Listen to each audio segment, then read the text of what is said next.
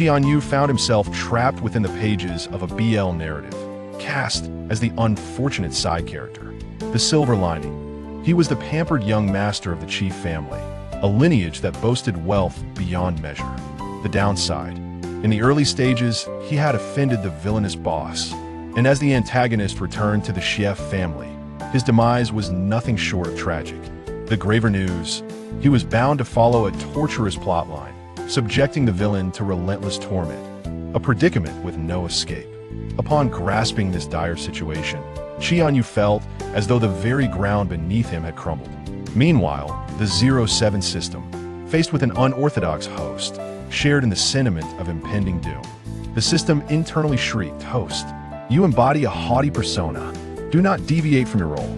You're meant to humiliate the antagonist, to strike him soundly." With a slight twitch at the corner of his mouth, Chì Ānyù shrugged nonchalantly. Isn't making him wash my underwear a form of humiliation? Should he strike the villain, his fate would undoubtedly be grim. The 07 system collapsed in despair. Yet, as the story unfolded, something felt amiss. The villainous boss seemed overly compliant in the beginning. Chapter 1. Come here. Come here. In the opulent hall, a dazzling crystal chandelier cast a radiant shadow upon the marble floor.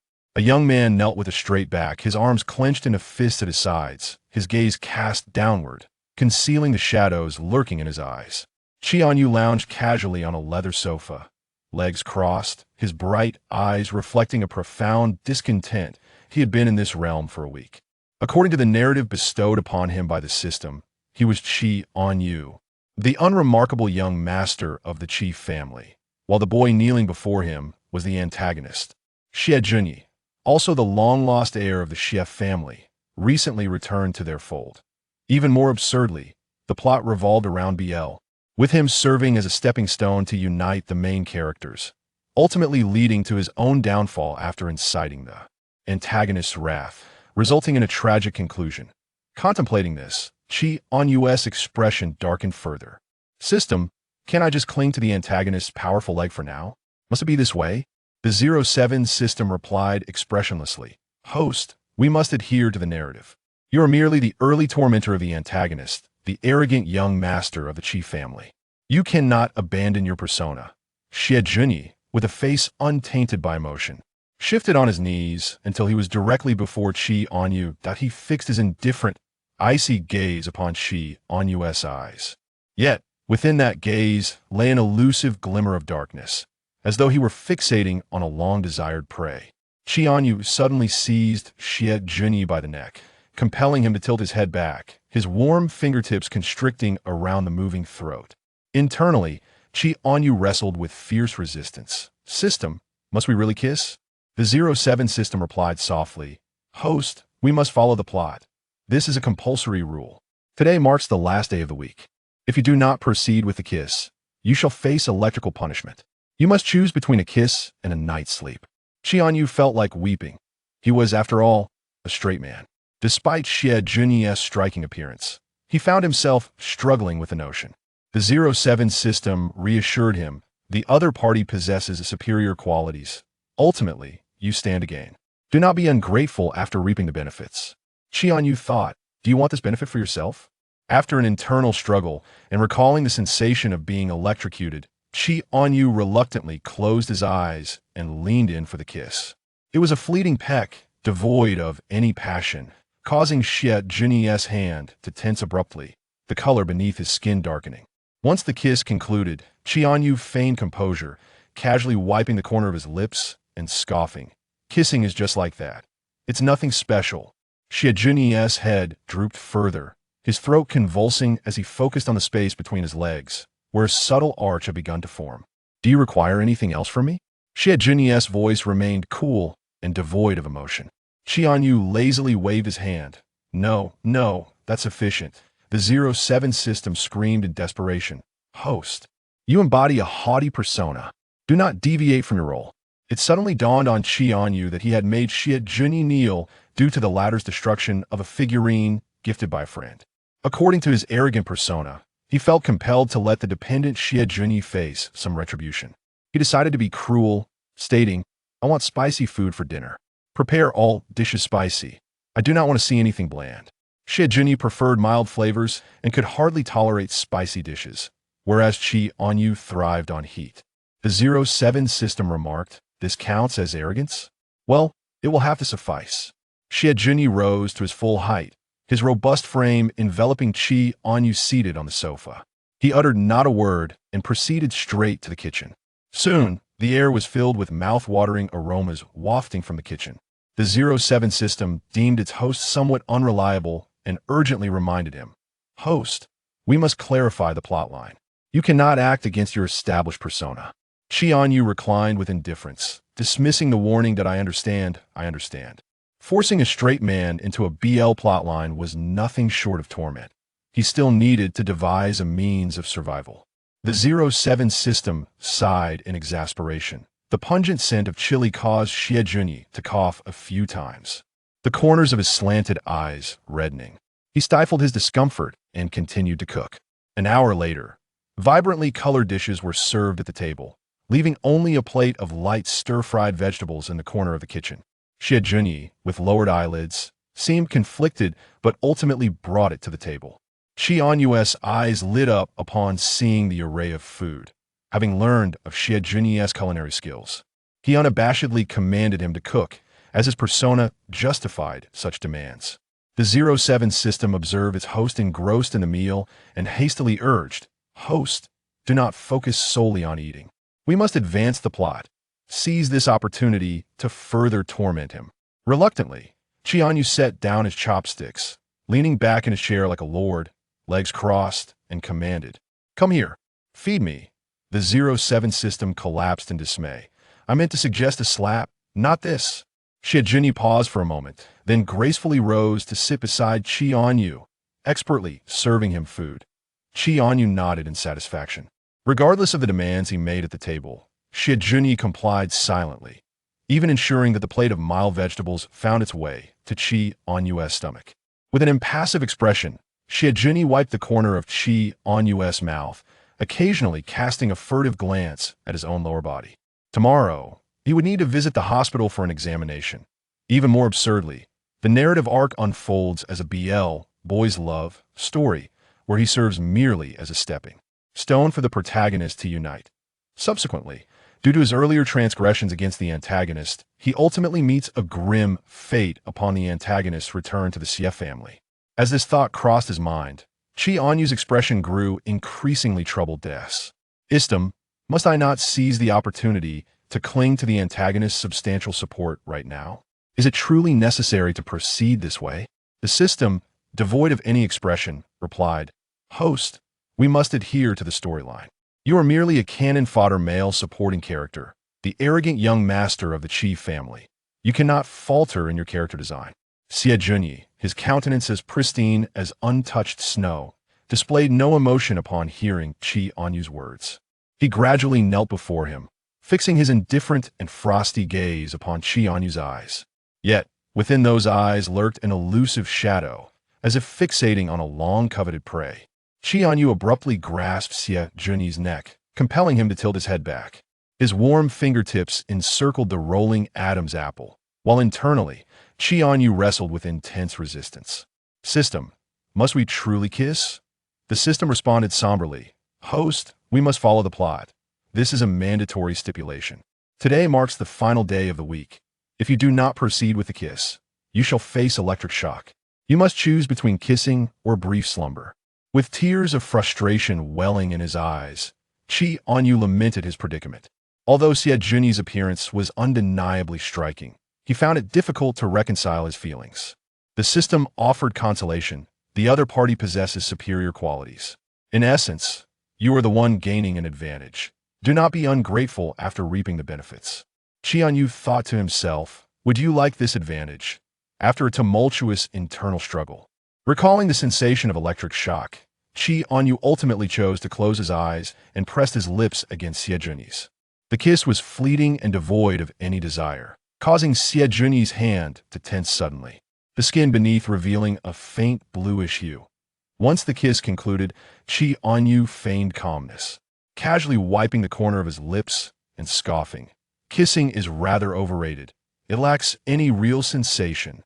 Xie head bowed even lower, his Adam's apple rolling uncontrollably.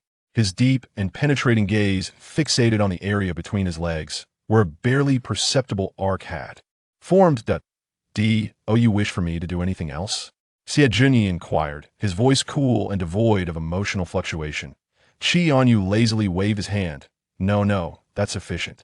The system screamed in alarm. "Host, you are supposed to be the arrogant character. Do not deviate from your persona." It suddenly dawned on Chì Ānyù that he had Xie kneeling because the latter had shattered a figurine gifted by a friend. According to his arrogant persona, it was only fitting that he made Xie endure some hardship as a lesson. He maliciously declared, "I want spicy food for dinner. Prepare nothing but spicy dishes, and do not let a hint of blandness cross my sight." Xie preferred a mild diet and could hardly endure spicy dishes, while Chì Ānyù, conversely, thrived on spiciness. The system sighed. Is this truly considered arrogance? Well, I suppose it qualifies. Xie straightened his stature, his tall and robust frame enveloping Chì Ānyù as he silently proceeded to the kitchen. Soon, a mouth-watering aroma wafted from the kitchen. The system, sensing its host's recklessness, reiterated, "Host, we need to clarify the plotline.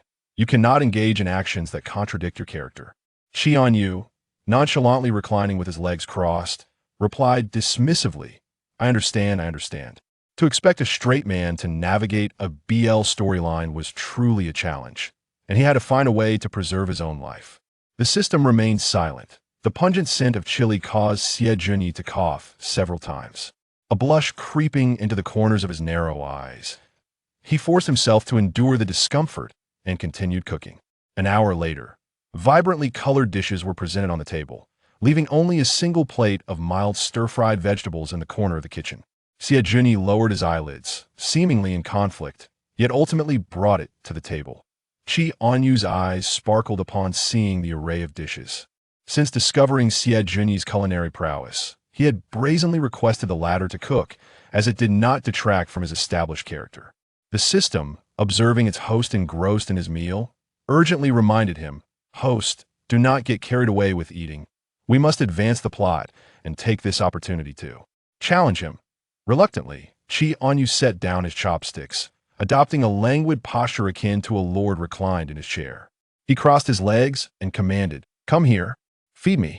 The system collapsed in exasperation. You were supposed to challenge him, not turn this into a farce.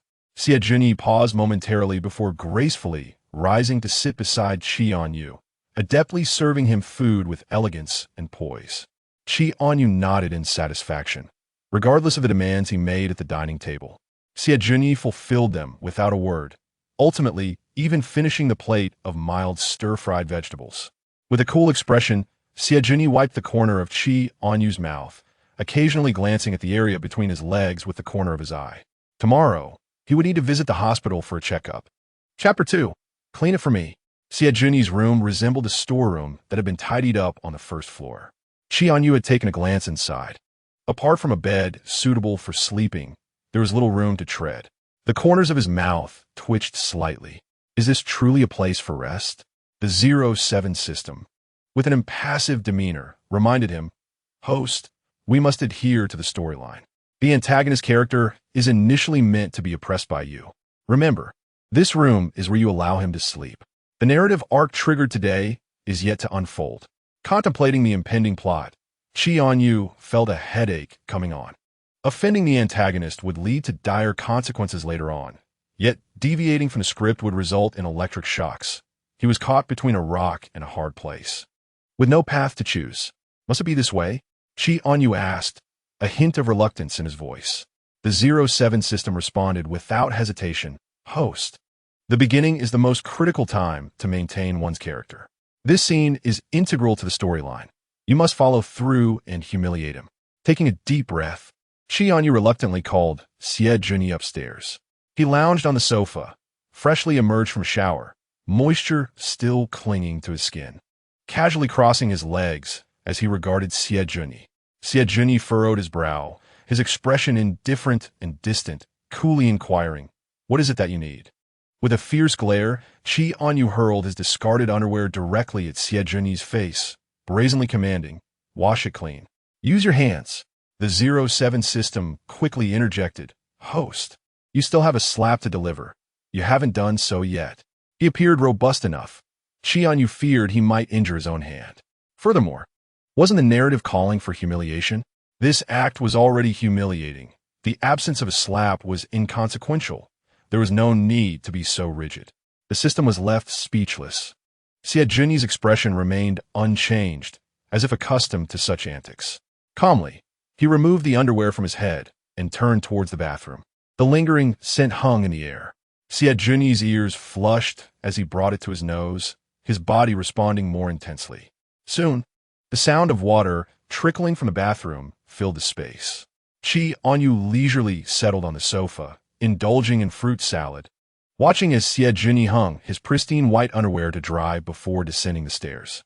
After all, completing a day's storyline entitled him to a moment of leisure. As night fell, Chì Ānyù slept soundly, never having the habit of locking his door. The door creaked open silently, revealing a tall figure standing in the doorway. His form swallowed by darkness, with deep, enigmatic eyes fixated on the curled-up figure on the bed, as if eyeing his prey.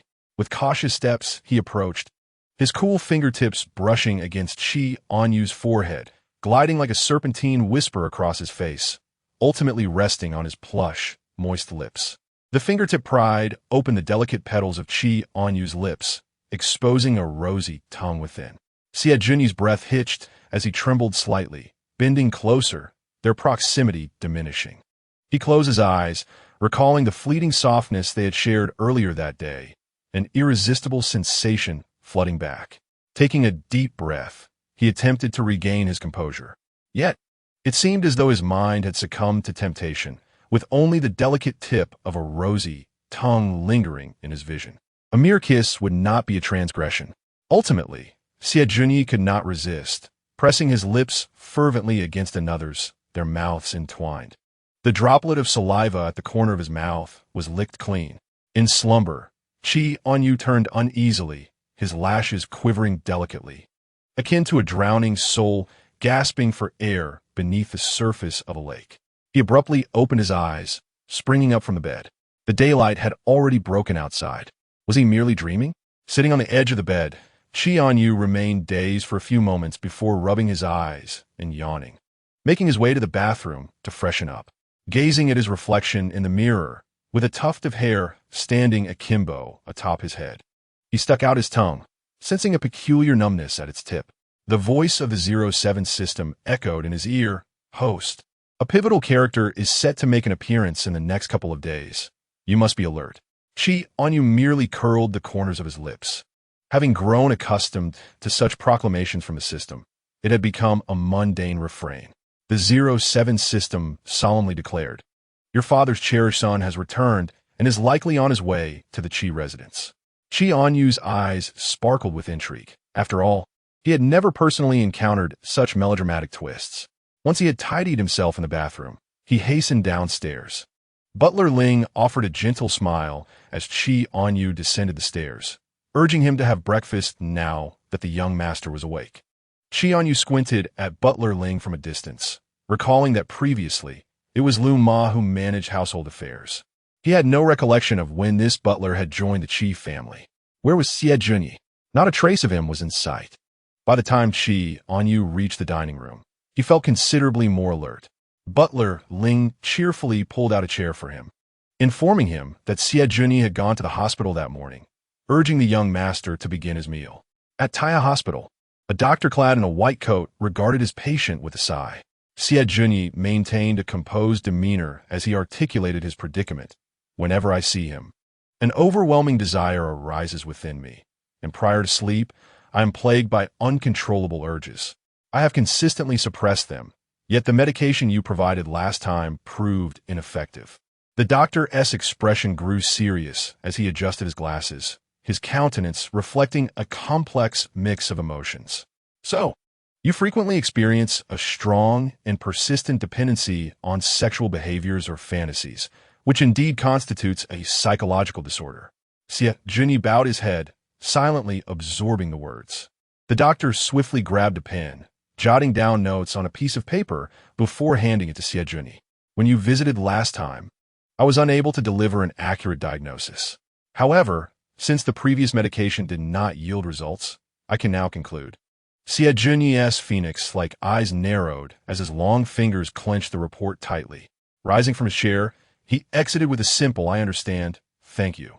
In the hospital corridor, Chì Ānyu, with one hand in his pocket, appeared cold and aloof, preparing to enter the elevator when a nurse hurried past, colliding with his arm. The report slipped from his grasp and fell to the floor. The nurse quickly bent down to pick it up, only to be confronted by a striking sentence. Diagnosed as a sex addiction patient. Her pupils constricted slightly as she quickly returned the report to Chì Ānyù. Apologizing for her hasty departure, Chì Ānyù said nothing, his expression cold as he accepted the document and strode directly into the elevator. Chapter 3. Serving well after a simple breakfast, Chì Ānyù was about to settle onto the sofa for a game when his phone rang abruptly. He fished the device out of his pocket and, upon seeing the caller ID, his eyes brightened as he swiftly answered. "Xiaoyu, I'm at the Milan bar, waiting for you at our usual spot. It's been a while since we've had a drink." Gu Ming's cheerful voice resonated from the other end. Chì Ānyù, naturally playful by nature, had first made friends with Gu Ming upon arriving here. The latter was even more vivacious, and their camaraderie in revelry was instant, prompting Chì Ānyù to eagerly prepare for his outing. As Chì Ānyù was about to leave, Chì Ānyù happened to return and caught sight of him. He paused, his gaze fixed on Chì Ānyu's retreating figure. "Are you heading out?" Chì Ānyù, changing his shoes at the entrance, responded perfunctorily, "Yeah." The contours of Chì Ānyu's face were sharp and cold, yet his eyes were shrouded in darkness, revealing no trace of emotion as he watched Chì Ānyù drive away from the Chì residence. Navigating the familiar route to the bar, Chì Ānyù donned a striking black deep V-neck shirt, exposing a considerable expanse of skin, which immediately drew the attention of several patrons within the establishment. Gu Ming lounged lazily on a booth sofa. Upon hearing the commotion, he recognized who had arrived and lifted his eyelids to beckon Chì Ānyù over. As Chì Ānyù approached, Gu Ming handed him a glass of the drink he had prepared. "Give a taste. It's my personal concoction." Chì Ānyù accepted the glass and settled down. They clinked their drinks together, and Gu Ming draped an arm around Chì Ānyu's neck, his voice tinted with the scent of alcohol. "How's that figurine I sent you? Did you like it? It took me quite a while to find that limited edition."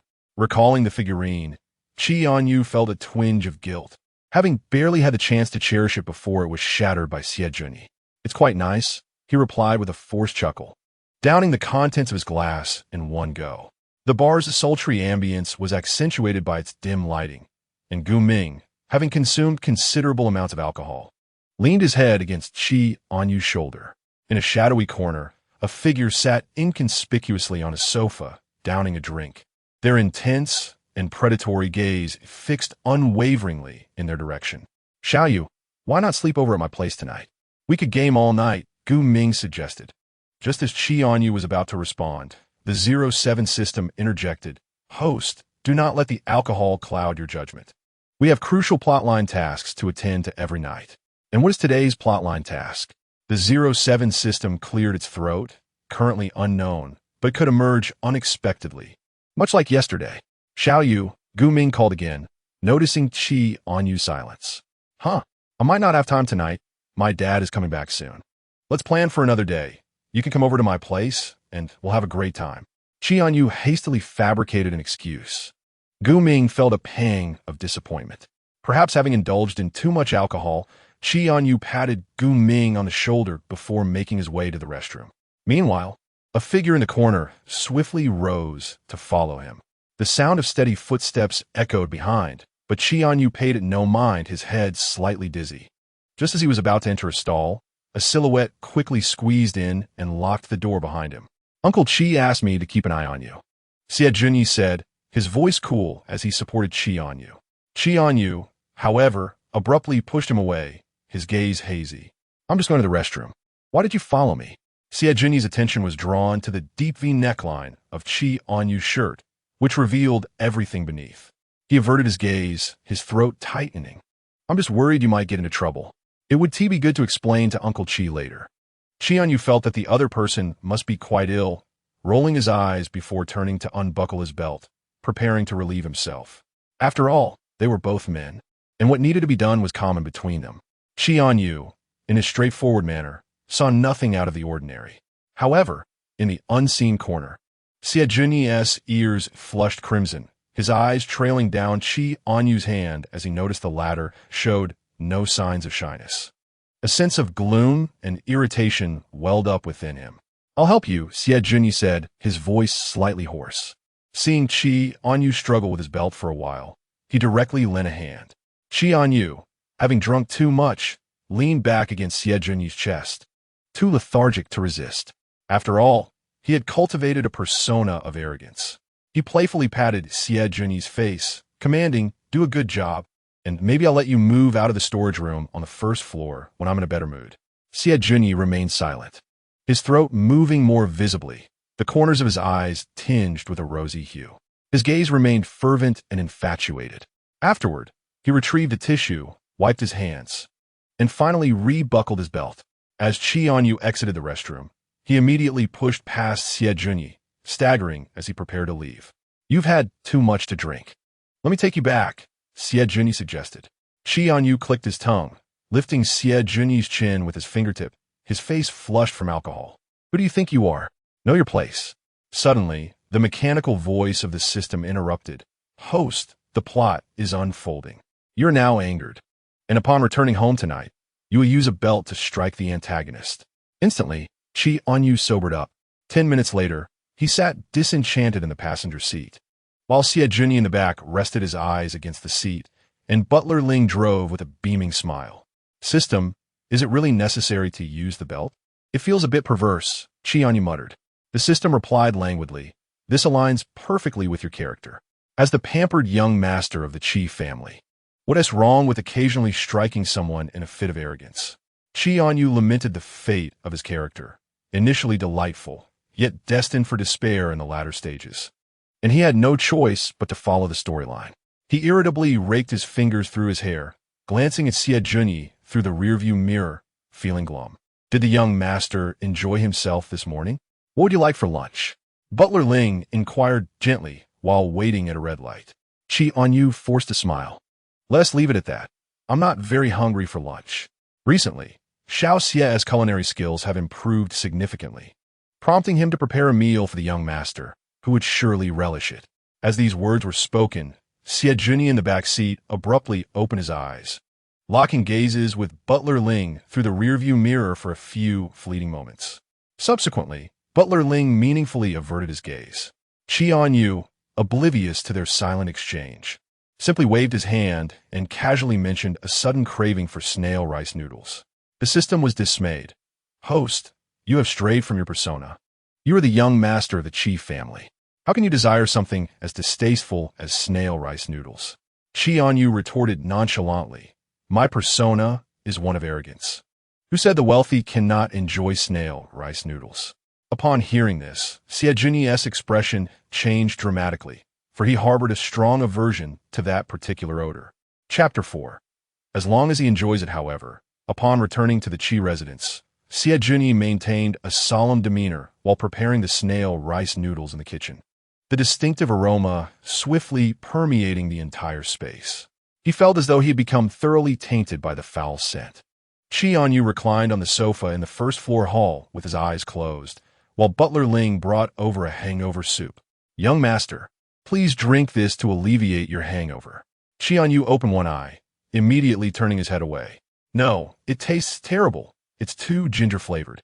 Butler Ling, ever patient, encouraged him for quite some time until Chì Ānyù could no longer withstand it and reluctantly drank the hangover soup. He found it perplexing that Butler Ling, having only recently joined the Chì household, seemed to exhibit an exaggerated concern for him. At that moment, Chì Ānyù emerged from the kitchen with the prepared snail rice noodles. And no matter how composed he tried to appear, he could not maintain his calm. As soon as he set the dish on the dining table, he hurried to the bathroom for a shower. Chì Ānyù clicked his tongue and settled down in the dining area to enjoy his meal. The system's lips twitched in exasperation. "Host, how can you possibly enjoy such a foul dish?" Chì Ānyù smirked, responding, "It's simply that they do not appreciate the flavors." Once you taste it, you will find it delightful. As long as I enjoy it, that is sufficient. After satisfying his hunger and thirst, Chì Ānyù brushed his teeth to rid himself of the lingering taste. He yawned, accustomed to taking a nap after lunch. Deciding to set aside the day's plot tasks until the evening, he nearly collapsed onto the sofa, falling into a deep slumber. When Chì Ānyù emerged from the shower, he was met with the sight of Chì Ānyù sprawled on the sofa, his damp hair framing his face. An insatiable desire stirred within him, and he knelt before the sofa, his cool fingertips brushing aside the strands that obscured Chì Ānyu's eyes. The young master's gentle, even breaths stirred the fine hairs on his face. Chì Ānyù licked his lower lip, a dark longing flickering in his gaze. Tempted by the luscious fullness of Chì Ānyu's lips, he hesitated, recalling the recent meal of snail rice noodles. The thought of that odor was unbearable, yet his desire was undeniable. After much internal conflict, Chì Ānyù leaned in, capturing Chì Ānyu's lips with his own, their tongues entwining. He was well aware that Chì Ānyù slept deeply, so much so that even the slightest noise would not rouse him. Thus, during their occasional stolen kisses, he indulged with fervor, having transformed from initial awkwardness into a consummate practitioner of the art. The sound of their kissing echoed softly. Chì Ānyù, seemingly insatiable, continued for half an hour, only pausing when Chì Ānyù struggled for breath. "Young master, could you perhaps exhibit a modicum of restraint?" The voice of Butler Ling suddenly pierced the air. Ever since his young master had taken residence in the Chì household and become acquainted with the little master's daily routine, he had ceased to conceal his awareness. Chì Ānyù abruptly opened his eyes, his lips glistening. He tucked the blanket around Chì Ānyù before standing upright, his gaze fixed on Butler Ling, undisturbed by the possibility of being discovered. "There's news," Butler Ling murmured. "Young master, you should go ahead. I shall keep an eye on the little master." Chì Ānyu's expression sharpened with a sudden realization. "Ling, uncle, I need to step out for a moment and will return tonight. Please keep an eye on Yu Bao and ensure he does not venture to the bar again." Butler Ling nodded in agreement. Chì Ānyù slept soundly until 3 in the afternoon. Upon rising and washing his face in the bathroom, he was momentarily struck dumb upon gazing into the mirror. Touching his lips, he found it hard to believe, feeling that their redness was somewhat unusual. The 07 system scoffed. "What else could it be? You've been overindulging in that spicy snail noodle soup, haven't you? Eating such fiery dishes daily. Only you could endure it." Chì Ānyù muttered to himself, "What happened while I was asleep? I felt perfectly fine before I dozed off. This doesn't seem like simple heat." The 07 system replied, "Expressionless. While you were asleep, I entered standby mode. How would I know what transpired?" Chì Ānyù opened his phone to research symptoms of oral heat and remedies to alleviate it. The 07 system deemed it necessary to remind his unreliable host, "Let us not dwell on your oral discomfort for now. You must complete the required plot by midnight, or you will face electric shocks." Chì Ānyù smirked, his typical nonchalance evident. I know, there is still plenty of time." As he stepped out of his room, he locked eyes with Butler Ling. The latter wore a radiant smile. "The little master has awakened just in time. A brand new figurine has arrived at the Chì residence. Would you care to take a look?" Chì Ānyu's eyes narrowed in curiosity. Butler Ling maintained his smile, explaining, "The last figurine of the little master was broken, and this one, ordered by the young master Sia, is crafted from platinum and embedded with gemstones. It should withstand any mishaps." Chì Ānyù seized upon the crucial detail, squinting slightly. "That must have cost quite a fortune, wouldn't you agree?" According to his knowledge of the narrative, Chì Ānyù had saved Chi's father, and upon learning that he was an orphan with nowhere to go, Chi's father had taken him in as a form of gratitude. Butler Ling's heart skipped a beat, nearly forgetting that his young master was not portraying a wealthy character, but merely residing in the Chì household. He quickly attempted to mitigate the situation. It likely didn't cost much. He must have some savings, otherwise he couldn't have made the purchase. Fortunately, Chì Ānyù did not linger on this point and proceeded downstairs to view the figurine, allowing Butler Ling to exhale in relief. Chì Ānyù toyed with the figurine, instantly discerning that it was no mere trinket. System, does Chì Ānyù truly possess the wealth to acquire such an item? He has yet to be reclaimed by the Xie family in the current narrative, he pondered. The 07 system contemplated, perhaps this figurine is a counterfeit, a mere imitation. It seems he purchased it to alleviate any future distress you might cause him, should it be damaged. Chì Ānyù nodded doubtfully. The 07 system continued, host. Your arrogant persona appears to have solidified in the presence of the antagonist. We must seize this opportunity and intensify our efforts. Tonight, let's deliver a more vigorous reprimand.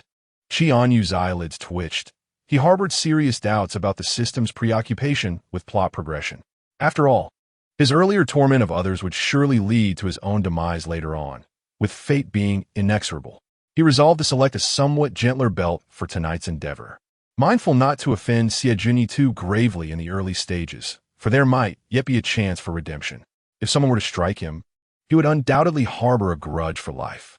Having refrained from striking Xie Junyi yesterday, due to a bug, he knew he could not evade the narrative this evening. Chapter 5.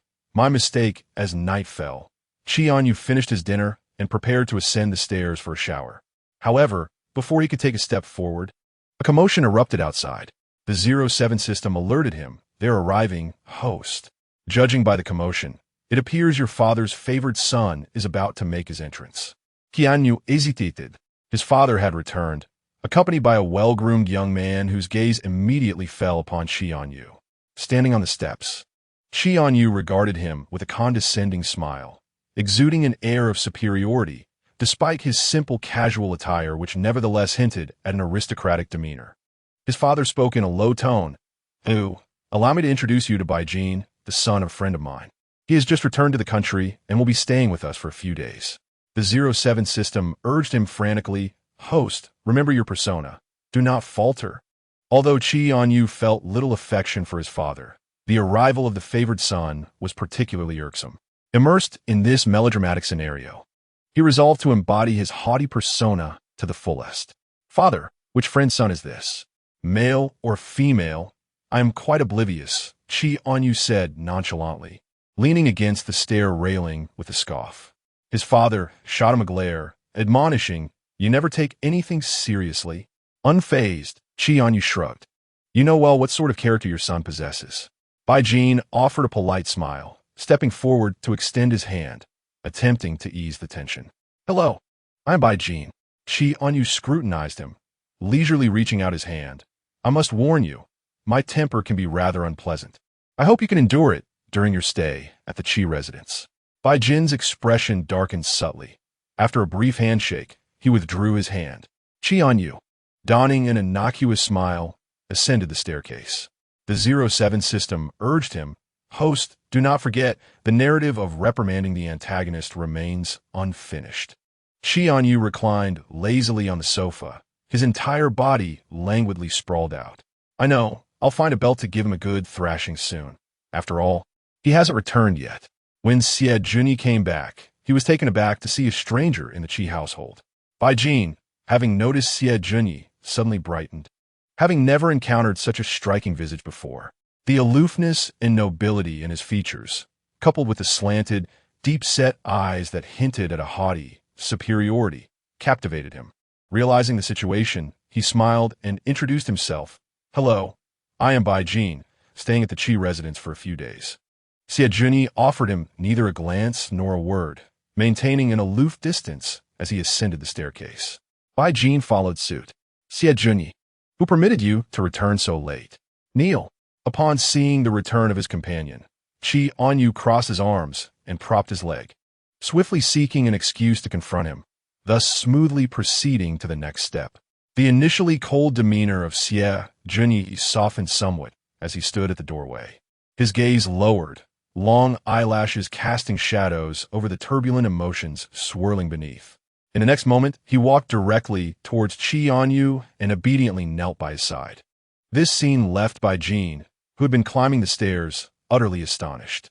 Although he had heard tales of the Chì family's young master, Chì Ānyù, being notoriously arrogant, he had not anticipated that the seemingly untainted youth would actually kneel in submission. Chì Ānyù lounged nonchalantly on the sofa, a belt resting beside him. He lifted Xie Junyi's chin with his fingers, gazing intently into his eyes. Do you know what you did wrong today? Xie Junyi fixated on Chì Ānyù's slightly flushed collarbone. Swallowing hard, I don't know. You returned home so late, and I couldn't find you. Is that not your fault? Xie Junyi softly acquiesced. Yes, it is my fault. Seeing Xie Junyi respond, Chì Ānyù picked up the belt, weighing it in his hand. It was a belt he had specifically chosen, designed to minimize pain while delivering a lesson. This is a new belt I just bought. I haven't had the chance to test its feel yet. Perfect for practicing. He playfully tapped Xie Junyi's cheek with the belt, a teasing smile gracing his lips. Xie Junyi's breath hitched, his eyelashes fluttering slightly, his eyes harboring a shadowy hue, almost as if brimming with anticipation. After a moment's hesitation, Chì Ānyù swung the belt towards him. The system observed with a slight twitch at the corner of its mouth. Host, your strikes are rather feeble, akin to someone who hasn't had enough to eat. Chì Ānyù scoffed and shrugged. Just tell me whether I struck or not. The system seemed to catch on to something, narrowing its eyes. Why do I feel like the antagonist is enjoying this? Chì Ānyù replied, that is merely your misconception. Xie Junyi bowed his head, feeling the sting of the belt against his back, his crystalline eyes nearly brimming with tears, blood rushing to his face, causing the veins in his neck to throb slightly. In the shadows, Baijin watched this scene, utterly speechless. How could Chì Ānyù be so audacious? Chì Ānyù, how dare you strike someone at will? He exclaimed, his voice rising in pitch. Chì Ānyù's actions came to an abrupt halt as his gaze followed the source of the sound. He coldly regarded Baijin, mockingly retorting, what business is it of yours? Do you live by the sea? Why are you meddling? He then tightened his grip around Xie Junyi's neck, teasingly toying with the other's Adam's apple, looking down at him and asking, are you willing? Xie Junyi's deep-set eyes bore into Chì Ānyù's. Disregard those irrelevant bystanders. Do as you wish. Did you hear that? Chì Ānyù provocatively glanced at Baijin. Baijin's chest heaved with indignation. He loathed such nonchalant individuals, feeling entirely coerced by him. A glass shattered precisely at Baijin's feet, splintering into pieces. Chì Ānyù casually withdrew his hand, lifting his eyelids. This is the Chì family, not the Bai family. My father may have brought you here, but I am his son, the young master of the Chì household. A chill seeped into Xie Junyi's gaze, his brow furrowing sharply as he looked at Baijin, as if regarding a lifeless corpse, instilling a sense of dread. Baijin's pupils constricted, intimidated by that gaze. When he looked again, Xie Junyi had already averted his eyes, allowing Chì Ānyù to play with his hair. He shot a glare at Chì Ānyù before gritting his teeth and descending the stairs. Do you like that figurine? With the irrelevant individuals gone, Xie Junyi spoke in a flat tone, rendering his emotions indecipherable. Chì Ānyù carelessly tossed aside the belt in his hand, reclining back, for the day's drama had concluded, and he could once again indulge in idleness. Not bad, I suppose. All right, you may leave. I need to prepare for sleep. Truly, a disposable affair. Chapter 6. All I see are men. Xie Junyi slowly rose to his feet. Are you having a midnight snack tonight? He inquired. Chì Ānyù waved his hand dismissively. Langwidi replying, no, no. Xie Junyi descended to the kitchen. Baijin's gaze lingered on him as he left, and upon noticing him enter the kitchen, he followed suit. Xie Junyi had already donned an apron, his tall and upright figure exuding an air of maturity and composure. Leaning against the countertop, Baijin observed Xie Junyi's flurry of activity and asked, why do you still heed his words when he treats you so disdainfully? Striking you at will and relegating you to the storeroom? Xie Junyi's eyes pointedly ignored him. He was undeniably a jaded and arrogant individual. Had he not been born into the Chì family, he would surely be regarded with contempt. Suddenly, Xie Junyi halted his movements, turning sharply to seize Baijin by the neck, his tone menacing. Know your place in the Chì household. Be mindful of what should and shouldn't be said. You needn't be reminded. The grip was formidable. Baijin's eyes quickly rolled back as he struggled desperately, yet he could not match Xie Junyi's strength. It was only upon hearing a commotion from the first floor that Xie Junyi emotionlessly released his hold. Baijin coughed violently, his face flushed. In that moment of near asphyxiation, he seriously doubted whether Xie Junyi intended to truly strangle him. Xie Junyi emerged from the kitchen, holding a plate of truffle pasta, just as he encountered butler Ling entering. Ling, the steward, leaned close to Chì Ānyù's ear and whispered, "Young master, everything has been taken care of." Chì Ānyù nodded and signaled to Ling, who immediately understood, revealing a shadowy smile. As Chì Ānyù ascended to the second floor, holding a plate of truffle pasta, he found Chì Ānyù just removing his shirt and preparing to shower. Chì Ānyù's eyes widened as he exclaimed, "Who permitted you to enter my room uninvited?" "I made you a late-night snack," Chì Ānyù replied, his voice slightly husky. Chì Ānyù, feeling irritable, responded, "I told you I'm not eating. Now, please leave. I need a shower." Chì Ānyù's gaze remained fixed on Chì Ānyù, unwavering. He set down the pasta, still staring intently, feeling the heat of Chì Ānyù's gaze. Chì Ānyù shot back, "What are you looking at? We're both men, after all. It's not like you haven't seen one before." He felt no embarrassment. After all, it was common for boys to bathe together in large communal baths. Chì Ānyù, in a low voice, asked, "Don't you need me to wash your underwear tonight?" Chì Ānyù retorted, "Are you addicted to washing people's underwear now? Yesterday was just for the sake of the plot. I don't have a fetish for washing others' undergarments." "No need for that. Just go to your room and sleep." Chì Ānyù shot Chì Ānyù a puzzled glance before turning and entering the bathroom. Chì Ānyù's eyes fell upon Chì Ānyù's bed, where a pristine white pair of underwear lay. His gaze darkened as he strode over and casually tucked it into his pocket, a satisfied smile gracing his lips as he descended the stairs.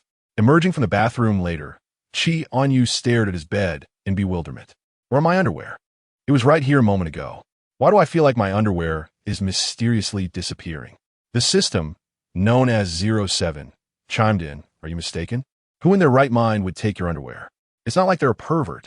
Chì Ānyù, dismissing the matter, resolved to stick to the plot, believing that if he could navigate a day's worth of events, he might finally indulge in the leisurely life of a young master. This thought brought him a glimmer of hope. Awakened by hunger in the middle of the night, Chì Ānyù realized he had not eaten much that evening. The bowl of truffle pasta that Chì Ānyù had made was already cold. He took a bite and frowned, deciding to venture downstairs in search of food. The 07 system commented, "What are you doing awake at this hour?" Chì Ānyù opened the refrigerator and retrieved an apple. "I'm hungry and looking for something to eat." The 07 system detected something amiss and quipped, "You chose not to sleep, and now look where you are. Plot demands you disturb the villain and wake him up." As he bit into the apple, Chì Ānyù slumped despondently onto the sofa. "Must it be now? I seriously suspect this is all aimed at me, ensuring I upset the villain boss." The 07 system wore an expression of amusement. "Just go for it, or you could always choose to get electrocuted." Rubbing his temples, Chì Ānyù resigned himself to the task and made his way to Chì Ānyù's room. Standing at the door, he took a deep breath and then kicked the door with a loud thud, the noise echoing throughout the entire villa. The 07 system cringed, sensing the impending social embarrassment for its host. After a few kicks, the room finally stirred, followed by the sound of heavy footsteps approaching. Chì Ānyù abruptly opened the door, his expression dark and his brows furrowed with palpable hostility. However, upon recognizing the person before him, his demeanor stiffened, transforming into a mix of helplessness and confusion. Chì Ānyù touched his nose, feeling somewhat guilty, yet he unabashedly commanded, "I'm hungry. Prepare me a late-night snack." As soon as he finished speaking, the voice of Chi's father echoed from the staircase. "What are you doing up at this hour, you little rascal?" Chì Ānyù turned his gaze towards the stairway, and for some inexplicable reason, upon seeing his father, a nonchalant air enveloped him. He declared boldly, "I'm hungry. I want a late-night snack." Chi's father shot him a fierce glare, retorting, "If you're hungry, just grab something to eat. Why make such a commotion? Are you afraid others might fall asleep?" "I want Chì Ānyù to prepare my late-night snack," Chì Ānyù insisted. Chi's father, brandishing his slippers as if to throw them at him, scolded, "What do you take young Chì for? You can't keep ordering him around like this." Chì Ānyù swiftly dodged the slippers, seeing that he had missed. Chi's father prepared to throw the other slipper instead. Chì Ānyù, frowning, quickly positioned himself in front of Chì Ānyù, saying, "Uncle Chì, I genuinely want to make it for myself. Please, you go back to sleep. I'll handle it." Chì Ānyù peeked out from behind Chì Ānyù, defiantly provoking his father, which only served to infuriate him further. "Xiao Xie, don't indulge him like this. This brat needs a lesson." "Uncle, it's truly my request," Chì Ānyù interjected. Reluctantly, Chi's father relented, casting one last glare at Chì Ānyù before heading upstairs. Turning back, Chì Ānyù coldly asked Chì Ānyù, "What do you want, soup or pasta?" Chì Ānyù yawned, feeling drowsy. Either is fine. Initially, he acted this way solely due to that wretched plot. Now, fatigue was creeping in. Chapter 7. What right do you have to control me? Seemingly concerned that his guest might go hungry, Chì Ānyù prepared the late-night snack with remarkable speed. Soon presenting a bowl of pasta, Chì Ānyù sat on the kitchen counter, swinging his legs. Chì Ānyù gently blew on the pasta before bringing it to Chì Ānyu's lips. Chì Ānyù took a bite, mumbling indistinctly, "All right, don't sleep in that storage room anymore. Move to the guest room, next to mine tomorrow. So my dad won't think I'm bullying you." The system chimed in, "Host, you're breaking character." Chì Ānyù retorted, "How am I breaking character? I'm merely issuing a commanding order." Chì Ānyù replied indifferently, "It doesn't matter where I stay." After finishing the bowl of pasta, Chì Ānyù was genuinely satisfied. Before Chì Ānyù could wipe the corners of his mouth, he jumped off the counter, tossed the bowl to Chì Ānyù, and ascended the stairs without looking back. Chì Ānyù gazed intently at Chì Ānyu's rounded backside until he vanished from sight, then shifted his focus downward. His symptoms were becoming increasingly evident. He had initially intended to restrain himself tonight, resisting the impulse to seek out Chì Ānyù upstairs.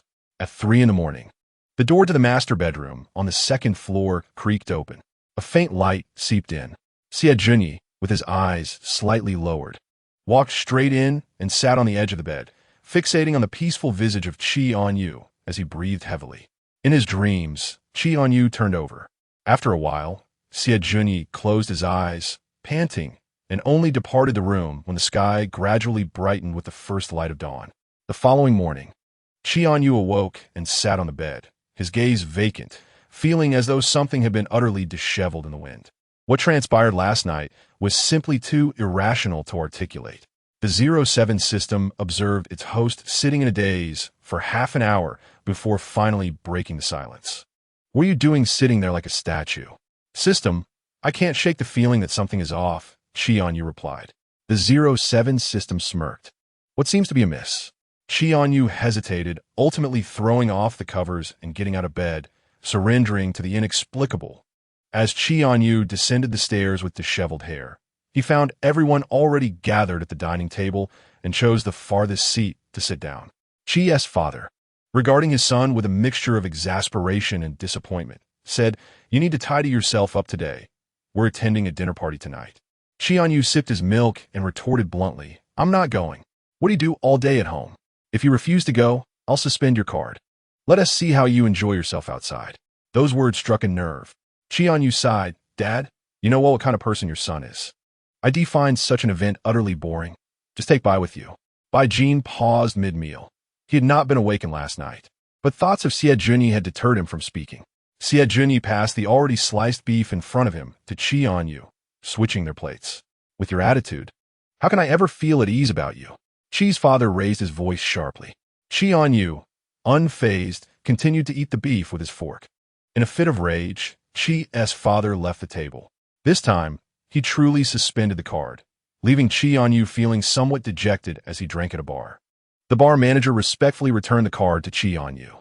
"Young Master Chì, perhaps you should consider getting a new card?" Chì Ānyù took the card, replying in a low voice, "Wait a moment, I need to make a call." After much deliberation, he decided to message Chì Ānyù, asking him to come to the bar. The 07 system teased, "What's this? You're not following the plot this time? Are you expecting him to come clean up your mess?" Chì Ānyù rubbed his nose. "I'm just borrowing some money from him. I'll pay him back. I need to enjoy myself for now. Otherwise, if I end up in dire straits later, I'd be at a great loss." Thinking something had happened to Chì Ānyù at the bar, Chì Ānyù rushed over without changing his clothes, leaving a crowd of bewildered onlookers behind. "What's going on? What happened?" Chì Ānyù arrived at the bar, breathless and disheveled, anxiously scanning for Chì Ānyù. Today, when he stepped outside without being covertly followed, unfortunate events transpired.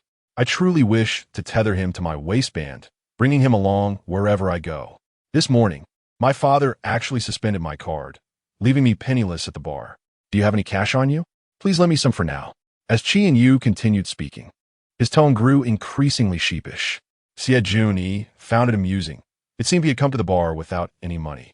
Rubbing his temples, he retrieved a card from his pocket and handed it to the manager. "Come with me and refrain from visiting bars in the future."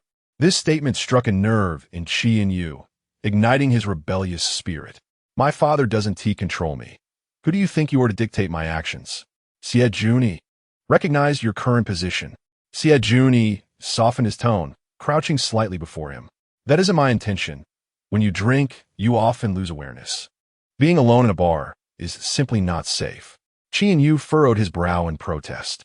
"I've frequented this bar countless times without incident. Who would dare lay a hand on me? That is precisely because I have been discreetly watching over you." The words rose to Chì Ānyù's lips, but he swallowed them back. Chì Ānyù, visibly displeased, waved his hand dismissively. "Enough, enough. I lack the inclination to continue drinking. I will repay you this evening." Ultimately, he would have to concede to his father, accompanying him to the evening banquet. Upon returning to the Chì residence, Chì Ānyù ascended to his room, finding Chì Ānyù's words incessantly grating, thus choosing to ignore him entirely. Chì Ānyù's expression darkened, and upon hearing the full account, Butler Ling immediately sided with Chì Ānyù. "Young master, the young sir is still quite young. Can't you show him a bit of leniency? You're an adult, so why bother arguing with him? If he wishes to visit a bar, let him. After all, there's nothing inherently wrong with a little leisure." "Whose butler are you exactly?" Chì Ānyù retorted. "Besides, you will eventually marry into the Chì family. What is the harm in the young sir using a little money? The assets of the CF family will inevitably belong to our young master in due time. When did he ever say he wanted to marry into the family?" The child is growing up and beginning to form his own thoughts.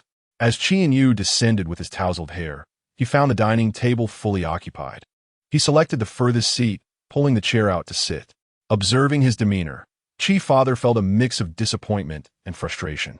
"Today, you need to tidy yourself up. You will accompany me to an evening banquet."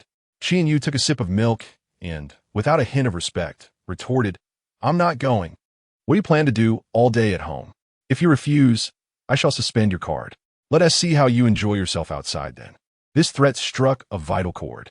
"Father, you know well what kind of person I am. That sort of banquet would bore me to tears. Just take Bai over instead." Bai Jin paused his meal. He hadn't been awakened last night, but thoughts of Chì Ānyù made him reconsider. Chì Ānyù, having finished slicing the beef before him, exchanged it for the plate in front of Chì Ānyù. "How can I trust you after this?" Chi's father's tone suddenly escalated. Chì Ānyù, unperturbed, continued to eat his finely sliced beef with a fork. In a huff, Chi's father departed the table. This time, he truly suspended the card, leaving Chì Ānyù somewhat despondent as he drank at the bar. The bar manager respectfully returned the card to him. "Young Master Chì, why not try another card?" Chì Ānyù accepted the card and replied solemnly, "Wait a moment, I need to make a call." After much contemplation, he decided to send a message to Chì Ānyù, requesting him to come to the bar. The system teased, "What is this? Not following the plot this time, yet still expecting someone else to clean up your mess?" Chì Ānyù rubbed his nose. "I'll just borrow some money from him. I'll pay him back. I deserve to enjoy myself a bit first. Otherwise, if I end up in dire straits later, that would be a significant loss."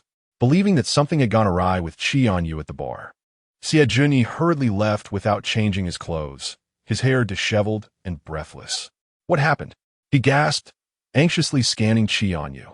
The one time he secretly followed him out, something went wrong. He truly wished to tether him to his side. "My father really suspended my card this morning. I came to the bar to drink, and now I'm out of money. Do you have any cash on you? Please help me out." The more he spoke, the more sheepish his tone became. Chì Ānyù, almost laughing in disbelief, realized he had come to the bar without any funds. He rubbed his temples and pulled a card from his pocket, handing it to the manager. "Come back with me. Don't come to the bar again." This struck a nerve with Chì Ānyù. "My father doesn't control me. Who do you think you are to do so? Recognize your position, Chì Ānyù." Chì Ānyù softened his tone, crouching slightly before him. "I don't mean it that way. When you're drunk, you often lose track of yourself. Being alone at a bar is concerning." Chì Ānyù frowned in rebuttal. "I've been to this bar countless times, and nothing has ever happened. Who would dare to lay a hand on me? That's because I've always been watching over you. The words nearly escaped Chì Ānyu's lips, yet he swallowed them back. Chì Ānyù waved his hand dismissively, his expression darkening. Enough, enough. I'm not in the mood to continue drinking. I'll return the money to you tonight. Reluctantly, he would have to acquiesce to his father, accompanying him to the evening banquet. Upon returning home, Chì Ānyù headed straight upstairs, feeling overwhelmed by Chì Ānyu's incessant chatter, choosing to ignore him entirely. Chì Ānyu's expression was grim, and upon hearing the full story, Butler Ling promptly sided with Chì Ānyù. Young master, the young master is still quite young. Can't you be a bit more lenient with him? You're a grown man. Why bother with such trivial matters? If he wants to enjoy the bar, let him be. Besides, there is nothing wrong with having a bit of fun at a bar. Butler Ling defended him ardently. Who, precisely, is Chì Ānyu's steward? Moreover, you're destined to become a member of the Ji family. So what harm is there in the young master utilizing a bit of money? Eventually, the assets of the CF family will also belong to our young master. When did Chì Ānyu ever express a desire to become a member of the family? Chapter 8. This steward is quite capable. When there is a matter at hand, he truly takes action. Upon returning to his room, the 07 system began to incite. Host. Your initial narrative task is to torment the antagonist boss. What do you have to worry about? Ultimately, the conclusion remains unchanged.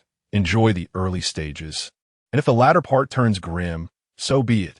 Once the plot concludes, you can perish in return. Chì Ānyù flopped down onto his bed, rolling his eyes. Is that even human speech? Oh, how could I forget? You are not human at all. The 07 system could express its disdain directly instead of resorting to veiled insinuations. Chì Ānyù contemplated the notion of completing the entire storyline while minimally offending the antagonist, thus avoiding a dismal fate in the end. If he could simply meet a peaceful demise, that would be nothing short of perfection. However, the current financial constraints were rather vexing. A true gentleman is capable of both yielding and enduring. For the sake of money, Chì Ānyù obediently proceeded to the study to seek his father. Chi's father was seated before the computer, managing company affairs. Chì Ānyù barged in, plopping himself into the chair opposite his father, carelessly crossing his legs on the desk. I've agreed to accompany you to the gala tonight, but first unfreeze my card. Chi's father shot him a disapproving glare and reprimanded. First, remove your legs from the table. What kind of behavior is that? Chì Ānyù scoffed. What do you expect of me? You brought that surnamed by person into our home, clearly trying to provoke me. Do you think I am unaware of your feelings towards my mother? 8 years ago, you divorced her and I chose to stay with you. Do you still wish for me to suffer? Upon mentioning the divorce, Chi's father's tone softened. Ānyù, things are not as you perceive them. My relationship with Baijin's mother was purely platonic. She is abroad, and I merely agreed to look after her son. Chì Ānyu's tone turned icy. Do you still believe I am a child? You know full well whether infidelity occurred. My mother left you for a reason. Do you think I am oblivious? Ānyù, you were young at the time. There were matters you simply did not understand. Chì Ānyù, disinterested in a lengthy debate, interrupted. All right, I will attend the gala tonight. Just remember to unfreeze my card. With that, he lowered his legs and exited the study. The 07 system remarked with satisfaction, Host, you have matured. Your immersion into the character is now remarkably seamless. Leaning against the door, Chì Ānyu's gaze was cast downward, obscuring the emotions swirling within his eyes. At times, the line between reality and role-playing blurred, leaving him uncertain of his own sentiments. Feeling a tightness in his chest, he turned and descended to the backyard for some fresh air.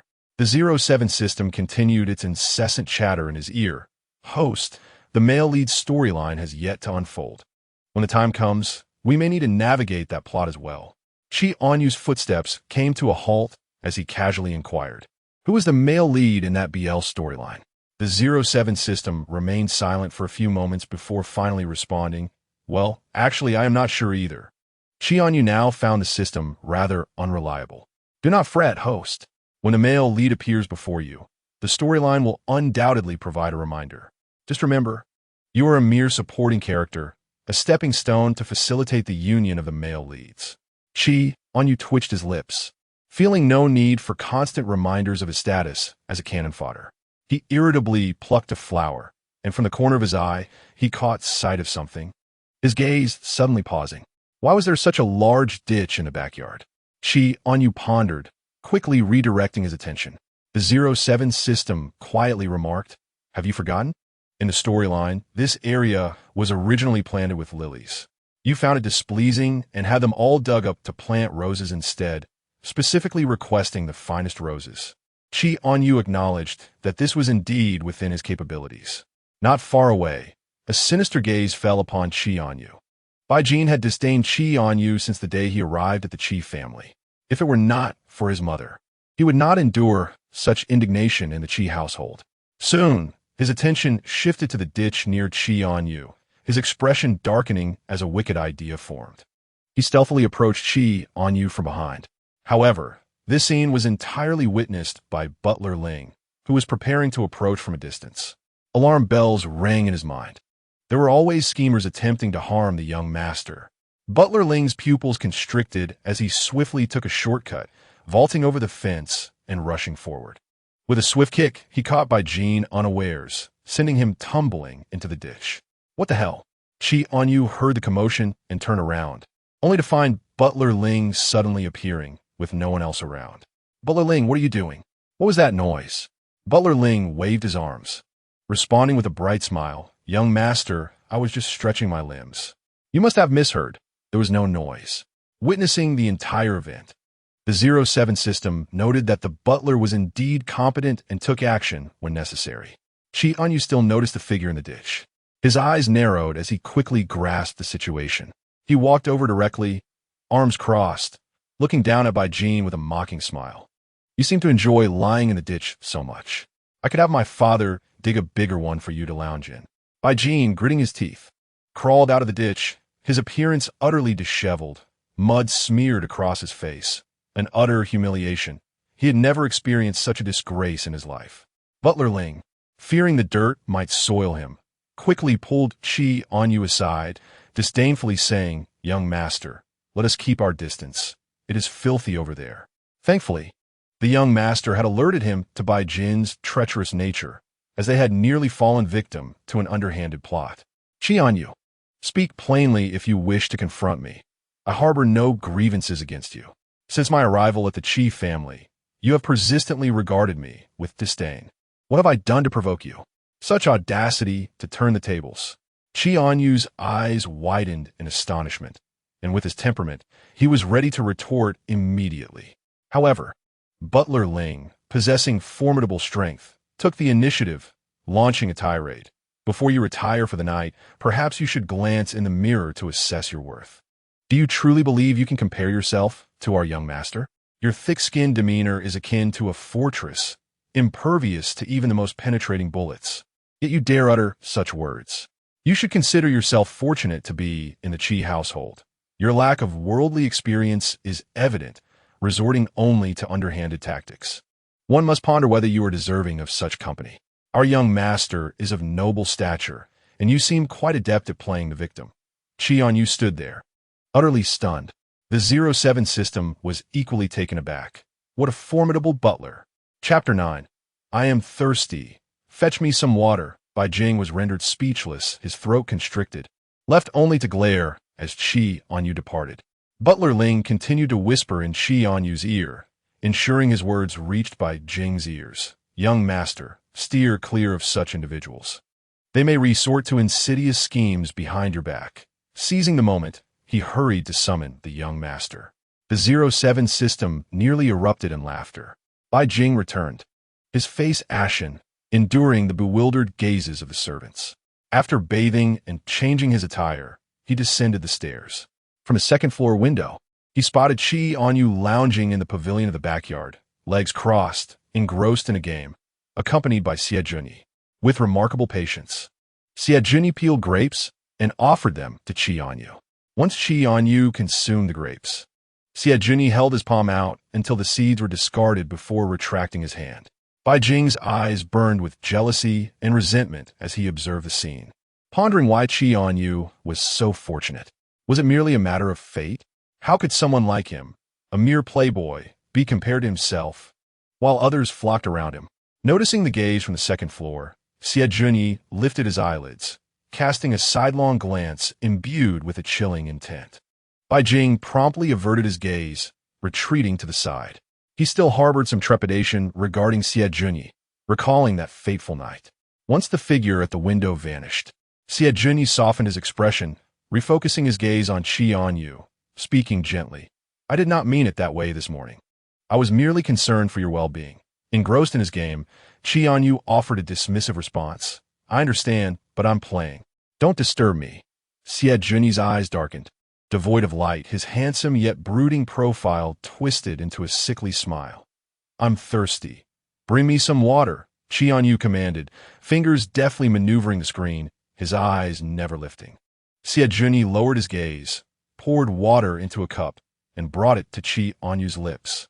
His eyes fixated on the rolling Adam's apple and the droplets lingering at the corners of his mouth. After Chì Ānyù finished drinking, a small amount of water remained in the cup.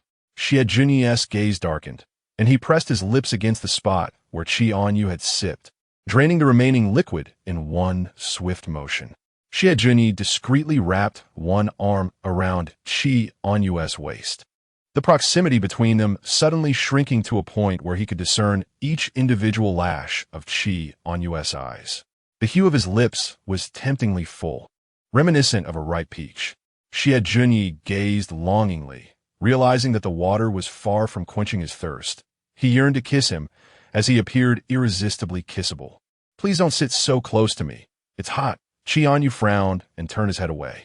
The 07 system, ever eager for mischief, suggested, Host, just give him a slap, and he'll behave. Chì Ānyù rolled his eyes at the system, rising to change his seat away from Chì Ānyù while continuing his gaming. Just as Chì Ānyù prepared to sit beside him, a message from Butler Ling arrived, halting his movement as he opened the chat window. Young master, I've already prepared everything at the estate. Chì Ānyù replied with a simple mm. The evening banquet was to be held in an exquisite estate. Chì Ānyù, rarely adorned in a custom-tailored suit, reluctantly accompanied his father to the estate. The brilliantly lit venue exuded an air of opulence.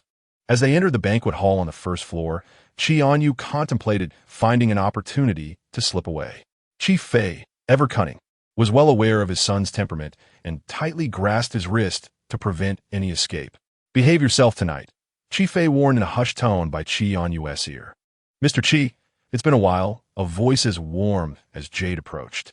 Chì Si, holding a goblet, smiled as he walked over, embodying the courtesy expected of the evening's host. Chì Fei promptly raised his glass, exchanging pleasantries. Is this the young Master Chì? He truly is quite the sight. Chì Fei recognized the flattery for what it was and responded with a polite smile. He guided Chì Ānyù through conversations with various guests. As the banquet hosted by the Chì family aimed not only to expand business connections, but also to introduce their daughter, now of marriageable age, to potential suitors. The attendees were all astute individuals. In high society, compatibility in status was paramount. Chì Fei brought Chì Ānyù along with a purpose. As his only son, he sought to ensure a prosperous future for him, even if it meant laying the groundwork for a less than ambitious heir. Seizing the moment while his father engaged in discussions, Chì Ānyù discreetly made his escape. Just as he settled into a nondescript corner, preparing to sip some wine, a server approached with a glass in hand. The server leaned slightly, smiling, and said, Young Master Chì, do try this fruit wine. It has a delightful flavor and a lower alcohol content, making it less likely to intoxicate. Chì Ānyù, allow me to bring you some delicacies, all crafted by top-tier pastry chefs, featuring your favorite flavors of blueberry and mango, which should surely delight your palate. Chì Ānyù posed a question to the system, pondering whether the attendants here were truly so attentive as to know his preferences. The system responded with a click of the tongue, advising him to become accustomed to his current life as a young master, for this was indeed a manner, and the staff within were undoubtedly professionals. However, Chì Ānyù soon sensed something amiss, as several attendants in the hall occasionally cast glances in his direction, seemingly able to anticipate his desires. Finding the situation rather peculiar, he rose and exited the hall. The manor was expansive, with guest villas and recreational areas adjacent to the main house, nestled amidst mountains and rivers, where many gathered outside, engaged in laughter and conversation. Did you see him in the hall? The young master of the Chì family has arrived. The Chì family has recently been flourishing in business. One must commend Chì Fei for his hard work, though one wonders if his son can uphold the family legacy, someone remarked. Chì Ānyu's notorious reputation for arrogance was well known, and it seemed Chì Fei could not rely on his son. Overhearing the conversation about himself, Chì Ānyù perked up, eager not to miss any juicy gossip. The Chì family must have a close relationship with the Xie family. After all, isn't this prestigious manor under the Xie family's name? The Chì family is hosting a banquet here, and the Xie family has agreed to it. A swift response followed. Could it be that the Chì family intends to forge an alliance with the Xie family? But hasn't their young prince been missing for 6 years? Rumor has it that he remains unaccounted for, with no word on his appearance. The two families are hardly comparable. The Xie family boasts a legacy spanning a century. A true aristocratic lineage. How could they possibly be interested in the Chì family? It seems the Chì family merely shares a slight acquaintance with the elder Mrs. Xie. Chapter 10. Seizing the initiative as Chì Ānyù contemplated eavesdropping further, the crowd dispersed. He sauntered aimlessly to the edge of the swimming pool, about to pull out his phone to indulge in a few rounds of gaming, when a voice resonated behind him. Chì Ānyù, you take pride in bullying others simply because of your family status, don't you? Chì Ānyù turned, his back to the light, half of his face shrouded in shadow. Squinting slightly. Who are you? The shimmering surface of the pool reflected the cold light, illuminating Ji Yan's face as he sneered, devoid of warmth. I am Ji Yan, young master of the Ji family, a friend of Bai Jin. You've certainly bullied Bai Jin more than once, haven't you? Chì Ānyù grasped the situation. Ji Yan was here on behalf of Bai Jin. His initial impression of Ji Yan was far from favorable, particularly upon learning of his connection to Bai Jin. That Bai fellow thinks rather highly of himself. He comes to stay at my home for a few days and acts as if he owns the place. Ji Yan lifted his chin, a look of disdain on his face. Aren't you merely riding on the coattails of your father's success?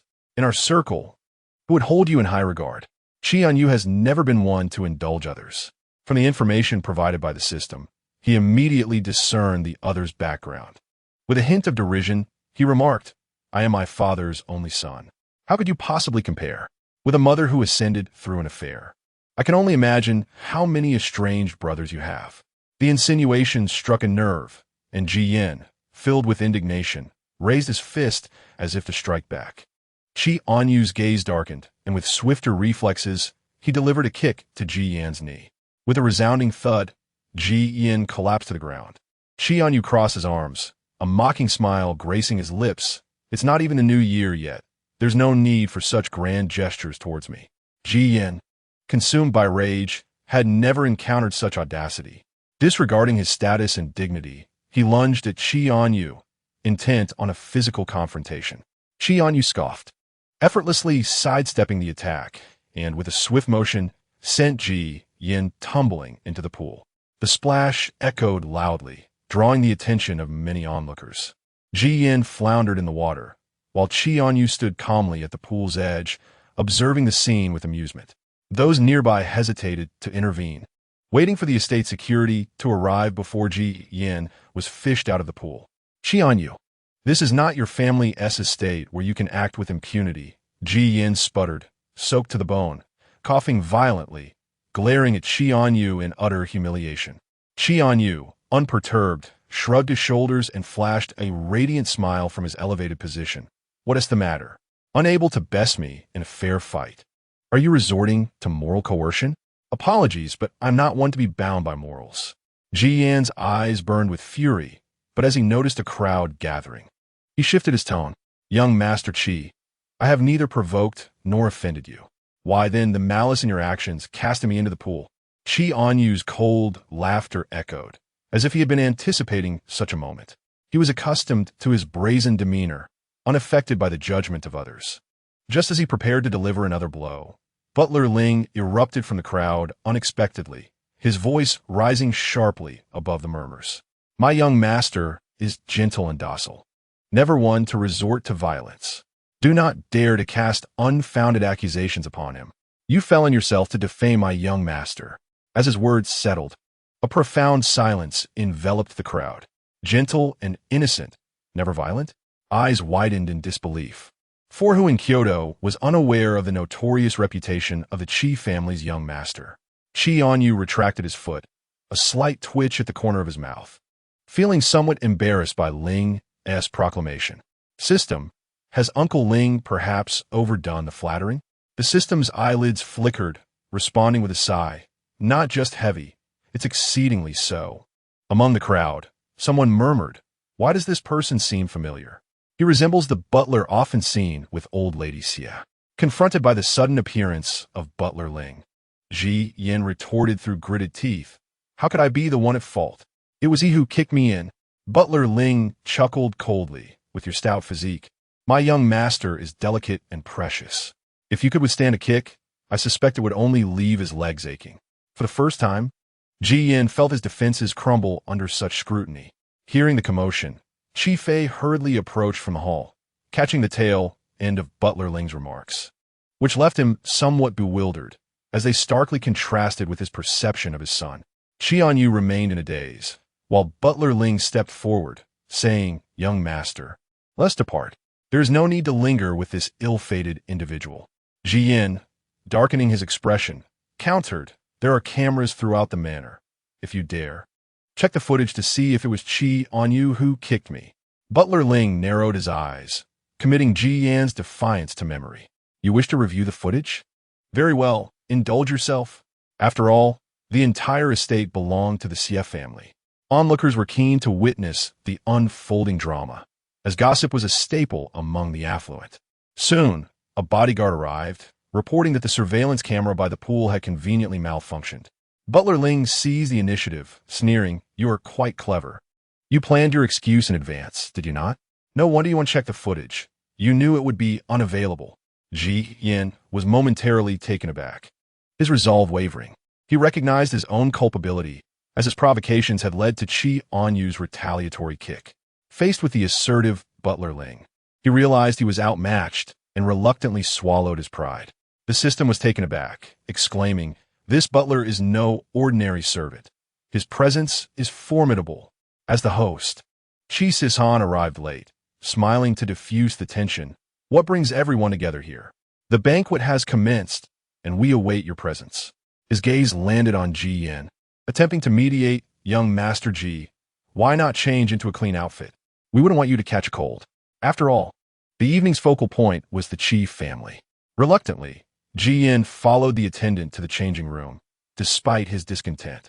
Chi Fei, however, did not depart. His penetrating gaze fixed upon Chì Ānyù as he approached and sighed.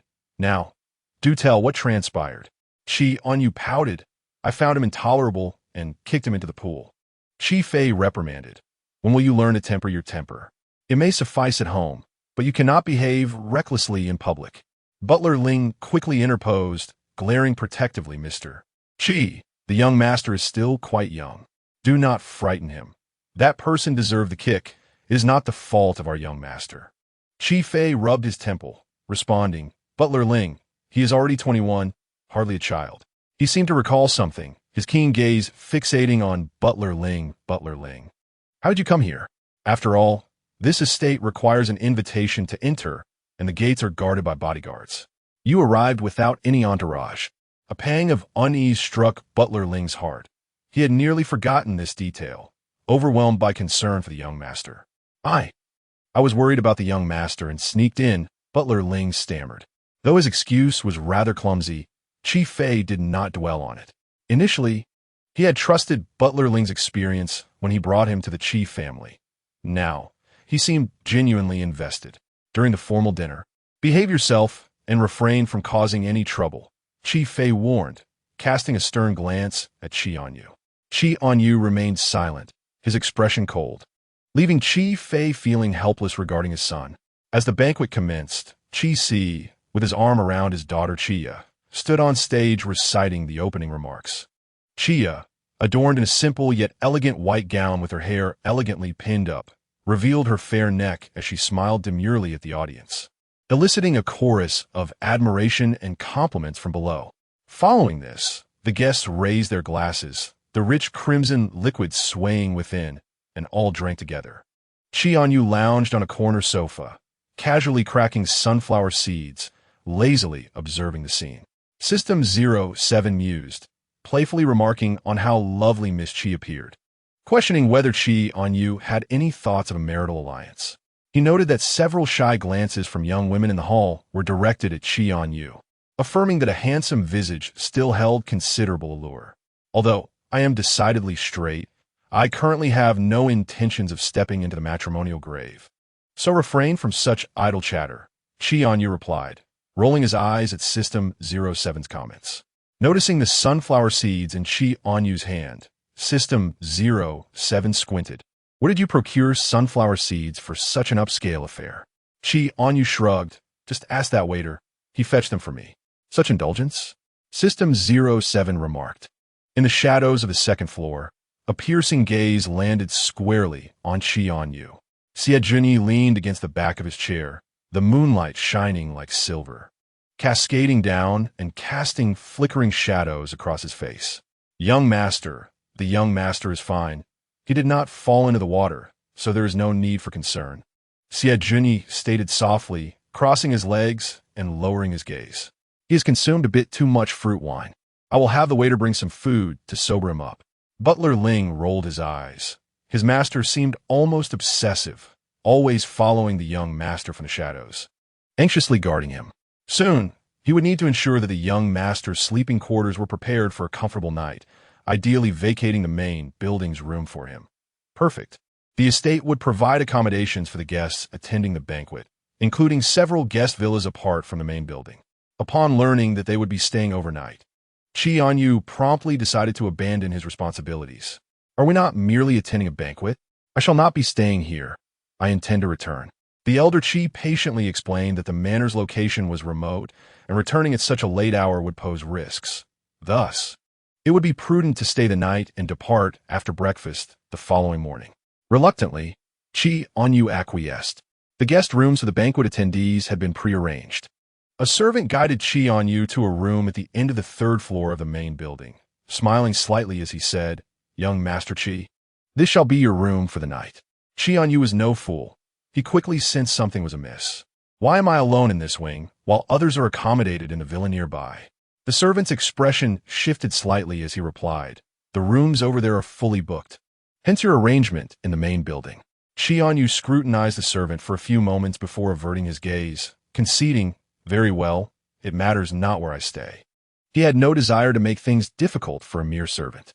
Chì Ānyù casually pushed the door open and was immediately struck dumb by what lay within.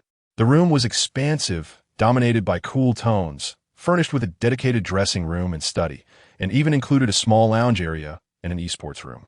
A massive floor-to-ceiling window offered a glimpse of the manor's nocturnal splendor. The system was equally astonished. This room is so spacious and well-appointed, it seems rather extravagant. Chì Ānyù stepped inside, instantly captivated by the esports room, as if it had been designed specifically for him.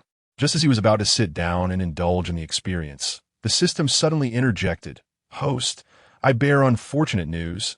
A week has elapsed, and only 2 hours remain until midnight." Chì Ānyu's heart sank. It had been a week since his last encounter with Xiejunyi, and he had nearly forgotten the impending deadline. "Why didn't you remind me earlier? There is no time to return now." The system awkwardly admitted, "I forgot." When would Chì Ānyù ever be reliable? Feeling despondent, he hastily retrieved his phone to call Xiejunyi, for he certainly wished to avoid an electric shock. The call was answered almost instantly. Chì Ānyù spoke with urgency. "Where are you now? I will send you the address. Find a way to come quickly." Sensing Chì Ānyu's anxious tone, Xiejunyi felt his heart leap to his throat. "What is wrong? Have you encountered trouble?" "Do not worry. I shall come at once." After hanging up, Xiejunyi, disregarding the need to change out of his bathrobe, hurriedly made his way through the manor, knowing he could reach Chì Ānyù in mere minutes. Meanwhile, Chì Ānyù sat on the sofa, his brow furrowed in despair, convinced he would not make in time. Just as he was about to voice his worries, the door burst open with a resounding bang. Xiejunyi appeared, breathless and disheveled, his eyes brimming with concern as he rushed forward to scrutinize Chì Ānyù. "What is the matter? Are you injured? Let me see." Chì Ānyù nearly spoke but swallowed his words, staring in astonishment at the figure before him. hardly believing the swiftness of his arrival. In merely 10 minutes, he had arrived. How would you be so swift? Chì Ānyù squinted, realizing that he had not informed Chì Ānyù of his room number, yet the latter managed to find him with such precision in such a short span. It dawned on Chì Ānyù that he was still clad in a bathrobe. His gaze faltered slightly as he averted his eyes and hastily crafted an excuse. I secretly followed you to the manor. Uncle Ling informed me you were here, and my room is not far from yours, so I rushed over. Chì Ānyù recalled that indeed, Butler Ling had come over this evening, and he thought no further of it. He needed to swiftly complete the narrative task. Without hesitation, he pushed Chì Ānyù onto the sofa and straddled him, familiarity breeding ease as he seized the latter's neck and kissed him. Chì Ānyù's pupils dilated in surprise. At that moment, all sounds faded away, leaving only the gentle rhythm of Chì Ānyù's breath. After a brief kiss, Chì Ānyù prepared to rise, but Chì Ānyù, with a dazed expression, propped himself up on his elbows. Seeing Chì Ānyù attempt to withdraw, he leaned in for another kiss, even reversing their roles to pin Chì Ānyù down on the sofa. Chì Ānyù's eyes widened in astonishment. What was happening? Chapter 12. Wanting to kiss you again, Chì Ānyù struggled to turn his head, trying to evade the kiss, but in the next moment, his head was ensnared by a hand, compelling him to relent and accept the return kiss. The system was rendered speechless, utterly shocked. Is this how the plot develops? Chì Ānyù, weakened by the kiss, found it hard to regain his footing. Seizing the opportunity while Chì Ānyù paused to breathe, he swiftly kicked him off the sofa. Frantically wiping his lips, he exclaimed, Chì Ānyù, are you rebelling? Chì Ānyù, his lips of vivid crimson, knelt beside Chì Ānyù's legs, his bathrobe disheveled, revealing a chiseled abdomen and enticing V-line. His gaze fell, suppressing the tumultuous emotions swirling within. There was indeed a reaction. Didn't you kiss me first? I thought you enjoyed it. Chì Ānyù's throat constricted, leaving him utterly speechless, for he knew he was in the wrong. The system quickly reminded him, host, do not forget your character. You need not explain anything to the villainous boss. Arrogance is your style. This isn't even torture. Do not break character.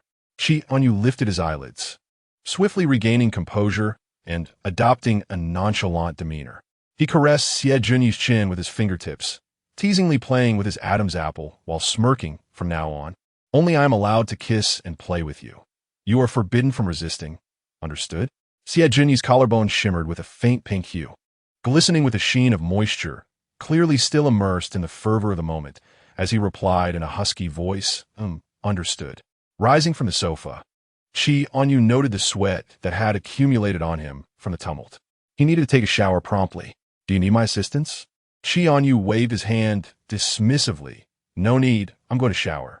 You should return to your room. Indeed, it was a case of using and discarding. The 07 system mockingly remarked, do you know what your current behavior resembles? What? Like a reckless scoundrel. Chì Ānyù's lips twitched slightly. After all, he was a man. What was the harm in a kiss? What responsibility did he have to bear? The 07 system clicked its tongue, feeling that Chì Ānyù's actions were somewhat despicable, yet for the sake of advancing the narrative, it was acceptable. After all, the villainous boss would endure hardship in the early stages but would flourish later on. Soon, the sound of water trickling filled the bathroom. Chì Ānyù had not left.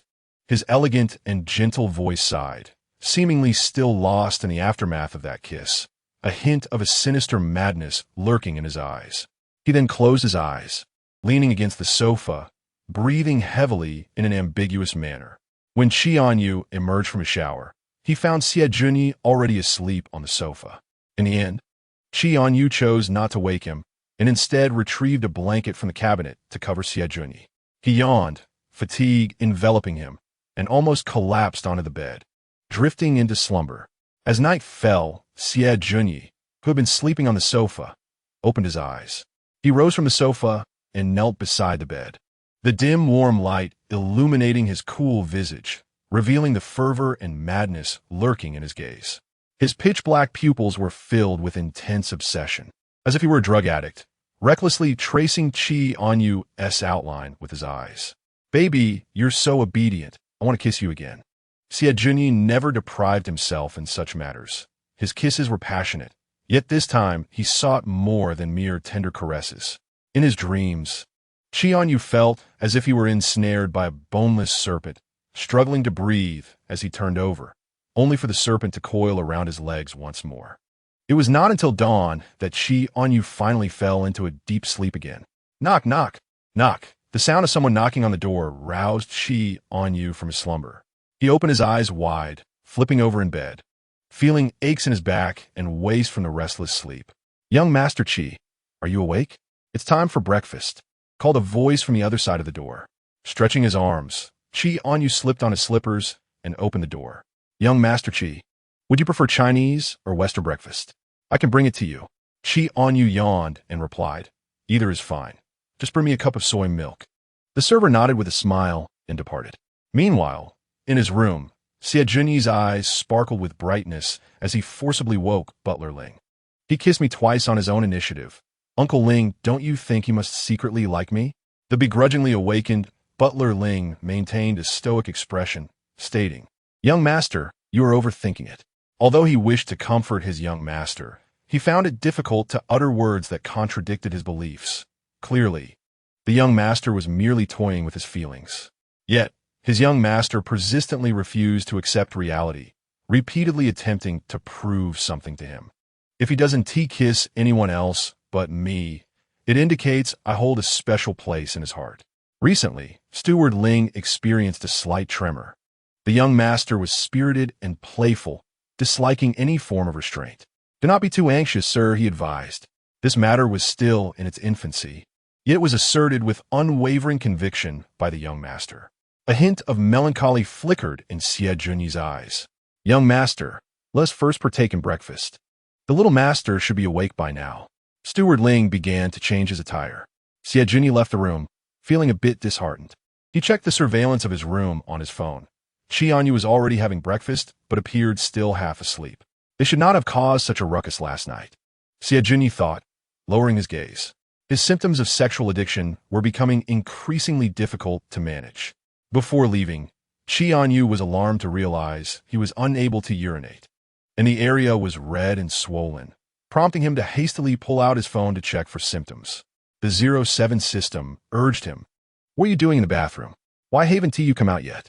Chì Ānyù emerged with a woeful expression, stating, "System, I believe I need to see a doctor."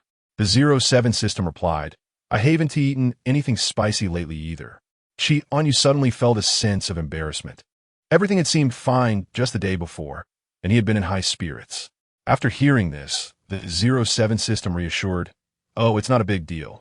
Once you return, just find a doctor to take a look." "What should I do now if I need to use the restroom?" he asked. Chì Ānyu's father, noticing his son's prolonged absence from the dining room, began to make calls. "Where are you? Why haven't you come out for breakfast?" Chì Ānyù sat dejectedly on the sofa, gripping his phone tightly. "I'm still in my room. I've already had breakfast. I don't want to stay here any longer. When are we going back?" Chapter 13, Cross-Dressing. The path to the dining room required traversing a long corridor. Chì Ānyù yawned, still appearing as though he had not slept enough. Suddenly, a foreign voice called from behind, "Young Master Chì, may we have a word?" Chì Ānyù turned, puzzled, to see Chì smiling gently at him. 5 minutes later, the two sat face to face in the floral hall. Once certain that no one was nearby, Chia's voice transformed into a robust tone. Despite her long dress, her sitting posture was rather bold. "Young Master Chì, shall we discuss a potential collaboration?" Hearing this voice, Chì Ānyu's eyes widened in shock. "Are you a boy or a girl?" Chia untied the ribbon at her neck, revealing an Adam's apple. "Allow me to introduce myself. I am Chì Ānyù, the twin brother of Chia." Chì Ānyù was completely taken aback. What a remarkable instance of cross-dressing. The voice was so convincingly disguised that one could hardly tell. "Why are you cross-dressing?" Chi replied solemnly. "My sister is aware that our father intends to arrange a marriage for her, so she eloped with her beloved to avoid detection. Consequently, I had no choice but to step in." Chì Ānyù was astonished. "Is it possible to handle things this way? But why do you seek me? We hardly know each other." Chi smiled faintly. "I witnessed from the terrace on the second floor as you kicked Ji Yin into the pool. In that moment, I felt an instant connection with you. I had long harbored a distaste for that fellow. In the shadows, a sinister gaze fixated on the two. As Chì Ānyu's face darkened, his eyes reflecting a chilling malice. "Young master, are you listening to me?" On the other end of the line, Butler Ling called out again, noticing Chì Ānyu's prolonged silence. Chì Ānyu tightened his grip on the phone, the strain causing the veins on the back of his hand to bulge. With a somber tone, he asked, "Ling uncle, is it truly difficult to change one's sexual orientation? I wish to bind him and confine him, so that only I can see him. Would that make him bend to my will?" Butler Ling felt a pang of concern. What had triggered this? "Young master, please calm down." Chì Ānyu was on the verge of breaking, his voice heavy with despair. He saw a girl beside him, laughing joyously. He had never received such smiles from her. Butler Ling thought, oh no, not again. The young master might simply be more popular with the girls, just chatting. There is nothing to worry about. Does chatting necessitate sitting so close? Chì Ānyu's voice quivered, a tempest brewing in his eyes. Butler Ling sensed impending trouble. "Young master, where are you now? Stay put. I will come to find you immediately." Chì Ānyu felt an instant rapport with Chì Ānyù. They were of similar ages and shared interests, most importantly, a penchant for visiting bars. "I have a friend named Gu Ming. I will introduce you to him later. We met in a bar, and he is quite loyal." Chì Ānyu patted Chì Ānyu's shoulder.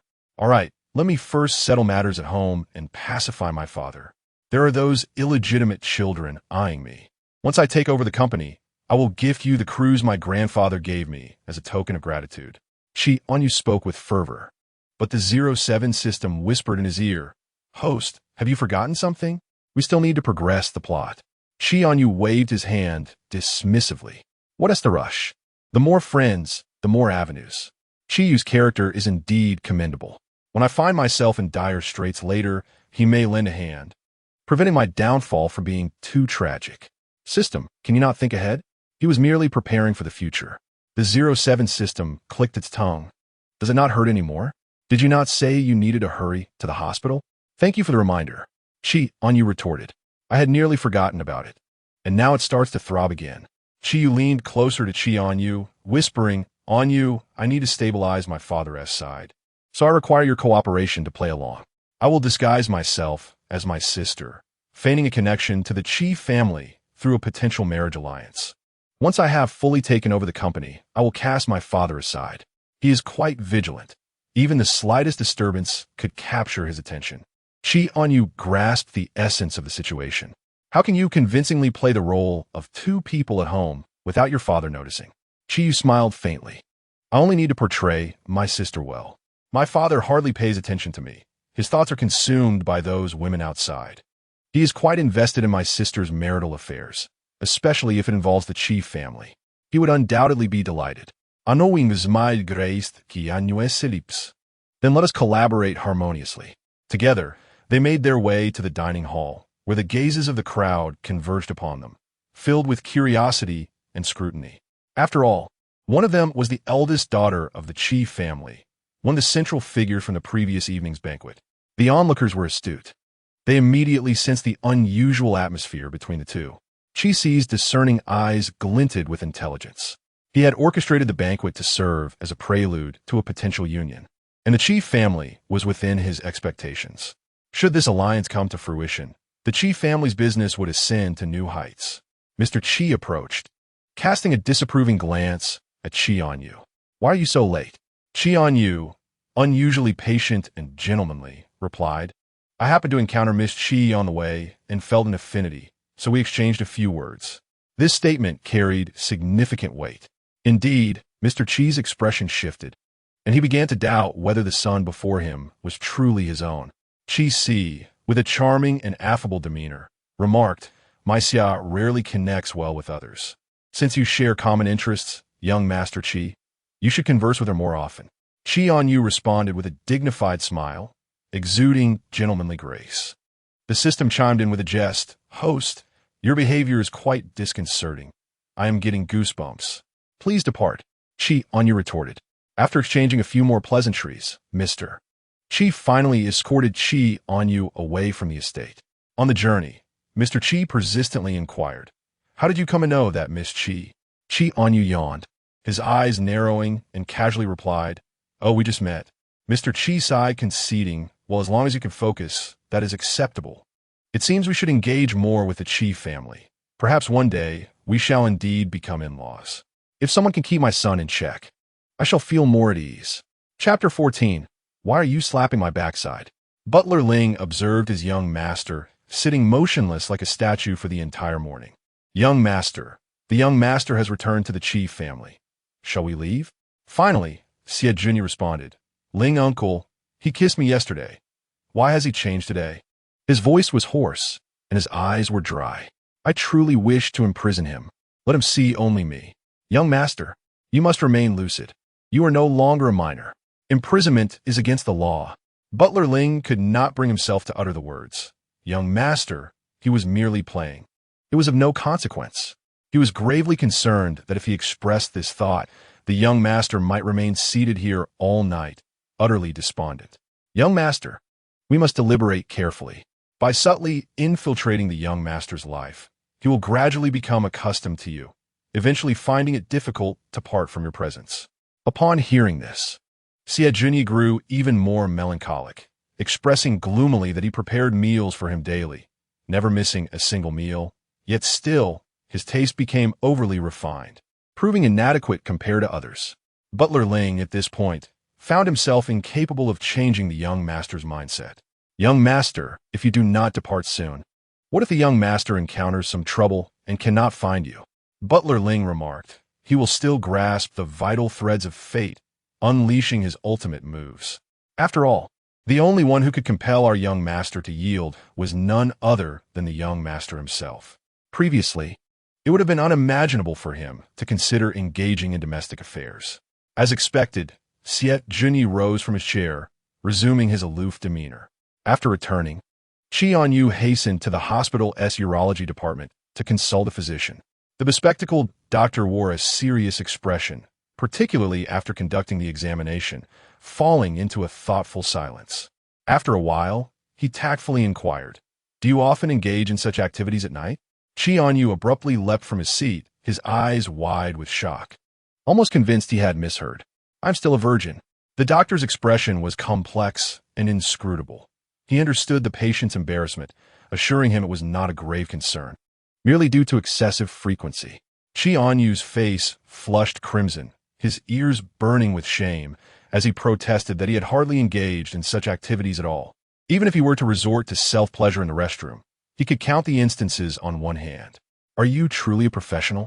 "I was perfectly fine the day before yesterday. It was only last night that things changed." The doctor solemnly nodded. "I have been in this profession for decades. My expertise is widely acknowledged. It is not a serious issue. I will prescribe some medication. Just take it before bed." Chì Ānyù's expression remained ambiguous, the blush on his face still lingering as he accepted the prescription and swiftly departed. The doctor watched Chì Ānyù's retreating figure, muttering to himself about a recent patient with a sexual addiction and now another with heightened desires. At the hospital entrance, the 07 system could hardly contain its laughter. "Did you perhaps dream of something inappropriate last night, leaving you unaware of your actions?" Chì Ānyù, clutching the medication in hand, wore a gloomy expression. He raised his right hand, pondering how even if he had engaged in some activity while half asleep, his hand would not be sore. "I have been feeling breathless while sleeping lately. Do you think this is a case of sleep paralysis?" He found himself, astonishingly, beginning to believe in superstitions. The 07 system's mouth twitched uncontrollably. "No worries.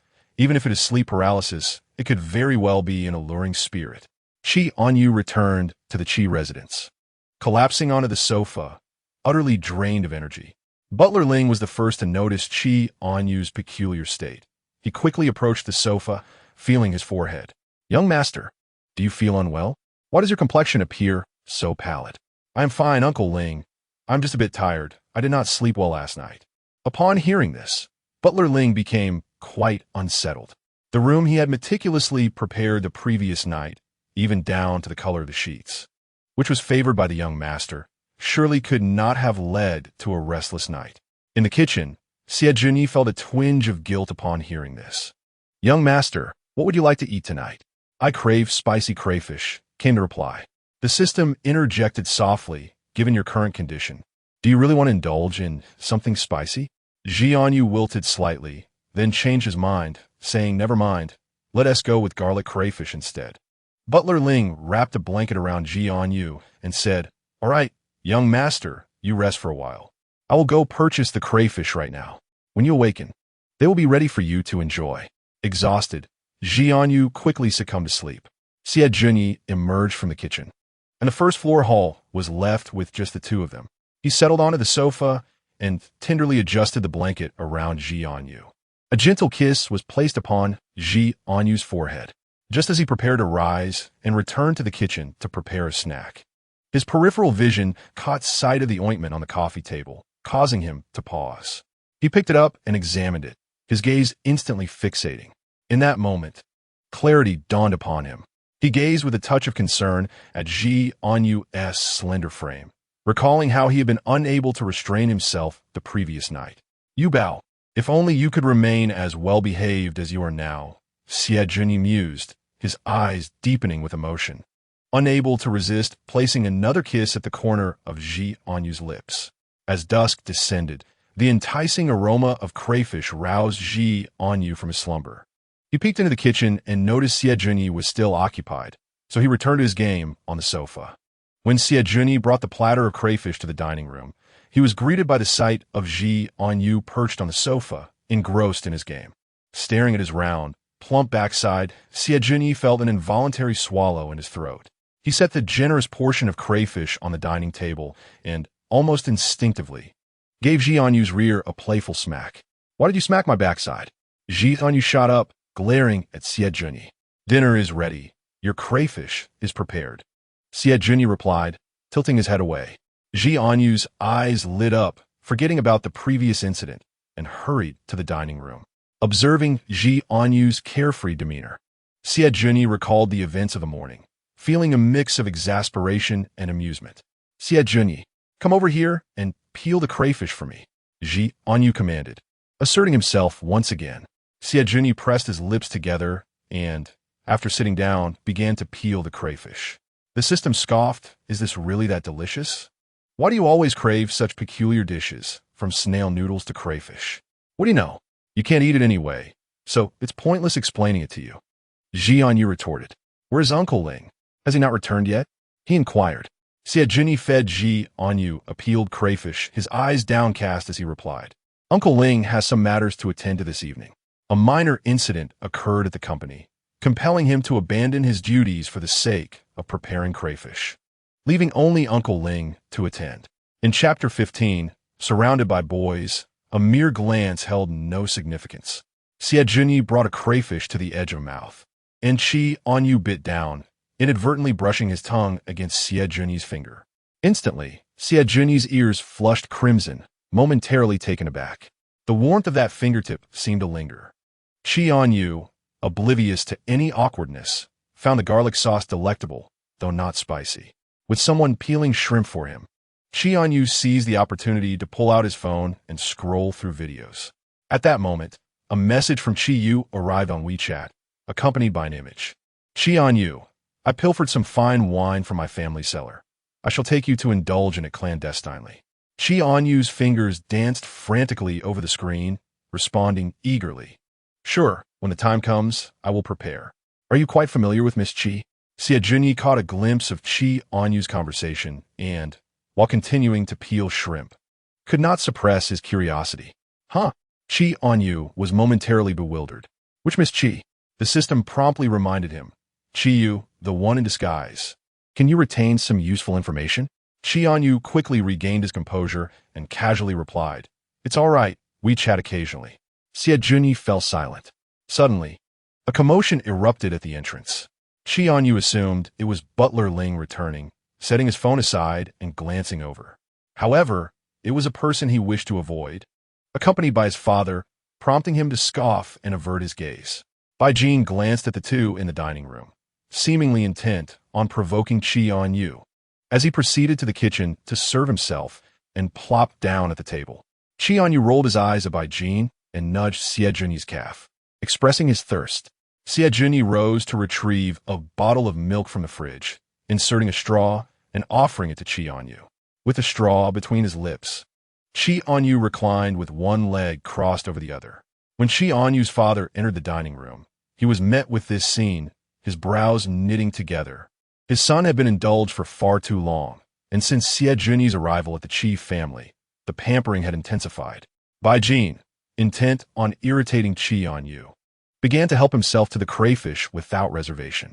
Chì Ānyù shot him a glare and deftly knocked his chopsticks away. "These are my crayfish. Who said you could eat them? Did you drop them on the floor?" Bai Jin retorted sarcastically. "It's not like you made them." Chì Ānyù smirked. "I enjoy them. So what? Only I am entitled to Xie Junyi's cooking. Who do you think you are?"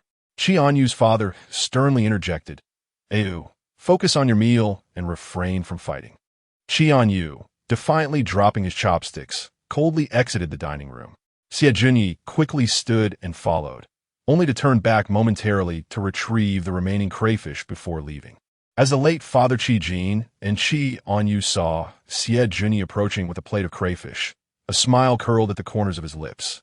The 07 system remarked with a click of its tongue, "You must be secretly pleased. The antagonist boss has displayed considerable restraint to reach this point, and your previously arrogant persona has finally intimidated him." Chì Ānyù chose to ignore the 07 system. Xie Junyi set down the crayfish and donned gloves once more, peeling the shells and offering the morsels to Chì Ānyù's lips with a smile. "Don't be angry. From now on, I shall only prepare these for you." In the restaurant earlier, Chì Ānyù had felt slighted when his father showed favoritism towards someone with the surname Bai. Before Xie Junyi could respond, the 07 system interjected solemnly.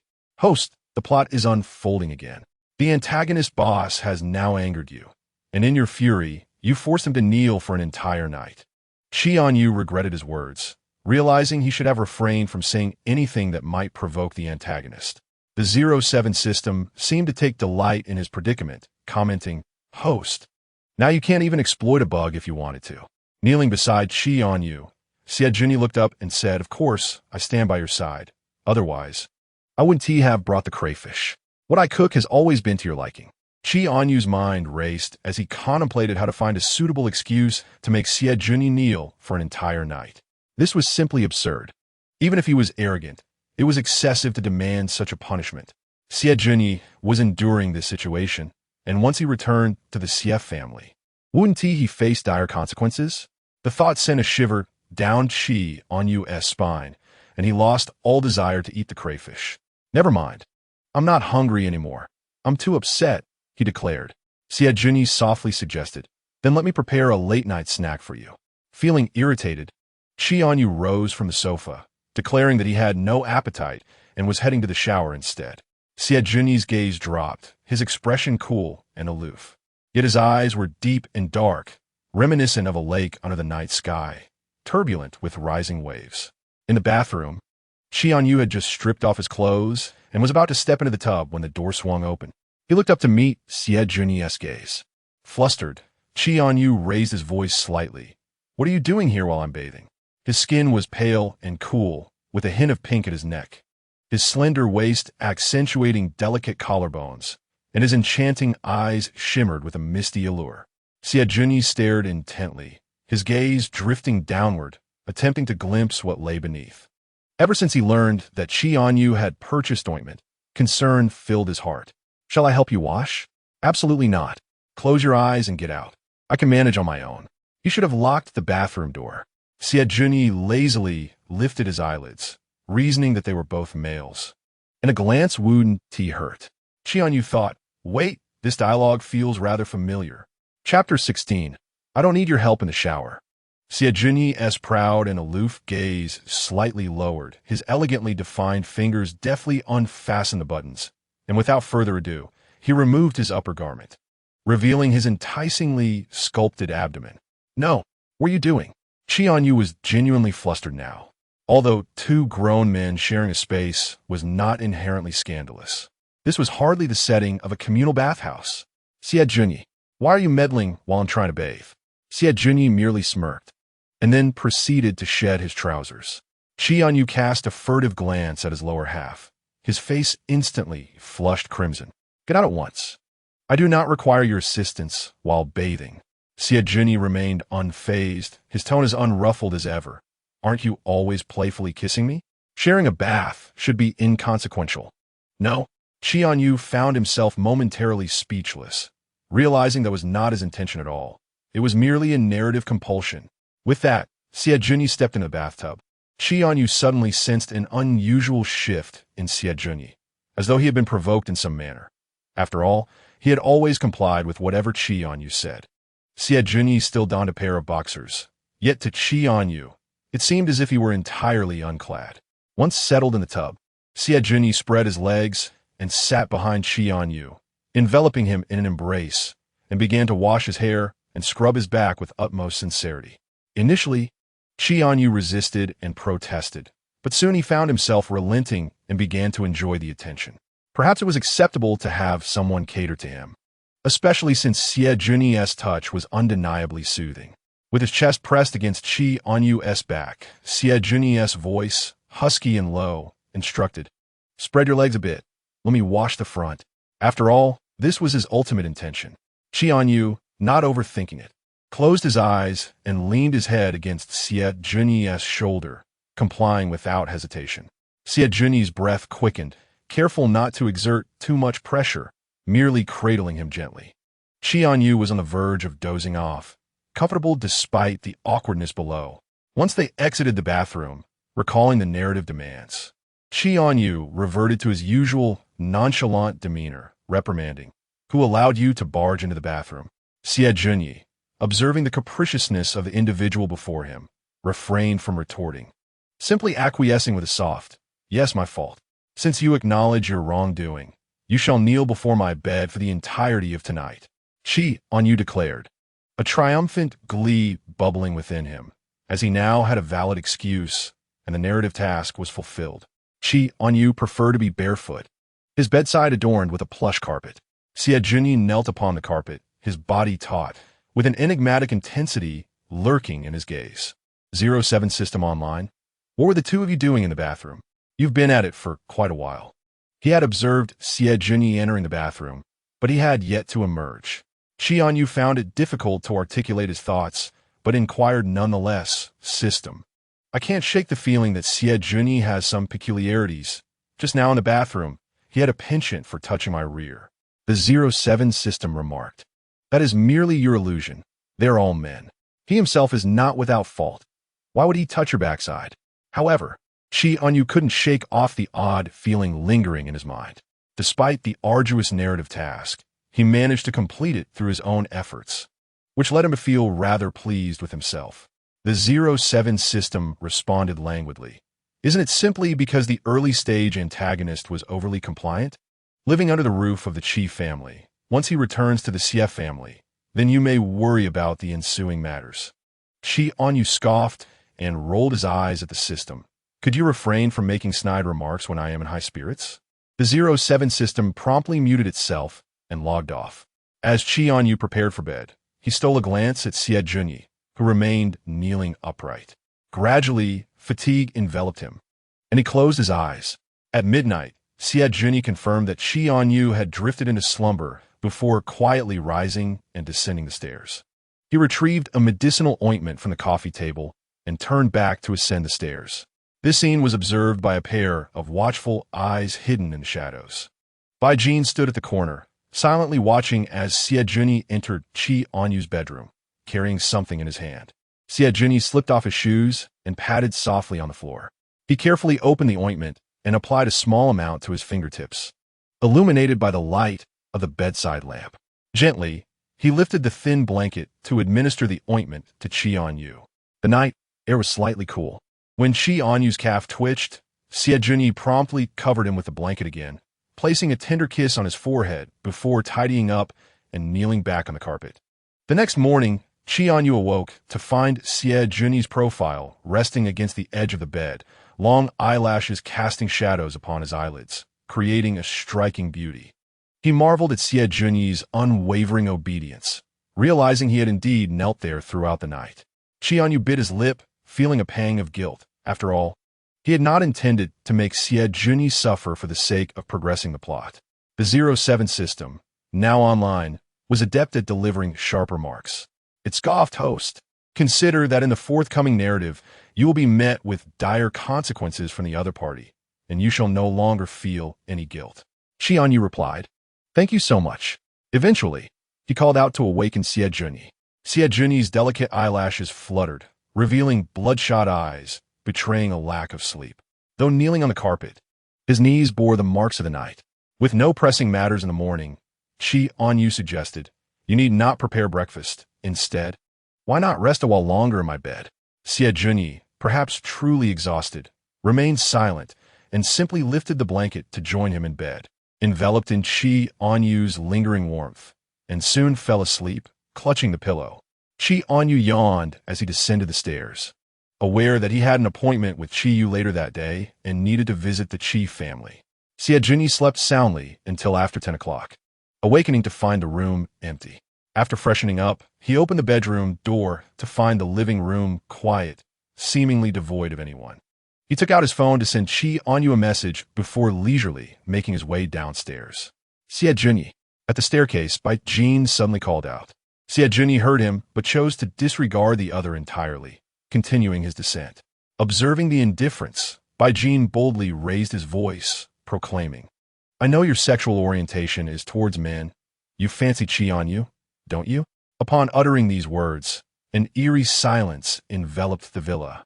Chì Ānyù's pupils flickered, his steps momentarily halting as he turned his head, casting a cold, disdainful glance in Jin's direction. Witnessing this reaction, Jin recognized his conjecture was accurate. A triumphant smile, curving his lips. "You must be curious as to how I know, right? It is because we are of the same kind, but Chì Ānyù is not." He had long been puzzled by Chì Ānyù's unwavering obedience to Chì Ānyù, never displaying any form of resistance. Typically, one would harbor resentment when subjected to humiliation. Yet Chì Ānyù exhibited none. Rather, his gaze towards Chì Ānyù was filled with indulgence, a sentiment that only Chì Ānyù, being a straight man, failed to perceive. Chapter 17. Oh, so what? Chì Ānyù retorted nonchalantly. Jin found himself repulsed by Chì Ānyù's lofty demeanor. Seizing the opportunity, he maliciously remarked, "Aren't you afraid I might inform him of your ulterior motives towards him?" Chì Ānyù raised an eyebrow, regarding Jin as though he were a mere jester, his lips curling into a sarcastic smile. "You, the son of a mistress, are so despised by him that he wouldn't even entertain your words." The term mistress pierced Jin deeply, his expression turning furious. "What nonsense are you spouting? My mother is not a mistress." Chì Ānyù chuckled, the amusement failing to reach his eyes, and replied, "If you say she isn't, then of course, she isn't." The words were like daggers to Jin's heart. Fuming, Jin found himself unable to contend with Chì Ānyù, both in strength and in verbal sparring. With a mocking smile, Chì Ānyù turned and descended the stairs, his immediate destination the dining room. A cursory glance at the table revealed remnants of Chì Ānyù's meal, egg whites left behind while the yolks remained untouched, and half a glass of milk. Resting his left hand casually on the table, Chì Ānyù picked up a fork with his right and consumed the leftover yolk, subsequently finishing the milk from Chì Ānyù's glass. Jin, observing this scene, felt a surge of resentment boiling within him. What do you even like about him? Without the Chì family name, he is utterly worthless. Holding the milk glass, Chì Ānyù's elongated, deep-set eyes narrowed slightly, exuding an air of superiority. He truly did not wish to confront this bothersome individual within the Chì household. Yet Jin persistently challenged his limits. To Chì Ānyù, his treasure seemed perfect in every aspect. "Are you envious?" he asked, his tone suddenly frosty, brows furrowed, eyes enveloped in a palpable danger reminiscent of a cold winter night. In an instant, Jin barely registered Chì Ānyù's movement before a sharp fruit knife was hurled towards him. His pupils constricted, the blade appearing to enlarge in slow motion before his eyes. Then, like a sudden flash of a startled swan, something glinted coldly and grazed his cheek, leaving a trail of blood. Chì Ānyù's expression transformed entirely, revealing his inherently sinister side. He spoke in a chilling tone, "You should be grateful this is the Chì family. Otherwise, once you leave here, I cannot guarantee your survival. The name Chì Ānyù is not one you are worthy to utter." Jin swallowed hard. forgetting that Chì Ānyu's seemingly good temper was only present when Chì Ānyù was around. The person who had once gripped his neck was the true Chì Ānyù. Amidst this tense atmosphere, Chì Ānyu's phone chimed with a WeChat notification. He quickly retrieved his phone from his pocket, and, upon seeing a message from Chì Ānyù, his expression softened momentarily, only to darken again as he read the content. Chì Ānyù had replied, "I've arrived at the Chì residence. I want to be returning for lunch." Again, the Chì family. Chì Ānyù closed his eyes. Meanwhile, at the Chì residence, Chì Ānyù entered openly under the watchful gaze of numerous servants. Chì Ānyù, now dressed in male attire, quickly beckoned him. "Ānyù, over here." Chì Ānyù ascended the stairs swiftly, and the two remained in the room for the entire morning without emerging. "My old man is so paranoid, guarding against me like a thief. I can't feel at ease at home. Your father is much better," Chì Ānyù lamented, kneeling on the floor, clinking his goblet with Chì Ānyu's. The mention of Chi's father reminded Chì Ānyù of Baijin, that unfortunate creature. What a misfortune that he had brought home his beloved son. With that thought, he downed his glass of red wine in one gulp. Chì Ānyu's eyes widened, as if catching a whiff of some juicy gossip. "Is that for real?" Chì Ānyù refilled his glass, lowering his eyelids. "Of course it's true. However, after my mother divorced him, he refrained from remarrying out of concern for me. Then we are truly fated companions, good brothers. Let us toast again." Having indulged a bit too much, Chì Ānyù began to feel slightly intoxicated and was about to pour himself another drink when a knock sounded at the door. A servant stood at the entrance. "Young master, someone from the Chì family has arrived. They say it's late and it's time for lunch. They've come to escort young Master Chì back." Chì Ānyù pondered.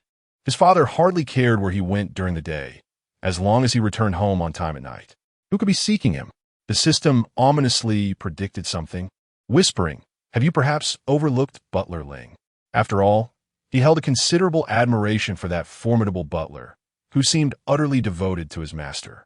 With lingering doubts, Chì Ānyù descended the stairs and, upon spotting that familiar figure at the front door, could not help but inquire, "Uncle Ling, what brings you here?"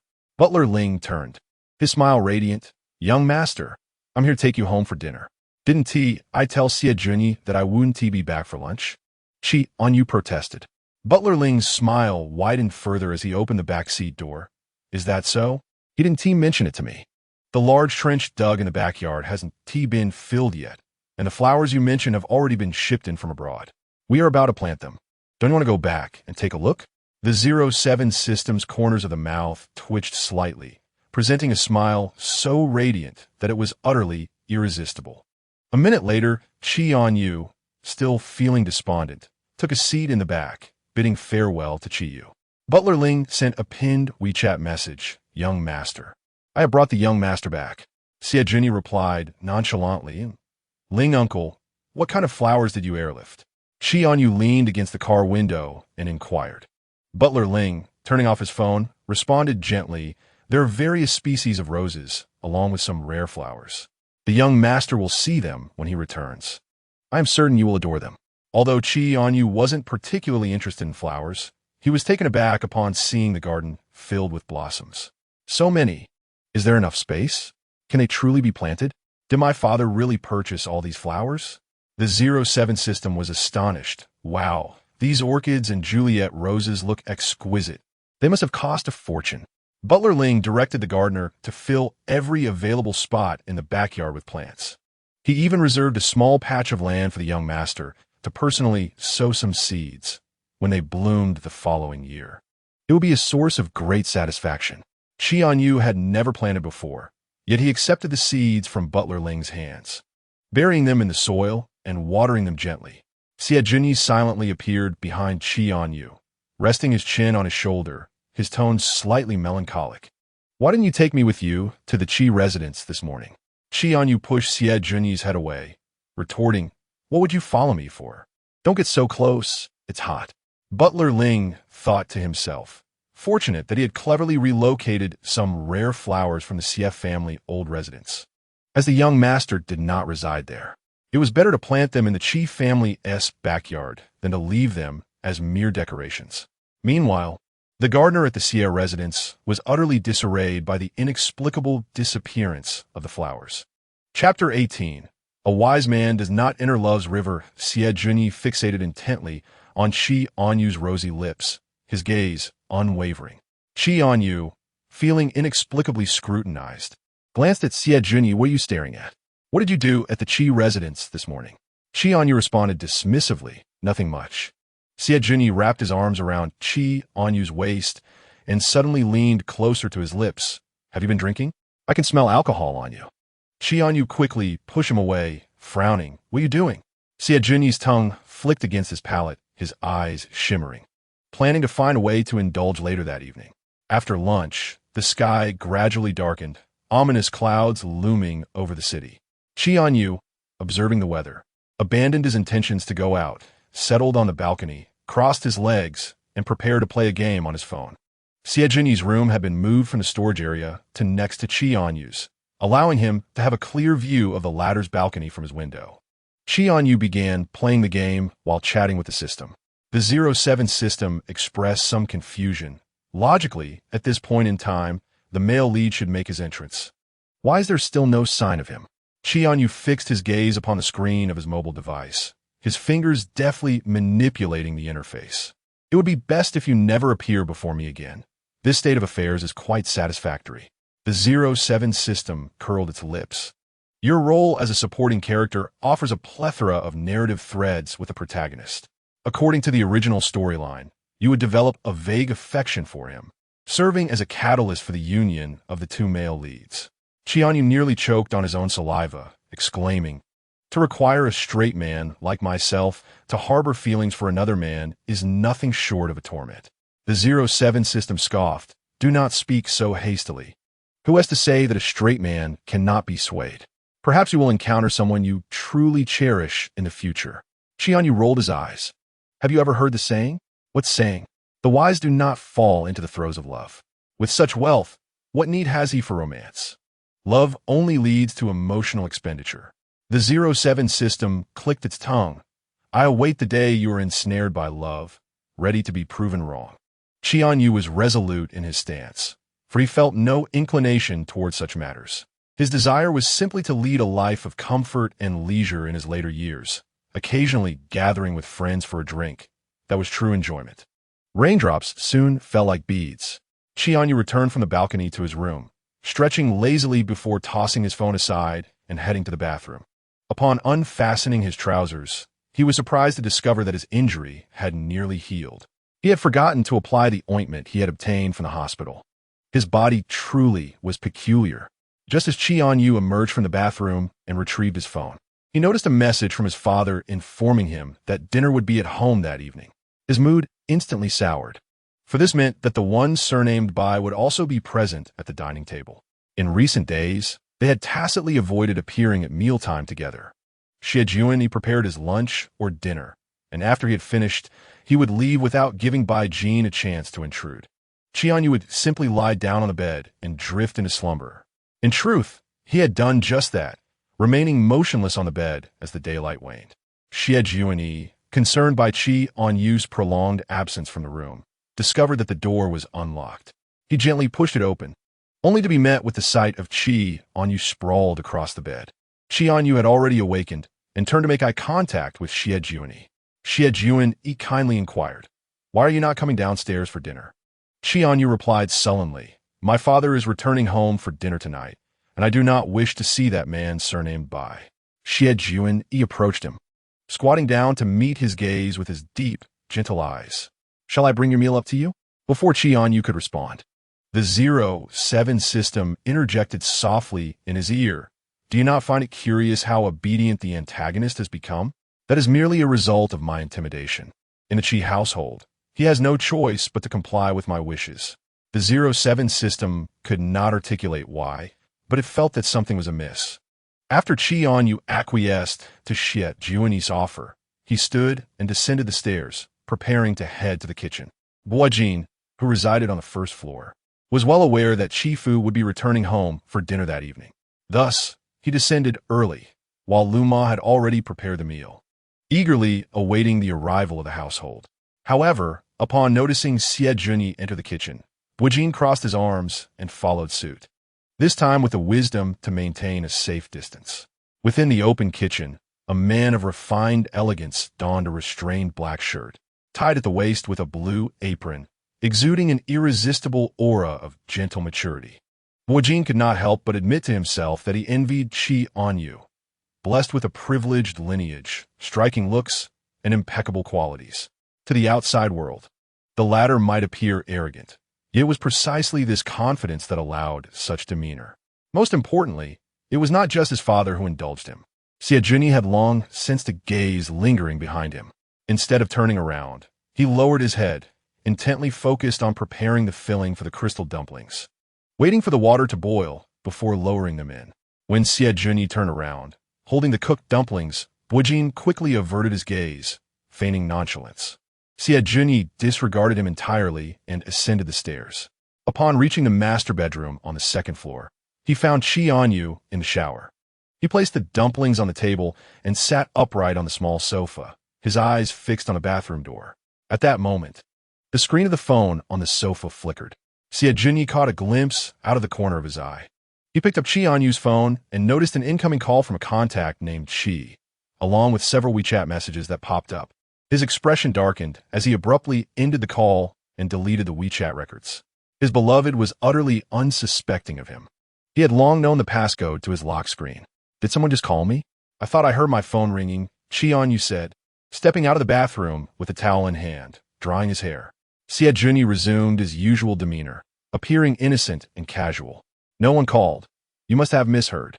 I made dumplings. Let us eat a bit to fill our stomachs." Chì Ānyù's attention was swiftly captivated by the crystal dumplings. He felt as if his palate had been spoiled. He now only relished the meals prepared by Chì Ānyù, finding Lu Ma's cooking rather bland by comparison. "Just out of the pot, they're a bit hot. Don't rush to eat, blow on them," Chì Ānyù cautioned, noticing Chì Ānyù's eagerness to gulp them down. His heart skipping a beat, Chì Ānyù halted his actions, lifting his gaze to meet Chì Ānyù's eyes. Chì Ānyù swiftly took the spoon from Chì Ānyù's hand, and, still not entirely at ease, he personally blew on the dumplings before offering them to his lips. In that moment, Chì Ānyù felt a peculiar shift in the atmosphere, sensing Chì Ānyù's heightened concern for him, as if they had crossed an unspoken boundary. Chapter 19. Lack of understanding, yet respect. "What are you dawdling for? Open your mouth," Chì Ānyù prompted, noticing Chì Ānyù's momentary stupor. The act of consuming the dumplings felt strangely off to Chì Ānyù, especially when he observed Chì Ānyù finishing off the leftover dumplings and sipping the broth. He found himself utterly taken aback. Chì Ānyù calmly lifted his eyelids, his gaze subtly scrutinizing Chì Ānyù's reactions. "Why are you eating what I've eaten?" he retorted dismissively. "We've kissed, so what's the big deal about sharing a meal? Don't let go to waste." Though he spoke with ease, Chì Ānyù felt an inexplicable discomfort, unable to pinpoint the source of his unease. Chì Ānyù tidied the table before turning to the bathroom to wash Chì Ānyù's discarded undergarments. Has he become this self-aware? Chì Ānyù pondered, questioning the system, his brows furrowing in contemplation. Am I humiliating him? The 07 system appeared somewhat flustered. Why do I feel we are diverging from the plot?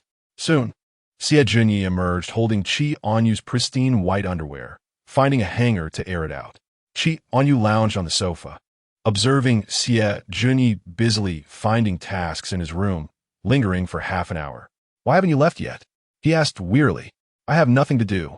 If you're tired, go ahead and sleep. I'll tidy your room before I leave." The 07 system couldn't help but sigh, with a villain displaying such domesticity. It's truly regrettable that he ends up alone in the storyline. Chì Ānyù smirked. He was the most absurd of all. He reveled now, but he would surely regret it later. As night fell, a silhouette stood at the foot of Chì Ānyù's bed. Chì Ānyù had become adept at this, waiting patiently until Chì Ānyù finally succumbed to sleep after a long day of yearning. He gently squatted down, his eyes brimming with affection and longing. Chì Ānyù leaned in to kiss Chì Ānyù's lips, his crystalline eyes threatening to overflow with emotion. He then softly kissed Chì Ānyù's eyelids, silently questioning, "Baby, you must like me too, right?" In his dreams, Chì Ānyù turned over, murmuring in response to an unspoken thought. Chì Ānyù's heart raced, breath growing heavy as he leaned closer, fervently kissing the corners of Chì Ānyù's lips. Feeling a slight itch in his throat, he marked Chì Ānyu's fair neck, fervently reciprocating. I feel the same.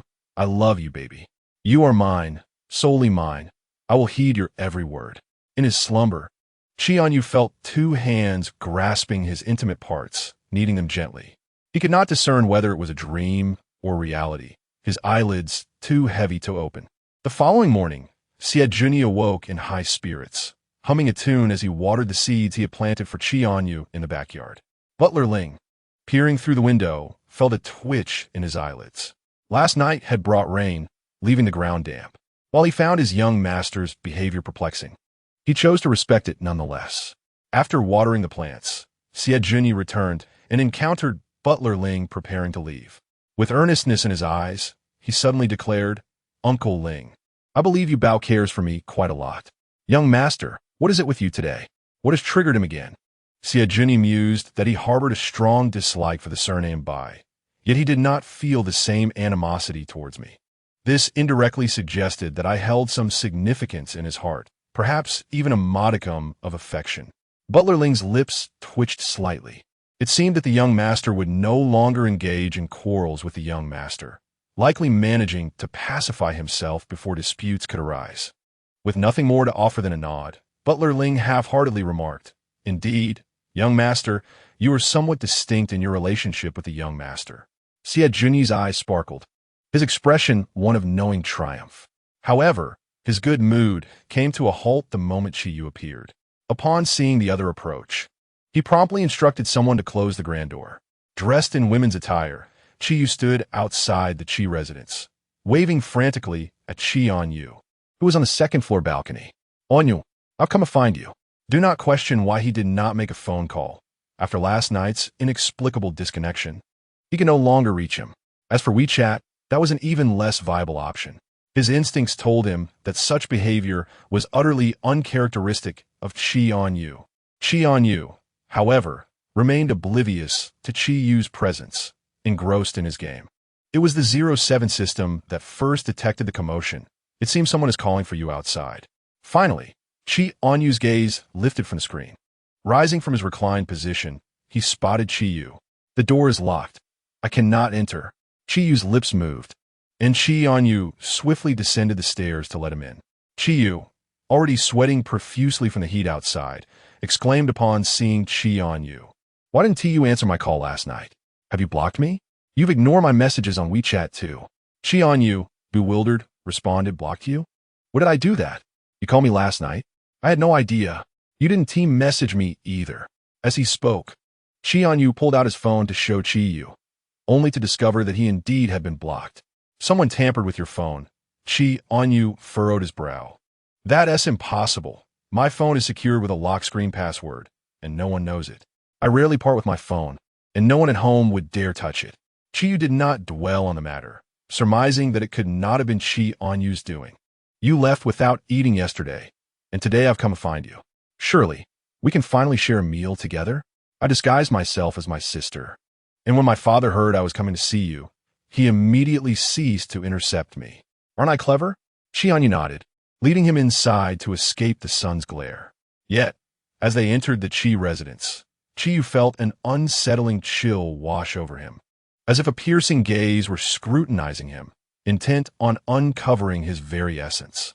He scanned the hall, noting only the servants with their heads bowed in duty. No one else was present.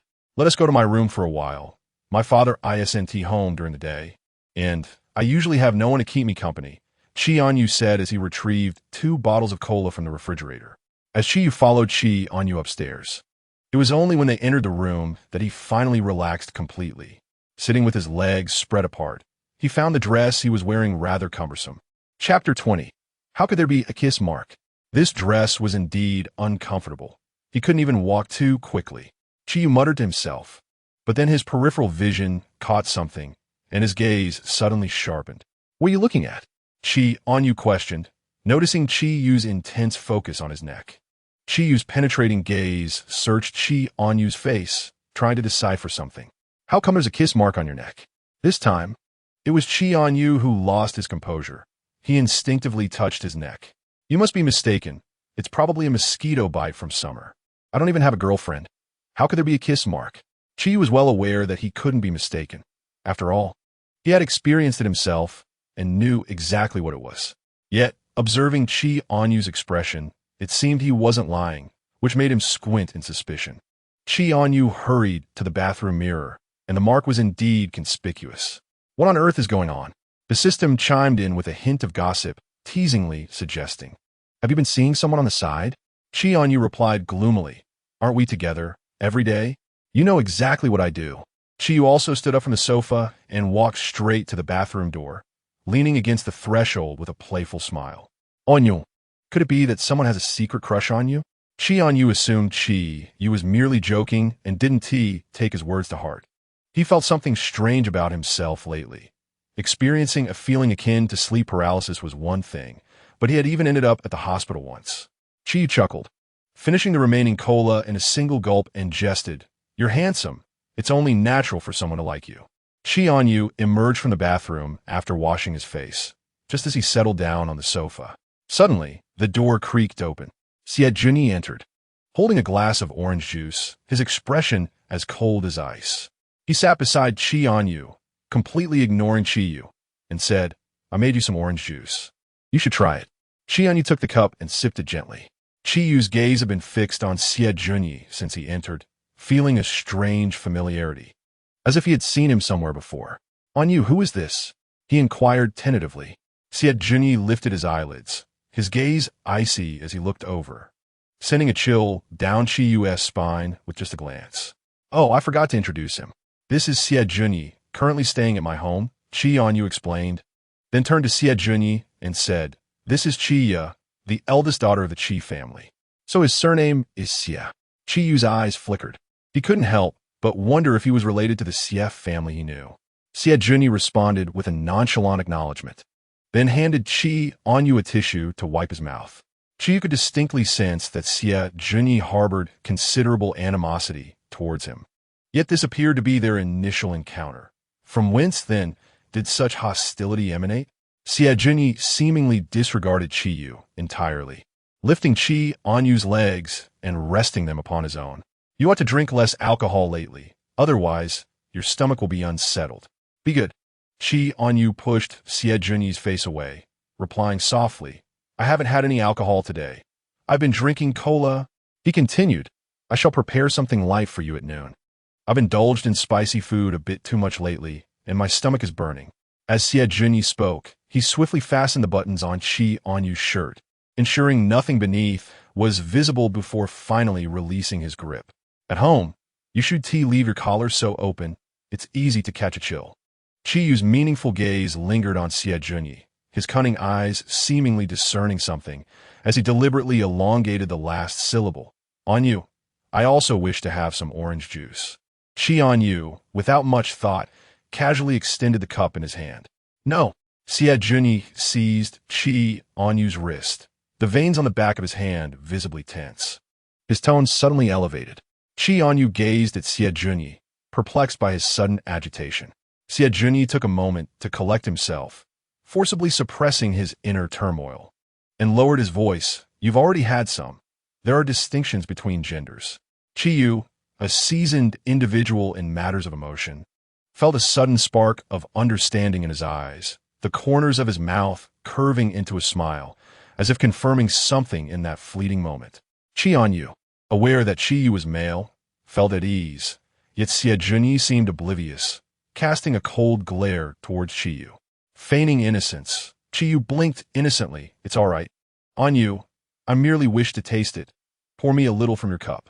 Junyi's eyelids twitched, seemingly anxious that Chì Ānyu might actually hand over the cup. He directly clasped Chì Ānyu's hand, bringing his lips to the rim of the cup, and swiftly drank the remaining orange juice. Chì Ānyu's smile broadened at the corners. "What are you doing?" He shot an incredulous look at him. Junyi maintained his composure. "I happen to be thirsty as well." Chì Ānyu rolled his eyes and shifted the topic. "Chì, I must tell you, he is an excellent cook. You can taste his culinary skills at noon." Junyi replied coldly, "I shall only cook for you. Let Luma prepare lunch. I need to use the restroom." With that, Junyi stood and exited. Even Chì Ānyu, despite his usual obliviousness, sensed Xie Junyi's disapproval toward Chì Ānyù, as if he were intentionally targeting him. I don't know what's going on today. He isn't usually like this. I've grown weary of Lu Ma's cooking, Chì Ānyù mumbled. Chì Ānyù inquired, do you both take turns cooking in your household? I can't stand that person surnamed by. Every lunch and dinner, we have to prepare 2 separate meals. Xie Junyi cooks for me, and Lu Ma cooks for the one surnamed by.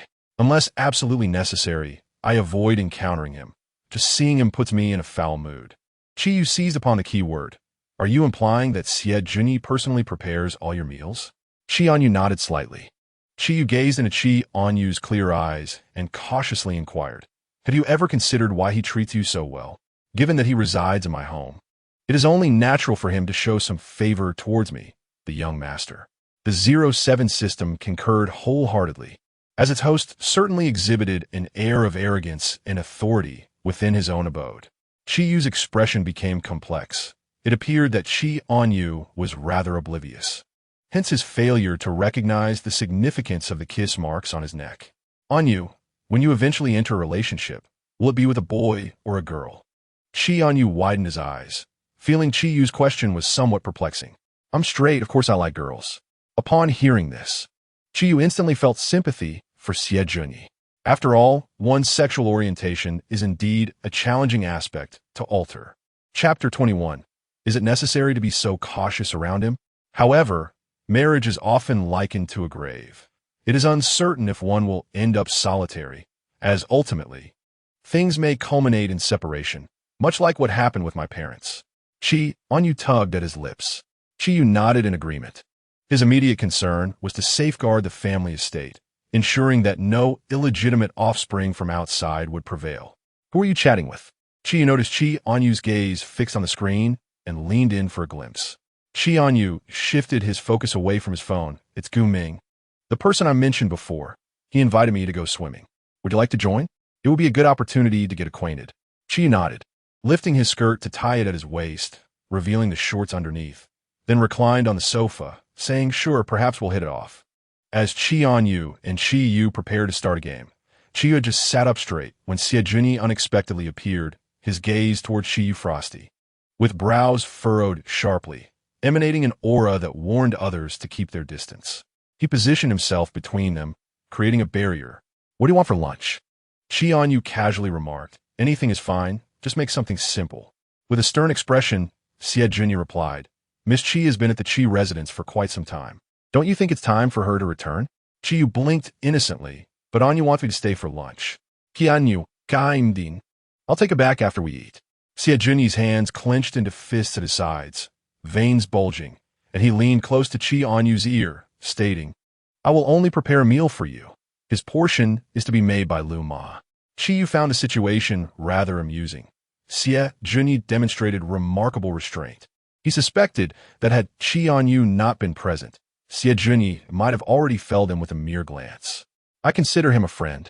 It's by that I truly dislike. What else with you today? Why the hostility towards him? Xie Junyi remained silent, abruptly lifting Chì Ānyù by the knee and shoulder, effortlessly cradling him before heading to the balcony and shutting the glass door.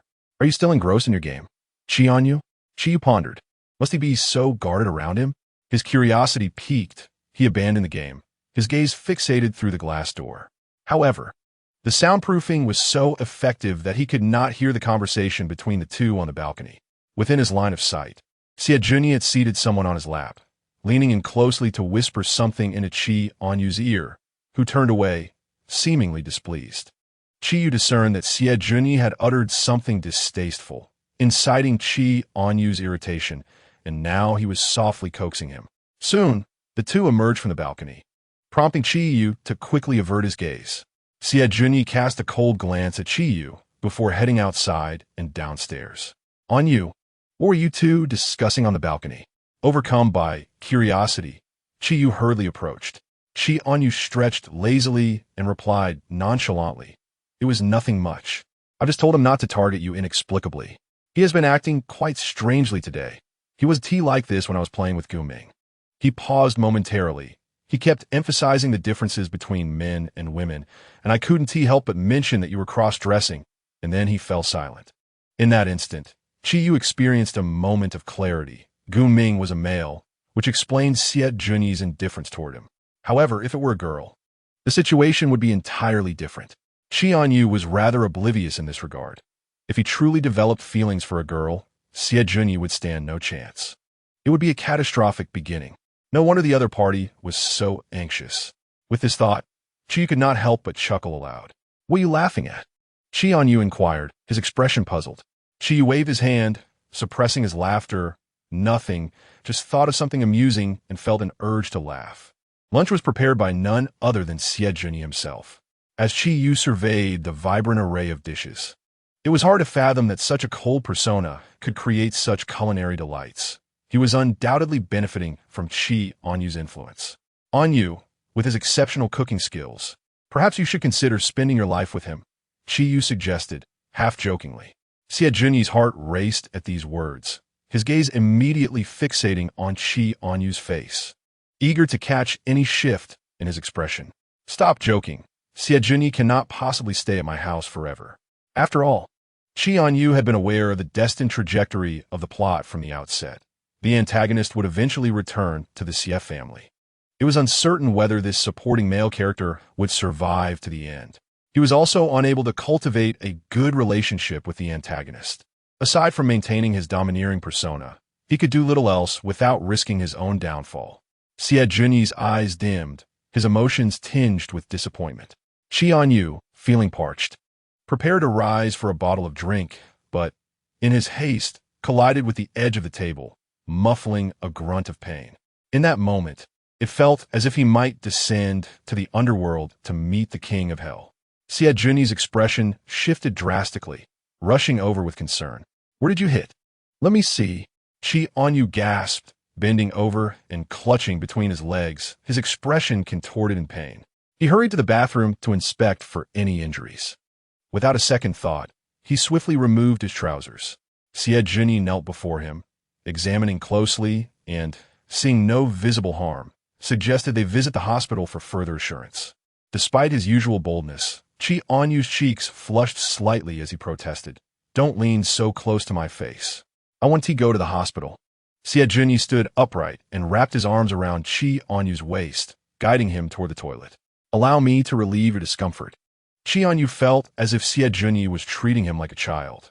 The redness on his face lingered as he awkwardly insisted, "I'm feeling better now. I don't need to use the restroom. Let us go outside." Xie Junyi thought it imperative to replace the dining table, attributing the incident to his momentary distraction at the table, which had led to Chì Ānyù's mishap.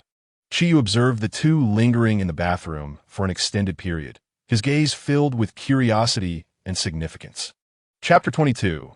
The old ox and the young grass. Chì Ānyù had just settled back into his seat when the system suddenly chimed. "Host, the plotline has resumed.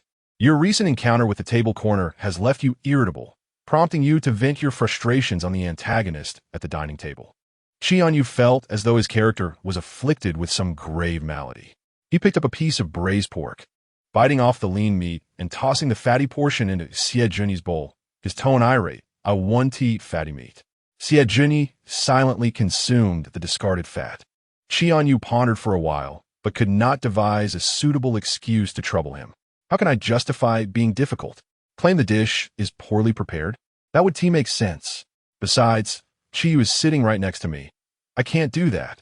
The system replied reassuringly, "No worries, host. Just boldly strike him. Find any excuse. If all else fails, isn't he averse to spicy food? Just add a piece of chili to his bowl and let him suffer." Though finding it somewhat implausible, Chì Ānyù nonetheless placed a fiery red chili pepper in his Xie Junyi's bowl, which surprisingly bore no flavor. Upon tasting it, Xie Junyi's complexion soured, and he coughed a few times before swallowing the pepper. "You should reduce your spicy intake lately. Hence, I only added a little chili." Chì Ānyù, maintaining a cold demeanor, set down his chopsticks, declaring, "I'm not hungry anymore." Xie Junyi gently offered him another dish, coaxing, "Try some of the other dishes. You hardly ate breakfast. In a few days, I'll prepare spicy crayfish for you, all right?" Internally, Chì Ānyù screamed in frustration. "System, he is completely deviating from the script. How can I proceed with this absurd plot?" The system, equally bewildered by the unfolding scenario, urged, Just grit your teeth and continue acting. Chì Ānyù remained unmoved in his chair, even swatting away the chopsticks Ānyù offered. Ānyù pressed his lips together, replaced his chopsticks, and cheerfully inquired, "What would you like to eat? Shall I prepare it again for you?" Chì Ānyu's lips twitched as he pondered the next step. The system murmured, "Consider it positively." The villain's obedience at this moment indicates he is aware of your strength. Your formidable image has been firmly established in his mind. If necessary, feel free to slap him. After all, you need no justification for striking someone. Chì Ānyù gazed at his right hand, contemplating how best to deliver that slap. "What's wrong with my hand? Did it hit the table just now?" As he spoke, Ānyù grasped Chì Ānyu's hand, his gaze earnest as he examined it closely. Chì Ānyù shut his eyes, withdrew his hand, and casually slapped Ānyù. The impact was not forceful, yet it produced a distinct sound. Ānyù was momentarily taken aback, and then a damp, obsessive glimmer emerged in his eyes, fixated intently on Chì Ānyu's profile, filled with fervor. Chì widened his eyes, somewhat baffled by Chì Ānyu's actions. Yet it seemed that Ānyù was rather exhilarated by the slap. "You should eat your lunch obediently while I entertain myself with your face," he remarked. At this, Chiyu's eyes grew even wider. He anticipated that Ānyù would indulge Chì Ānyù to such an extent. If they truly ended up together, would he not treat Chì Ānyù like a precious treasure, cradling him in his hands for fear of dropping him? "System, have I completed the narrative requirements?" Chì Ānyù inquired. The system's corners of its mouth twitched slightly. "That should count, host. I can't shake the feeling that the villain is acting rather strangely. It seems the more you hit him, the more he enjoys it, almost to the point of deriving pleasure from it."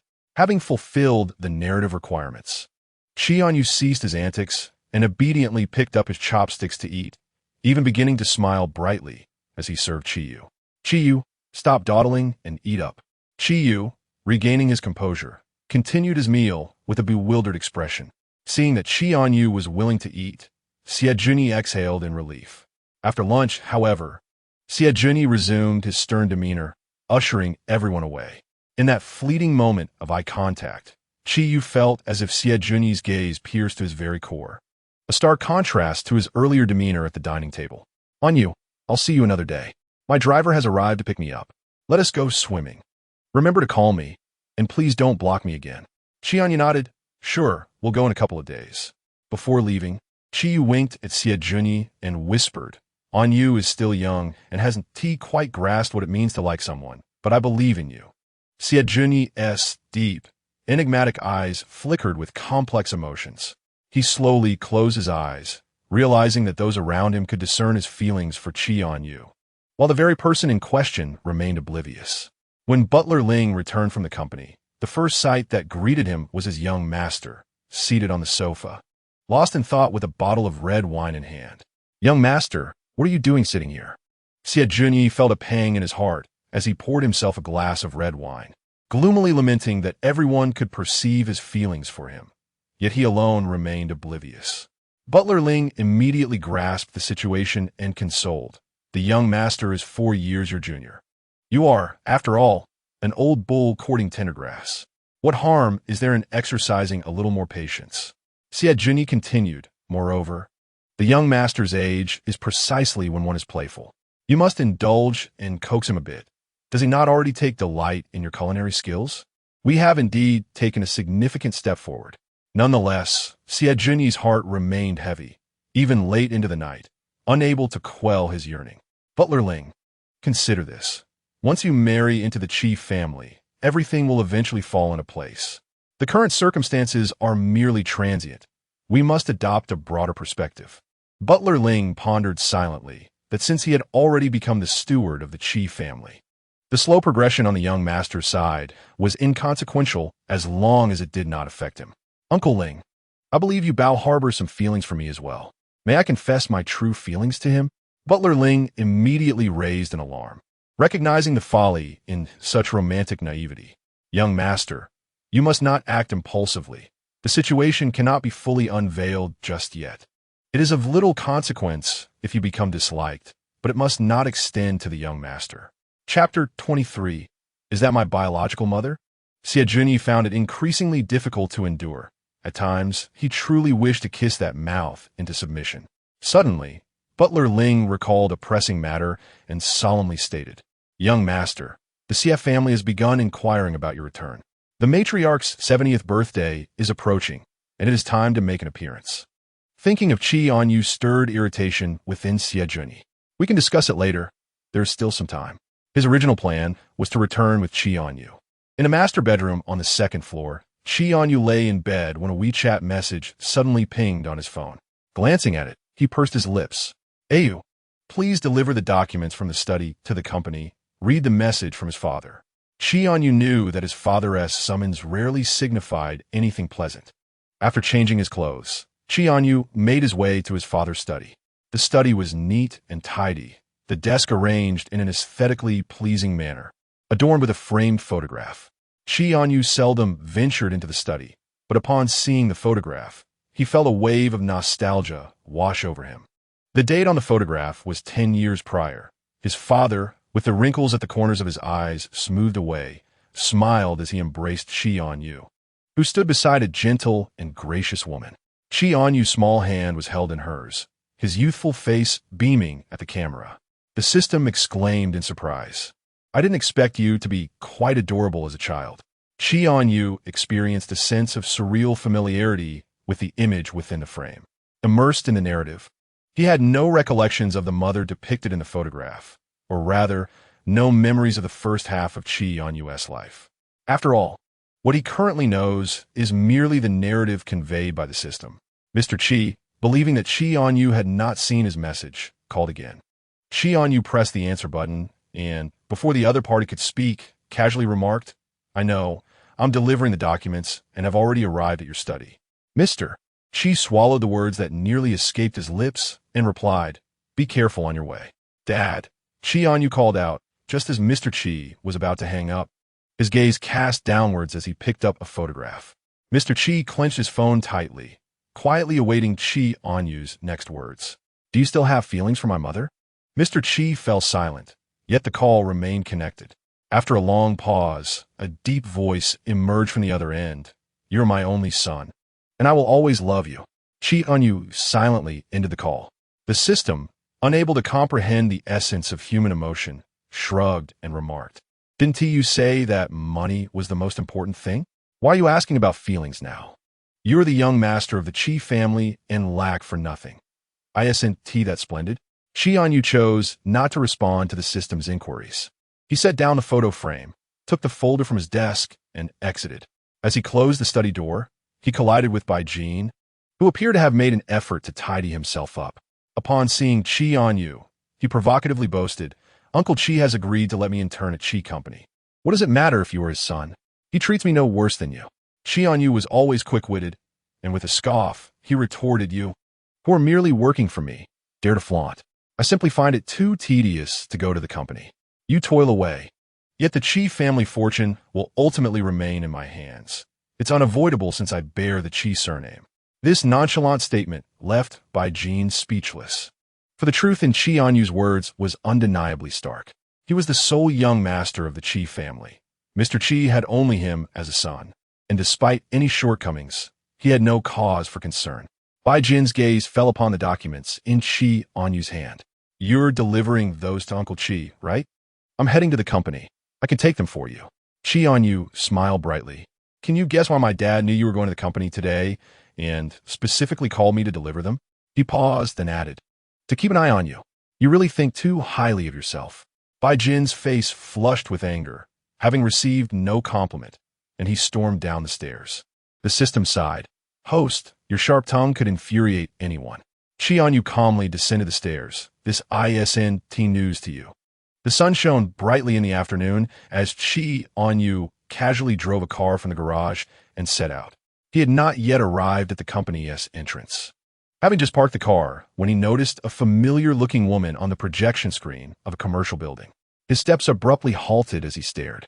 As he scrutinized more closely, he finally recognized the resplendent yet coolly alluring woman before him. She was none other than his mother. The esteemed Miss Wen-yu of the Wen family was to be engaged to the young Master Shun Si of the Shun family at the beginning of next month. Chì Ānyù felt a twinge of uncertainty. System, that is indeed my mother, correct? The 07 system nodded earnestly. Indeed, Ms. Ānyù is your mother. Truly, time does not diminish the beauty of a remarkable woman. Her exquisite visage bears no marks of age. Chì Ānyù grew somewhat anxious. If my mother is getting engaged again, must I attend the ceremony? The 07 system presented an angle he had not previously considered. As far as I know, the male protagonist bears the surname Shun. Perhaps he is connected to this Shin Ci. Chì Ānyù was already aware of the system's unreliability and rolled his eyes.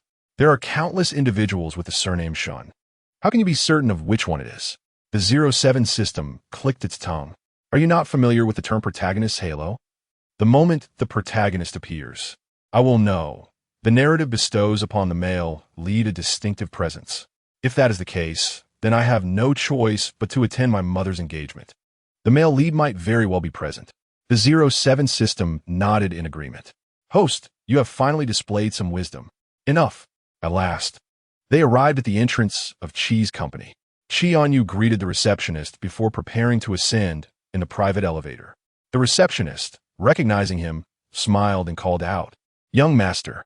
After handing the documents to his secretary, Chì Ānyù casually perched himself on his father's executive chair in the president's office, crossing his legs in a relaxed manner. The secretary smiled gently.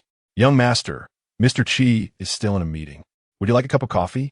I can bring one up for you." Chì Ānyù shook his head, gesturing at his phone. "No, I will just sit for a moment. I'll be leaving shortly." The secretary nodded, closing the door behind her as she departed. Just as Chì Ānyù prepared to start a game, a message from Xie Junyi arrived. "Baby," the message quickly retracted. Out of the corner of his eye, Chì Ānyù caught a glimpse of it. Chapter 24. Who are you calling, baby? He swiftly typed a response. What did you just send? Who are you messaging that came to me? Xie Junyi replied. I made a mistake in the typing. Chì Ānyù smirked, finding it difficult to imagine Xie Junyi calling someone baby. Xie Junyi sent another message. I noticed you weren't in the room. Have you stepped out? Chì Ānyù replied, yes. I came to the company to deliver documents for my father. Xie Junyi then sent a picture, followed by a low-pitched voice message, the end of which was deliberately drawn out. When will you be back? I learned how to make a new dessert. Upon reading this message, Chì Ānyù couldn't help but complain to the system. Why does it feel like Xie Junyi has nothing better to do than to constantly ask where I am? The system replied languidly, that is merely your misconception. You should be more concerned about how to handle the eventual return of the antagonist to the CF family. Chì Ānyù found himself in a perplexing predicament. Xie Junyi engaged in some casual conversation, attempting to prolong his dialogue with Chì Ānyù, who was absorbed in a video game and responded with indifference. As the sun dipped below the horizon, casting a warm glow, Chi's father remained occupied in a meeting that showed no signs of concluding. Growing weary of waiting, Chì Ānyù stretched and decided to return home. Just as he was about to turn off his phone, a news alert flashed across the screen, announcing his mother's impending engagement to the Shun family, a story that had already surged to trending status. Sitting quietly in his chair, Chì Ānyù gazed at the screen with an unusual intensity. The fading sunlight filtered through the floor-to-ceiling windows, illuminating his hair with a soft golden hue. From his perspective, if his mother could find happiness, he could hardly hold her divorce from his father against her. After all, life is too long to be shackled by an unhappy marriage. He switched off his phone and closed his eyes, leaning back in his chair. His long eyelashes brushed against his eyelids, and half of his face was bathed in light, creating a dreamlike aura that evoked a sense of timeless beauty. Suddenly, the phone rang. Chì Ānyù opened his eyes with a start and saw that the caller was his mother. With a downward glance, he sensed what was coming and took a deep breath before answering. On the other end, a gentle female voice resonated as if from another realm. Yu, how have you been lately? Chì Ānyù tightened his grip on the phone, feeling a wave of anxiety wash over him. In a soft voice, he uttered the familiar yet foreign term, when you leaned against the railing of a cruise ship, the sea breeze tousling her hair as she spoke. You must have heard by now. Mother is about to get engaged. Although he was already aware of the news, Chì Ānyù found himself at a loss for words. Stammering a hesitant, well, congratulations. Yu, do you resent me for what happened back then? Chì Ānyù paused, a pang of emotion tugging at his heart. Nevertheless, He managed to smile and replied, I'm not a child anymore. I've moved on. I'm doing well. After all, I'm my father's only son. So I won't be lacking anything. A faint smile graced Wen Yu's lips as she tucked a stray lock of hair behind her ear. You will come to my engagement ceremony, won't you? Chì Ānyù nodded, affirming, yes, I will be there. Is he good to you? Wen Yu understood whom Chì Ānyù was referring to and smiled knowingly. Your Uncle Shun has been quite kind to me. When you meet him, you'll see for yourself. He has a son a few years older than you. Feeling a sense of relaxation, Chì Ānyù continued their conversation until his father arrived in the office, prompting him to end the call. Today, Chì Fei seemed particularly reticent. After a brief glance at Chì Ānyù, he fell silent. Chì Ānyù was uncertain whether his father was aware of his mother's engagement. He hesitated, wanting to speak. Finally, Chì Fei looked up from his brief tasks and said, It has been a while since we had a meal together, just the two of us. I've asked the secretary to make a reservation. Let us go out for dinner tonight. Chì Ānyù swallowed the words that almost escaped his lips and ultimately followed his father downstairs. They settled into the luxurious restaurant's passenger seat. In a private dining room, Chì Fei gazed at his son, Chì Ānyù, and spoke in a low tone, Oh, you ought to treat Xiao Xie with a bit more kindness. He is likely the lost scion of the Xie family. Your father has invited him to stay with us out of personal interest, should the day come when I am no longer here. He might remember our past and offer you assistance if he returns to the Xie family. Chì Ānyù's brow furrowed slightly. Whether he would help him, he could not say. However, if the absurd narrative led to Xie Junyi's return, he would be in dire straits. Chì Ānyù pouted, Dad, then you must take good care of yourself. I lack the capability to safeguard the Chì family legacy. Chì Fei rubbed his temples, deeply concerned for his son's future, which is why he had always prepared for unforeseen circumstances. Have you been getting along well with the eldest daughter of the Chì family lately? Mr. Chì shifted the topic. I have recently had some dealings with the Chì family. If you harbor feelings for her, a union based on affection could be considered. Chì Ānyù nearly choked on his tea. His intentions were merely to provide cover for Chì Yu. Yet he could not express this to his father directly and resorted to vague responses. It's all right. We can discuss the matter of a union later. Mr. Chì nodded, ready to say more, but the arrival of the dishes interrupted him. I heard from Luma that Xiao Xie has been cooking for you lately. You shouldn't always make demands of him. Chì Ānyù retorted, That was all voluntary on Xie Junyi's part. How can I be blamed for that? His statement was, in fact, accurate, as it was Xie Junyi who had been inquiring about his culinary preferences. The system noted that the antagonist was rather obedient. Chì Fei sighed, contemplating something. Well, if he treats you well, you should reciprocate. Chì Ānyù began to push his food around, ignoring his father, and even forgot to inquire about his mother's impending engagement. Upon returning to the Chì residence with his father that evening, Chì Ānyù had barely settled into his seat when Chì Yu sent him a message filled with emojis. What is the matter? Chì Ānyù inquired. On the other end, Chì Yu deliberated and felt it necessary to offer a reminder. After much contemplation, he sent a message. Oh, don't sleep too deeply tonight. He was certain that the marks on Chì Ānyù's neck were undoubtedly left by Xie Junyi, and if Chì Ānyù was unaware, it could only mean one thing. Xie Junyi had stolen a kiss in the dead of night. Chì Ānyù grew more puzzled. Why are you suddenly bringing this up? Chapter 25. This is love indeed. Although somewhat perplexed by Chì Yu's words, Chì Ānyù still took them to heart. That night, he found it difficult to sleep, his thoughts consumed by his mother's impending engagement. At midnight, the door to the master bedroom on the second floor opened silently. Chì Ānyù, caught in a half-dream state, suddenly felt his lips being enveloped, leaving him breathless. As the night wore on without a profound slumber, delicate eyelashes trembled slightly. Eventually, suffocated by the weight of the moment, Chì Ānyù gradually lost the remnants of sleep. He slowly opened his eyes, only to be met by the familiar face inches away from him, causing his pupils to widen in astonishment, his mouth falling open involuntarily. Someone was stealing a kiss, and that someone was Xie Junyi. Xie Junyi, eyes closed, was deeply engrossed in the kiss, utterly oblivious to the fact that Chì Ānyù had awakened, his lips engaging in a fervent dance, devouring and claiming. Realizing the situation, Chì Ānyù internally screamed for the system. System. Am I dreaming? Please tell me this is a dream. The 07 system, witnessing this scene, was rendered speechless. Its mechanical mind on the verge of short-circuiting, utterly flustered. In the next moment, Chì Ānyù felt as though he had been struck by lightning, desperately lamenting to the system. It's over. It's over. He even thrust his tongue in. My tongue feels numb.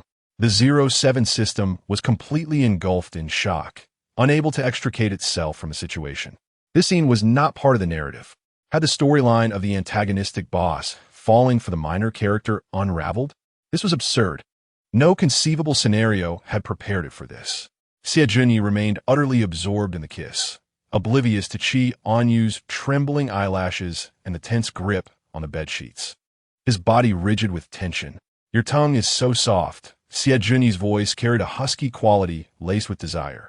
Chì Ānyù, eyes shut tight, dare not open them, fervently wishing for the intruder to leave, vowing to lock the door the next time he slept. The 07 system murmured to itself.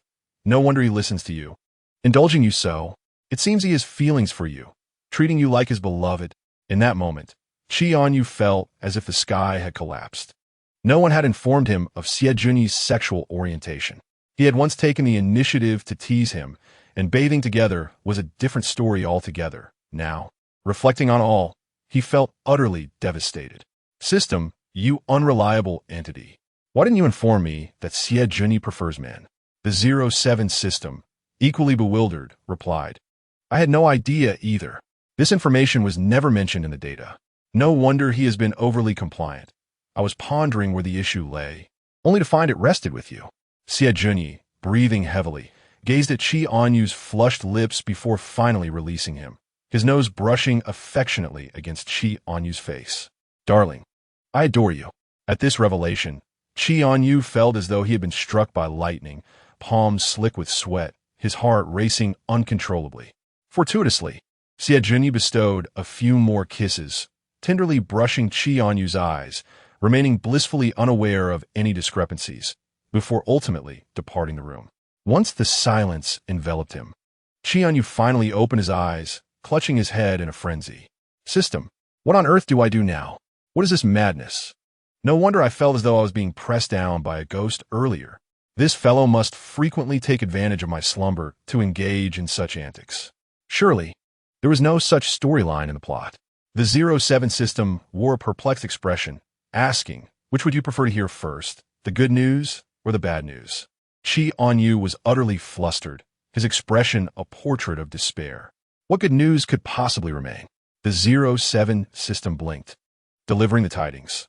The good news is that the antagonist secretly cherishes you as his wife. You certainly shall not meet your demise at his hands later on. Chì Ānyù felt an urge to weep, yet he was a straight man. And what the bad news? He inquired. The 07 system replied with a hint of melancholy. The bad news is that the storyline has undoubtedly encountered some complications. Whether the ensuing circumstances will be favorable or unfavorable remains uncertain. After all, you still have significant narrative paths to traverse with a male lead, and now the antagonist has intruded into this line. The future is shrouded in ambiguity. Chì Ānyù collapsed onto his bed, his expression numb. The 07 system continued to add salt to the wound, sounding somewhat gleeful. In truth, the situation leans toward the positive. If it becomes too overwhelming, you might as well yield to him. Given how indulgently he treats you now, should you truly end up together, the antagonist would surely cherish you dearly. Who could possibly harm you? Once the antagonist returns to the CF family, you could wreak havoc within the narrative at your leisure. At the very least, according to the trajectory of this plot, you are assuredly not destined to perish. TSK, TSK, TSK, no wonder you seem so pleased while striking him. It is evident that your feelings run deep. Please, do kindly silence yourself. Thank you. Chì Ānyù spent the remainder of the night awake, his mind consumed by these events. Vivid scenes of his interactions with Chì Ānyù replayed in his thoughts, and suddenly, everything made sense. He had naively believed the system's words, thinking that his arrogant demeanor had intimidated the man. Now he wished he could smash his head against a tofu block in despair. As dawn broke, casting a pale light, Chì Ānyù, with dark circles under his eyes, finally rose from his bed.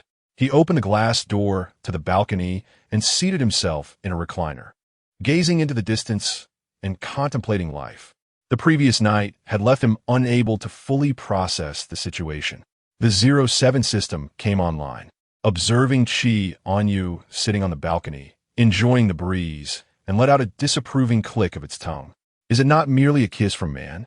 Treat it as if bitten by a dog. Look at your current state. Chì Ānyù, for the first time, witnessed the sunrise, sitting rigidly like a stone sculpture, his countenance devoid of expression. Listen, host, we must think positively. It means you now hold the upper hand. Chì Ānyù felt like weeping again. How could he face Xie Junyi in the future? That day in the bathroom, he had even willingly removed his pants for an examination. No wonder Chì Ānyù had remarked that the mark on his neck was a love bite. He had vehemently refuted it, appearing foolish in doing so. The 07 system found it amusing, albeit somewhat unkindly. How did you face him before? You shall face him in the same manner now. Just don't shatter this delicate paper. He has professed his love for you. He certainly would not wish to hurt you. Whatever you do to him will be inconsequential. Although Chì Ānyù recognized that the system spoke the truth, he found it immensely difficult to reconcile with his feelings. Chì certainly perceived something upon arriving at the Chì residence that day, while I remained blissfully unaware. Chapter 26. Your lips appear quite soft. Chì Ānyù's hair was tousled into a mess after being tugged at, and despite sitting on the balcony for 2 hours, he descended with dark circles under his eyes. In the kitchen, Xie Junyi had prepared breakfast, eagerly awaiting his arrival. Without sparing him a glance, Chì Ānyù pulled out a chair and seated himself at the farthest distance from Xie Junyi. Upon seeing Chì Ānyù seated so far away, Xie Junyi's brow furrowed momentarily before he carried his plate and joined him. Chì Ānyù clung to his spot like a stubborn adhesive. As Xie Junyi drew closer, Chì Ānyù's body tensed, his head bowed as if to bury himself in his plate. Is today's sandwich to your liking? Xie Junyi inquired, his voice low and alluring. Chì Ānyù felt Xie Junyi's breath nearly brush against his eardrum, and after a few bites, he set the sandwich down. Why you look so pale? Are you unwell? Xie Junyi asked with concern, reaching out to touch Chì Ānyù's forehead. Chì Ānyù turned his head slightly, evading Xie Junyi's gaze. No, I just lack an appetite today. I think I'll go back to sleep for a bit. Please don't call me for lunch. With unsteady steps, Chì Ānyù practically fled. The system chimed in. What is the difference between this and a confession of guilt? Chì Ānyù flopped onto the bed, burying his face in the pillow, his thoughts consumed by the events of the previous night. System, do you think I should hide at Gu Ming's house for a few days? The system scoffed. Why not say you're going to Chì Yu's place this time? Xie Junyi would surely deduce that he had gone to Chì Yu's house, but he was unaware of Gu Ming's whereabouts. The more Chì Ānyù contemplated it, the more he felt it was a viable plan. He decided to pack his belongings and make a hasty exit for a few days. After placing a call to Gu Ming, he prepared to sneak downstairs. Meanwhile, Xie Junyi, noticing that Chì Ānyù had barely touched his breakfast, feared he might go hungry and decided to make another portion to bring upstairs. The two met at the staircase corner, their eyes locking. In an instant, Chì Ānyù turned and dashed back to his room.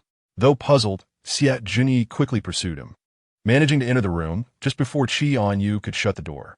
You should eat something this morning, if you don't like sandwiches. I've sautéed black tiger shrimp in butter. Would you care to try? In the past, Chì Ānyù would have readily accepted, perhaps even requesting a glass of milk. However, now that he was acutely aware of Xie Junyi's feelings, he could no longer reclaim his previous state of ease. I've already said I have no appetite. Please refrain from entering my room without permission in the future, Chì Ānyù stated coldly, turning his head away. Xie Junyi lowered his gaze, his long eyelashes casting shadows over his eyes, concealing the tumult of emotions that lay beneath.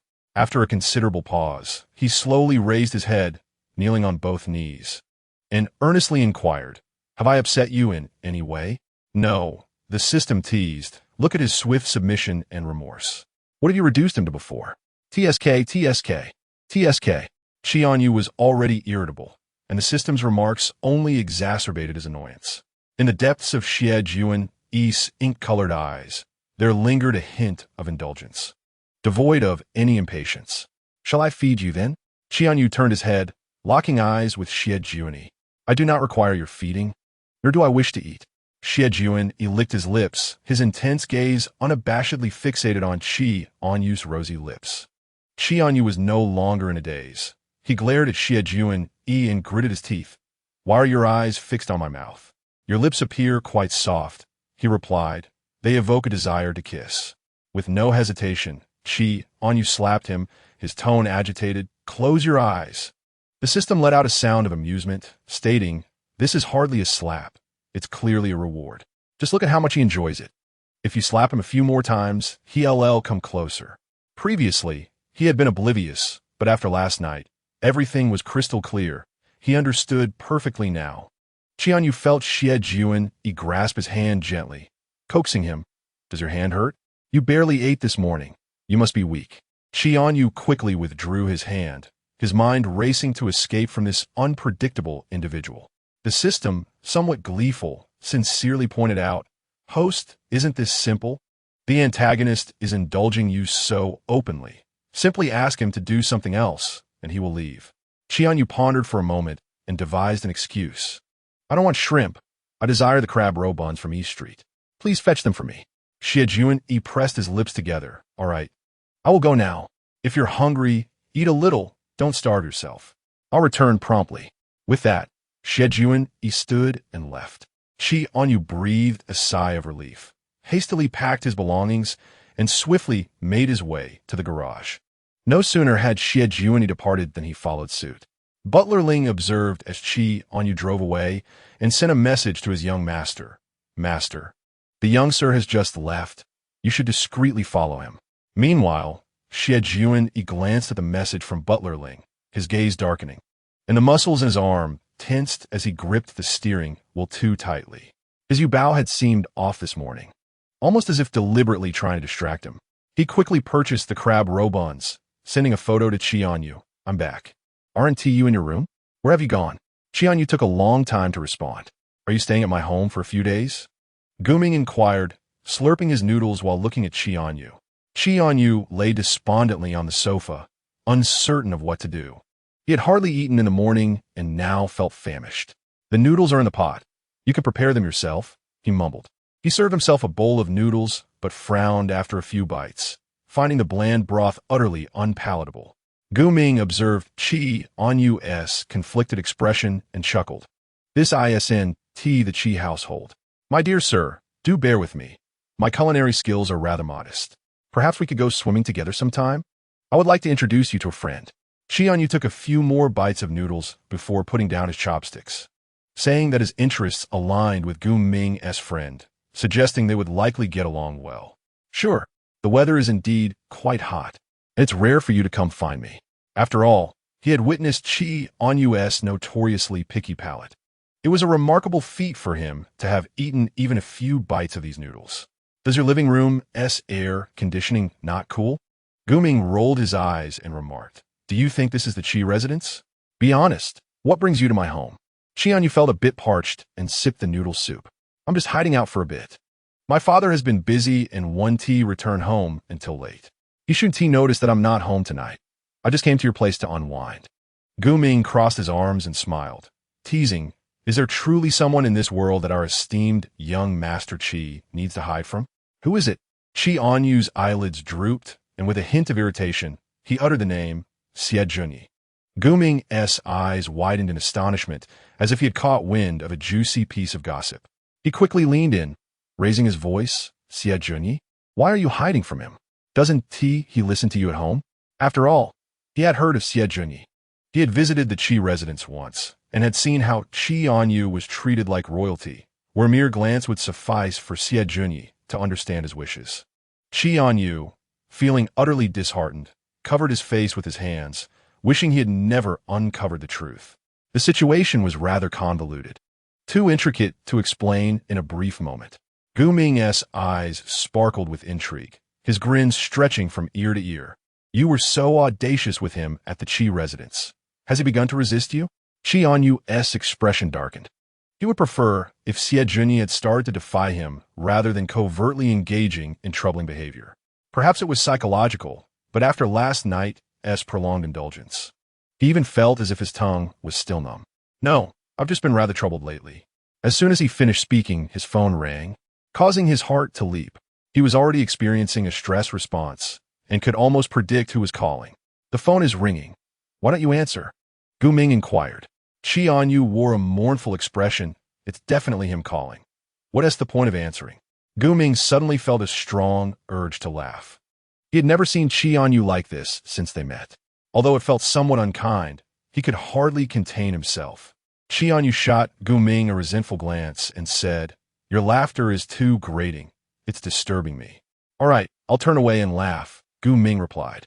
In the chaotic realm of the 07 system, it seemed that Chì Ānyù was intent on stirring the pot further.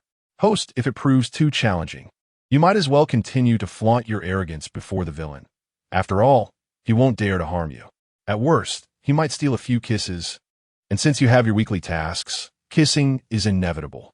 You need not worry about facing dire consequences anymore. Chì Ānyù's phone rang incessantly, and, finding it bothersome, he silenced it, plunging the world into complete tranquility.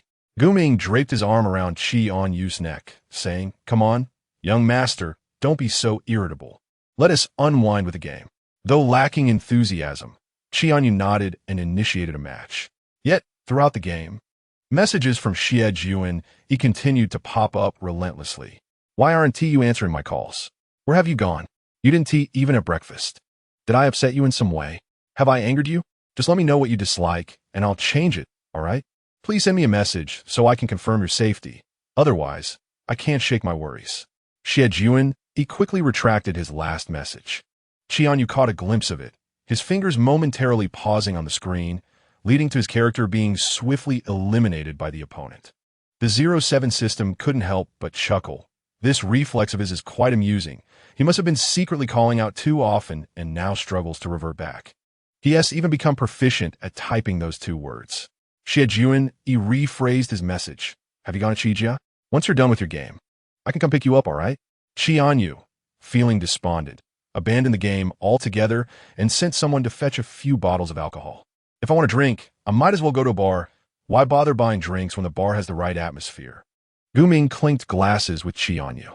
With a cold smile at the corner of his lips, Chì Ānyù downed an entire bottle. If he went to a bar, it would be akin to waiting for a hare to come along. How could Xiejun not think of searching for him there? For safety's sake, Gu Ming's home felt more secure. Indeed, Xiejun ventured to the bar Chì Ānyù frequented, but after searching the establishment, he found no trace of him. He loosened his collar, feeling a wave of irritation wash over him. "Young Master Chì has not appeared today," the bar manager reported, observing the dark expression on Xiejun's face. With eyes shut, Xiejun inhaled deeply to calm his tumultuous emotions. He settled onto a plush sofa in a booth, lit a cigarette, the crimson glow of the ember enhancing the allure of his chiseled features with an air of restrained desire, rendering him a figure of intimidation merely by his presence. Xiejun retrieved his phone once more, scrolling through the photos in his album. A peculiar smile graced his lips as he gazed at a picture of Chì Ānyù in slumber, his inner beast yearning to break free. Since this morning, something had been amiss with his beloved Yu. Unable to tolerate Chì Ānyù's silence, no responses to his calls or messages was far more distressing than being blocked altogether. After much contemplation, he ultimately returned to the Chì residence, feeling compelled to seek assistance from Uncle Ling. Upon learning the situation, the butler inquired with a hint of concern. "Young master, have you perhaps done something that displeases the young master?" Xiejun remained silent, brooding over his drink, and after a prolonged moment, he confessed, "I do not know. It has been this way since this morning. He has begun to exhibit emotional coldness towards me." Uncle Ling, with a gentle smile, corrected him. "Young master, you are not yet the young master's boyfriend. This cannot be termed emotional coldness. You seem to be indulging in fanciful thoughts." Still, Uncle Ling proceeded to dial Chì Ānyù's number. Xiejun, feeling a twinge of anxiety, fixed his gaze on Uncle Ling's phone. Finally, after half a minute, the call was answered, revealing a cool, youthful voice on the other end. "Hello, Uncle Ling." With a bright smile, Uncle Ling responded warmly, "Hello, young master. Where have you been? Why are you not home yet?" "Uncle, I will not be returning tonight. There is no need for you to pick me up." As soon as he finished speaking, Chì Ānyù faintly heard the sound of glass shattering on the other end of the line. Uncle Ling also caught the noise, glancing back to see that the goblet in Xie Junyi's hand had been crushed into pieces. Xie Junyi's lips pressed into a cold, sickly straight line. At this critical moment, Uncle Ling seemed to falter. "Uncle Ling?" Chì Ānyù called out again, noticing the silence on the other end. Uncle Ling quickly regained his composure, asking, "Young master, if you're not returning tonight, where will you be staying?" "I shall be worried. I am staying at a friend's house. I am not a child anymore, so there is no need to worry." Xie Junyi had swiftly approached Uncle Ling, leaning closer to the phone, his voice hoarse as he asked, "Are you at Guming's place? May I come and pick you up tomorrow morning?" Upon recognizing Xie Junyi's voice, Chì Ānyù abruptly ended the call. The system chimed in with a dispassionate remark, "You may evade for a time, but not for a lifetime, host. Do not forget there is still a narrative to unfold." Guming chuckled, tossing a sunflower seed in his mouth. "Why are you so frightened of Xie Junyi? You hung up as soon as you heard his voice." "You wouldn't understand," Chì Ānyù replied. Guming leisurely poured himself a cup of tea, savoring it. "Very well, I do not understand. Do you not prefer males?" Chì Ānyù, taken aback, replied earnestly, "You do not like men, do you?" Guming promptly spat out his tea, hastily reaching for a napkin to wipe his mouth, his eyes widening in shock as though he had heard something utterly outrageous. "Am I insane? Why would I like men?" Chì Ānyù exhaled in relief. He did not harbor any prejudice against such relationships, but the matter of sexual orientation was indeed complex and difficult to alter. Guming narrowed his eyes suspiciously, as if sensing something amiss, and asked ominously, "Why do you ask such questions today?" Chì Ānyù decided to lay everything bare, murmuring that he had been unable to sleep the previous night, discovering that Xie Junyi had stealthily entered his room in the dead of night to steal a kiss. Moreover, it was not merely a fleeting kiss. Guming sprang up from the sofa, astonished. "Could it be that he harbors a secret affection for you?" Guming inhaled deeply, his eyes swirling with complex emotions. "I thought so. That day when I followed you to the Chì residence, his icy gaze was fixated upon me, sending chills down my spine. I pondered over it, considering that I had no grievance with him. I couldn't help but wonder if he viewed me as a rival." Chì Ānyù divulged everything, his voice gradually lowering as he continued. "Initially, I had contemplated humiliating him, making him wash my undergarments. Yet afterwards, he would come in every few days after I had bathed, persistently washing my underwear." Guming was utterly aghast, his jaw nearly dropping to the floor, unable to fathom the image of Xie Junyi, with his aloof demeanor, engaged in such domestic chores. "But I am a straight man," Chì Ānyù lamented, his countenance a portrait of distress. "Now that I know the truth, I have no idea how to face him." Guming quickly processed the situation, sympathetically patting Chì Ānyù on the shoulder. "No worries. Stay at my place for as long as you wish. Just be aware that my culinary skills are lacking, and you must accept that." Chì Ānyù was on the verge of tears from the overwhelming gratitude. However, that evening, upon encountering a plate of overcooked vegetables, he retracted his tears of gratitude, his expression turning somewhat unsettled, even casting a complex gaze at Guming. "Perhaps I should take over the cooking?" he tentatively suggested. Guming replied, "You promised you wouldn't complain, right?" Half an hour later, Chì Ānyù presented 2 bowls of snail rice noodles at the dining table, even smiling brightly as he offered Guming a pair of chopsticks. "Do try my cooking." Guming's lips twitched slightly. He had simply purchased the snail rice noodles and boiled them, a twist he had not anticipated. If you accidentally over or under-season the noodles, snail rice noodles are the way to go. The seasoning packets are ready-made, Chì Ānyù declared proudly. Guming's brows knitted together in doubt. "Young master, did you live like a privileged son at the Chì family? How could you possibly enjoy this dish?" Chì Ānyù slurped a mouthful of the snail rice noodles, feeling a pang of discomfort. "Of course, Xie Junyi is an excellent cook. He can prepare anything I desire. This was not my choice. He spoiled my palate." The system chimed in with precise sarcasm. "He secretly treats you like a wife, doesn't he? How could his cooking be subpar? He cooks and does laundry, and then you wake up one day to find your wife gone. How tragic." Chì Ānyù retorted, "Please, keep your mouth shut." "Well, at least it's the young Master Chi cooking. I must finish this regardless. After the meal, Guming washed the dishes for both of them, while Chì Ānyù seized the opportunity to take a shower, having brought all his toiletries with him. Just as he finished bathing, a message notification popped up on his phone. It was a photo sent by Chì Ānyù. It appears that he has just emerged from a shower, casually wrapped in a loosely tied towel around his waist, his upper body exposed, revealing the graceful lines of a mermaid's physique. Beads of water cling to his well-defined abdominal muscles, cascading into the valley of his torso. From the overhead perspective, one can even catch a glimpse of what lies beneath the towel. Has Chì Ānyù taken a bath? Make sure to cover yourself well with a blanket at night. I will patiently await your return at home. The 07 system clicked its tongue, remarking, "This cunning boy is being rather blatant in his seduction, isn't he? Had he sent you such photos before, you would have been utterly oblivious, wouldn't you?" Chì Ānyù, in fact, could not have conceived of such implications previously. He merely thought Chì Ānyù was flaunting his physique. The 07 system continued, "Those abs, that physique, if you were to yield to him in the future, how well you would be catered to." If possible, Chì Ānyù wished to hurl his slippers directly at the 07 system's face.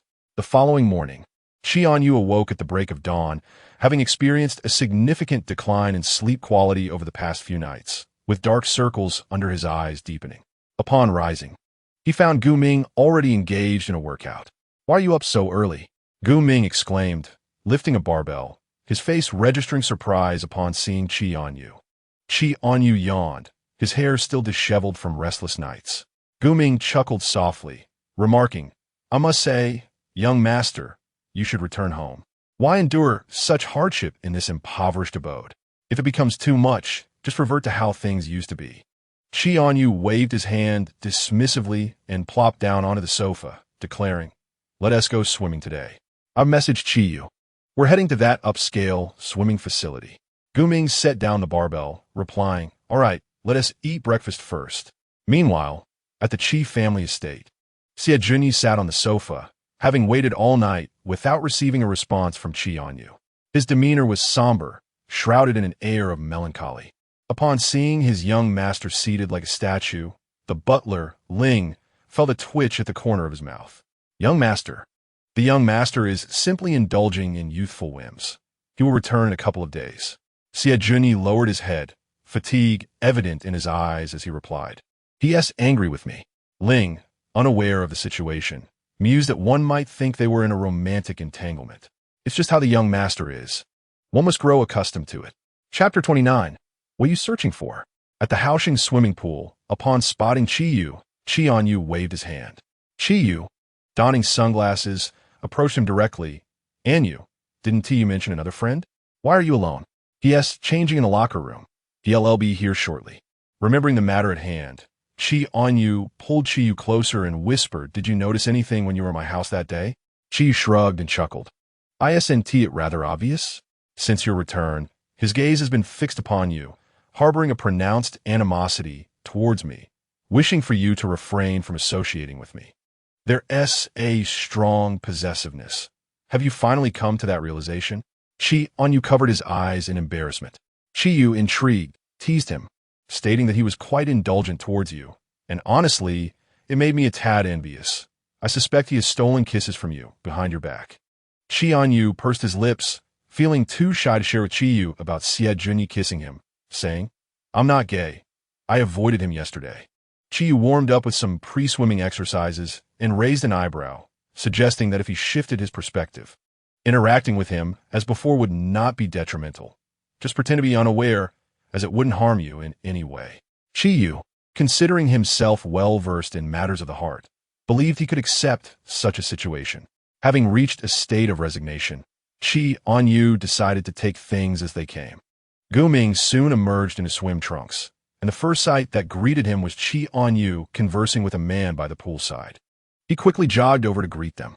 "Ayu, is this the friend you mentioned?" Chì removed his sunglasses and smiled, extending his hand towards Guming. "Hello, I'm Chì. I've heard so much about you from Ānyù." Guming shook his hand with a slight smile, replying, "Hello, I'm Guming." The three began chatting about gossip by the pool. Suddenly, the 07 system noticed a familiar figure out of the corner of its eye and promptly warned, "Host, Stop chatting. It seems the antagonist has appeared. Chì Ānyu's heart tightened, his gaze darting around. Ānyù, what are you searching for? Chì Ānyù asked. I thought I saw Chì Ānyù. Chì Ānyù laughed. Are you being too sensitive? He has no idea where you are. How could he be here? Around the corner, a tall, striking figure stood still, his ethereal presence almost blending with the light. Yet his eyes were fixed intensely on the pool, like a caged tiger yearning for freedom. System, could you be mistaken? Chì Ānyù questioned. The 07 system muttered, impossible. That figure bears a striking resemblance to the antagonist. I cannot be wrong. Chì Ānyù disregarded the system's words and finished his exercises on the shore, preparing to enter the water. This upscale, swimming facility was expansive. Chì Ānyù and Gu Ming had already swum far away, while Chì Ānyù had entered the water, yet he remained lounging on the tiled edge, savoring coconut water. Suddenly, an imposing figure appeared within the swimming center. The well-built, fair physique struck Chì Ānyu's gaze with an impact. Upon recognizing the face, his pupils constricted, and he abandoned his drink, swiftly swimming towards the edge. Chì Ānyù, clad in black swim trunks, approached Chì Ānyù with deliberate slowness, his dark, profound eyes obscuring the tumultuous emotions swirling within. The 07 system clicked its tongue. See, you should have believed me. I told you the antagonist was coming. Now, diving underwater and holding your breath is far more reliable than trying to sneak away. Do you take me for a fool? Chì Ānyù has already seen me. I must hurry and flee. Chì Ānyù also noticed Chì Ānyu's attempt to flee, and his pace quickened. Before the latter could reach the shore, he positioned himself at the entrance to intercept him. Chì Ānyù, you are quite relentless, he thought. Swiftly, he turned and swam towards the center of the pool, for there was not merely one exit. Chì Ānyù resembled a malevolent wolf, glimmering with a greenish hue, observing his prey, who was desperately struggling to escape, while he merely needed to bide his time, waiting for the opportune moment to strike. Not far away, Gu Ming and Chì Ānyù were engrossed in cheerful conversation, utterly oblivious to the commotion involving Chì Ānyù. Chì Ānyù consistently blocked Chì Ānyu's escape route before he could react, lazily lifting his eyelids to regard Chì Ānyù beneath the water. With his back turned to Chì Ānyù, Chì Ānyù resolved to remain submerged in the pool. System, please check if Chì Ānyù has entered the water. Just alert me if he does. The system replied. He is still standing by the poolside. Chì Ānyù lowered his gaze, calculating the distance between himself and Chì Ānyù. With slippery feet and a slight lean forward, he suddenly fell into the water with a resounding splash, creating a tremendous wave. The system, astonished, remarked, it seems the antagonist has slipped into the water. Upon hearing this, Chì Ānyù quickly turned around, realizing the shore was deserted, and frantically swam towards it. The system then commented, why is there no movement from the antagonist? Could it be that he cannot swim? Which is why he had not entered the water until now. Chì Ānyù paused, glancing back to see Chì Ānyu's body sinking without any signs of struggle. He appeared to truly be incapable of swimming. After a moment's contemplation, Chì Ānyù closed his eyes and reluctantly swam towards Chì Ānyù. Underwater, Chì Ānyù opened his eyes, his dark hair billowing freely. He noticed the familiar figure approaching him and smiled, a devious grin of triumph. As Chì Ānyù plunged into the water and grasped Chì Ānyu's arm, he pulled him upwards. With a splash, they broke the surface. Cough, cough. Chì Ānyù weakly clung to Chì Ānyu's neck, resting his head against him as he coughed. Chì Ānyù exerted considerable effort to finally get Chì Ānyù to the shore. What are you doing here if you cannot swim? Chì Ānyù asked. Chì Ānyù, eyes shut, buried his head in Chì Ānyu's neck, inhaling deeply, nestling silently in his embrace. At last, Gu Ming noticed the situation and hurriedly approached the pair. Ānyù, what happened? Chì Ānyù, seeing a glimmer of hope, exclaimed, quick, come help me lift him up. Chì Ānyù instantly opened his eyes, and in a moment unseen by Chì Ānyù, his gaze turned sharp as he glared at Gu Ming, who froze in place. With you here, I suppose I need not intervene. I suddenly remembered that Chì Ānyù asked me to fetch him a bottle of water. I shall return shortly. With that, Gu Ming wisely took his leave. In a moment of discomfort, Chì Ānyù coughed twice, his voice tinged with illness as he lamented his dizziness. Chapter 30, An Unfortunate Brush Against. Chì Ānyù, left with no choice, allowed Chì Ānyù to lean against him gently. In the next heartbeat, Chì Ānyù tightened his embrace, as if wishing to meld into Chì Ānyu's very essence. Chì Ānyù, feeling somewhat suffocated, gently pushed him away. "Don't hold me so tightly. I can hardly breathe." Chì Ānyù, in a hoarse whisper, replied, "I feel unwell." Chì Ānyù retorted, "What brings you here, knowing you can't swim? Just hold on a bit longer, and then let me go. I need to change." Only then did Chì Ānyù lift his gaze from Chì Ānyu's neck to meet his eyes, asking, "Why didn't you answer my call or reply to my messages yesterday?" Chì Ānyù, scratching his nose awkwardly, feigned ignorance. "I received too many messages and didn't see yours. Now, if you feel better, please let go of me. I need a change." With downcast eyes, Chì Ānyù released him. Chì Ānyù swiftly rose and dashed toward the changing room, as if pursued by a ferocious beast. Just as he prepared to close the door behind him, a hand propped it open a second too soon. Upon seeing Chì Ānyu's striking face, Chì Ānyu's throat tightened, causing him to instinctively step back. Inside the changing room, Chì Ānyu's piercing gaze locked onto Chì Ānyu's eyes. "Are you avoiding me?" he inquired, leaning against the wall. Chì Ānyù crossed his legs, his gaze evasive as he chuckled nervously. "No. Why would I hide from you? Are you going to change here?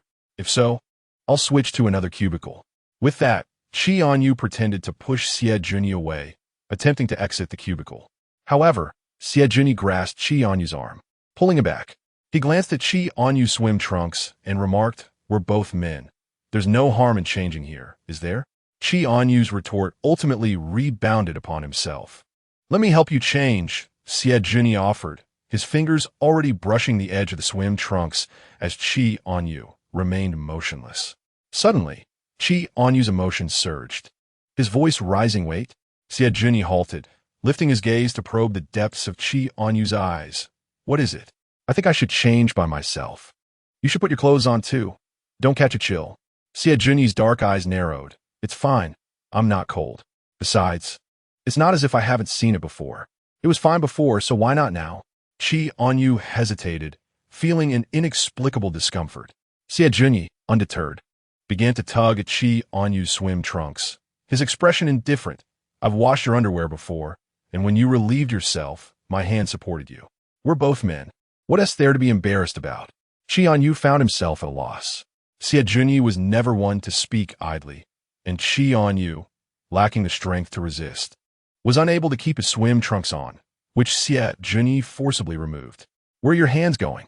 Chì Ānyù exclaimed, feeling the cool touch of Chì Ānyu's fingers, his ears flushing a deep crimson.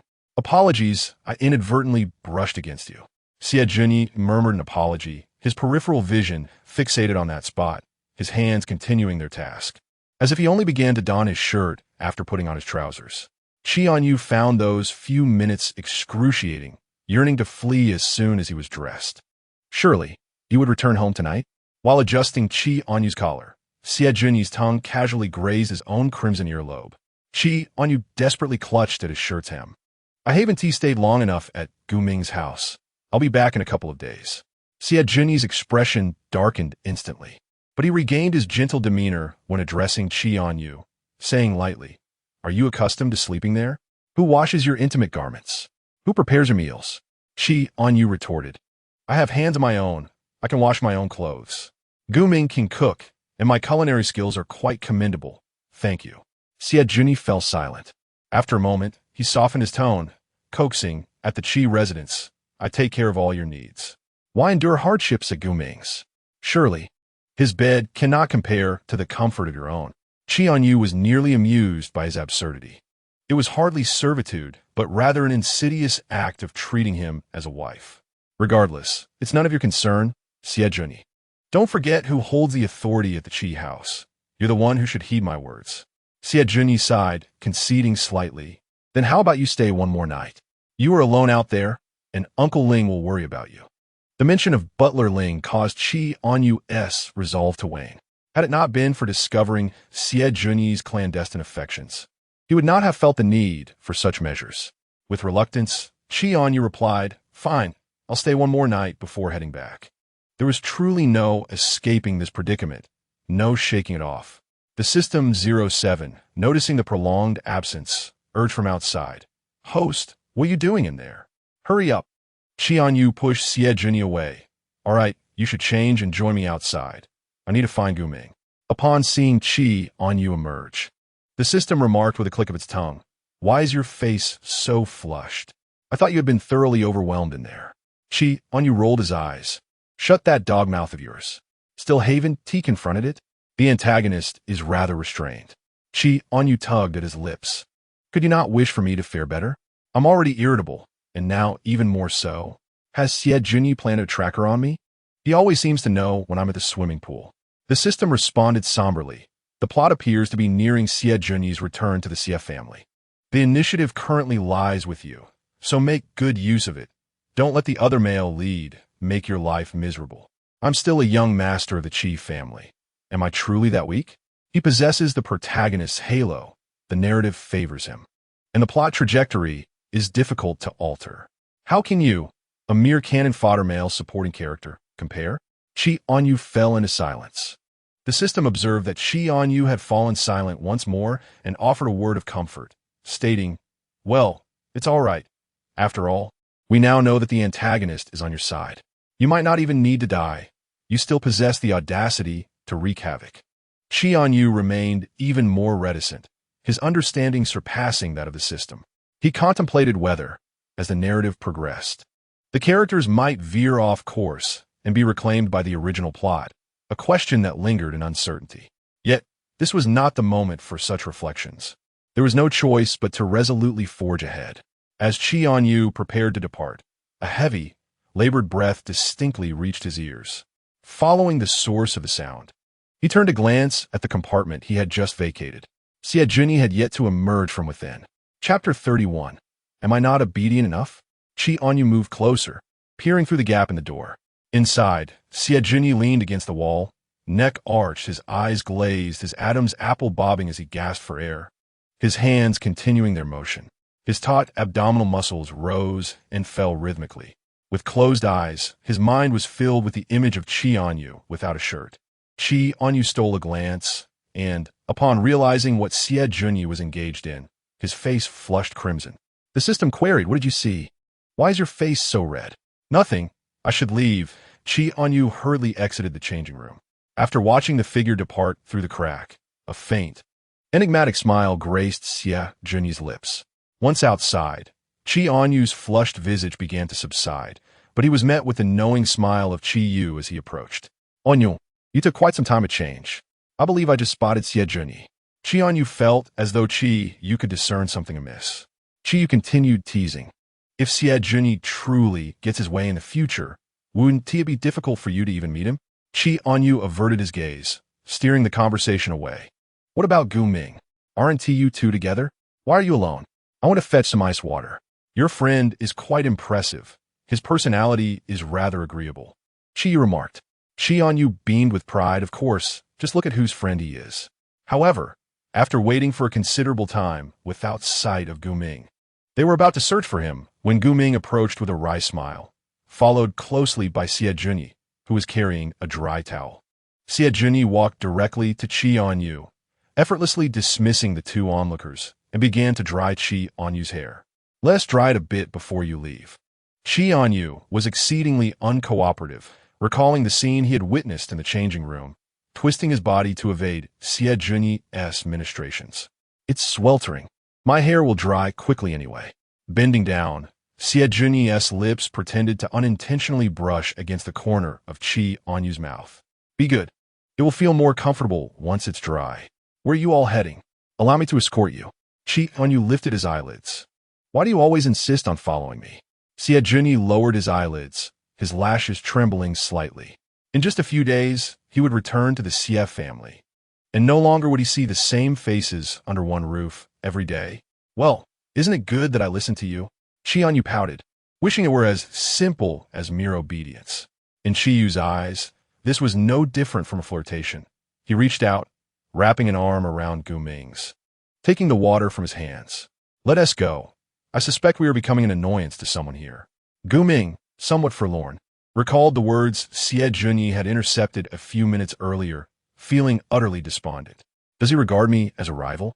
Chì Ānyù scoffed, noting that anyone who drew near to Ānyù, regardless of gender, was met with his fierce protectiveness. Chì Ānyù seemed to have caught wind of something. He glanced coldly at the two from a distance before retracting his gaze, leaning in to whisper to Chì Ānyù, "Don't ignore my calls tonight." Chì Ānyù, a tad impatient, turned his back to Chì Ānyù, muttering, I know. Chì Ānyù affectionately ruffled Chì Ānyù's hair, only to have his hand swiftly swatted away. Chì Ānyù spent the day at Gu Ming's house and returned the following morning, just in time to lock eyes with his father on the staircase. "Where have you been gallivanting these past few days?"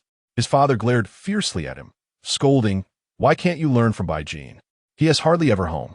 The mention of the surname ignited Chì Ānyù's temper like a fuse, and he exploded. "If you admire him so much, why don't you ask him to be your son? Bring his mother along, and you can all live together without concern for me." His father, enraged, was momentarily blinded by fury, grabbing a slipper and hurling it at Chì Ānyù. "You insolent brat! What nonsense are you spouting?" Anticipating his father's reaction, Chì Ānyù deftly dodged the flying slipper. "Please, what else can you do besides throw your worn-out slippers?" Chì Fei, infuriated, clutched his chest, rendered speechless.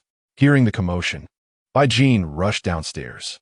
Upon witnessing the scene, he promptly approached and patted Chì Fei's back. "Uncle Chì, are you all right?" He then turned to Chì Ānyù, adopting a reproachful tone. "Ānyù, Uncle Chì is only looking out for your well-being. Don't provoke him further." Chì Ānyù felt a wave of revulsion wash over him, his lips curling in derision. "Don't address me in such a nauseating manner. If you wish to be his son, go ahead. You and your mistress are hardly paragons of virtue." The system remarked with a sigh, "Host, your tongue is as venomous as a viper with an impressive attack power." Ridiculous. Chì Ānyù had never been at a loss for words. Chì Fei, now trembling with rage, was helped by Baijin to sit on the sofa. "Who kindly poured him a cup of tea?" "Uncle Chì, please calm down and have some tea." Chì Ānyù lounged carelessly on the sofa opposite, his legs crossed nonchalantly atop the table, embodying a picture of indolence. Upon witnessing this scene, Chì Fei felt his blood pressure rise, unable to suppress his frustration even while sipping tea. "Did you know my mother is getting engaged early next month?" Chì Ānyù remarked with a hint of melancholy. "If my presence annoys you, I shall take my leave and stay with her, thus sparing you from my company." At these words, Chì Fei's emotions steadied slightly, though a flicker of defeat and despair crossed his eyes. After a moment of contemplation, he replied, "Father never said you were a nuisance. He merely hopes you can be more serious at times. What will become of you in the future if you continue in this manner? Father will grow old, and he cannot spend his entire life cleaning up your mess." The system, observing the conversation, pondered the implications of Chì Ānyù potentially uniting with the antagonist in the future, ensuring that he would be well taken care of thereafter, with no worries of having to clean up after him. Meanwhile, Baijin was plagued by jealousy, feeling it was profoundly unfair. Why did Chì Ānyù, who seemingly lacked in so many areas, possess a family background that outshone his own? If his biological father were Chì Fei, he would never have been allowed to behave so carelessly. Chì Ānyù scoffed, "I can manage on my own. If you choose to live alone, your father would be deeply concerned for your well-being." Chì Fei sighed, fully aware of his son's disposition. "I do not expect you to achieve great things, but I merely wish for you to exercise some restraint in your daily life." Chì Ānyù retrieved a lollipop, pilfered from Gu Ming's home, and popped it into his mouth, effectively silencing further discourse. Chì Fei attempted to continue, but Chì Ānyù had lost all patience. "All right, I understand. I'm tired. I'm heading upstairs." He rose abruptly from the sofa and ascended the stairs without a backward glance. Suddenly recalling something, Chì Fei called after him. "In a few days, it will be the matriarch of the Xie family's birthday banquet. They have already sent an invitation, so you will accompany me." As Chì Ānyù ascended, the system began its analysis. This banquet will serve as a pivotal moment. The antagonist will return to the Xie family thereafter. The less significant plot lines are drawing to a close, and the focus will shift. Chì Ānyù paused, a spark of realization illuminating his face, and a smile crept onto his lips. "So if I endure these next 2 days, Chì Ānyù will return to the Xie family, and will no longer reside with the Chì family? That means we won't have to share the same roof. The system's expression twitched slightly. I'm here analyzing the plot, yet your attention is elsewhere. Well, once the antagonist returns to the CF family, he shouldn't come back here, right? Chì Ānyu's smile widened. Does this mean my storyline with the antagonist has concluded, and there's no further need for it? The system doused his enthusiasm with a dose of reality. Do not celebrate too soon. The antagonist subplot has deviated slightly, and the story is far from over. Chì Ānyu's expression fell, realizing his earlier excitement was misplaced. As night descended upon them, Chì Ānyù had become rather astute this time. After his shower, he swiftly locked the door, feeling a sense of security as he climbed into bed. He could hardly believe that, even with the door locked, Chì Ānyù could intrude upon him and steal a kiss while he slumbered.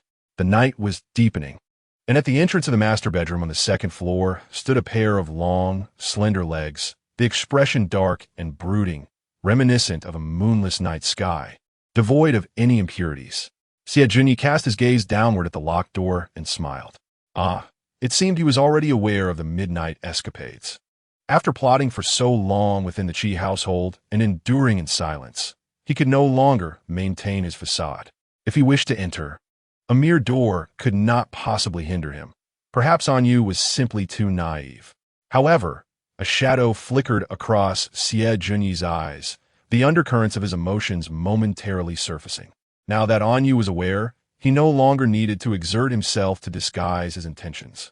It appeared that the method of gradual seduction had been rather sluggish. A mere kiss was insufficient. When would he be able to truly engage in passion with his beloved Ānyù? Chì Ānyù's eyes were dark and intense, akin to a ravenous wolf, the depths of his gaze swirling with desire, even his breath emanating a heated intensity.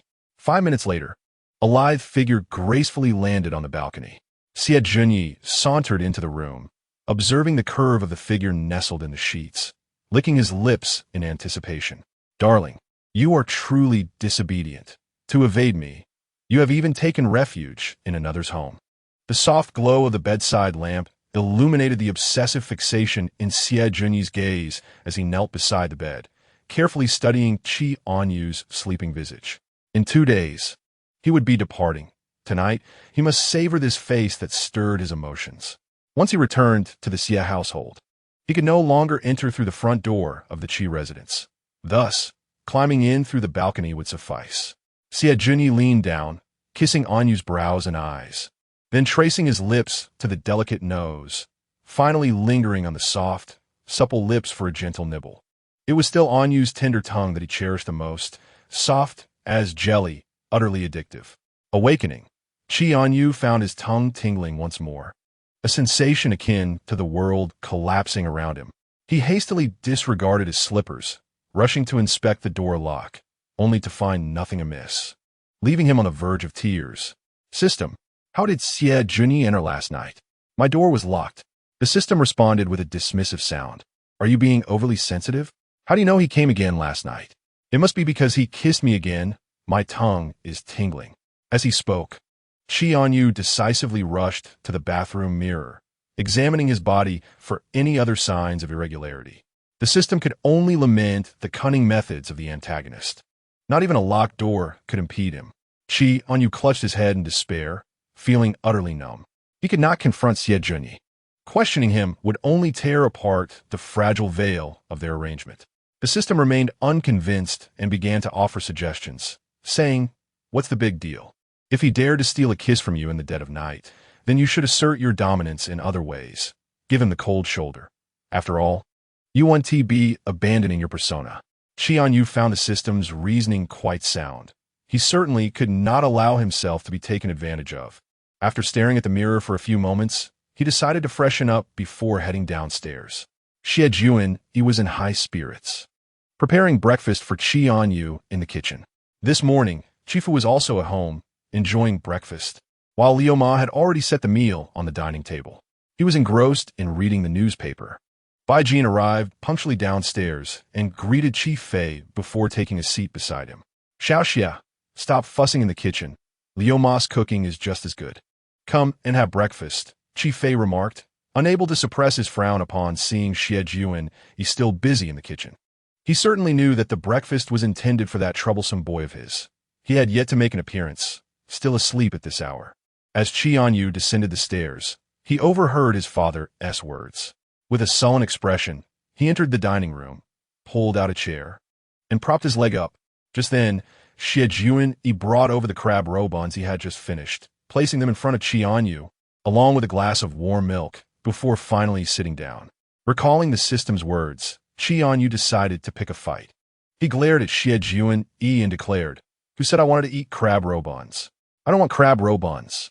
Chi Fu shot him a stern look, retorting, "If you don't want to eat, then go hungry.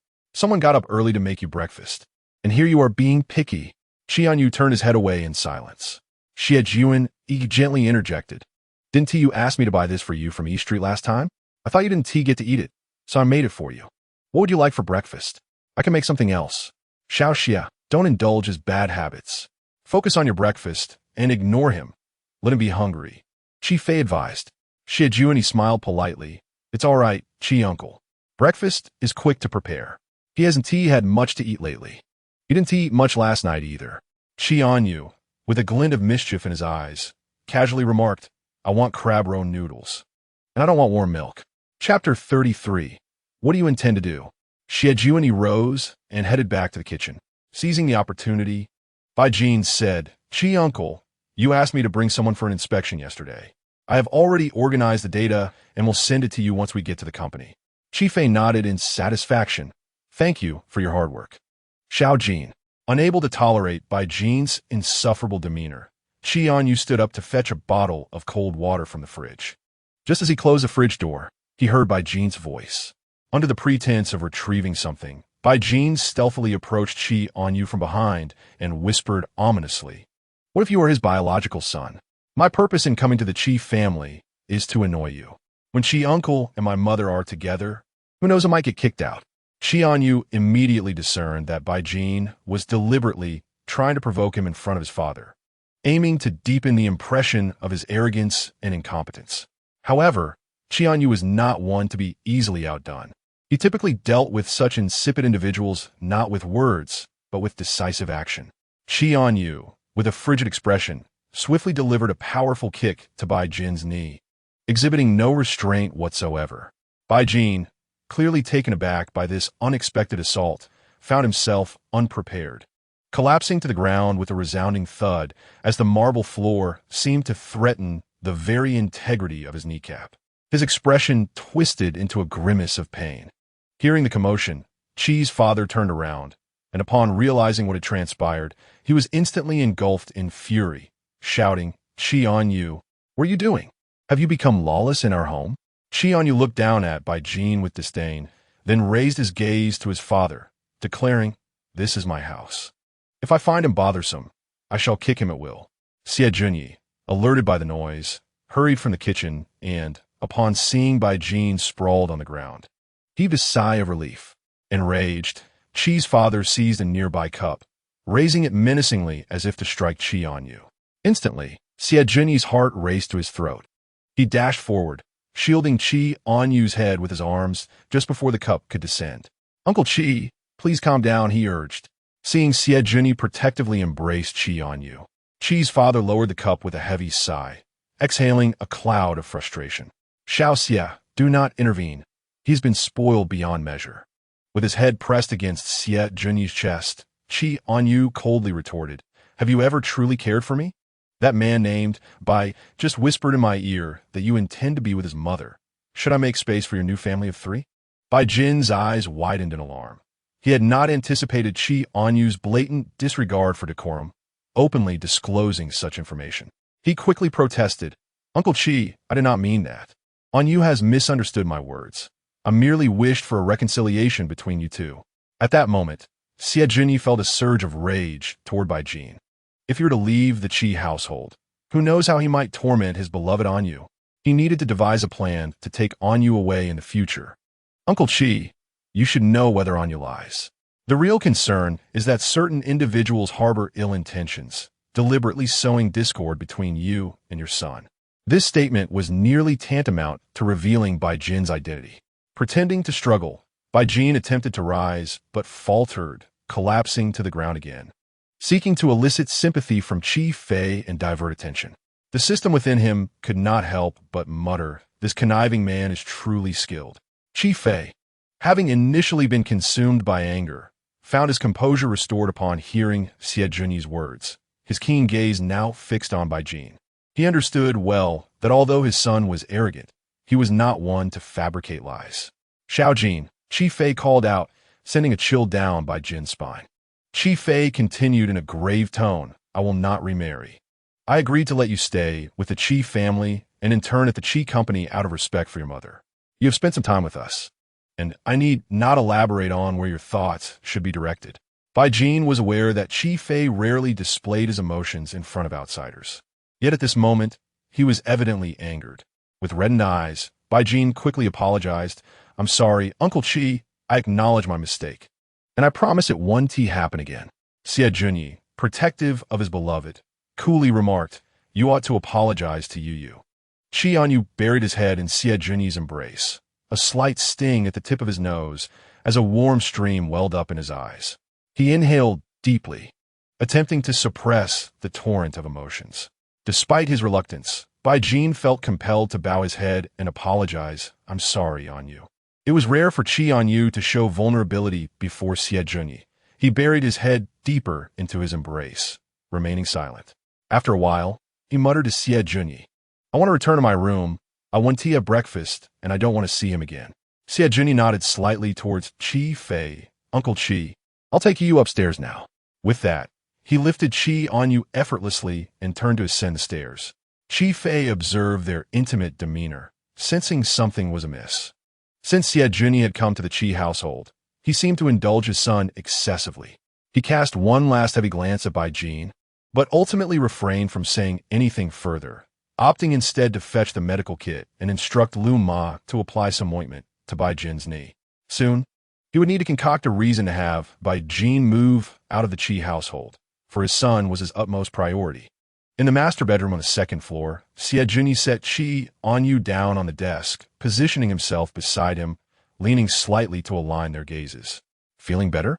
Chì Ānyu's eyes drifted towards the balcony, biting his lip, his tone tinged with bitterness. My dad clearly favors that by fellow, even though I am his son. Then I shall always stand by your side. Chì Ānyù was momentarily taken aback, gazing into the depths of Xie Junyi's ocean-like eyes, which reflected only his face at that moment. He shifted his gaze, his cheeks flushed, pridefully stating, you should always stand with me. Xie Junyi's fervent gaze lingered on Chì Ānyu's rosy lips, which moved enticingly as he spoke, inadvertently tempting him. Each time they were in close proximity, both physically and psychologically, he felt an overwhelming urge to kiss him. Uncontrollably, he leaned in closer, nearly able to see the fine hairs on Chì Ānyu's face shift with his breath. Chì Ānyù hastily covered his mouth and shot a glare at Xie Junyi. What are you trying to do? Chapter 34. Feigning ignorance despite understanding when you were angry before. Didn't you always enjoy kissing me? Chì Ānyu's words hung on the edge of his lips, yet he swallowed the latter half. Were it not for the demands of the narrative, he wouldn't be so idle as to engage in such frivolities with relatives. Today could be just like before. Xie Junyi urged. Chì Ānyù understood better than anyone that once the facade was shattered, Xie Junyi would undoubtedly act without restraint, especially given the boldness displayed in the dead of night. They were now both feigning ignorance despite their understanding. Step aside, I need to go down. Chì Ānyù quickly diverted the topic. Xie Junyi's gaze lingered between Chì Ānyu's legs as he slowly spoke. In 2 days, I will be leaving the Qi family. May I spend a night in your room with you? Chì Ānyù. This was hardly different from a direct invitation, he pleaded. Xie Junyi's voice trailed off enticingly. Chì Ānyù, seemingly enchanted, nodded almost involuntarily. A burning desire ignited within Xie Junyi as he leaned in for a kiss.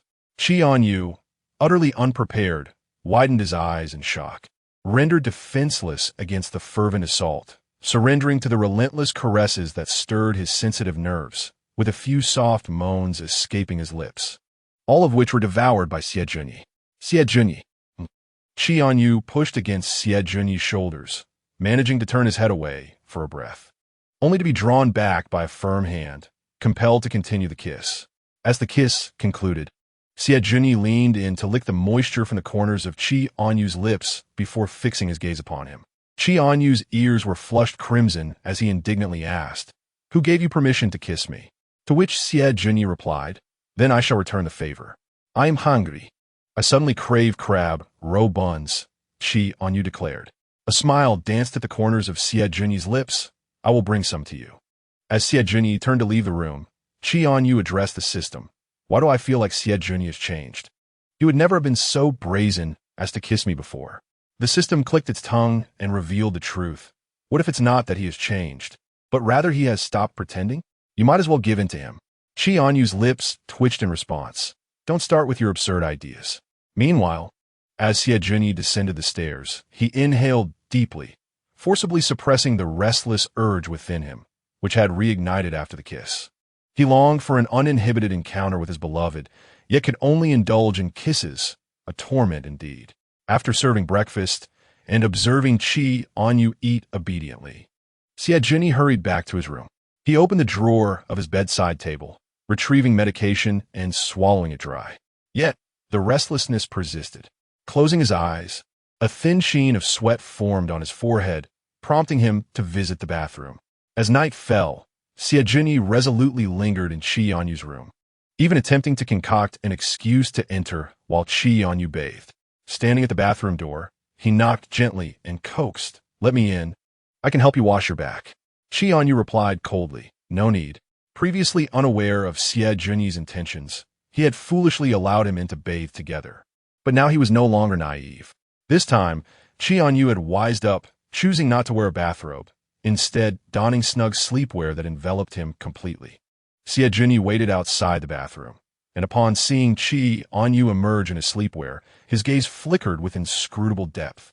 Noticing that the waistband of his pants was slightly askew, not properly fastened.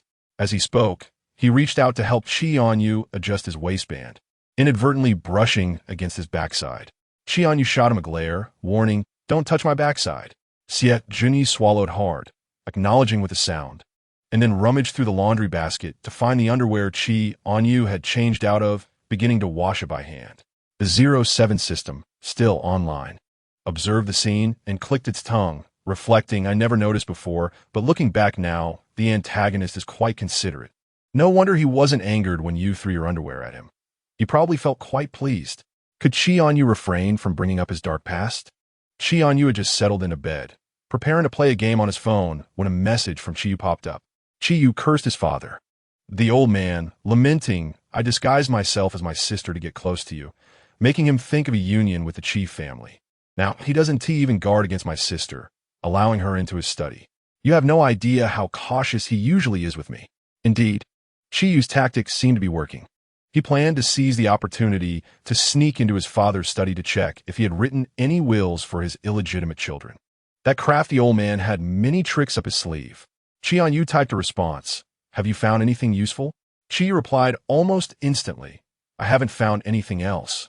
But I did discover he has been trying to manipulate his company's shares. I've been more proactive at the company these past few days, which has raised his suspicions." Chì Ānyu recalled Chì Yu's previous explanation. The Chì family had prospered thanks to Chì Yu's mother, who had married down, entangled in a romance with a Phoenix man. Despite attempts to cut her off, the heiress had a formidable father, preventing a complete takeover. Chì continued to vent. "My grandfather was right. He intends to leave the company to those illegitimate children. Once I secure the company, I'll kick that old man out without a second thought." After finishing washing the underwear, Xie Junyi hung it up to dry and noticed Chì Ānyu engrossed in his phone. He climbed onto the bed, unable to resist leaning close to Chì Ānyu's ear, asking, "Who are you chatting with?" Chì Ānyu quickly shut off his phone. "Just chatting casually with Chì Yu." Xie Junyi's gaze darkened for a moment. It was that Chì Yu again. He wished his Yu Bao's attention were solely on him, without any external distractions. Suddenly, Chì Ānyu remarked, "Why haven't I seen Uncle Ling lately?" It dawned on him that the butler of the Chì family hadn't appeared in quite some time. Knowing the circumstances, Xie Junyi replied slowly, "Perhaps Uncle Ling has been busy these past few days." Meanwhile, the 07 system, having witnessed the unfolding drama, felt increasingly uneasy. The supporting male character and the antagonist had now shared the same bed. Xie Junyi embraced Chì Ānyù, pressing his chest against his back, enveloping him in his arms with his palm resting on his stomach. Chì Ānyù wriggled free from Xie Junyi's embrace, frowning. Don't get so close, it's hot. And your hand shouldn't wander. I'm not wandering. I just want to hold you. Chì Ānyù felt a profound sense of despondency, contemplating that if he could merely endure this night, he would attain liberation once Xie Junyi departed for good. Chapter 35. What are you doing here? Xie Junyi left even sooner than Chì Ānyù had anticipated. After 2 days without sight of him, he found himself on the balcony, engrossed in a game, feeling somewhat unaccustomed to the solitude. The 07 system teased him. What's this? Now that he returned to the CF family, you find yourself longing for him? Chì Ānyù scoffed. How could that be? It's merely that Lu Ma's cooking does not quite suit my palate. Xie Junyi has spoiled my taste buds, and I am yet to adjust. This evening marks the birthday banquet of the matriarch of the CF family. Are you truly not attending? Chì Ānyù relished the freedom of not having to follow the storyline, leisurely indulging in a fruit platter as he mused, what reason do I have to go? It is common knowledge that Xie Junyi is officially returning to the CF family tonight. Since that night, when he quarreled with his father, the latter had refrained from imposing any further demands upon him, even allowing him to skip the banquet. Such a life felt almost celestial. However, at that moment, the 07 system detected a fluctuation in the plot and sighed. Host, whether you wish to or not, you must attend. The storyline necessitates your presence at the birthday banquet to fulfill its course. The birthday banquet for the matriarch of the CF family was to be held that evening at the Xie ancestral home. Butler Ling arrived early at the banquet hall to ensure all arrangements were meticulously prepared. With a serious demeanor, he instructed the servants and bodyguards. If the chief family's vehicle arrives, inform me immediately via intercom. The most significant guest today is young Master Chì, understood? After addressing several details, Butler Ling proceeded to inspect the desserts and wines for the evening. Prepare some sunflower seeds to be displayed alongside the desserts, he instructed. One of the servants hesitated. But Butler Ling, at previous banquets, sunflower seeds were never served, and today is the matriarch's birthday banquet. Wouldn't it be inappropriate? Just follow my instructions. Our young master enjoys munching on sunflower seeds, Butler Ling replied firmly. Though the servants did not completely comprehend, they nodded in agreement. Before the banquet had officially commenced, guests began to arrive in succession, while bodyguards in black suits screened incoming vehicles at the entrance of the ancestral home. Dressed in a tailcoat, Butler Ling busily navigated the banquet hall, anxious to prevent any mishaps. Amidst the crowd, whispers arose. I thought this butler looked familiar. He seemed to have accompanied the chief family during the last event at Phil Manor. Why is he now serving the Xie family? Another responded, that is Butler Ling, who has always been by the side of the matriarch. He is responsible for the Xie ancestral home, and the matriarch places great trust in him. It is said that he even has a say in the Xie corporation. Doesn't that mean he wields considerable influence within the Xie family? I also heard that the young master who went missing 6 years ago has returned, and he might just make an appearance tonight. Butler Ling was about to take a sip of water to rest when the intercom crackled to life. The bodyguard communicated via the intercom, informing Butler Ling that the chief family's vehicle had arrived. Butler Ling's emotions surged instantaneously. He disregarded his drink, urging, quickly, ensure the red carpet is properly laid out. I shall head over at once. The chief family's exclusive black car soon came to a gradual halt. Butler Ling stood at the entrance, adjusted his collar, cleared his throat twice, and then strode forward to open the rear door. Just as a radiant smile graced his lips, it faltered upon locking eyes with Chi Fei. Mr. Chi. Chi Fei's solemn gaze fell upon Butler Ling as he inquired in a deep voice, what brings you here? Butler Ling hardly registered Chi Fei's words, bending down. He noticed the absence of anyone in the car, and a sense of foreboding washed over him. Mr. Chi, has young master not come this evening? Chi Fei shook his head. He was still in his room when I left. Pausing momentarily, his piercing gaze remained fixed. He continued, you have yet to answer my question. Why are you at the Xie residence? Butler Ling straightened his posture, offering a slight smile. Mr. Chi, is it not a coincidence? I happen to be the butler of the Xie family as well.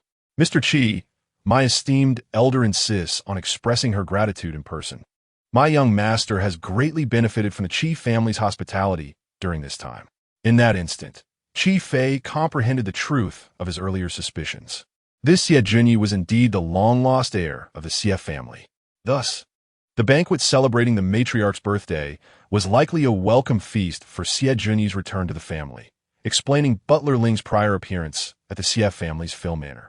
It seemed Butler Ling had been aware of this from the start, which was why he intentionally sought employment at the Chì residence. A current of contemplation surged through Chì Fei's eyes, yet he maintained a courteous smile, patting Butler Ling on the shoulder. Butler Ling, tell me, will you be the butler of the Chì family or the Chì family? Butler Ling naturally grasped the underlying implication in Chì Fei's words. Understanding that future familial ties would necessitate careful navigation to avoid offending his future father-in-law, he responded promptly, Mr. Chì, I shall serve both families diligently. I remain committed to young Master S side, and the matriarch has expressed her desire to meet him. At that moment, Chì Fei deliberated extensively. The Chì family, a prestigious lineage, could provide security for Ānyù in the future should he no longer be present. With this in mind, his smile grew more sincere. Ānyù did not accompany me today. I shall take him to visit the matriarch another time. However, Butler Ling suddenly exhibited signs of agitation. No. We should visit the Chì family instead. Chì Fei was momentarily perplexed by Butler Ling's statement. The latter quickly realized the implications. His young master had yet to establish a formal relationship and had not reached the stage of meeting the parents. What I meant was, we should dine together another day, to personally express our gratitude to Mr. Chì for rescuing and sheltering my young master. Chì Fei nodded politely, maintaining his composure. Mr. Chì, please come in. Butler Ling promptly ushered him inside, even escorting him directly to the banquet hall before the watchful eyes of the crowd to demonstrate the importance of the occasion. Whispers filled the air as some guests raised their glasses in discussion. The fact that Butler Ling personally escorted Chì Fei to the banquet hall indicates that he holds considerable influence, one remarked. But what is influence worth unless one can truly ally with the Chì family? It seems to me that Chì Fei is merely acquainted with Butler Ling, and thus enjoys such treatment. Others nodded in agreement. Chì Fei, though wearing a smile, bore an icy demeanor in his eyes, casually sipping from the glass offered by a servant. At that moment, someone exclaimed, Old Madame Xie is coming down. All eyes turned toward the elegantly adorned staircase. In that instant, old Madame Xie appeared, clad in traditional attire, her expression warm and kind. Chì Ānyù, with an air of aloof nobility, accompanied her, steadying her descent down the stairs. Gasps of admiration rippled through the crowd at the sight of Chì Ānyù, the scion of the Chì family, whose striking looks and refined demeanor set him apart. I had also caught wind of some rumors. It seemed the Chì family had undergone a significant reshuffle recently, with the second branch being suppressed. This newly returned young master appeared to be the architect of that change. The rightful heir of the Chì family had returned, leaving the second branch seemingly unable to regain its footing, especially with the lingering mysteries surrounding the car accident 5 years prior. Standing at the center under the collective gaze, old Madame Xie smiled gently and addressed the assembly. I would like to take this opportunity during my birthday banquet to formally introduce my long-lost grandson, Chì Ānyù, who has returned. From now on, he will take the reins of the Chì family. Instantly, a chorus of congratulatory remarks and flattery arose as the attendees, keenly aware of shifting power dynamics, began to strategize in their minds. Old Madame Xie continued with a smile. Tonight's banquet should be a relaxed affair, akin to a gathering at home, without the burden of excessive formalities. With the host having spoken, guests began exchanging pleasantries, raising their glasses in a toast. And the atmosphere became lively. After all, this banquet also served as an excellent opportunity for business discussions and collaborations. Throughout the event, Chì Ānyu's gaze searched the hall for Chì Ānyu's presence. Butler Ling, discerning his master's intentions, quietly informed him, Young master, it appears that the young master you seek is not in attendance tonight. Upon hearing this, Chì Ānyù contemplated leaving to find Chì Ānyù at the Chì residence. But old Madame Xie interjected, Wait a moment, I wish to introduce you to someone. Madame Xie gestured towards a corner, a young man hurriedly approached. Once he arrived, she kindly smiled and introduced him, saying, "This is Su Li, a good lad I encountered during my hospital stay. One day, he bumped into me in the corridor and offered his assistance. Noticing he was quite alone and forlorn, I decided to invite him to the birthday banquet." Su Li, bashfully gazing at Xie Junyi, greeted, "Hello, Junyi Gij, I am Su Li." Xie Junyi cast a cold, indifferent glance at Su Li, responding with a mere acknowledgement. Steward Ling rolled his eyes at Su Li, inwardly cursing. "You have quite the talent for opportunism, haven't you? Do you really think Madame Xie requires your support?" As Madame Xie recalled an urgent matter, she pulled Xie Junyi aside and urgently inquired, "Didn't you say you would bring my granddaughter-in-law to the banquet? Where's she?" Xie Junyi, feeling somewhat guilty, touched his nose and replied, "Grandma, please don't fret. There was a minor hiccup in the process, but it won't be long now." Steward Ling, maintaining a stoic expression, translated, "Madam, the young master still lacks a formal engagement. The little master has yet to awaken to his feelings." Madame Xie looked disappointed, even questioning Xie Junyi's capabilities. Ling's peripheral vision caught Su Li attempting to edge closer, and, as a tea expert, he immediately discerned Su Li's ill intentions, deliberately ingratiating himself before Madame Xie. Just as he prepared to step forward and separate them, a servant approached, handing him a walkie-talkie. Ling, suspecting yet another problem, took the device and retreated to a corner. As he pressed it to his ear, a bodyguard reported, "Steward Ling, there is a young man at the entrance claiming to be the heir of the Qi family, but he lacks an invitation, and we are hesitant to let him in." Upon hearing this, Ling's heart raced, nearly dropping the walkie-talkie. "Keep him there. Do not let him escape. It must be the little master arriving. Speak cautiously. We wouldn't want to frighten him." After instructing the bodyguard, Ling hurriedly advanced, a broad smile stretching across his face. "Young master, the little master has arrived. I shall go greet him." Ling's excitement was palpable, his voice resonating loudly enough for those nearby to hear. Xie Junyi's heart tightened unexpectedly, his previously aloof demeanor softening at that moment, even causing a slight upward curve at the corners of his mouth. The crowd was left in confusion, wondering who had stirred such excitement in Steward Ling hearing him mention the little master. They pondered, isn't young Master Xie the only child? Could there be a brother he has kept secret? Chi Fei observed Ling with a burgeoning suspicion. "System, do you think I could scale the wall to get in?" Chì Ānyù contemplated the height of the estate's outer wall. The 07 system's corners of the mouth twitched slightly. "Host, we're not thieves. How can I enter without an invitation? He won't let me in. The only invitation is in his father's hands. If all else fails, why not give the antagonist a call? I assure you, he will come running at the mere sound of your voice." "No way." Chì Ānyù immediately rejected the suggestion, furrowing his brow. "I must avoid him and sneak into the hall, taking advantage of the situation to complete the storyline. He has only just returned to the Xie family. What if he comes back to the Qi family again?"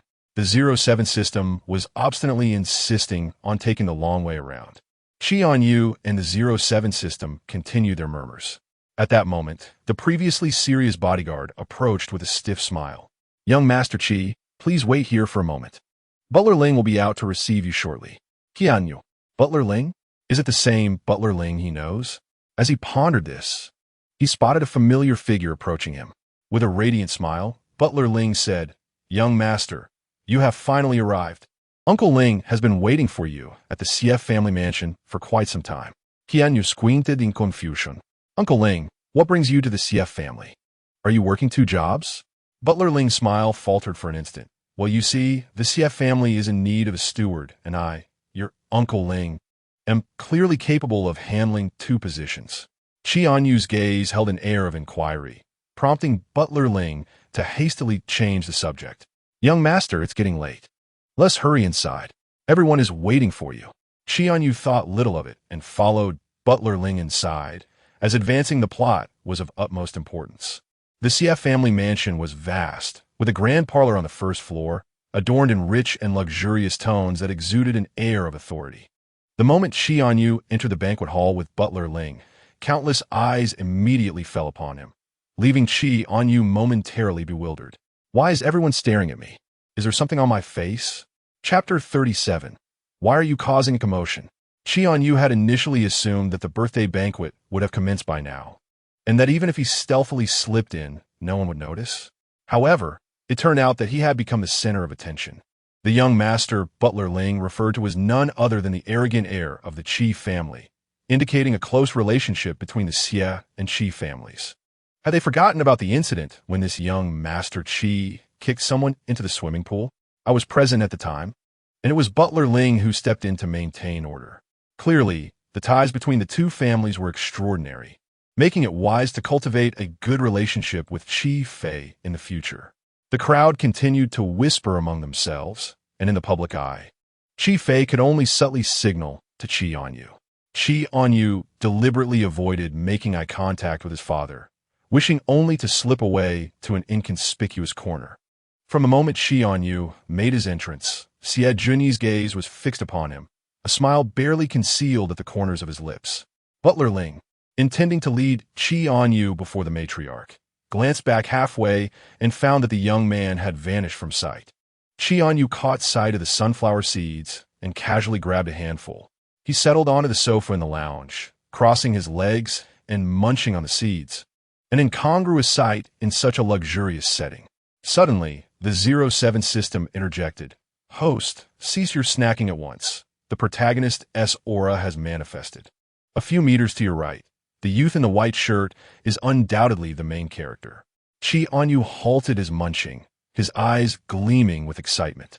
After such a prolonged wait, he was finally about to witness the true visage of the protagonist. Avoiding the intense gaze of Xie Junyi, he began to search the crowd for the individual in white, ultimately locking his gaze on his Su Li. Coincidentally, Su Li turned his head, drawn by Xie Junyi's stare, and their eyes met in an unexpected moment of connection.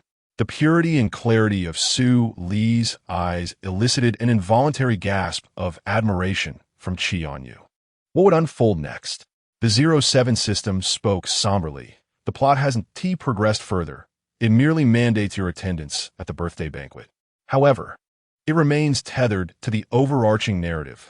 The emotional development between the protagonist and the love interest relies on your role as a supporting character, which cannot be altered. He possesses the protagonist's aura, and fortune favors him. This indicates that the love interest is a universally appealing character, and in certain matters, you cannot confront him directly. Chì Ānyù felt his character was indeed quite constrained in several respects. The 07 system offered a sliver of consolation. On a positive note, the antagonistic subplot has shifted direction. Perhaps the main storyline involving the protagonist and love interest may also change due to some butterfly effect. Consequently, your fate might not be as dire. Considering your destined outcome is to be targeted by the protagonist and ultimately perished by the villainous boss, it's unlikely that you will be killed by the villain now, though whether you will be intensely targeted by the protagonist remains uncertain. Chì Ānyù pondered aloud. Although I've always sensed that this plot is rather flawed. Could you enlighten me as to why I am targeted by the protagonist? The 07 system replied, in the narrative, you harbor feelings for the protagonist. If he does not reciprocate, in your jealousy, you intentionally sabotage the love interest, leading to retaliation from the protagonist, ultimately becoming a catalyst for their burgeoning romance. Chì Ānyù was taken aback. Am I truly to be portrayed as a straight man with affections for another man? This plot is indeed quite absurd. If I were to like men, I might as well have feelings for Xie Junyi. He smirked, suddenly finding the sunflower seeds unappetizing. Perhaps it would be best to avoid that love interest. The protagonist seems to be afflicted with his own peculiarities. As he mused over this, Xie Junyi, impatient and eager, approached him. Having been preoccupied with various matters over the past 2 days, he had not seen his beloved Yu Bao. Out of the corner of his eye, Chì Ānyù caught sight of Xie Junyi, instantly losing interest in the seeds. His entire being tensed with apprehension. Oh no, the system. Xie Junyi is making his way towards me. Should I make a run for it? The system emitted a sound of disapproval, remarking, what difference is there between running in public and being a thief? If he has come, then so be it. Chì Ānyù could only feign calmness while munching on sunflower seeds until Xie Junyi settled beside him, drawing close. It had been 2 days since they last met. Had Xie not been eating well during that time? He seemed to have lost some weight. Chì Ānyu's lips twitched slightly. Who could possibly notice a person's weight loss in just 2 days? Why are you ignoring me? Are you angry with me? I didn't mean to conceal my identity from you. Chì Ānyù pushed Xie Junyi's head away and forced a smile. He had known from the very beginning. So what was there to hide? After all, they were in a public setting, and he had to maintain his image. Xie Junyi lowered his voice, coaxing. I'll return home tonight, all right? Even if I go back to the CF family, I will still listen to you just as before. Chì Ānyu's alarm bells rang instantly. He stopped eating the seeds. No, no, no. You're doing well at the CF family. Please don't return to the Chì family. Xie Junyi continued to flirt, whispering sweet nothings into Chì Ānyu's ear, completely unconcerned about their surroundings. This scene did not escape the notice of old Madame Xie. Seeing the moment ripe, she prepared to approach. Su Li, discerning her intentions, was about to assist her, but Butler Ling predicted his move and separated the two. Butler Ling rolled his eyes, exclaiming, "My old lady is here to see our young master. Why are you making a fuss?" Old Madame Xie wore a warm smile. Having spotted them from afar, concerned that her sudden approach might startle them, she gently said, "Is this Yu? Come, let Grandma take a look."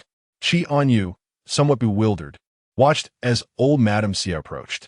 He quickly stuffed the remaining sunflower seeds into Xie Junyi's hands, clapped his palms together, and then rose from the sofa. Extending his hand to grasp the old lady's with a polite yet reserved smile, saying, "Thank you, Grandma," with his delicate features, rosy lips, and white teeth. Old Madame Xie found him increasingly endearing. She turned to a servant and instructed, "Quickly bring me that rosewood box. The contents are a gift I prepared for Yu.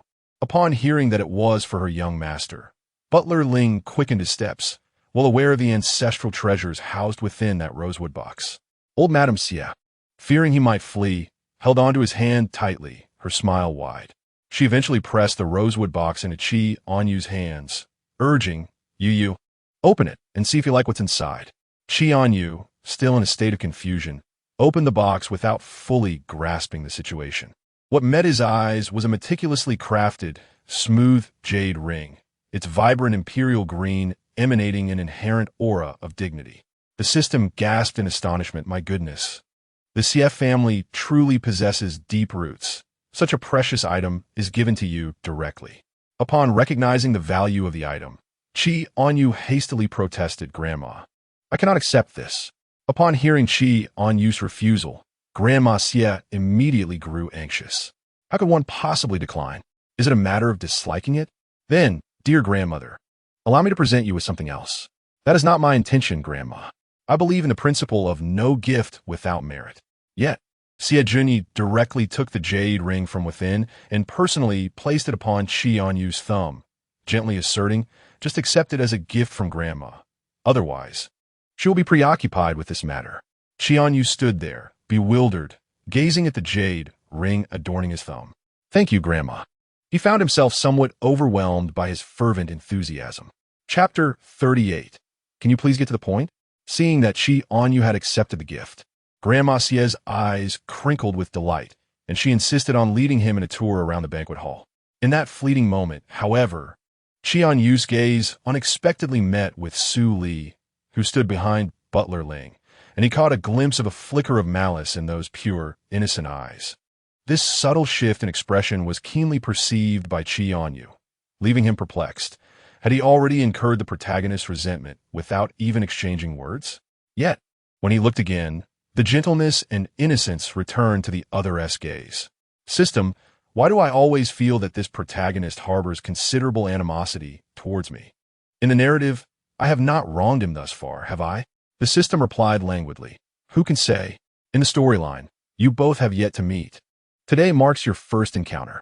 No wonder the plot compelled you to attend the birthday banquet. The scene in the resting area was also observed by the crowd nearby, particularly as they saw Grandma Xie bringing Chì Ānyù over. Instantly, they tensed up and adjusted their demeanor, donning smiles. The elderly lady approached Chi Fei and his companions first, eager to introduce Chì Ānyù, as if she were showcasing her granddaughter-in-law to the world. Butler Ling quickly leaned in to whisper to her, "Grandma, the gentleman before you is Mr. Chì, the biological father of the young master." She almost introduced the son to his own father. Grandma Xie's emotions surged, and she swiftly grasped Chì Fei's hand. "Ah, you are indeed Mr. Chì. I must express my gratitude. My Junyi has greatly benefited from your care. We must treat you to a meal one day. And your son, what a well-behaved and amiable child. He should visit the Xie family more often." Chì Fei's eyelids twitched. He felt as though the Xie family viewed his son through a rose-tinted lens. As if well-behaved and amiable could not be further from the truth. Grandma Xie engaged Chì Fei in conversation, leaving the others nearby in disbelief. Chì Ānyù seized the opportunity to slip away while his father and Grandma Xie were engrossed in conversation. Butler Ling quietly advised him, "Young master, there is a spacious platform on the second floor of the Xie family residence. If you find it stifling here, do take a breath of fresh air. Uncle Ling will come to find you later." Chì Ānyù nodded. This setting was entirely unsuitable for him. Just as Xie Junyi was surrounded by others, he hurriedly made his way to the outdoor platform on the second floor. System, surely there are no significant plot developments tonight? The platform is furnished with a lounge area featuring sofas and tea tables. Chì Ānyù leisurely pulled out a chair and seated himself. The 07 system remarked, "There has been no movement thus far. It seems today's narrative has reached its conclusion." Upon hearing this, Chì Ānyù relaxedly toyed with the jade ring in his hand, observing the moonlight which illuminated the ring in vibrant, translucent hues, its cool touch quite pleasant. Suddenly, a cool voice emerged from behind him. "Hello, my name is Su Li." Chì Ānyù turned to see a youth in a white shirt smiling at him under the pale light. His gaze flickered slightly as he nodded. "Hello, I am Chì Ānyù. Is there something you need?" Su Li took a seat beside him, blinking playfully. "May I sit here for a moment?" Chì Ānyù nodded, though he remained wary of Su Li's intentions, aware that this was his first unexpected encounter with the protagonist. "You are somewhat different from what I imagined," Su Li stated, sitting upright with an air of superiority. "Grandma Xie mentioned you to me. It's quite a coincidence that we attend the same university." Chì Ānyù, lacking patience, felt that he had yet to grasp the crux of the matter and was tempted to leave. He nodded perfunctorily and reiterated, "So, what is it that you want from me?" Su Li smiled slightly, an air of pride emanating from him. "Grandma Xie is quite fond of me. She even allowed me to stay at the Xie residence. I know that Brother Junyi previously had a decent relationship with you, but he has now returned to the Xie family." Chì Ānyù could no longer contain his frustration and complained to the system. Why does it feel like this protagonist is incapable of comprehending plain speech? We are still not getting to the point, and who wants to listen to his ramblings?" The 07 system, momentarily caught off guard, replied, "Host, I understand your impatience, but please wait and see what he intends to convey next. It may be pivotal to the forthcoming plot." Chì Ānyù interjected, "Could you please get to the point?" Su Li calmly stated, "Now that Brother Junyi has returned to live with the Xie family, I hope you can maintain some boundaries and refrain from treating him as you did before. Your behavior is quite off-putting." At this juncture, Chì Ānyù finally grasped the underlying message. Even he, despite his straightforward nature, could discern the veiled implications in Su Li's words. His own father had never imposed such expectations upon him, yet Su Li had already taken on an authoritative demeanor. He casually retorted, "So, by what authority do you make such demands of me regarding Xie Junyi?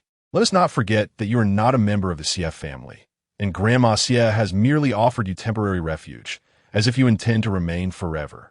Su Li's smile faltered slightly. Chì Ānyù continued to fidget with the jade ring, nonchalantly adding, "Moreover, I do not need to issue commands. You are aware that Xie Junyi willingly cooked and cleaned for me during his time at the Qi residence? Your insider information seems rather unreliable. Do you think you can outtalk me?"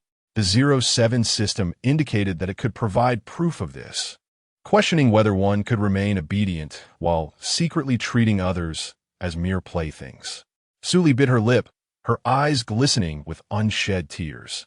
"I know that young masters like you look down upon others. I merely wish to offer a word of caution." The atmosphere was so charged that even the 07 system began to waver, questioning whether this individual truly was the protagonist. "Host, let's not endure this torment any longer. Let us depart," it suggested. Chì Ānyù, too, lost his composure. Was the intention behind their visit merely to provoke him? He certainly could not leave outright. as that would not align with his character. Swiftly, he seized his phone and commenced recording, his expression devoid of emotion as he commanded, "Please repeat what you just said." After all, he could not accept being unjustly accused. Although Chì Ānyù was notorious for his arrogance, he had never looked down upon anyone. Chapter 39. He learned to serve tea right there. Su Li was taken aback by Chì Ānyù's unconventional approach. Her breath caught in her throat, leaving her speechless. Chì Ānyù smirked mockingly at Su Li, signaling that the matter was far from over. In the next moment, he dashed into the banquet hall, positioning himself on the second-floor corridor, leaning over the railing to address the crowd below. This individual, Su Li, claims that we young masters look down upon others and accuses me of recklessly commanding people in the Chì family. If we do not clarify this today, none of you shall leave. I refuse to exit the gates of the Sief family with an unwarranted tarnish on my reputation. My notorious arrogance is already well known, and I will not allow anyone to brand me with the label of disdain. He audaciously escalated the situation. Su Li, in pursuit, felt a wave of panic wash over him, utterly unprepared for this turn of events. This was entirely unlike what he had envisioned. He had not anticipated that, during Grandma Xie's birthday banquet, his opponent would brazenly voice such accusations in front of an audience. Moreover, this was truly a trivial matter. He had merely spoken offhandedly. Why the need for such meticulous scrutiny? I did not. Chì Ānyù turned to him, feigning innocence. I apologize. I have a habit of recording at all times. In fact, I had already recorded our earlier exchange. Would you like me to play it back for everyone? What a farce. He was not the kind of protagonist who would passively endure slander like a foolish character from a mundane plot. In this world, no one could cause Chì Ānyù to falter or suffer indignities. What could the protagonist do? This supporting character, too, was not someone to be trifled with. For a moment, Su Li's mind went blank, recalling that Chì Ānyù had indeed raised his phone to record. Panic surged within him. He could not allow the image he had painstakingly maintained before Grandma Xie to be shattered. His journey had been smooth thus far. With a mere display of humility, he could elicit unwavering support from those around him, relying on his appearance to deceive many. Yet today, he had encountered Chì Ānyù, a person who completely defied expectations. The hall fell into an immediate silence, all eyes turning towards the two individuals on the second floor.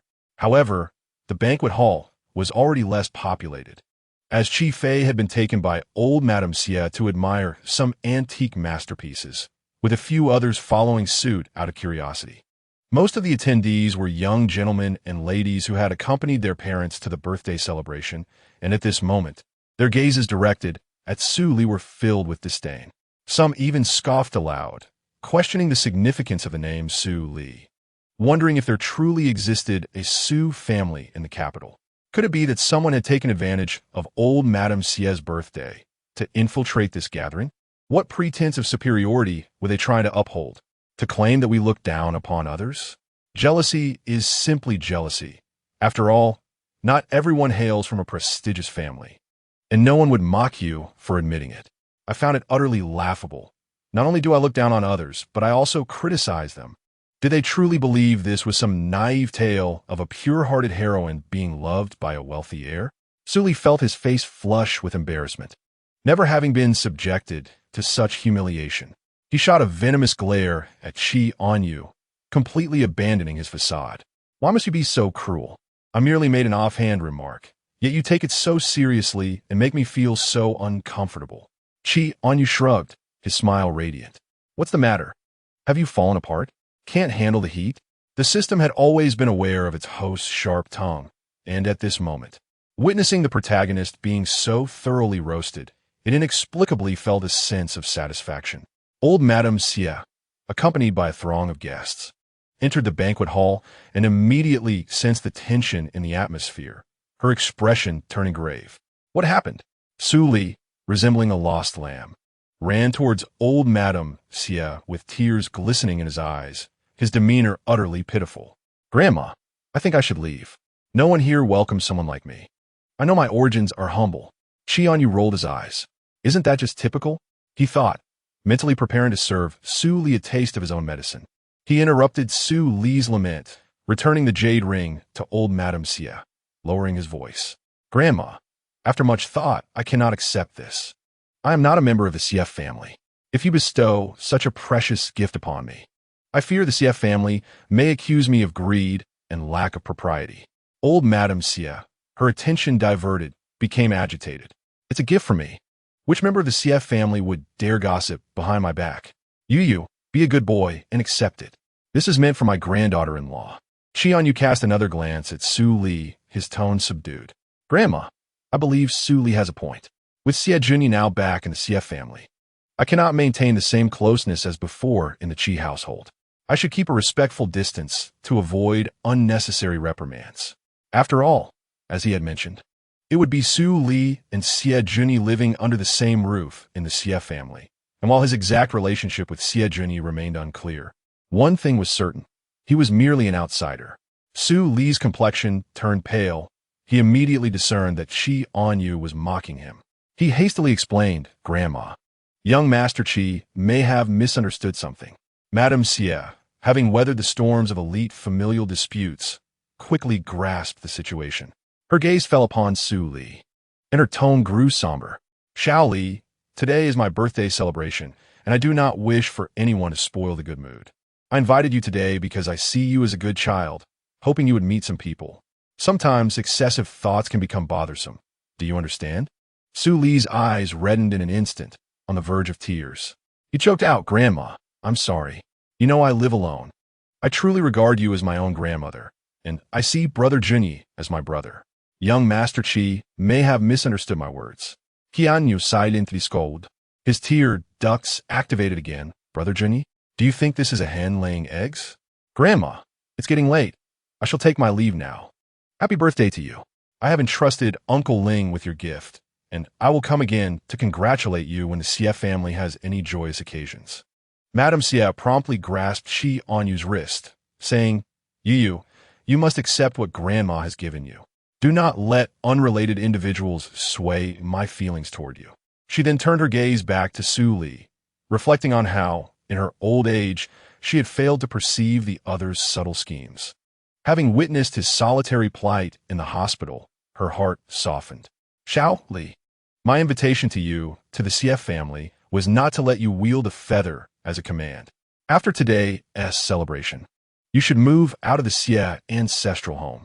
I, this old lady, am still in good health and do not require companionship. Chapter 40. What are you doing? What are you doing? Seeing that Madame Xie was serious, Su Li suppressed his unwillingness and revealed a compliant and pitiful demeanor, retreating in order to advance. I apologize, Madame Xie, for upsetting you. Please do not be angry. I will leave at once. Butler Ling, hearing the news from the servants, hurriedly followed his young master. Upon arriving at the banquet hall, he overheard the conversation. He quickly interjected, urging, Then let us go. I will personally escort you out. Su Li, biting his lip, replied, No, I just wanted to spend this birthday with Grandma. Butler Ling wielded his sharp tongue, skillfully engaging Su Li in dialogue, each word meticulously crafted to dismantle Su Li's defenses. Meanwhile, on the other side, Xie Junyi had seized Chì Ānyu's wrist, anxiously inquiring, Did he bully you? Let me take a closer look. Chì Ānyù pouted. He tried to tarnish my reputation, but I, Chì Ānyù, am not one to be easily trampled upon. Xie Junyi smiled, feeling a sense of relief as he ruffled Chì Ānyu's hair. In the next moment, his voice turned cold as he admonished, Grandma, please refrain from bringing people who have no desire to be here to the banquet. His words resonated throughout the hall, audible to all present. Under the scrutiny of countless gazes, Su Li's eyes turned red, and he could no longer endure the situation. Ultimately, it was Butler Ling who personally escorted Su Li out, a smile stretching so wide on his face it seemed it might reach his ears. Please, he said. Su Li, with a shadowed gaze, etched Butler Ling's face into his memory and declared, I shall return. One day, you will invite me back. This was merely a chance misstep. His inherent luck could not possibly be overshadowed by someone like Chì Ānyù. Butler Ling scoffed. Having seen too many tales of wealthy families' troubles, he advised, You should rethink your approach. From now on, everything in the CF family belongs to our young master. What do you think you are, daring to provoke us? The banquet continued undisturbed by this minor episode, gradually approaching its conclusion. Chì Ānyù remained in a silent standoff with his father, opting to drive himself home rather than share a ride. Before he left, grandmother Xie insisted, against all objections, on presenting him with a jade ring along with a Zeton woodbox. On the way back, Chì Ānyù felt an exhilarating sense of liberation, chatting incessantly while waiting at a traffic light. However, the usually gossipy System 07 fell unusually silent. 07, why the silence? Chì Ānyù inquired. The system responded in a low tone, I just detected a fluctuation in the plot. You are required to follow the storyline. Because you embarrassed Su Li in public today, the plot demands that you apologize to him tomorrow, for some reason. Chì Ānyù esse composure character. Apologize to him? What kind of absurdity is this? This is precisely what I meant, the system explained. He is the protagonist, endowed with the protagonist's aura, a favored entity within the storyline. Anything detrimental to him will be harmonized by the plot. Chì Ānyù closed his eyes, cursing the nonsensical plot. Even if I were electrocuted, I would never bow down to that Su Li. System 07 had previously been curious about who the protagonist truly was, but after encountering Su Li today, it questioned the rationale behind appointing such a person as the main character. Even if I endure 10 seconds of electrocution, I will grit my teeth and bear it. Surviving it, I shall still be a man. The system remained silent thereafter. Chì Ānyù was not merely speaking out of bravado. If forced to submit to the protagonist, he would rather prepare himself for electrocution. After parking the car in the garage, he swiftly ascended the stairs, drenched in sweat from the late hour, and hurried to take a shower. Soon, the sound of water splashing filled the bathroom. Upon finishing his shower and stepping out, he was taken aback to see Xie Zhenyi climbing in from the balcony. What are you doing here again? He exclaimed in astonishment. Xie Zhenyi, unfazed, made his way inside with familiarity, heading straight for the bathroom, where the sounds of washing his underwear soon echoed forth. Chì Ānyù, who had been silent all along, finally spoke at this moment. TSK, TSK, TSK, how delightful. Since you're here, let's get to work and serve you properly. After hanging up Chì Ānyù's underwear, Xie Zhenyi opened his wardrobe, pulled out the jumble of clothes inside, and patiently folded them before placing them back one by one. He remarked calmly, I'm not accustomed to staying at your place. I prefer to remain here with you. Chì Ānyù let out a resigned sigh. Then go back to your own room tonight. What if Uncle Chi doesn't know I'm here, and I run into him outside? Chì Ānyù retorted, how do you know to climb in through the balcony and not use the front door? Xie Zhenyi fell silent, fixing his dark, heavy gaze on Chì Ānyù. The alluring, pale throat beneath his black turtleneck shirt subtly moved, akin to a beast lurking in shadows. He then leisurely began to unbutton his shirt. A sense of foreboding gripped Chì Ānyù as he observed Xie Zhenyi's demeanor, prompting him to retreat from the edge of the bed to the sofa, his eyes warily tracking Xie Zhenyi. In the next moment, Xie Zhenyi lunged swiftly in his direction. What are you doing? What are you doing? Chì Ānyù's voice rose sharply. As Xie Zhenyi leaped towards him, he scrambled from one side of the sofa to the other. Missing his target, Xie Zhenyi chuckled softly, half kneeling on the sofa, leisurely discarding his shirt onto the floor, his narrowed gaze once again locking onto Chì Ānyù. Chì Ānyù's throat tightened as he frantically calculated how long it would take to reach the door. Seemingly anticipating his every move, Xie Zhenyi intercepted him halfway, pinning Chì Ānyù against the door. He whispered into Chì Ānyù's ear, why run away? We haven't seen each other in 2 days. I missed you. Don't you miss me? The suggestive and extravagant words jolted Chì Ānyù into realizing that Xie Zhenyi was no longer the obedient figure he once knew. Chì Ānyù shut his eyes tightly, desperately calling out to the 07 system. System, quickly, find a way to save me. Yet, the 07 system appeared to be offline, offering no response. Xie Zhenyi leaned down, trailing kisses along Chì Ānyù's neck, emitting a melodious hum filled with desire that left Chì Ānyù weak in the knees. We're both guys. This isn't so unusual, is it? Chì Ānyù felt tears welling in his eyes, frantically tilting his head back to shove Xie Zhenyi away, his voice hoarse as he pleaded, Wait, Xie Zhenyi. I have something to say. Chapter 41. He was truly out of options. Xie Zhenyi's actions did not cease. He shifted from licking to kissing, gripping Chì Ānyù's head and capturing his lips, his tongue leisurely moistening them. Chì Ānyù clenched his jaws tightly, refusing to let the other's tongue enter, desperately turning his head away. Just let me kiss you. It's not like we haven't done it before. You used to enjoy it, didn't you? Chì Ānyù coaxed, one hand silently descending. Chì Ānyù's body suddenly stiffened, and he quickly clamped his legs together, his eyes wide open. Chì Ānyù, what are you doing? Chì Ānyù seized the opportunity, gripping the nape of his neck and kissing him, the kiss fervent and heated, their lips and tongues entwined passionately.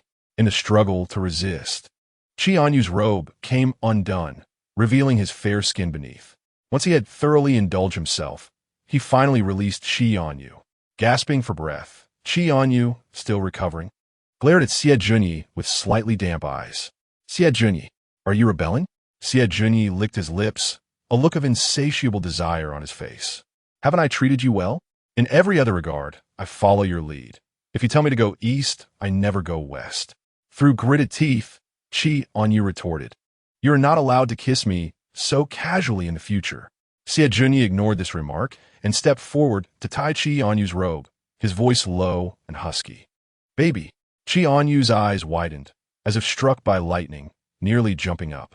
Who are you calling baby? Don't call me that. Chì Ānyù's gaze darkened, and he fell silent, casually shedding his pants and rummaging through Chì Ānyù's wardrobe for a clean robe before heading to the bathroom. The 07 system finally came online, immediately spotting the disheveled clothes on the floor and the sound of water running in the bathroom. It teased, oh, what just happened? You two didn't take advantage of my absence too, did you? Chì Ānyù almost choked on his own saliva. What nonsense are you spouting? I called for you for ages with no response. You always fail me at critical moments. The 07 system lamented, I was just blocked, and it got me all excited. Turns out nothing happened. The villain can't be that inept. Rolling his eyes at the system, Chì Ānyù disregarded the argument. System, think of a way. Chì Ānyù has completely changed. He doesn't listen to me anymore and just kisses me like a fiend.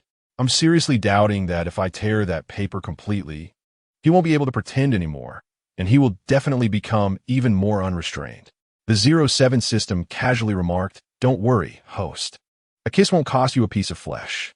You'll get used to it, and if it becomes unbearable, just take the initiative and dominate him. He won't complain. Suddenly, the bathroom door creaked open. A steam-clad Chì Ānyù emerged, wearing Chì Ānyù's robe, which was slightly too small, exposing his chest muscles and revealing the outline of his black underwear. Chì Ānyù stole a glance, momentarily frozen, before becoming flustered. Whose underwear are you wearing? Don't tell me you rummaged through my drawer to wear mine. Chì Ānyù lazily lifted his eyelids and calmly replied. Chì Ānyù felt as though the sky had fallen. Especially as Chì Ānyù walked toward the edge of the bed, Chì Ānyù hurriedly shifted positions, trying to distance himself. Yet, Chì Ānyù simply pulled back the covers and climbed into bed. Chì Ānyù kicked Chì Ānyù under the covers, fiercely commanding him to sleep on the couch and forbidding him from coming to his bed. Chì Ānyù calmly lifted his eyelids, remaining motionless, and remarked, your bed is soft. I wish to sleep naked. The audacity of this statement startled Chì Ānyù, prompting him to hastily extinguish the light. Chì Ānyù then wrapped his arms around him from behind. Chì Ānyù felt utterly disheartened, his sleep now completely elusive.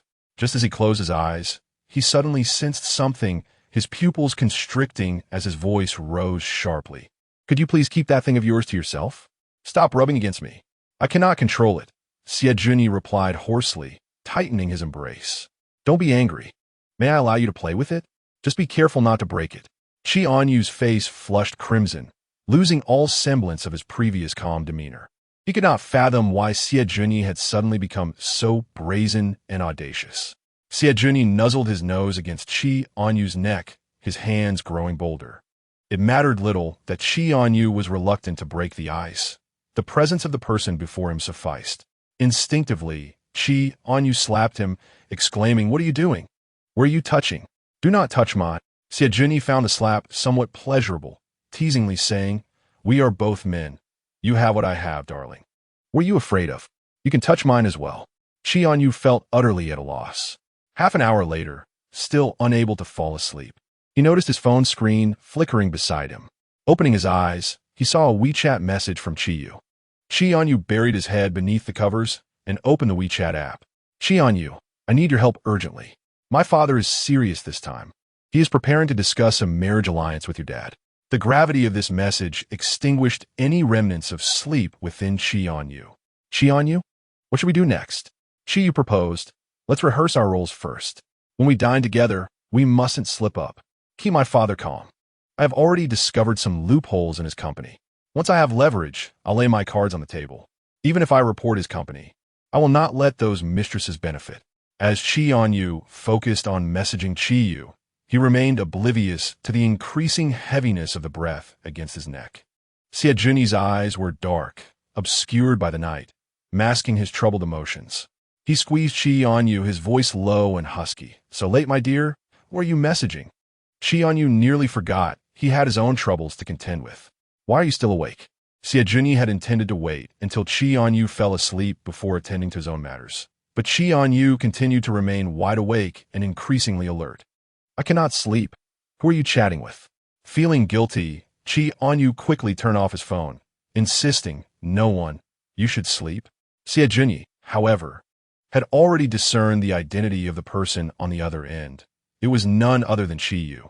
He stifled the bitterness within, biting down on Chì Ānyù's ear and ominously asked, are you and Chì Ānyù that close? Messaging him in the dead of night. Chì Ānyù curled his lip. Our bond is purely brotherly, the kind where one would fight for the other. Siajuni narrowed his eyes, honing in on the crux of the matter, and asked softly, so you and he are brothers. What then are we? Chì Ānyù replied, nothing at all. He harbored grave doubts that if he spoke thus, Siajuni would act upon him in the next moment. With a slight upward curve of his lips, he tossed out 3 words, just friends. As soon as the words left his mouth, Siajuni let out a light sigh, his elegant voice imbued with an enigmatic charm. His phoenix-like eyes lowered slightly, a smile barely concealed, yet a hint of a sinister madness flickered within. Just friends? He repeated, deliberately elongating the last word. Chì Ānyù sensed something amiss in that tone. Friends can kiss freely, help you bathe, wash your underwear, and even assist you in the restroom, right? Siajuni meticulously enunciated each word, and with every syllable, Chì Ānyù felt increasingly uneasy.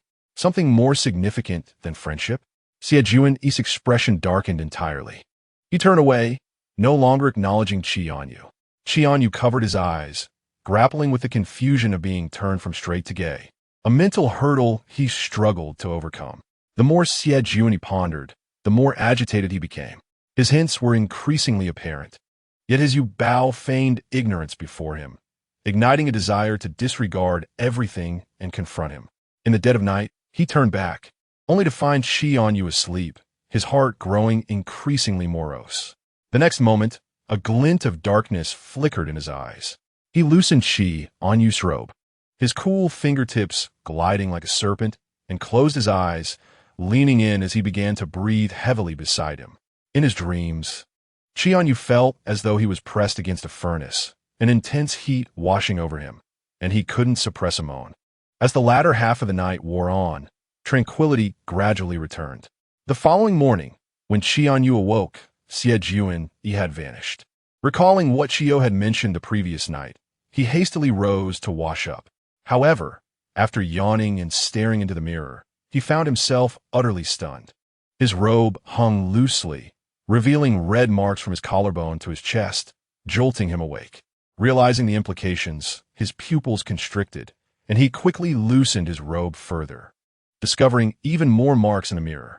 Chì Ānyù stood bewildered for a few seconds before shouting, "System, are you online? Quickly, help me figure this out." The system responded with a click of its tongue. "What on earth is this racket early in the morning? I woke up with all these marks." The system finally took notice, a smirk gracing its lips. Was it the villain's doing? TSK. He's being so blatant now, as if he fears you might not notice. The focus of Chì Ānyù was not here. Siajuni's bold declaration was already a test of his resolve. The 07 system, belatedly aware of the situation, marveled indeed. Such is the cunning of a villain. Merely inquiring of him is akin to directly tearing through that veil of pretense. Yet I am at a loss. I cannot simply restrain his legs to prevent him from walking. Can I? No. Tonight, I must ensure that I lock the balcony door. The 07 system's tone grew grave as it recalled. Let's not dwell on the villain for now. The plot demands that if we do not adhere to it, after midnight tonight, we shall face electrocution. Upon reflecting on this, Chì Ānyù's mood soured, and he let out a cold laugh. Electrocution is but a fleeting 10 seconds. I can endure it. Before descending, Chì Ānyù deliberately donned a high-collar garment, ensuring no marks were visible, and only then did he descend with assurance. In the dining room, Chi's father was already partaking in breakfast, yet this morning, Bai Jin was conspicuously absent. Chì Ānyù smirked slightly, relieved not to encounter that ill-fated individual, and promptly took a seat. The atmosphere at the table remained tense. Chì Ānyù chose to ignore his father, positioning himself at the farthest point from him, with his head bent over his meal. I know you enjoy black tiger shrimp, so I had Luma procure some for you. I will prepare for lunch. Chì Fei attempted to break the heavy silence by initiating conversation. Chì Ānyù remained silent. Chì Fei softened his tone. I apologize on behalf of your father for what transpired that day. In a few days, Bai Jin will be moving out, and he will no longer interfere with you. Chì Ānyù lifted his gaze, an inexplicable emotion swelling within him, and finally responded with a mere Noticing Chì Ānyù's acknowledgement, Chì Fei cautiously inquired, "What are your feelings towards the eldest daughter of the Chì family, Chia? The other day, I shared a drink with her father, Chì Si, and we discussed matters of mutual interest between our families." Chì Ānyù immediately recalled the message Chì Yu had sent him the previous night. He lowered his eyes and replied, "It's fine, I suppose. And what if you were to meet her, and, should you find it agreeable, our families could consider an alliance through marriage? You know, my greatest concern is you. Once you are settled, I shall have peace of mind." The 07 system interjected at an opportune moment. Host, do you truly believe your current involvement in deceiving both sets of parents alongside Chì you will be digestible for your father if you end up with the villain? Chì Ānyù retorted, "You may cease your chatter. I have yet to even initiate anything with Siejuni." However, inexplicably, Chì Ānyù asked, "Father, does that mean as long as I marry in the future, regardless of who it may be, you will be content?" Chì Fei furrowed his brows. That would certainly require knowing the person well. Marriage is not a matter to be taken lightly. Ultimately, it must be someone you truly cherish. Chì Ānyù fell silent once more.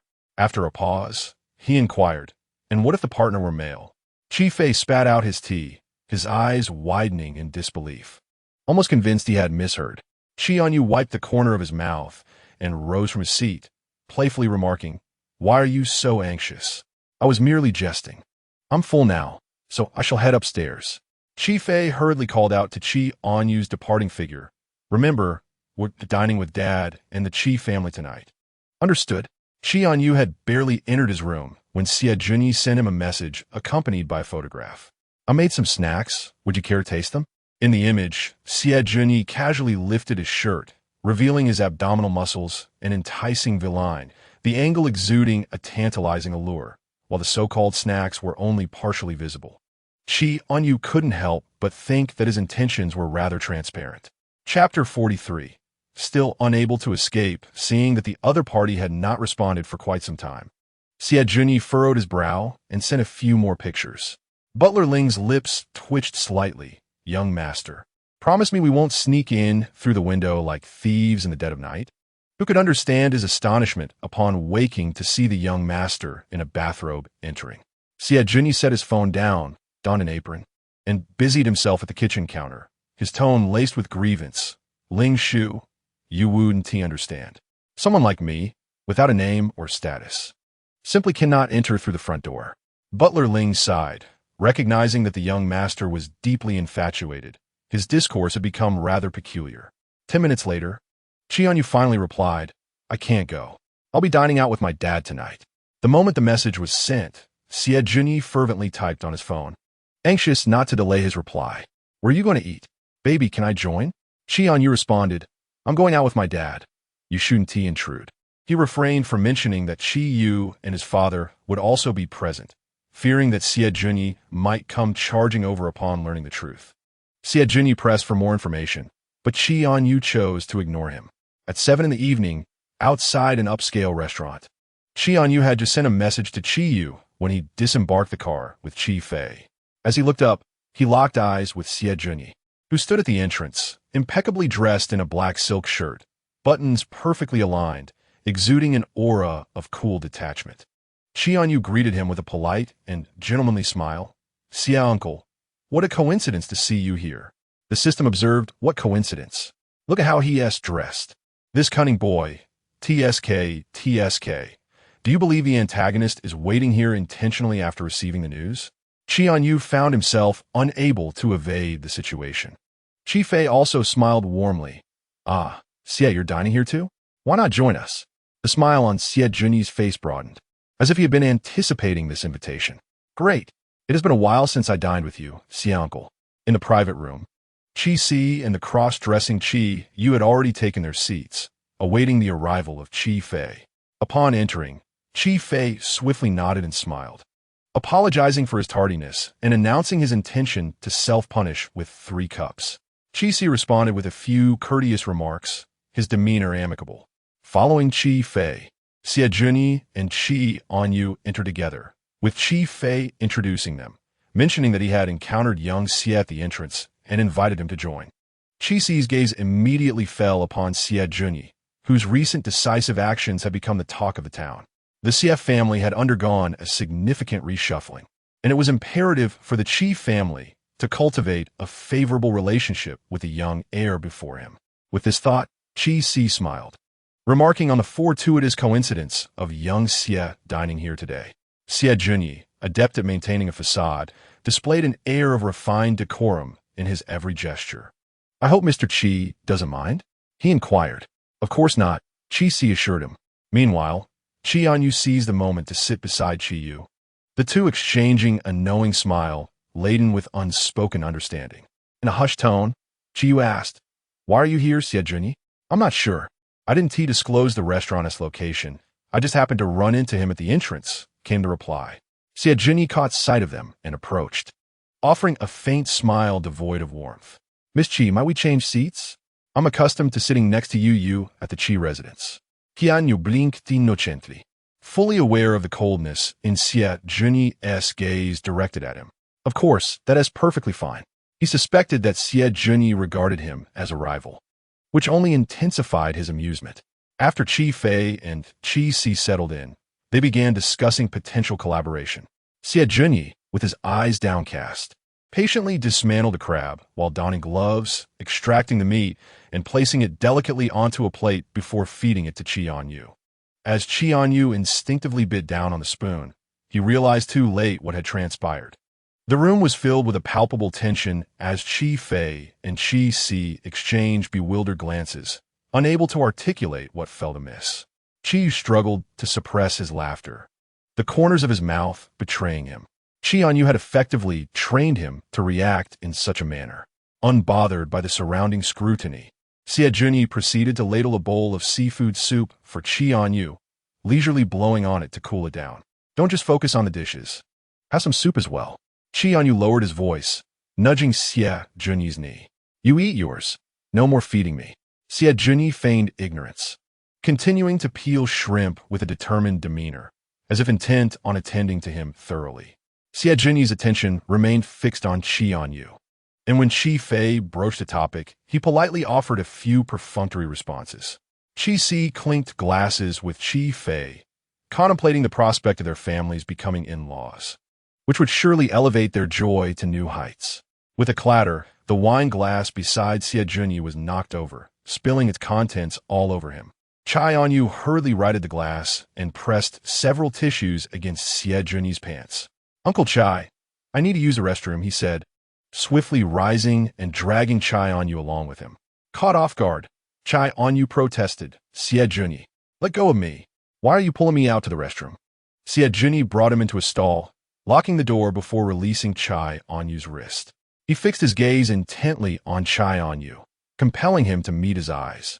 "You are not permitted to enter into a marriage alliance with the Chì family, nor is it acceptable to feign anything." Chì Ānyù pouted. "I'm just helping Chì Ānyù a little, stabilizing his father. I never said anything about a marriage alliance." Xie Junyi sensed a reaction from where Chì Ānyù had just pressed and leaned down to kiss his eyes. Baby, let me kiss you again, just to satisfy my craving. Chì Ānyù quickly covered his mouth, incredulous. You're insane. Kissing in a restroom. Chì Ānyù's gaze lowered, his long eyelashes casting shadows around his eyes, creating a pitiful illusion. I'm a bit uncomfortable because I got wet from the drink. We're both boys. Can you help me? Chì Ānyù swore that the phrase "we're both boys" was the most unbearable thing he had ever heard.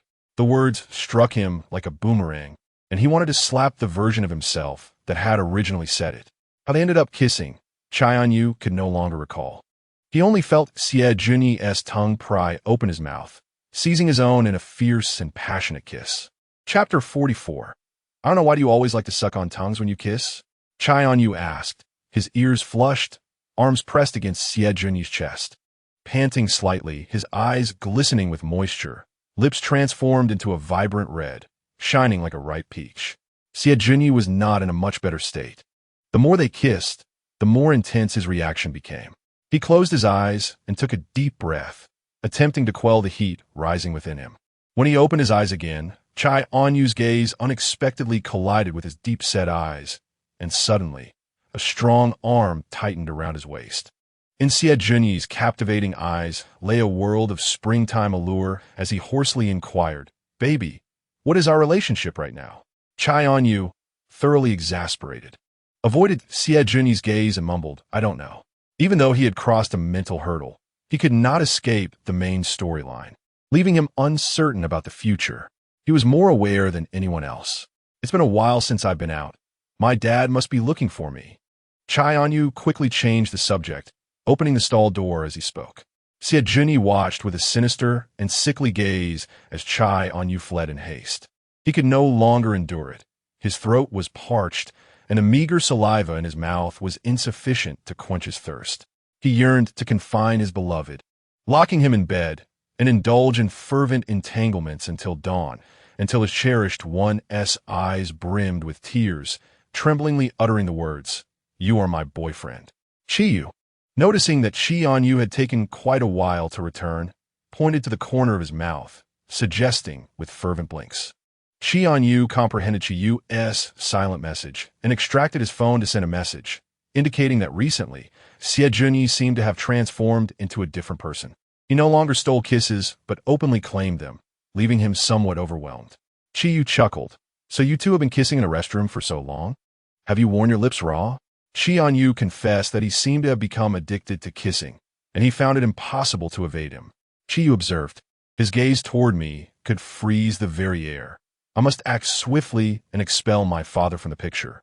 Meanwhile, Chì Fei and Chì Si had indulged a bit too much, almost ready to hastily arrange a marriage on the spot. Upon hearing their discussion, Chì Ānyù and Chì Ānyù became unsettled, simultaneously lifting their gazes from their phones to exclaim in unison, Not yet. Torturous. After all, Chì Ānyù was merely accompanying Chì Ānyù to stabilize Chì Si and had no intentions of progressing to an engagement. Chì Fei, still somewhat sober, noted Chì Ānyù's reluctance and suggested, We should interact more. It is still a bit early. No need to rush. Chì Si nodded in agreement with Chì Fei's sentiment. When Chì Ānyù returned from the restroom, he found Chì Ānyù delicately sipping soup. As he took his seat, he skillfully handed Chì Ānyù a napkin to wipe his lips. After dinner, Chì Ānyù, having completed his task, was eager to leave with Chi's father. However, Chì Ānyù grasped his wrist, pulling him back, whispering in his ear, Wait for me in your room tonight. I prepared some snacks to bring over. Yet, upon returning home, the first thing Chì Ānyù did was lock the glass door to the balcony. The system teased, Do you think this lock can keep out the villain? Whether it could deter Chì Ānyù was uncertain, but it certainly felt safer. As night fell, a familiar silhouette ascended the balcony. Just as Chì Ānyù was about to push open the door, he suddenly discovered it was locked. He directed his gaze toward Chì Ānyù inside the room. His finger arched as he tapped on the glass door, his eyes dark and deep, reminiscent of an endless abyss ready to consume you whole. Chì Ānyù feigned ignorance. Chì Ānyù, bemused yet amused, suddenly caught sight of something in his peripheral vision, halting abruptly, his eyes narrowing. Moments later, a tall and graceful figure descended steadily from the window, holding the snacks securely. Hearing the commotion, Chì Ānyù turned his head, and upon recognizing the visitor, his eyes widened in astonishment. How did you get in? Chì Ānyù propped his cheek, a rush of blood surging swiftly, the veins in his neck pulsing slightly due to engorgement, his elongated eyes narrowing. Was it intentional to lock the balcony door? Chì Ānyù felt a twinge of guilt. Hadn't you already returned to the Xia residence? Why do you keep coming to me at night? Chì Ānyù placed the pastries on the table, wrapped his arms around Chì Ānyù from behind, nibbling and licking his earlobe, gently blowing into his ear, his voice dripping with seduction. Baby, you secretly like me too, don't you? This sudden remark made Chì Ānyù tense up, his pupils constricting, his heart racing for a fleeting moment. Chì Ānyù's tone turned cool, immediately enveloping Chì Ānyù like a damp specter, his words lingering. If you don't like me, then why do you always kiss me? It must be that you do. Chì Ānyù pressed his lips together. After a long pause, he stammered out words he himself couldn't believe. But you said we're both boys. Chì Ānyù's gaze darkened, cutting off Chì Ānyù's words, thoroughly tearing apart the pretense. I am gay. My sexual orientation is male. At that moment, Chì Ānyù was struck by the unexpected declaration. His mind momentarily blank. The 07 system was no longer calm, exclaiming, wow, has the antagonist been stimulated today? This is no longer pretending. He's laid his cards on the table. Chì Ānyù's Adam's apple bobbed as his mind raced. Chì Ānyù leaned in, biting down on his Adam's apple, leaving a mark. Baby, do you still want to pretend? Didn't you already know about my midnight kisses? The 07 system clicked its tongue. Now there's truly no turning back. The antagonist has completely eliminated your escape route. Host, you two should just get on with it. Chì Ānyù found himself at a loss for words. What more could he say? Chì Ānyù's tone softened further. I've kissed you without resistance. We've shared a bed. I've given you everything. Shouldn't you give me a title? Chì Ānyù stared in disbelief. Are you trying to provoke me? When did we sleep together? We've only kissed a few times. Chì Ānyù chose to selectively ignore him, unilaterally deciding the matter. I like roses. Buy me a bouquet tomorrow, boyfriend. Chì Ānyù was utterly flustered in the wind. The 07 system observed its host sitting on the sofa, clearly still in shock from the recent events. It said calmly, now that the pretense is shattered, why struggle? With the antagonist's physique, you won't be at a loss. Engaging with him will surely be delightful. Chapter 45. Why the silence? Chì Ānyù wore a sorrowful expression. But I'm a straight man. The 07 system scoffed. Look at you now. You're not at a disadvantage. This is a surefire win. You've already kissed. So why worry about being straight? Just go for it. Chì Ānyù retorted. Are you a spy sent by the other side? Just then, the bathroom door swung open. Chì Ānyù's body tensed instantly, his toes curling. Chì Ānyù emerged clad only in black boxer shorts, having dispensed with even his robe. He bent down to retrieve the clothes scattered on the floor, the subtle indentation of his back casting shadows that flowed into his dark undergarments, creating a scene imbued with palpable sexual tension. Darling, do you have a larger shirt in your wardrobe? He had indeed found a robe he borrowed from Yubao, rather snug and constricting. Chì Ānyù clutched his own clothes tightly, hands pressed in front of him, leaning against the sofa with closed eyes, feigning death in silence. Noticing his reticence, Chì Ānyù turned his gaze towards him, a smile breaking across his face. Why so quiet? He approached directly. Then, Chì Ānyù pushed apart Chì Ānyù's tightly closed legs with his knee, kneeling between them. His right hand, with an unstoppable intent, deftly slid along the edge of Chì Ānyù's pants, finding its way to his most sensitive areas, squeezing gently. Ignoring me? This caress sent an oddly electrifying shiver down Chì Ānyù's spine. Are you a pervert? Chì Ānyù, caught off guard, began to curse. ISNT your room next door? Your clothes are there. You're not allowed to stay here tonight. Chì Ānyù lowered his gaze, instantly adopting a pitiful demeanor. Have you grown to dislike me? Even if you do, it's all right. I will still wash your clothes and cook for you. Chì Ānyù countered, no, I didn't say anything. My clothes won't fit you at all. Wait here. I'll fetch you something from your room. Chì Ānyù retorted with irritation. 07 system. TSK, admit it. He holds a different place in your heart. Chì Ānyù rebuffed, fearing that if he didn't retrieve the clothes, Chì Ānyù might wear his garments again and end up sleeping naked in his room. Chì Ānyù's lips curled upward, clearly pleased. It was evident that once he dropped the pretense, he could attain whatever he desired. Chì Ānyù ventured into the adjacent room. Since Xie Junyi had moved out of the Qi household, the contents of the room remained undisturbed. He opened the wardrobe, which was filled entirely with Xie Junyi's clothing, predominantly shirts. He casually grabbed one, but just as he was about to close the wardrobe, something caught his eye, causing him to pause abruptly. In the farthest recess of the wardrobe, a pure white pair of underwear stood out starkly against the darkness. Why did this underwear seem increasingly familiar? After a moment of hesitation, Chì Ānyù took it out, examining it closely, and his face flushed a deep crimson. System, he is a pervert. Not only did he steal a kiss, but he also took my underwear. 07 System replied thoughtfully. How do you know it's yours? My underwear is predominantly white. How could I possibly mistake it? Moreover, this size is clearly not Xie Junyi's. No wonder I've noticed a decreasing number of my underwear lately. Chì Ānyù, brandishing the underwear and a shirt, stormed back to Xie Junyi, throwing it forcefully at his face, demanding, "How did my underwear end up in your room?" Xie Junyi, unfazed, exhibited no sign of embarrassment at being caught. Instead, he maintained a candid expression. "I took it. It carries your scent, which I find rather appealing at night." Chì Ānyù found it difficult to articulate his feelings, his ears reddening with embarrassment. Xie Junyi leisurely donned his shirt, his gaze fixed upon him. "Darling, this is simply my nature. You asked me why I enjoy passionate kissing, didn't you? It is because that is when I feel safe. Why can I have close contact with you?" Chì Ānyu's expression darkened. He truly felt there was no way out now. Not only was Xie Junyi brazen, but he also possessed a fearless abandon that was disconcerting. The system began to incite mischief, gleefully suggesting, "Host, slap him. He'll just lick your palm in response." Chì Ānyù rolled his eyes, admonishing, "Get away from me." Xie Junyi let out a contented sigh, tossing aside the covers and climbing into bed as if he were not an outsider at all. "Darling, why not come back to the Xie residence with me tomorrow? My room is decorated in your favorite style." Chì Ānyù grabbed his phone and turned to leave without looking back. If he could not confront him, could he at least not avoid him? The system chimed in, "Where are you going?" Chì Ānyù gritted his teeth. "With so many rooms in my house, I can sleep anywhere. There is no way I'm sharing a bed with him tonight. He has already started to provoke me, and soon he'll spread rumors." The system suddenly recalled something. "Host, have you forgotten? There are only a few hours until midnight." Chì Ānyù halted, a sense of impending doom washing over him.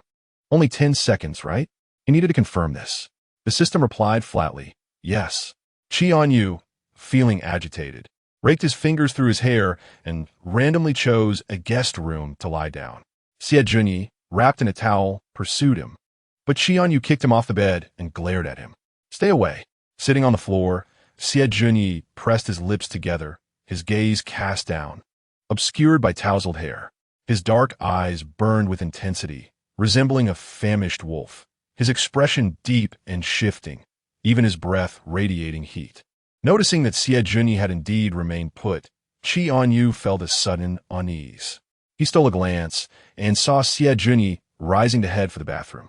The system detected a fluctuation and was about to alert Chì Ānyù when it was abruptly forced offline.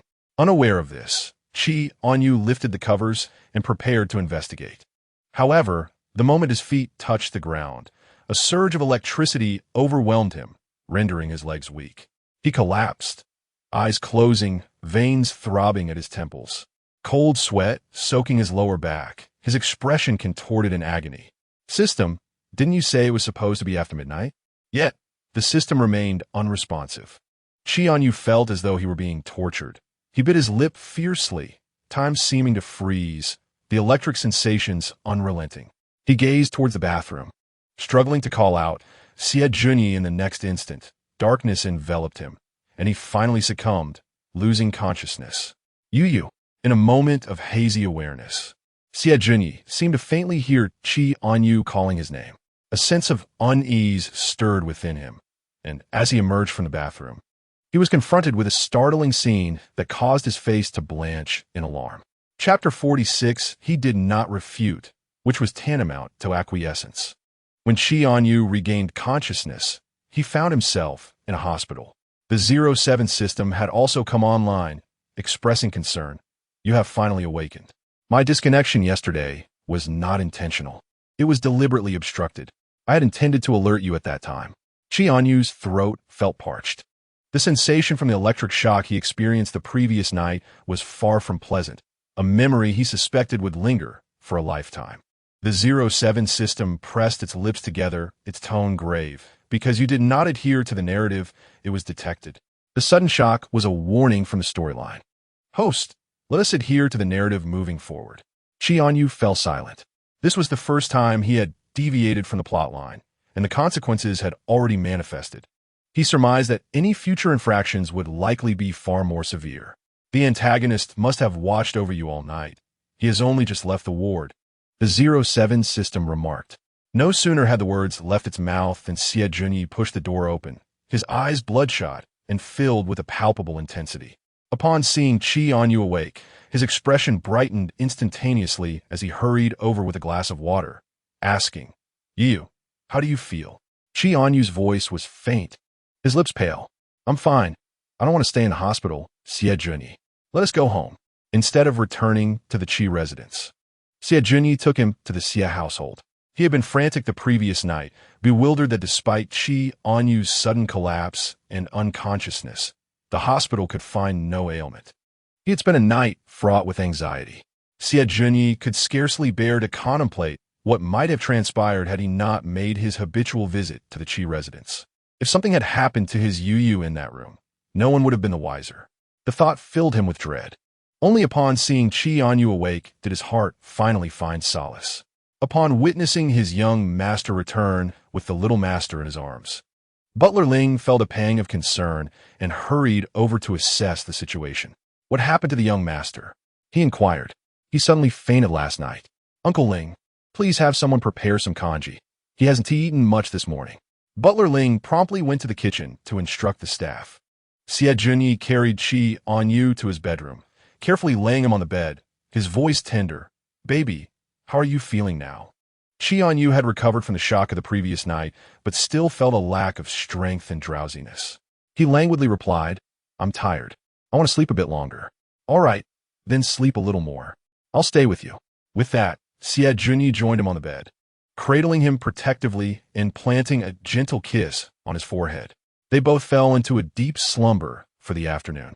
During this time, Butler Ling brought in the congee. But upon seeing that Chì Ānyù was still asleep, he quietly set it down and left the room. When Chì Ānyù awoke, he found himself still nestled in Chì Ānyù's embrace. As he stirred slightly, Chì Ānyù stirred awake as well. "You're awake?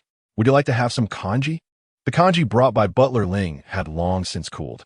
Chì Ānyù ventured into the kitchen and returned with a fresh bowl, patiently feeding it to Chì Ānyù, who was propped against the pillows.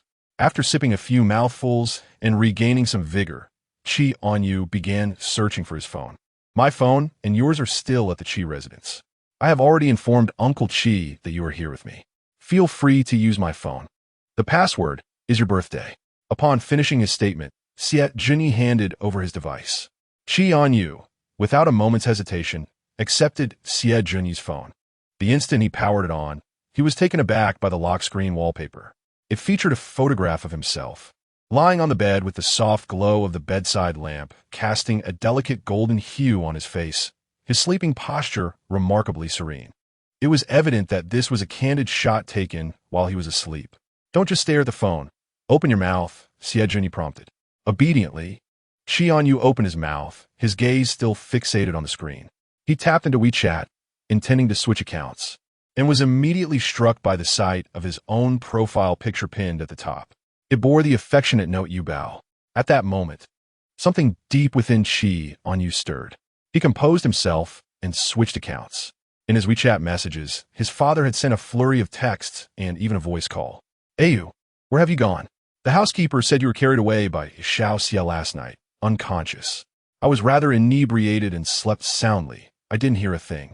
What transpired last night? Where are you now?" An hour later, another message followed. "I couldn't locate you at the hospital. Xiao Xia mentioned you're at the Xia residence.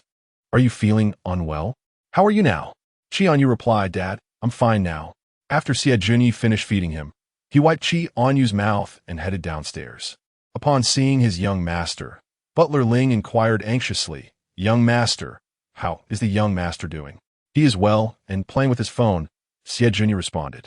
Hearing this, Butler Ling sighed in relief, suddenly grateful that his young master had visited the Chì residence last night.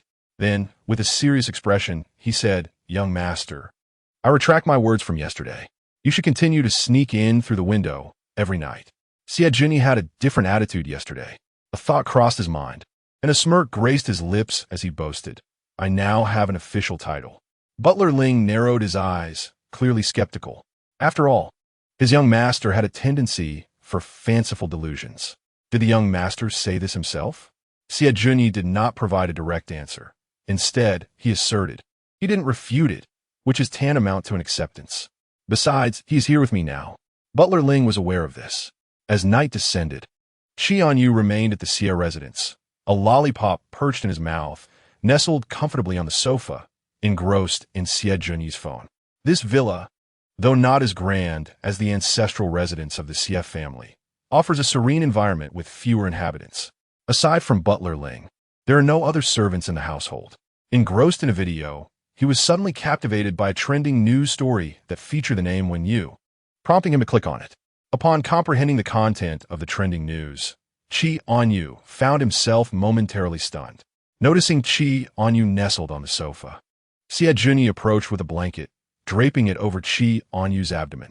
He gently remarked that dinner would soon be served, suggesting that he should eat a bit more since he had only consumed a bowl of porridge earlier, hardly enough sustenance.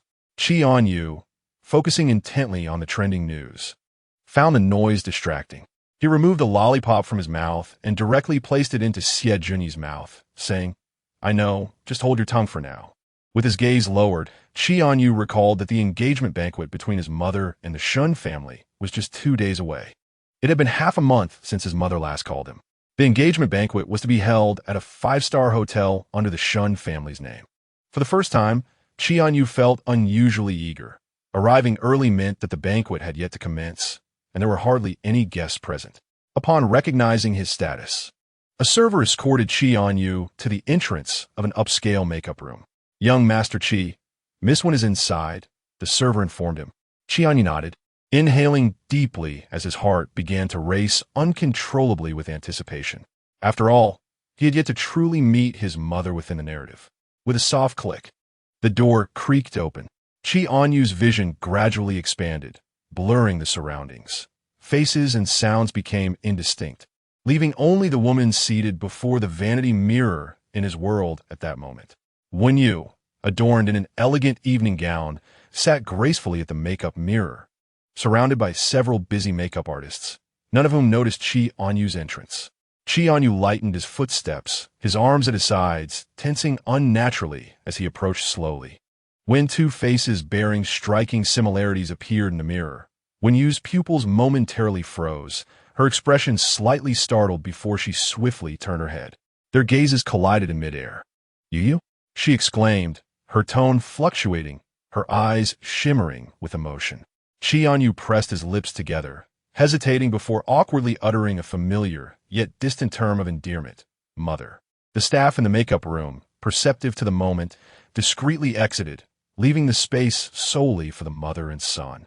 Wen Yu, her expression softening, beckoned him closer. Yu, come here so I can see you properly. Chì Ānyù stepped forward once more. Wen Yu grasped his hand, a smile of contentment gracing her face. You've grown so much. I'm truly happy you could come to the engagement banquet. Suddenly recalling something, Wen Yu promptly unlocked her phone, showing Chì Ānyù a photograph. This is your Uncle Shen's son, Shun Ji, whom I mentioned during our last phone call. He is 4 years your senior. Chì Ānyù cast a fleeting glance at the individual in the photo.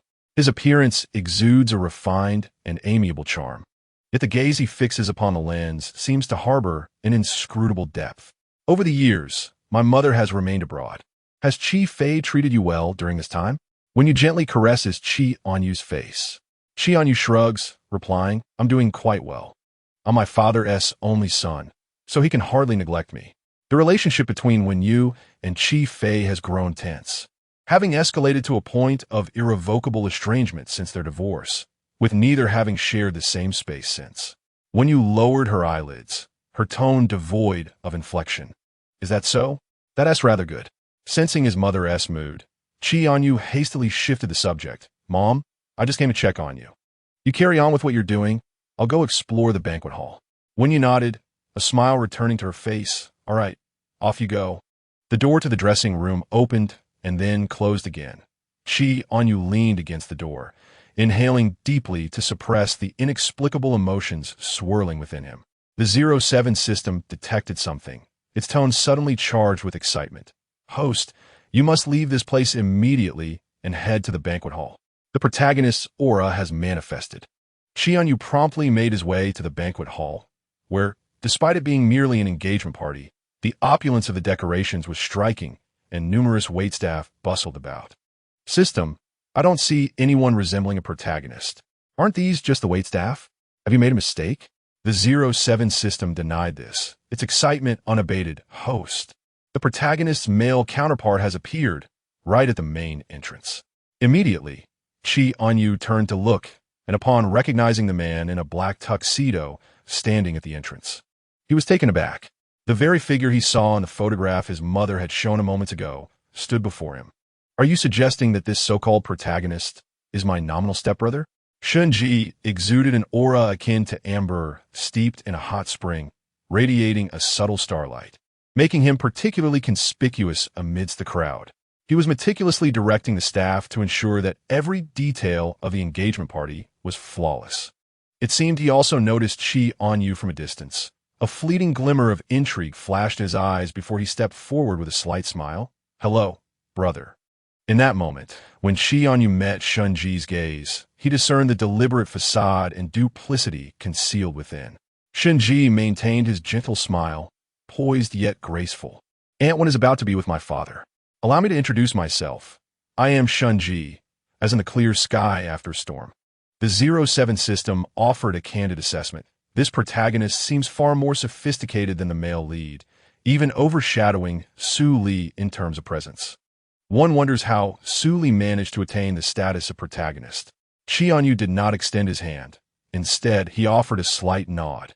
Their eyes engaged in a silent duel, his tone calm. Hello, I am Chì Ānyù. Shunji, unfazed, withdrew his hand with a serene smile. I've heard about you from Aunt One for quite some time. It's our first meeting, and I regret not bringing a gift in my haste. Next time you visit the Shun family, I shall certainly present you with a token. It appears this protagonist is far more formidable than the dim-witted Su Li, concealing a blade beneath a smile. Chì Ānyù pondered, her gaze shifting with an unusual expression. Indeed, the main storyline could not possibly feature two protagonists devoid of intellect. One domineering figure paired with a naive sweetheart still holds promise. Today's engagement banquet was rather hectic, and with pressing matters at hand, she excused herself, promising to reconvene later. See you soon, brother. Shunji deliberately emphasized the last two words, a meaningful smile flickering in his eyes before he departed. The 07 system grew somewhat anxious, warning, Host, this Shunji is likely not as simple as he appears. That smile sends chills down the spine. Chì Ānyù gazed at his receding figure, her eyes darkening. In the narrative, the cannon fodder male, supporting character harbored feelings for the protagonist, yet he held no favorable impression of the two protagonists who had already made their entrance. In the shadows, the two engaged in conversation. Mr. Shin, what did you discuss with that young Master Chì? You seem rather cheerful, inquired his sycophantic companion. Shunji swirled his high-stem glass, the deep red liquid spiraling against the walls of the cup, a cold smile curling at his lips. Do you not find my brother rather intriguing? Intriguing? Shunji sighed lightly. Indeed, the protagonists are soon to arrive. The real drama is about to unfold. Chapter 48. Well, would you care for some as well? System. Does today's plot entail specific task requirements? The 07 system shook its head. No fluctuations in the narrative detected. It appears you are to follow the main storyline. The protagonist has now appeared, and given the premise that you harbor affection for him, you cannot overtly oppose him. Chì Ānyù nodded in understanding. Soon, guests began to arrive at the banquet hall. Each gathering within the elite circles serves as an excellent opportunity for commercial dialogue, often revealing significant business trends. As the crowd mingled, speculation arose in anticipation of the protagonist's appearance. Chì hasn't remarried in years, and now Wen is to be engaged to Shenxi. It seems they are forever out of the picture, with the one ancient families now intertwined. Isn't that so? They were once the most favored couple in the capital. Their union, built on affection, was the envy of many. Who could have anticipated it would culminate in divorce? In the end, feelings seemed to dissipate. These remarks reached Chì Ānyu's ears, and she cast a cold, disdainful glance in their direction, silencing them instantly. Ānyù. Chì appeared unexpectedly, suddenly draping an arm around her shoulder, his tone brimming with excitement. I knew you'd be here. Let me tell you, everything I've undertaken in the past few days has gone remarkably smoothly. Even in my father's company, the evidence I sought was laid before me. I confronted him last night, and all my preparations bore fruit. You cannot imagine how grim his expression was. That old man even intended to leave some inheritance to his illegitimate children, but I discovered it and forced him to amend it. Chì Ānyù seized upon the crux of the matter, recalling her recent dinner with the chief family, aimed at stabilizing Chì Yu's relationship with his father. Do I still need to play along with you now? Chì Yu asked with a light-hearted demeanor. No need. My father remains blissfully unaware, foolishly believing that he will be uniting with the chief family. He thinks that once you marry my sister, the chief family will assist him in displacing me from my position. I am immensely grateful to you, my good brother. When the time comes, I shall bestow upon you the cruise ship that I own as a token of my appreciation. Chì Ānyù, however, possessed little interest in the so-called cruise ship. His initial agreement to assist Chì Yu stemmed from a hint of self-interest, hoping that should the narrative turn against him, Chì Yu would lend a helping hand. Yet, as their interactions increased, he discovered that Chì Yu was indeed a commendable friend. Keep the cruise ship your grandfather gifted you. I have no desire for it. If you truly wish to express your gratitude, treat me to a meal. We can invite Gu Ming to join us for drinks at a bar afterward. Chì Yu chuckled. Deal. I assure you will be satisfied. A light laugh escaped Chì Ānyu's lips, just as he was about to discuss something further when a voice echoed from the banquet hall, announcing, young Master Xie has arrived. As Butler Ling accompanied Xie Junyi into the hall, all eyes turned towards them. Xie Junyi strode in, clad in a well-tailored suit, his appearance flawless, exuding an air of refined indifference.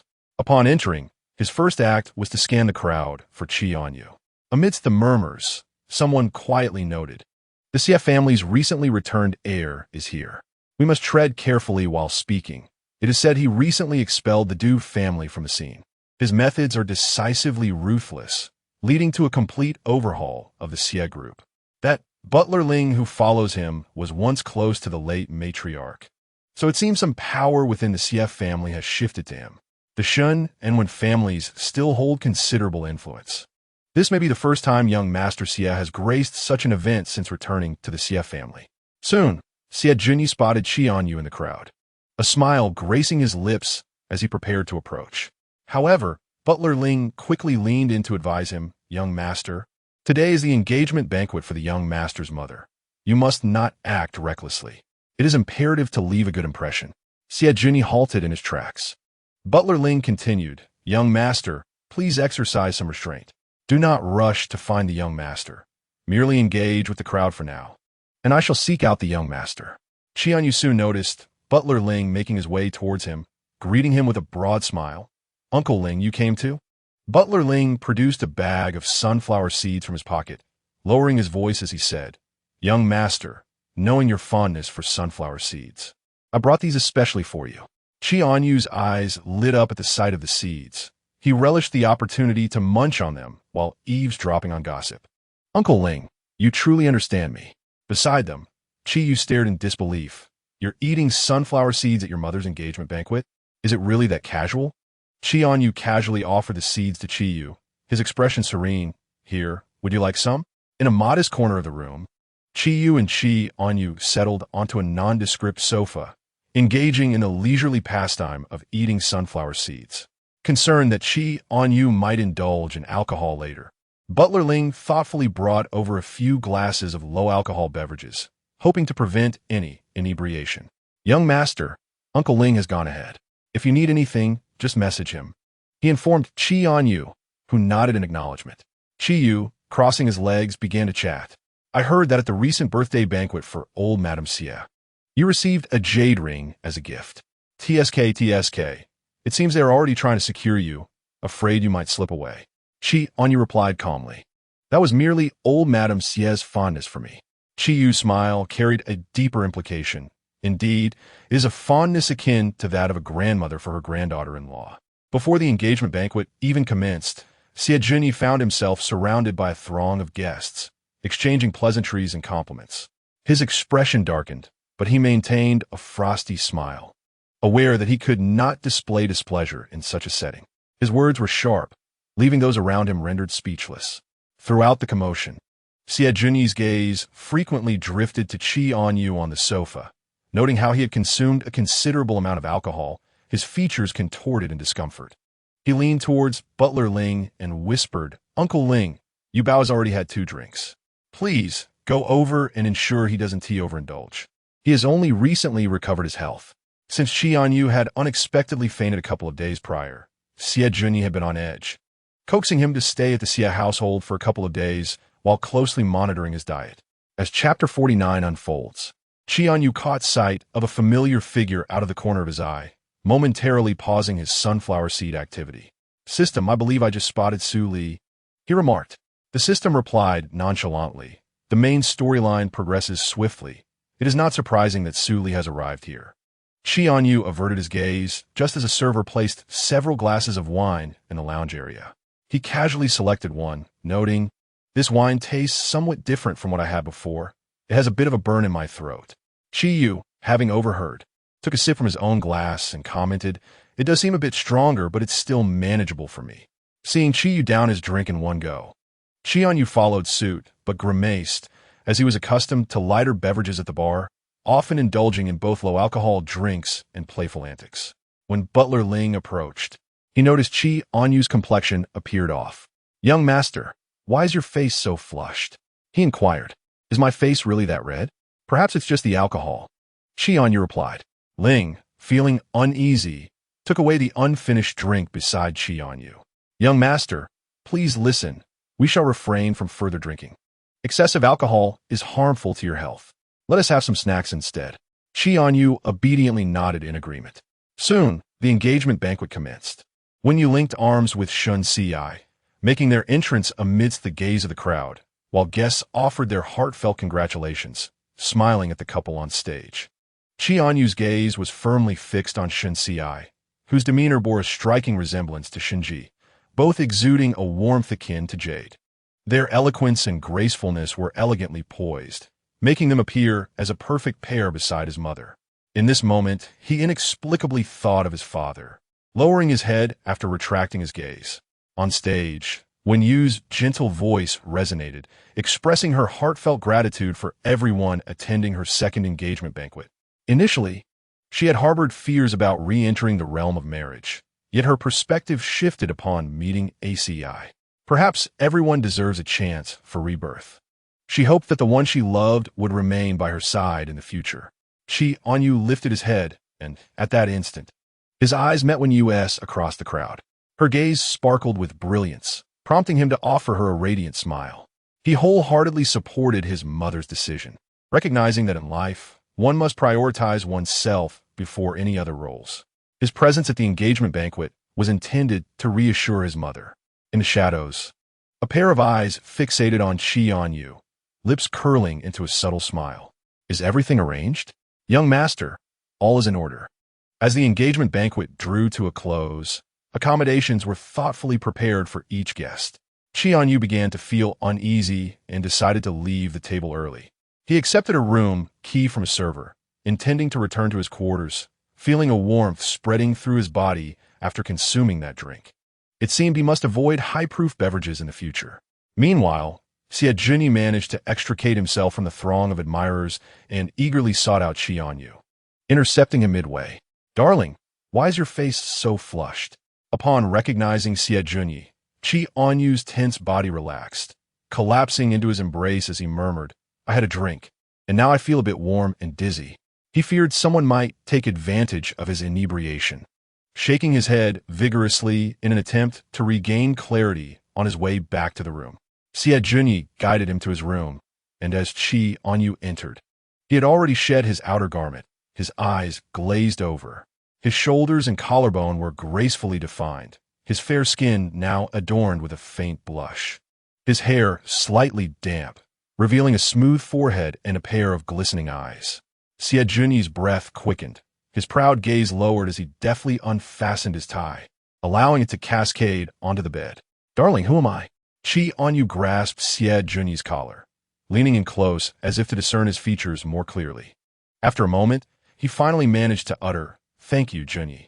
"Darling, remove my clothes," Chì coaxed softly into Chì Ānyù's ear. In his hazy state, Chì Ānyù instinctively began tugging at Chì's attire. Chì, half resisting, fell back onto the bed, facilitating Chì Ānyù's whims. Chì Ānyù ascended the bed, straddling Chì's waist, and kissed him fervently, their interaction less a kiss and more a reckless bite.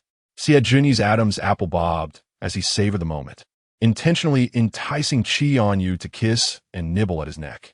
After Chì Ānyù had removed Chì's shirt, his eyelids grew heavy, the effects of alcohol washing over him.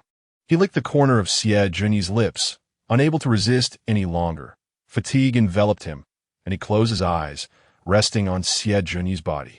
"Baby," Chì whispered into Chì Ānyù's ear, confirming that the person in his arms was still.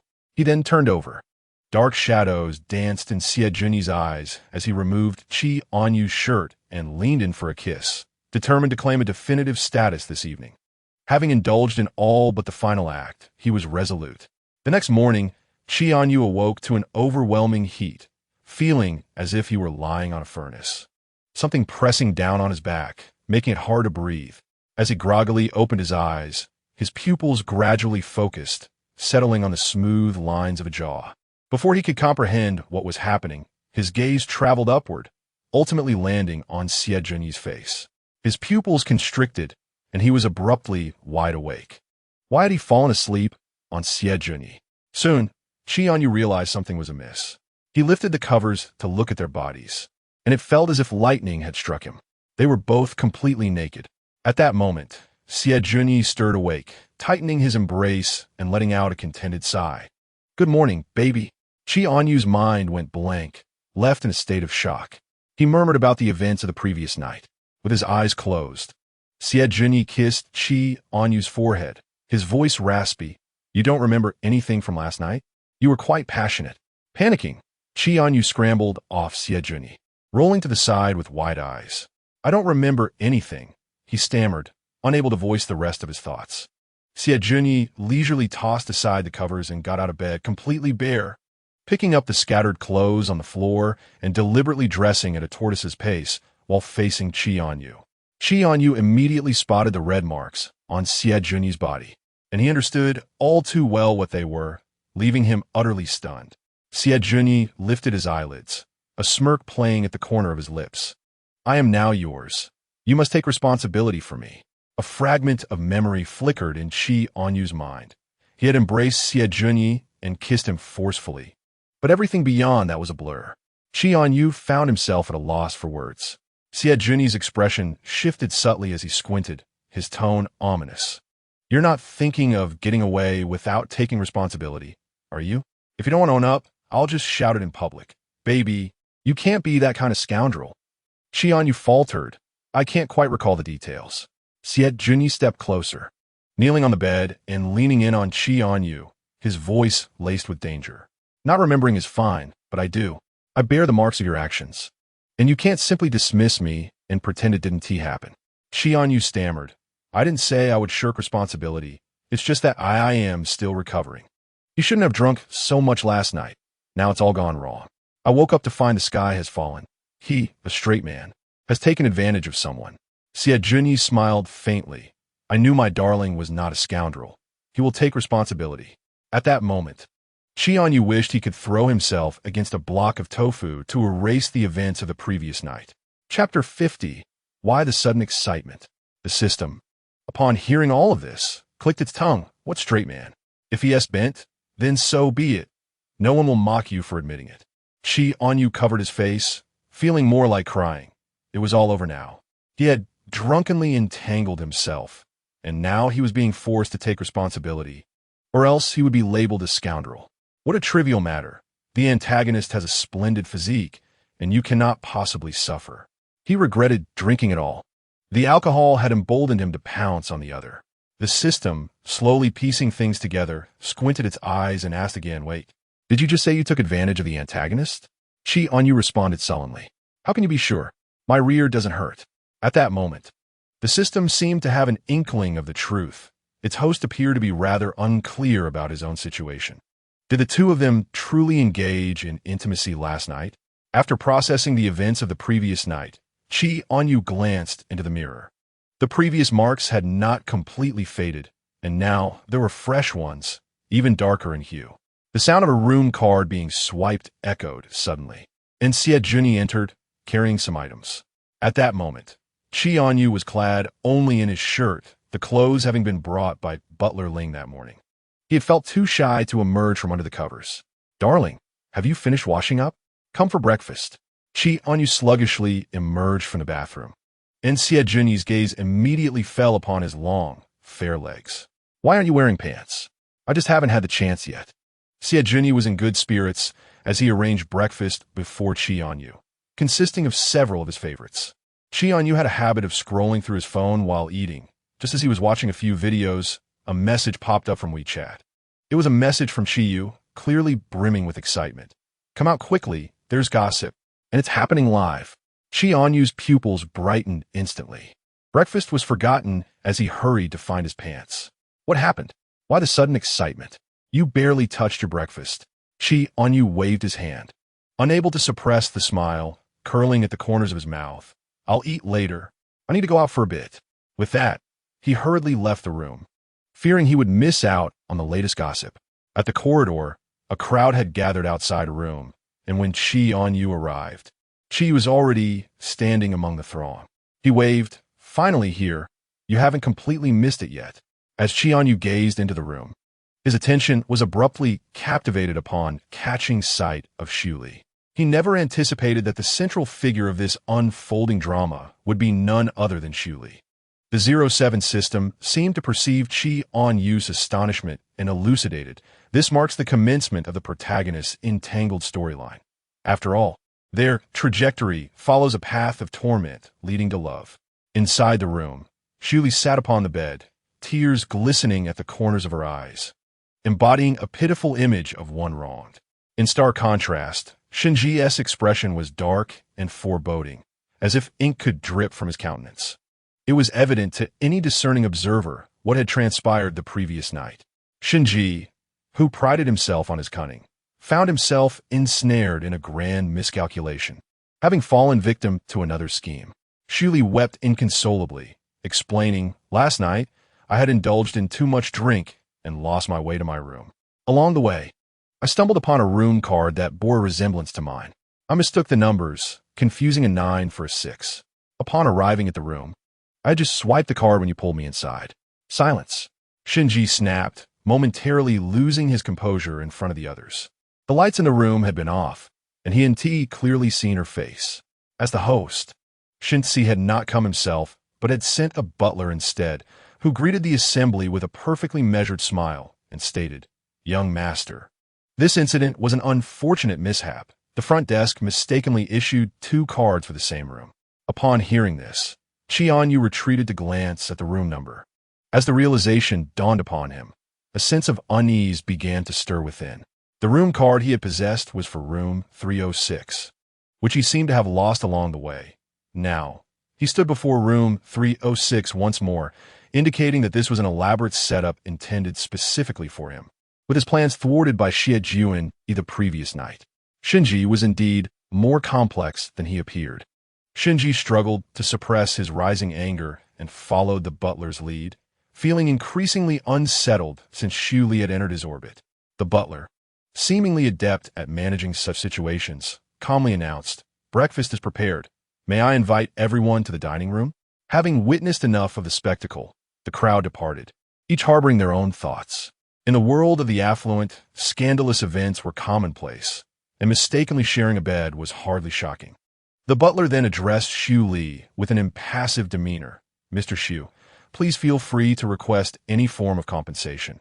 The Shin family can accommodate your needs. With downcast eyes and stifled sobs, Xu Li's tear-laden lashes glimmered with a flicker of resolve as she replied, I desire nothing. Mr. Shin has generously supported my education and assisted me greatly. I am profoundly grateful. Let us regard this as an unfortunate accident. The butler, taken aback by her response, noted that Xu Li possessed a sense of propriety, thus sparing him the trouble of resolving any ensuing complications.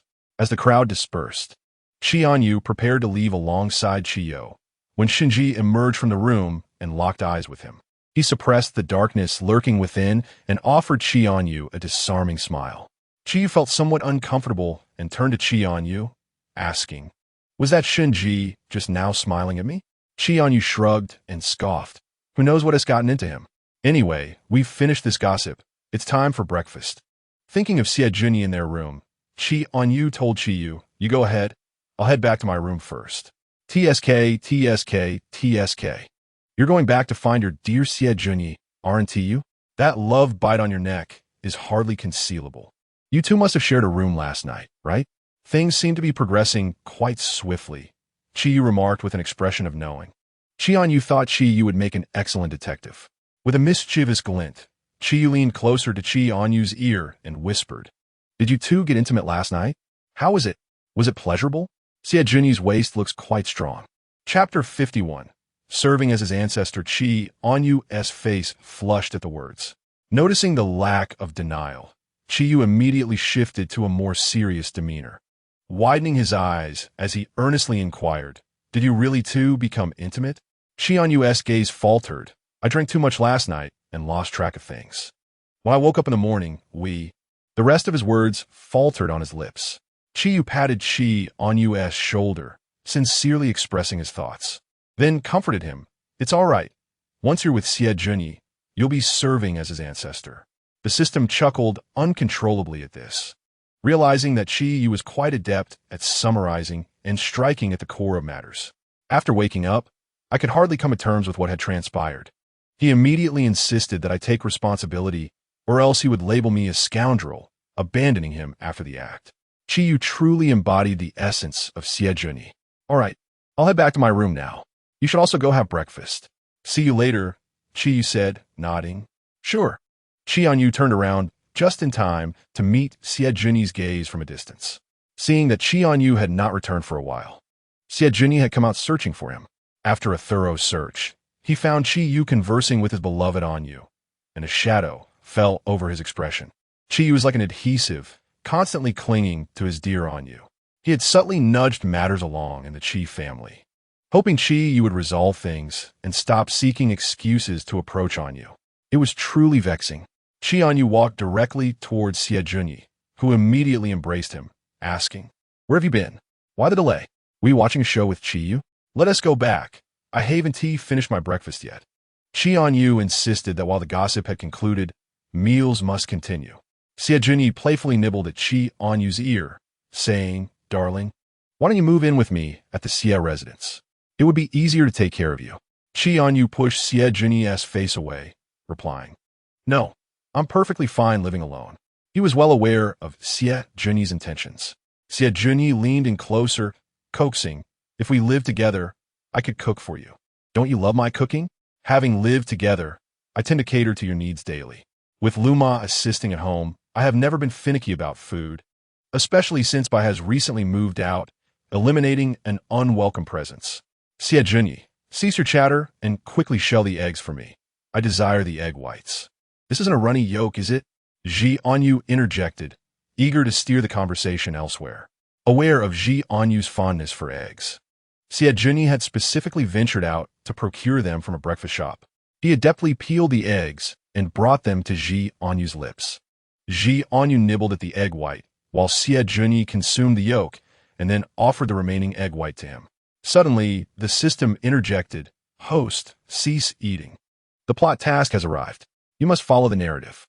Due to last night's events, Su Li and Shun Ji's entanglement begins today, and Su Li will be taken back to the Shun residence. You are to accompany them. Chì Ānyù questioned, Why should I involve myself in their dispute? Am I merely a backdrop? The system replied impassively. The supporting male character serves as a stepping stone and catalyst for the protagonist's union. After breakfast, Chì Ānyù contemplated a plausible excuse to visit the Shun household when a message from his mother arrived. When you Yui, I shall be visiting the Shun family today. Would you like to accompany me? I didn't take you to meet your Uncle Shin yesterday due to the engagement banquet's busyness. Chì Ānyù hastily responded, Mom, I will go with you. He informed Xie Junyi, I won't be returning home just yet. I will accompany my mother to the Shun residence. You may head back first. Xie Junyi pressed his lips together, his tone filled with melancholy. After our intimacy last night, you intend to abandon me this morning? It's as if scoundrel is inscribed upon my face. Chì Ānyù assured, I shall return shortly. He cupped Xie Junyi's face, bestowing a perfunctory kiss upon the corner of his lips. You head back first, and I will find you later, all right? Xie Junyi, ever insistent, replied, Darling, I desire a passionate kiss. Chì Ānyù aimed for efficiency. He straddled Xie Junyi's lap, wrapped his arms around his neck, and kissed him deeply, an intoxicating and lingering embrace. Breathless, Xie Junyi murmured, Darling, I still wish for roses. Chì Ānyù frowned, his lips glistening. Why do you ask for so much?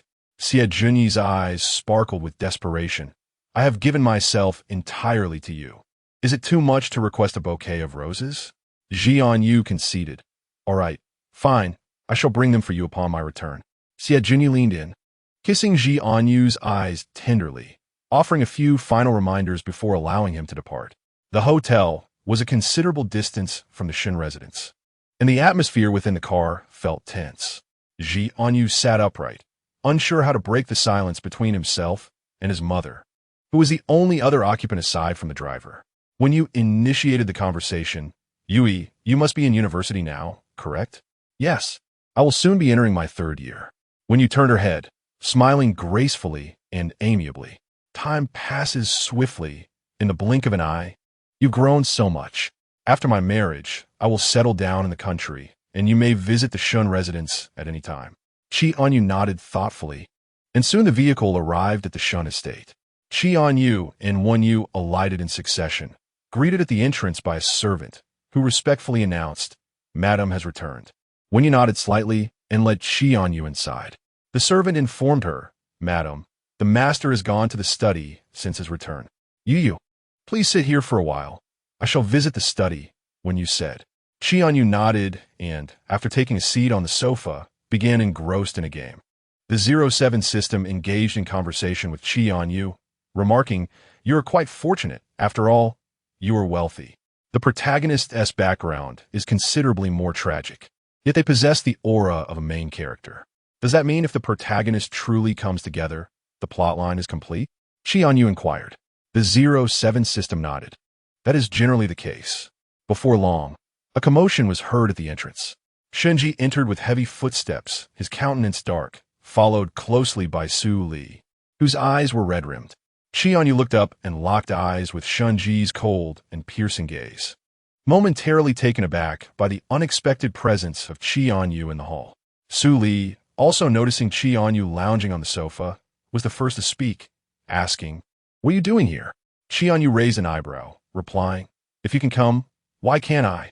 Shenji's lips curled into a smile, and in an instant, he resumed his refined and elegant demeanor.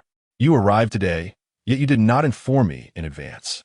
I could have prepared accordingly, he said. Chì Ānyù smirked. I fear it's not about preparing. Rather, it's about preparing a facade. At the mention of the term brother, Chì Ānyù felt a shiver run down his spine, as if Shenji were conversing through a veneer of insincerity. He lifted his gaze, then returned his attention to the game, stating, Just call me by my name. Spare me the pretense. After all, my father has only one son, and I have no so-called brother. Shenji chuckled, leisurely loosening his cuff and settling beside Chì Ānyù. Your words are quite disheartening, brother. We are family now. Why draw such distinctions? Quickly, Chì Ānyù rose and shifted to a single sofa. He was eager to expedite the day's plotline to return home. Although Shenji would not resort to anything overtly malicious, he had a knack for being insufferable. Su Li in the living room was entirely overlooked. Catching a glimpse of Su Li from the corner of his eye, Chì Ānyù swiftly devised a plan to redirect the conversation toward them. You brought Su Li back to meet the family, didn't you? You should go. Your father is waiting for you in the study. After all, the plot only required him to come to the Shen residence. And as long as he did not act against his character, there were no explicit demands on his actions. He would proceed as he pleased. Upon mentioning Su Li, Shun Ji's demeanor shifted from nonchalance to a palpable tension. He cast a calm glance, his tone frosty, stating that his father had instructed him to bring Su Li back. Merely a matter of funding. Humiliated in such a manner, Su Li clenched his fists at his sides, biting his lip fiercely, tears brimming in his moist eyes, evoking a strong sense of protectiveness in those who beheld him. Yet, Shun Ji remained an exception. He scoffed, questioning what means Su Li had employed to sway his father, lamenting the assistance and now the direct order to have the butler escort him home.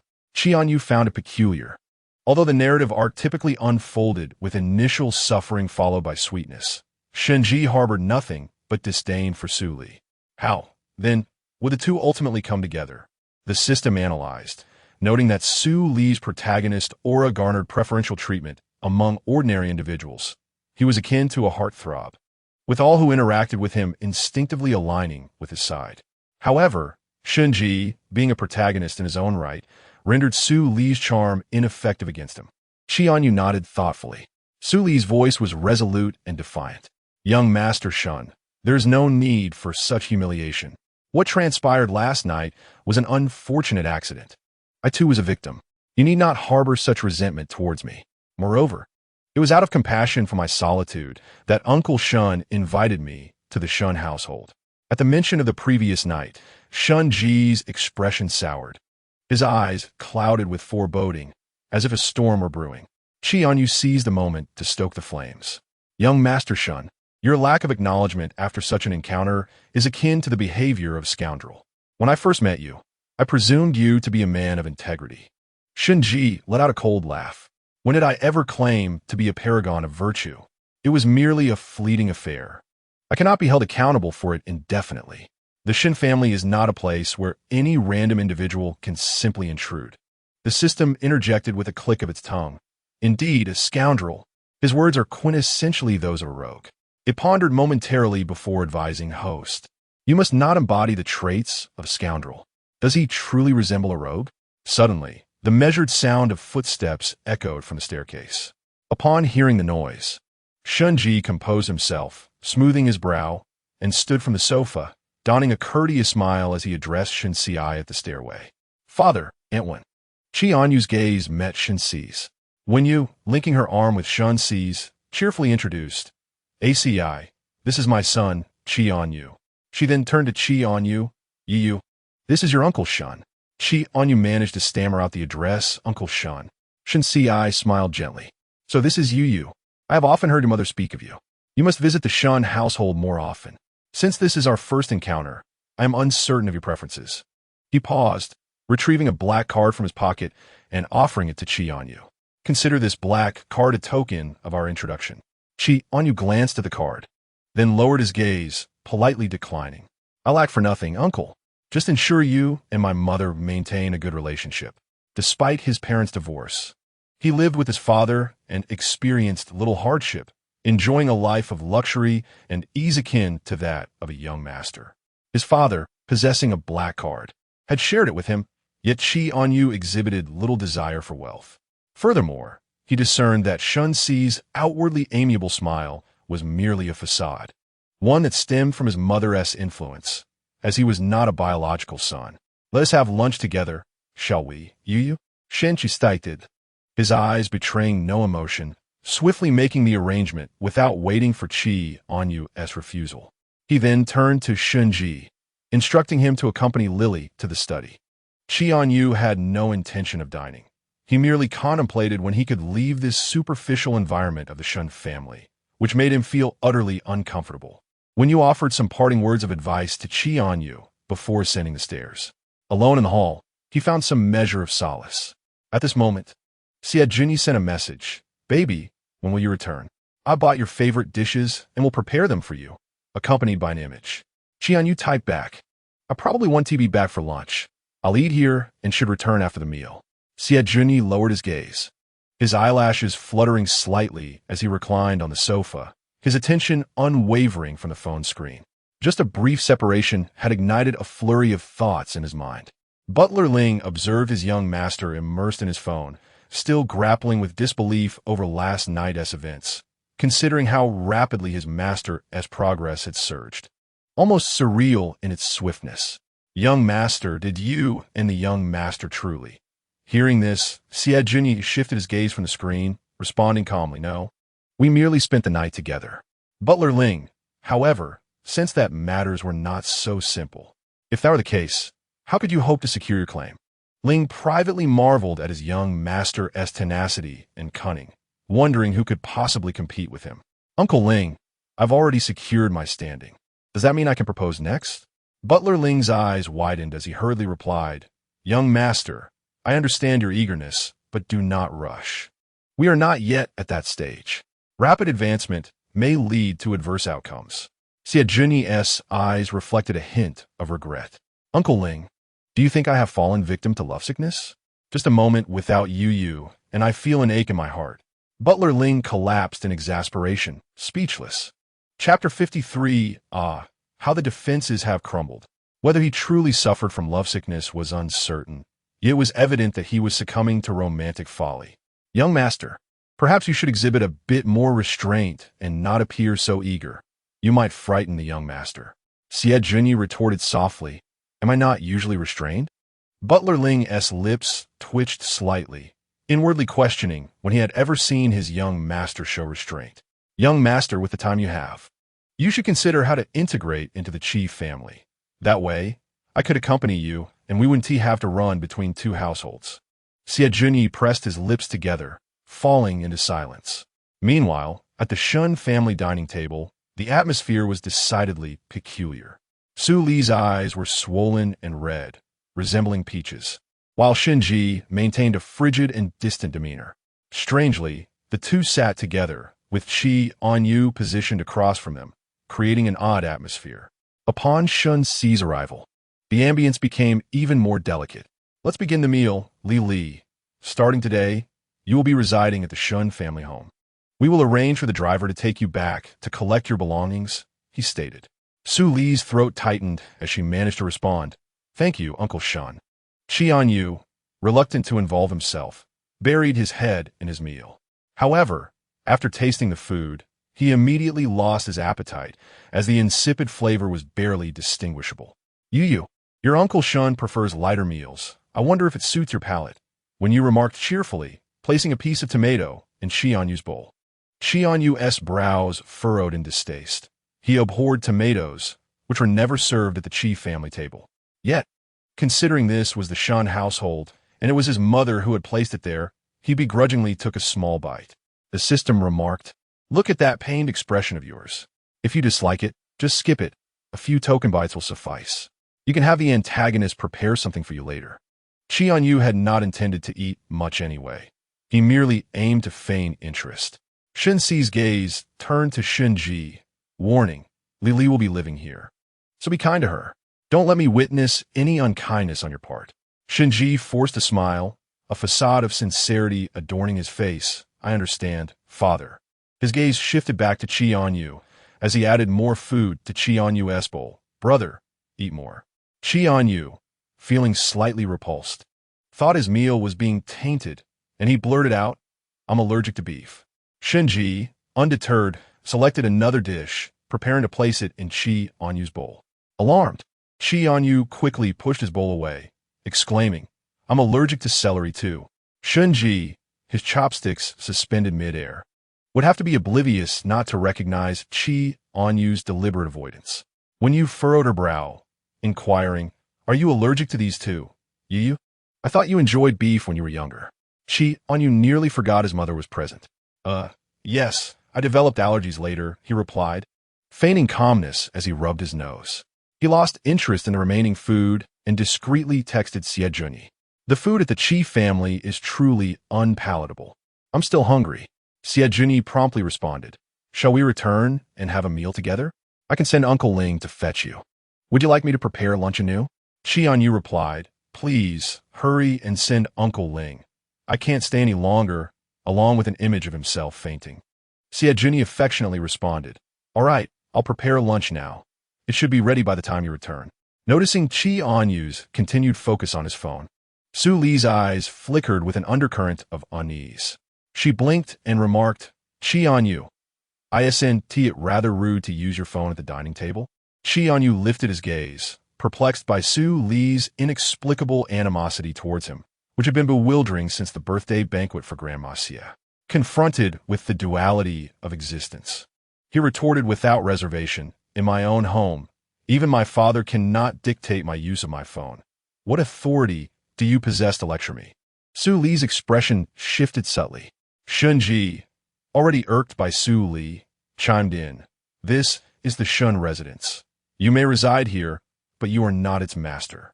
Su Li's eyes glistened with unshed tears, resembling a pool of spring water on the verge of spilling over. Chì Ānyù's lips twitched in exasperation. Oh, how I wish you would just stop crying. Shen Xiai had always treated Su Li kindly, often instinctively siding with her in various matters. Owing to Shun Ji's disgraceful actions at the engagement banquet the previous day, he felt a sense of indebtedness towards Su Li, observing her reddened eyes. He promptly admonished Shun Ji, your words have become increasingly inappropriate. Bowing his head, Shun Ji concealed the coldness in his gaze, choosing to focus on his meal in silence. Shen Xiai cast a stern glance at Chì Ānyù, ultimately refraining from further comment. The system teased, it seems Shun Xiai was about to address you. Yet he lacks the authority. Chì Ānyù scoffed, if my father does not criticize me, what standing does a stepfather have? This family is nothing but a facade. After dinner, Shen Xiai swiftly excused himself to ascend the stairs, casting a meaningful glance at Chì Ānyù before departing. Chì Ānyù paid little heed. Were it not for the unfolding narrative, he would not even have set foot in the Shun household, and he had barely eaten enough. Shun Ji, too, had vacated the first-floor living room, finding solace in his absence. System, once Uncle Ling arrives to collect me, I shall take my leave. There shouldn't be any issues, right? This plot won't suddenly go awry, will it? I simply cannot endure this any longer. The system retorted, go on, go on. Don't act as if you're the only one who wishes to leave. I long to escape as well.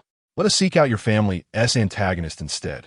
At that moment, Butler Ling sent a message to Chì Ānyù, young master, I shall arrive shortly. Chì Ānyù sprang from the sofa, eager to depart. Suddenly, Su Li's voice echoed softly in the hall. Standing at the steps, he lifted his chin with pride, declaring, even if I am no longer with the CF family, what of it? If I so desire, I can effortlessly find residence in another affluent household. Chì Ānyù found this baffling, retorting, so what? Su Li Gontin, Chì Ānyù. I'm not inferior to you. What you can do, I can do too. What you cannot do, I'm also capable of. I merely come from a slightly less prestigious background. You needn't revel in your superiority before me. Chì Ānyù, lips twitching, turned to the system, questioning, is this protagonist truly unwell? The system remained silent. Let them be, as long as it does not impede your progression through the narrative. Noticing Chì Ānyù's disregard, Su Li glared fiercely, feeling somewhat unhinged. Why are you always so rude? Ignoring others' words. Chì Ānyù shrugged nonchalantly. I fail to comprehend. Our interactions have been minimal. Why must you incessantly compare yourself to me? Is it due to an abundance of dramatic flair? Or perhaps it is the sensitivity and pride buried deep within you that fuels your envy of what you lack. The innocent sense of fragility that Su Li once bore at the dining table has nearly vanished, replaced by a grotesque facade. His defenses were pierced by Chì Ānyù's acerbic tongue. What are you so proud of? What do you possess that inspires envy? You're merely a playboy, indulging in food and leisure. Chì Ānyù rolled his eyes, clicking his tongue. Your defenses are down. Aside from these words, what else can you say? You and that Shun Ji truly complement each other. No wonder you are both protagonists. Chapter 54. Here I bring you, Chì Ānyù, whatever I desire. You could never compete with me, Su Li asserted, his tone resolute, his gaze shadowed. Chì Ānyù, wishing only to escape the Shun household, was too weary to engage in further debate with Su Li, offering him not even a glance. Just then, Shunji descended the stairs with a steady gait, and, noticing Chì Ānyu's intent to leave, remarked with a gentle smile, "Are you leaving so soon, brother? Would you not like to stay a while longer? Anwen is hoping you could spend the night." Chì Ānyù tugged at the corner of his lips. "Don't you tire of that insincere smile?" As Shunji reached the final step, he smiled leisurely. "How could I tire of smiling at my brother? If you must return, allow me to escort you."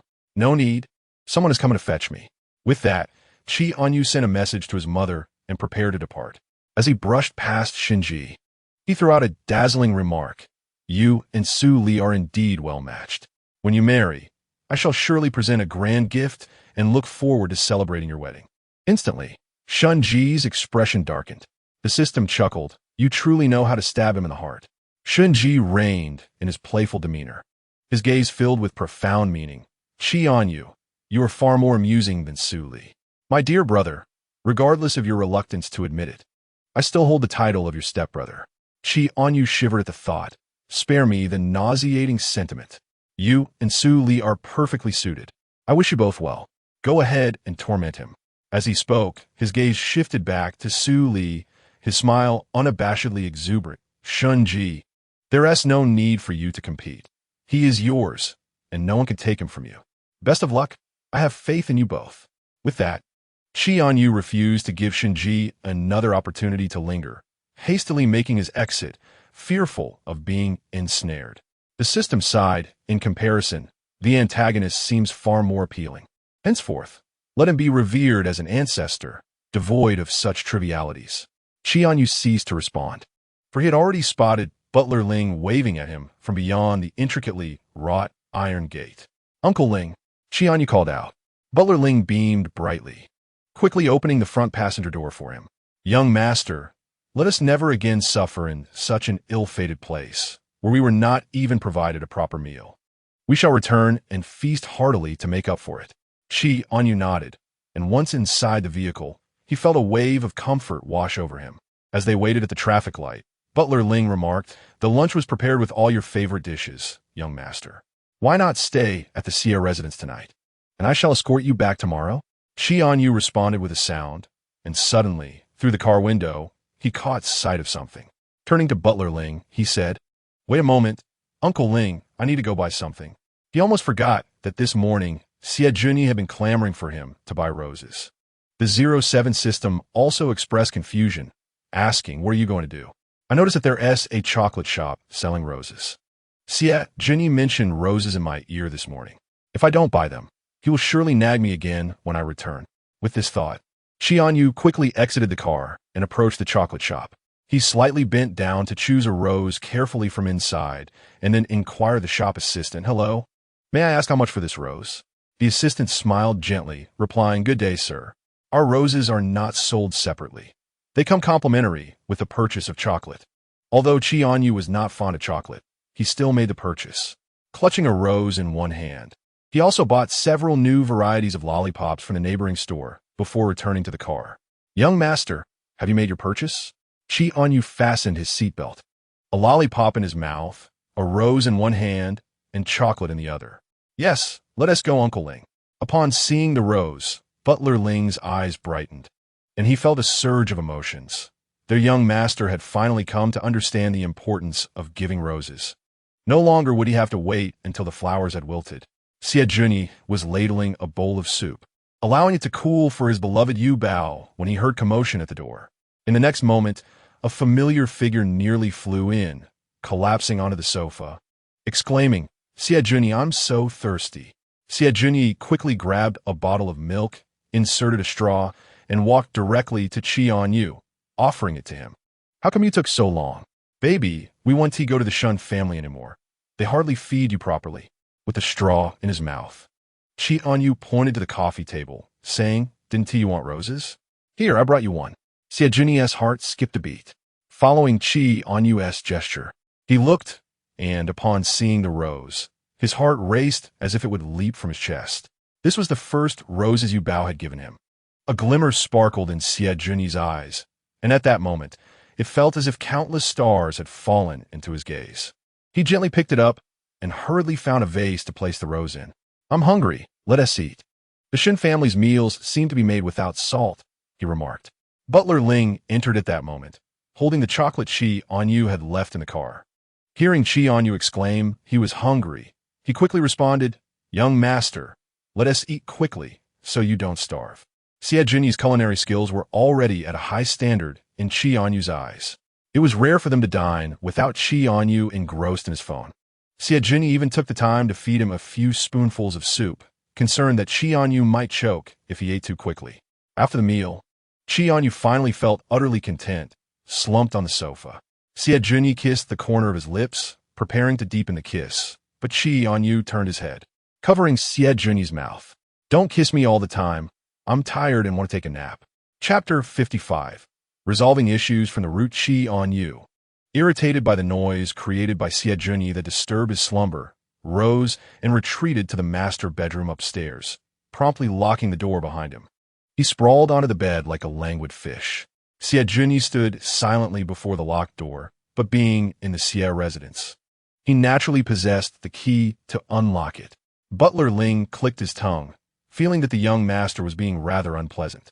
"Young master, please do not disturb the little master's sleep. He even bought you chocolate. Why not indulge in that instead?" Xie Jinyi, intrigued by the mention of chocolate, inquired. "Where is it?" "It's on the table downstairs," replied Butler Ling. Although Xie Jinyi was not particularly fond of chocolate, the fact that it was a gift from his beloved Yu Bao rendered it significant. With a smile, he remarked, "Ling uncle, Yu Bao truly cares for me. Otherwise, he would have bought me roses." Butler Ling nodded nonchalantly. "Indeed, the little master cares for you, so please do not disturb his sleep." This last statement was the crux of the matter. With chocolate in hand, Xie Jinyi began searching online for ways to preserve roses, for it was the first rose gifted to him by Yu Bao, holding great importance. Ultimately, Chì Ānyù succumbed to Butler Ling's persuasion and spent the night at the Xie residence, returning the next morning with several kiss marks adorning his neck. Butler Ling drove him back, beaming with delight. "Young master, let us arrange for the villa to be transferred to your name next time. That way, visiting here would feel like returning home." He expressed his belief in addressing issues at their roots, thus alleviating the young master from the constant urge to return home. Chì Ānyù pondered, "Isn't this a form of indirect salvation?" After alighting from the car and bidding farewell to Butler Ling, he returned to the Chì residence. Upon entering the living room on the first floor, he was met with a sight of empty wine bottles strewn across the table, some even toppled on the floor, filling the air with a potent aroma of alcohol. Frowning, he surmised the situation.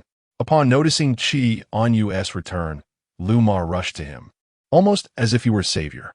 "Young master, you're finally back. Please persuade the master to stop drinking. If he continues like this, something terrible will happen." "Where's my father now?" Chì Ānyù inquired. "He spent the entire night drinking in the living room and has since retreated to the study with more alcohol," Lu Ma replied. Chì Ānyù nodded and proceeded upstairs to the study. As he opened the door, light gradually seeped in, revealing the floor littered with empty bottles. The curtains remained drawn, shrouding the room in darkness, the scent of alcohol mingling with a heavy smoke odor.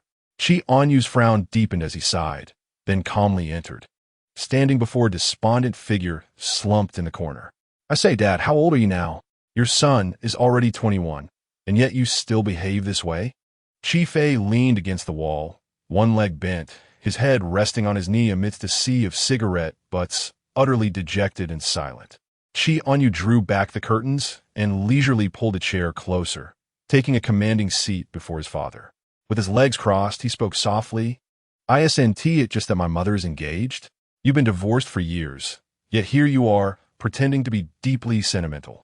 The 07 system seemed to wince at the harshness of his words. "Host, let us be gentle. Don't stab too deeply. After all, he is your biological father."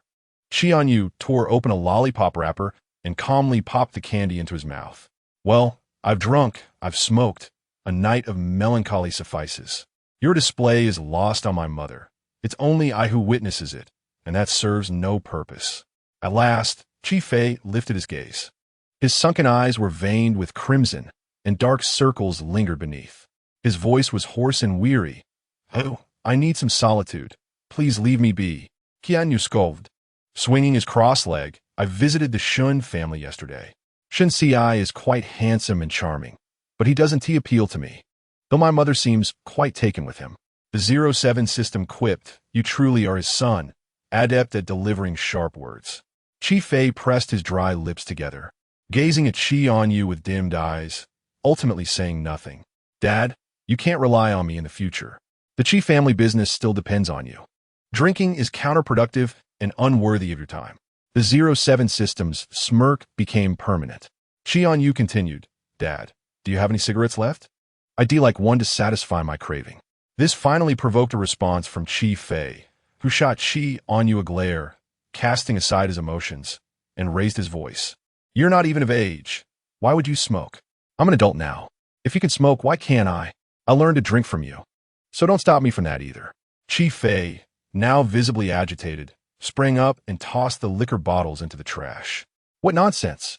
Which of my eyes has seen you drink? Chì Ānyù patted his father's shoulder and sighed. Well, it's good that you've come to an understanding. My mother has already moved on. You shouldn't linger in the past. I'm heading to my room. However, Chi Fei suddenly embraced Chì Ānyù, revealing a rare vulnerability in his towering figure. Whispering softly in his ear, he said, Son, you're all I have left. Chì Ānyu's eyes flickered with conflicting emotions. He intended to push Chi Fei away, but was taken aback by the sudden dampness at his neck, halting his movements. Dad, some things have happened that can't be undone. You've wronged my mother, and I still harbor some resentment. Yet, being your son means I can't change anything. Just do not disturb my mother. That would be the best conclusion. Chi Fei held Chì Ānyù tightly, saying nothing, as tears carved through the crevices of time, leaving traces on his face, ultimately soaking into Chì Ānyu's collar. He choked back his emotions, repeating, You are all I have. It has only been you all these years. Like emotions long suppressed, they poured forth uncontrollably at this moment. Chì Ānyù cast his gaze downward, ultimately reaching out his hand to rest upon Chi Fei's back, soothingly advising him to return to his room for a good night's sleep, assuring that upon waking, all be well. The 07 system clicked its tongue, remarking, Host, what is the difference between this and giving a slap followed by a sweet treat? You're managing it quite well. Chì Ānyù had no time to engage with the system. Instead, he assisted his father back to his room, tucked him in, and drew the curtains closed before softly exiting and shutting the door behind him. As he prepared to retrieve his phone from his pocket, Gu Ming sent him a message. Ayu, I heard from Chì Ānyù that you and Xie. Is it true? So fast. Chì Ānyù opened the message, nearly choking on his own saliva. He calmly replied, There was a minor mishap. It's a long story. Gu Ming responded instantly. Then let us make it short. Chì Ānyù found it difficult to explain everything in a brief text. Gu Ming seemed to grow impatient, almost mistyping in his haste. Stay at home. I'm coming over right now. I want you to explain everything to me in person. Wait for me for half an hour. The corner of Chì Ānyu's mouth twitched slightly. He was unsure how to respond. The 07 system commented dryly. Why do I feel like Gu Ming is even more gossipy than you? His eagerness to know is almost palpable. Chapter 56. Stop speculating recklessly. Gu Ming arrived 10 minutes early. As the servant opened the door for him, he hurriedly dashed through the front yard and into the hall. Racing upstairs, Chì Ānyù remained composed, lounging on the balcony chair, casually snacking on sunflower seeds. When Gu Ming burst into his room, Chì Ānyu's expression remained unchanged. Upon reaching the balcony, Gu Ming's eyes widened at the sight of the red marks on Chì Ānyu's neck, taking a deep breath as he exclaimed, Good heavens! How intense was your battle for such visible marks? As he spoke, he tugged at Chì Ānyu's collar, attempting to see more clearly, revealing even more varied marks beneath. Didn't you say you were straight? Are you joking? Chì Ānyù lazily lifted his eyelids to glance at Gu Ming, handing him a cup and saying, Take a sip of water, don't get too worked up, calm down. Gu Ming gulped down the drink in one go before pouring another glass. But his excitement remained uncontainable. He pulled out a chair and sat across from Chì Ānyù, only to see him leisurely munching on seeds, prompting him to snatch them away. You must clarify this for me. What exactly happened? On the day of my mother's engagement banquet, I had a bit too much to drink, and then, by a twist of fate, We ended up in the same bed in the morning. The astonishment in Gu Ming's eyes was unrelenting. So, does that mean you've been swayed by him? I don't know. And what do you feel about him now? You're not particularly resistant, are you? Gu Ming found himself grappling with the complexities of the relationship between Chì Ānyù and himself. I've taken him, Chì Ānyù confessed, and now he demands that I take responsibility. Otherwise, he accuses me of being a scoundrel, abandoning him after our encounter. Gu Ming nearly choked on his drink, staring incredulously at Chì Ānyù's face. You've taken him? Chì Ānyù calmly retrieved a tissue to dry his face, slightly irritated. Next time, aim away from my face. Gu Ming struggled to process this revelation, pondering how someone with Xie Junyi's physique could possibly be the submissive one. How can you be so certain that it was you who took the initiative? Chì Ānyù leaned back, crossing his legs, in my hazy recollection. It was indeed I who pinned him to the bed, and there are unmistakable marks on him that I cannot deny. Gu Ming exhaled heavily, reflecting, it feels somewhat surreal. You once swore to me that you were straight, and now, not long after, how did things change? Chì Ānyù snatched some sunflower seeds from Gu Ming and resumed cracking them, remaining silent. Gu Ming leaned forward, resting his arms on the table, locking eyes with Chì Ānyù. What are your plans moving forward? Chì Ānyù pushed Gu Ming's head away. What else can I do? I'll take it one step at a time. Summer is nearly over, and we'll soon be entering our 3rd year. We could discuss it again then. He adopted a somewhat resigned attitude, acknowledging that the current situation was beyond alteration and that he would simply let things unfold naturally. Does your father know? Those marks on your neck are rather conspicuous. Suddenly, Chì Ānyù recalled that he had just been in his father's study. The dim lighting made it uncertain whether his father had noticed. The collar of his outfit today did little to conceal the evidence. He suspected that Xie Junyi had done this intentionally, taking hold of his neck. My father is still oblivious. He believes I am interested in the eldest daughter of the Chì family and is planning to arrange a marriage between our families. Gu Ming was taken aback by Chì Ānyù's audacity. Engaging in such a charade with Chì Ānyù was one thing. But if his father were to discover that his son had strayed from the expected path, the resulting expression would surely be quite nuanced. May I join you for lunch at your home? We could invite Chì Ānyù as well. The 3 of us could gather. Chì Ānyù had no objections, and after Gu Ming's suggestion, he opted to wear a shirt with a higher collar. Xie Junyi has returned to the Xie family, and he won't be coming back here. Will he? Gu Ming, munching on sunflower seeds, recalled the chilling look Xie Junyi had given him at the swimming pool. You sought refuge at my home last time, yet somehow you couldn't escape. He possesses quite a strong sense of possession over you. That day at the swimming pool, he discreetly warned me to keep my distance from you. If you truly end up with him, will I still be able to see you? This is indeed a compelling question, one that rendered Chì Ānyù momentarily speechless.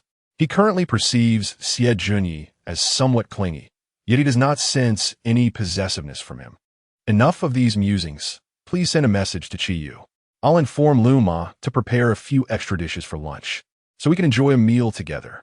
Gu Ming nodded, even reiterating to Chì Ānyù that Xie Junyi would not be visiting the Chì household.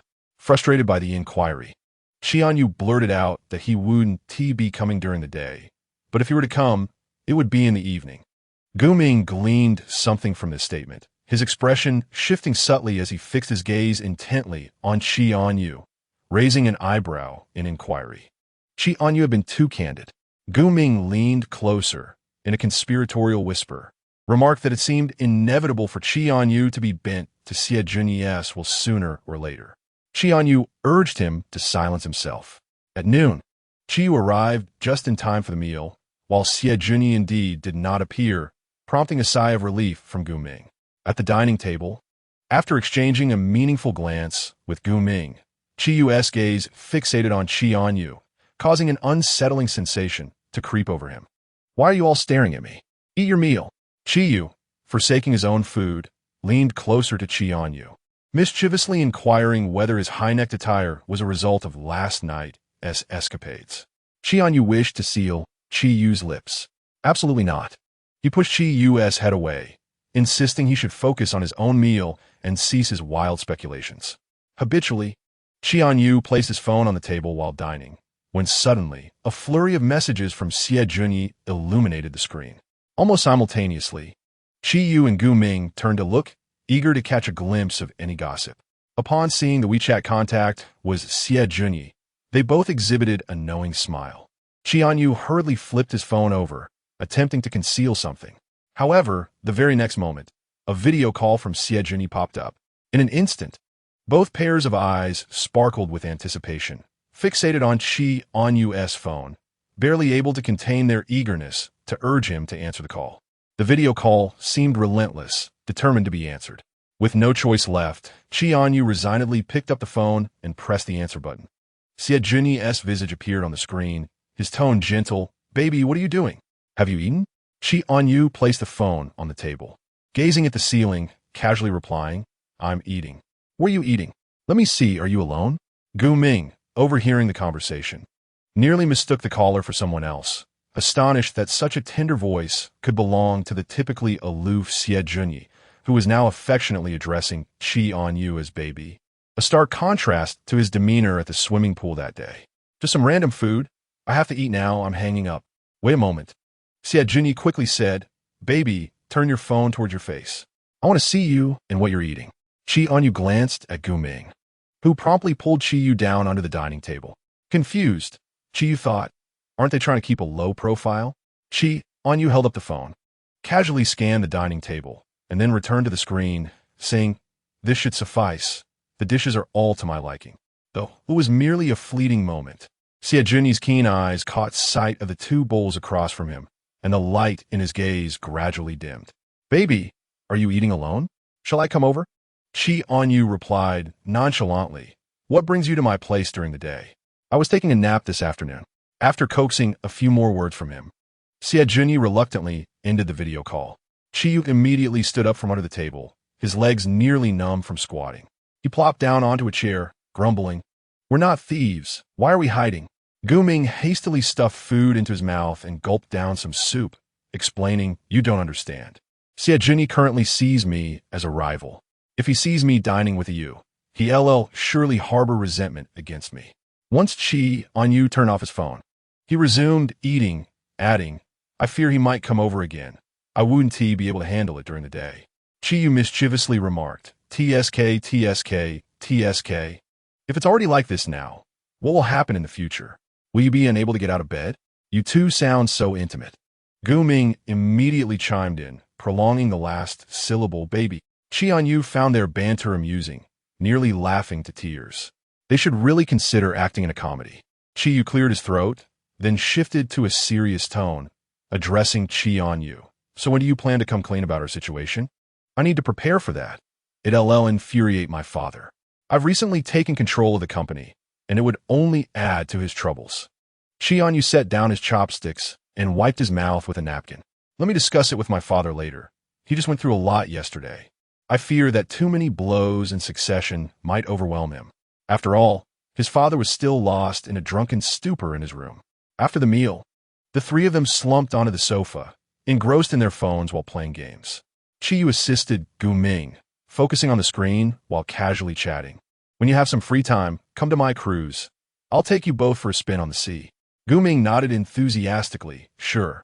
By the way, you, my bar is about to officially open soon. You both should come and support me. I'll personally mix drinks for you." Chì Ānyù had long known about Gu Ming's aspiration to open a bar, for which he had been preparing for quite some time, even designing the interior himself. He had initially intended to invest in Gu Ming's venture, but his offer had been declined. "However, you must come secretly in the future. Do not let your family's Xie Junyi find out, or he will think I have led you astray and will bear a grudge against me in silence." Gu Ming added with a hint of melancholy. The 07 system incessantly clicked its tongue, playfully teasing, "It seems your relationship has already been tacitly acknowledged. How enviable." Chì Ānyù rolled his eyes at the system and retorted, "If you would pay more attention to the plot, you wouldn't need to focus on me. Thank you."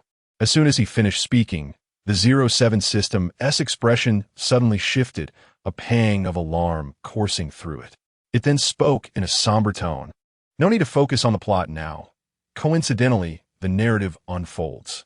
Su Li, as an art student from B University, will attend the Bianlong Art Museum exhibition to showcase his works the day after tomorrow, and you must go as well. Furthermore, the plot demands that you, the supporting character, devise a way for Shanji to attend to. Chì Ānyù felt utterly speechless. Why must he be entangled in the main character's affairs? Why should he be responsible for getting Shanji to the exhibition? Shouldn't that be their concern? The 0-7 system, devoid of expression, plainly stated. Because you are the catalyst for their union, you must appear in the midst of their developing storyline. How many times must he reiterate this fact? Chì Ānyù's mood soured instantly. Ānyù, stop sticking to that middle path. Hurry to the bottom lane. Before Guming could finish his sentence, he froze, his pupils trembling as he noticed a dignified, aloof figure approaching the sofa. He swiftly flipped over and distanced himself from Chì Ānyù. The 0-7 system quietly reminded him, your companion has arrived. This time, Xiejunyi entered through the front door unreservedly, immediately spotting the three sprawled on the sofa.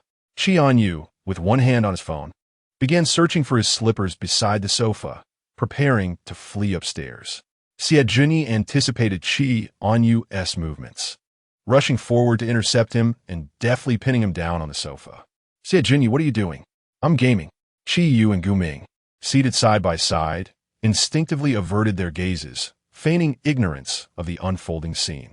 Darling, why aren't you replying to my messages? Chì Ānyù craned his neck back, pushing against Xiejunyi's head. I'm gaming. I didn't notice. You need to get off me. Xiejunyi, with his eyes lowered, effortlessly lifted Chì Ānyù from the sofa, securely holding him by the waist and giving him a gentle squeeze as he ascended the stairs. Xiejunyi, what are you doing? Put me down. This position is uncomfortable. Xiejunyi paused, adjusting his grip to cradle Chì Ānyù in a more intimate manner, lifting him so that his legs dangled freely on either side as he carried him back to the master bedroom on the second floor. Chapter 58. What are you thinking in your mind? Xiejunyi placed the person on the bed and swiftly leaned down. Chì Ānyù hastily raised his leg to block Xiejunyi's shoulder, preventing him from getting closer. His tone unnaturally elevated. He exclaimed, what are you doing? It's still daytime. Baby. Chì Ānyù shot Xiejunyi a glare. You're not allowed to call me baby in front of others from now on. Xiejunyi furrowed his brows, his Adam's apple bobbing. Why can't I call my boyfriend baby? Is there a problem with that? Chì Ānyù, feeling exasperated, compromised slightly. You can call me that privately, but not when there are many people around. Don't I have any dignity? Xiejunyi unbuttoned one of the buttons at his neck, revealing his collarbone. Then why did you accompany them for dinner without me? Chì Ānyù immediately retorted, I didn't go with you for dinner. Don't you have any self-awareness? You had your fill of kisses last night. Don't push your luck here. Don't make me slap you. Xiejunyi leaned in closer. Go ahead, slap me. Chì Ānyu's system, 0-7, wore an amused smile. The villain has already let you slap him. Host, please don't make him enjoy it. Chì Ānyù found it increasingly difficult to decipher Xiejunyi's intentions. He broke free from Xiejunyi's grasp, rolling off the bed and sitting back on a small sofa, clutching a pillow defensively in front of him. If you have nothing to do, find something else to occupy yourself with. Don't just pester me. Xiejunyi leisurely descended from the bed, explaining that he had time only for the next few days before he had to travel far away, and he wanted to make the most of their time together. Baby, why don't you come back to the CF family with me for a couple of days? I'll be gone soon for some matters and want to see you for several days. Chì Ānyù caught only the key words, glaring at Xiejunyi. Wasn't I just living at the CF family? I've barely returned for a day, and you want me to move back so quickly? Xiejunyi maneuvered himself onto the sofa, lifting Chì Ānyu's legs onto his lap, leaning in closer. Just for these 2 days, all right? Absolutely not. Then I will come and sleep at the Chì family tonight. Just don't lock the balcony door. If you do, I will force it open, and it wouldn't be good if I wake Uncle Chì Ānyù was utterly frustrated. If you're free, why don't you go to the kitchen and make me some snacks? It's cramped here. Xiejunyi held onto the back of Chì Ānyu's head, pressing a kiss on him before licking his lips, then stood up. I'll make you some fruit tarts, is that all right? Whatever, anything is fine. Chì Ānyù just wanted some peace and quiet, eager to send Xiejunyi away, as his lips felt raw from too much kissing over the past few days. In the hall on the first floor, Chi Yu and Guming were still seated on the sofa playing games. Upon hearing movement on the stairs, they turned to look, but as soon as they caught sight of Xiejunyi's cold expression, They immediately averted their gazes. Guming whispered to Chì Ānyù, "This shouldn't be happening. Are they really that fast in the room?" Chì Ānyù clicked his tongue. That shouldn't be the case. Why has Chì Ānyù come down yet? Xiejunyi cast a disdainful glance, while Guming sat upright, instantly silenced. It wasn't until he saw someone enter the kitchen that his tense body relaxed. At this point, Guming abandoned the game and promptly messaged Chì Ānyù. "Are you two that quick? Xiejunyi has come down so soon." Chì Ānyù replied in seconds. "What are you thinking? I sent him downstairs to make some snacks." Guming wondered if he could still play that afternoon. The cold aura surrounding him made it feel as if one would freeze to the bone upon approaching. "You all enjoy yourselves. It's fine. He won't come looking for trouble. I can start my game upstairs just as well." In the open kitchen, Xiejunyi donned an apron tied around his waist. Sleeves rolled up, focused on preparing the egg tart mixture. Chì Ānyù, unfazed, draped an arm over Guming's shoulder and whispered in his ear, "Last time, I dressed as a woman and hung out with Ānyù. My skin is thick enough to withstand bullets. Your glares have no effect on me. Go ahead and stare. It won't cost you anything." Guming was refreshingly candid. Xiejunyi found the two on the sofa particularly bothersome, especially Chì Ānyù, who had been frequenting the Chì residence over the past few days. His gaze darkened, and his movements became more pronounced. Upstairs, Chì Ānyù lounged with his legs crossed, while Chì Ānyù played games with the microphone on, making Chì Ānyu's voice distinctly audible in the living room. As Xiejunyi completed the egg tarts and placed them in the oven, he listened to the commotion in the living room. Had he not known that Chì Ānyù harbored no ill intentions towards his precious Ānyù, he would have been extremely wary. The first to catch the scent of the egg tarts was Chì Ānyù. He set down his phone and, without any pretense, entered the kitchen just as Xiejunyi removed the tarts from the oven, preparing to let them cool before serving. With a beaming smile, Chì Ānyù asked, "Can I have a taste?" Xiejunyi chose to ignore him. Chì Ānyù pouted, "Forget it. I'll just get some from Ānyù later." The veins at Xiejunyi's temples throbbed as he coldly replied, "You're not going upstairs. Take one and scram." A cunning smile flickered in Chì Ānyu's eyes. "All right then." He claimed he'd take one, but in reality, he stealthily snatched 2 egg tarts. Xiejunyi restrained his temper, refraining from kicking Chì Ānyù down, knowing his Ānyù was still waiting upstairs. Once the tarts had cooled, he quickly brought them upstairs and locked the door upon entering the master bedroom. "Darling, the egg tarts are ready. Come taste." Chì Ānyù lazily lifted his eyelids, reclining on a lounge chair on the balcony. Xiejunyi picked out a strawberry-flavored tart and brought it to Chì Ānyu's lips. It shouldn't be hot anymore. The system couldn't help but exclaim, "How delightful it must be to be waited on hand and foot, having everything served to you." Chì Ānyù took a bite of the tart and sighed. "If it weren't for that damn plot, I would be even more content." He now had to contemplate how to lure Shunji to the art museum for a leisurely time. Xiejunyi whispered softly into Chì Ānyu's ear, "Darling, shouldn't we indulge in our little world for two? Let's go out tomorrow." He anticipated that it would take a considerable amount of persuasion to elicit a response from Chì Ānyù. Yet, to his surprise, Chì Ānyu's eyes lit up at the suggestion, and he promptly sat up from the lounge chair, his tone brimming with excitement. "Sure, let's go the day after tomorrow, to that coastal art museum." The system, observing the unfolding scene, couldn't help but twitch its lips at the absurdity of a date at an art museum. Chapter 59, Truly a Mastermind. Xiejunyi was momentarily taken aback. This was not quite how he had envisioned the day would unfold. "Darling, are you eager to see an exhibition? Shall we also catch a movie afterward?" he gently suggested. Chì Ānyù dismissed the idea. "What is so interesting about movies? Sitting there for too long makes me numb. I'll fall asleep halfway through. Let's go to the art exhibition instead." Xiejunyi fell silent, his lips pressed together. Then, "Darling, after the exhibition, shall we dine at a restaurant?" Chì Ānyù waved his hand dismissively. "We'll see about that later." As the sun dipped below the horizon, Xiejunyi, having snuggled up to Chì Ānyù, dozed off with his head resting on Chì Ānyu's lap, rendering him immobile for the entire afternoon. As twilight approached, Chì Ānyù could no longer tolerate the situation and nudged Xiejunyi's head. "Have you slept enough this afternoon?" Xiejunyi's face nestled deeper into Chì Ānyu's lap, muffled sounds escaping him. Chì Ānyù quickly pushed him away and dashed to the bathroom. Xiejunyi, still half asleep, followed, wrapping his arms around Chì Ānyù from behind. resting his head on Chì Ānyu's shoulder, watching him as he used the restroom. He even thoughtfully handed him some tissue. "Chì Ānyù," he said, tilting his head. "Why don't you prepare dinner? I am hungry.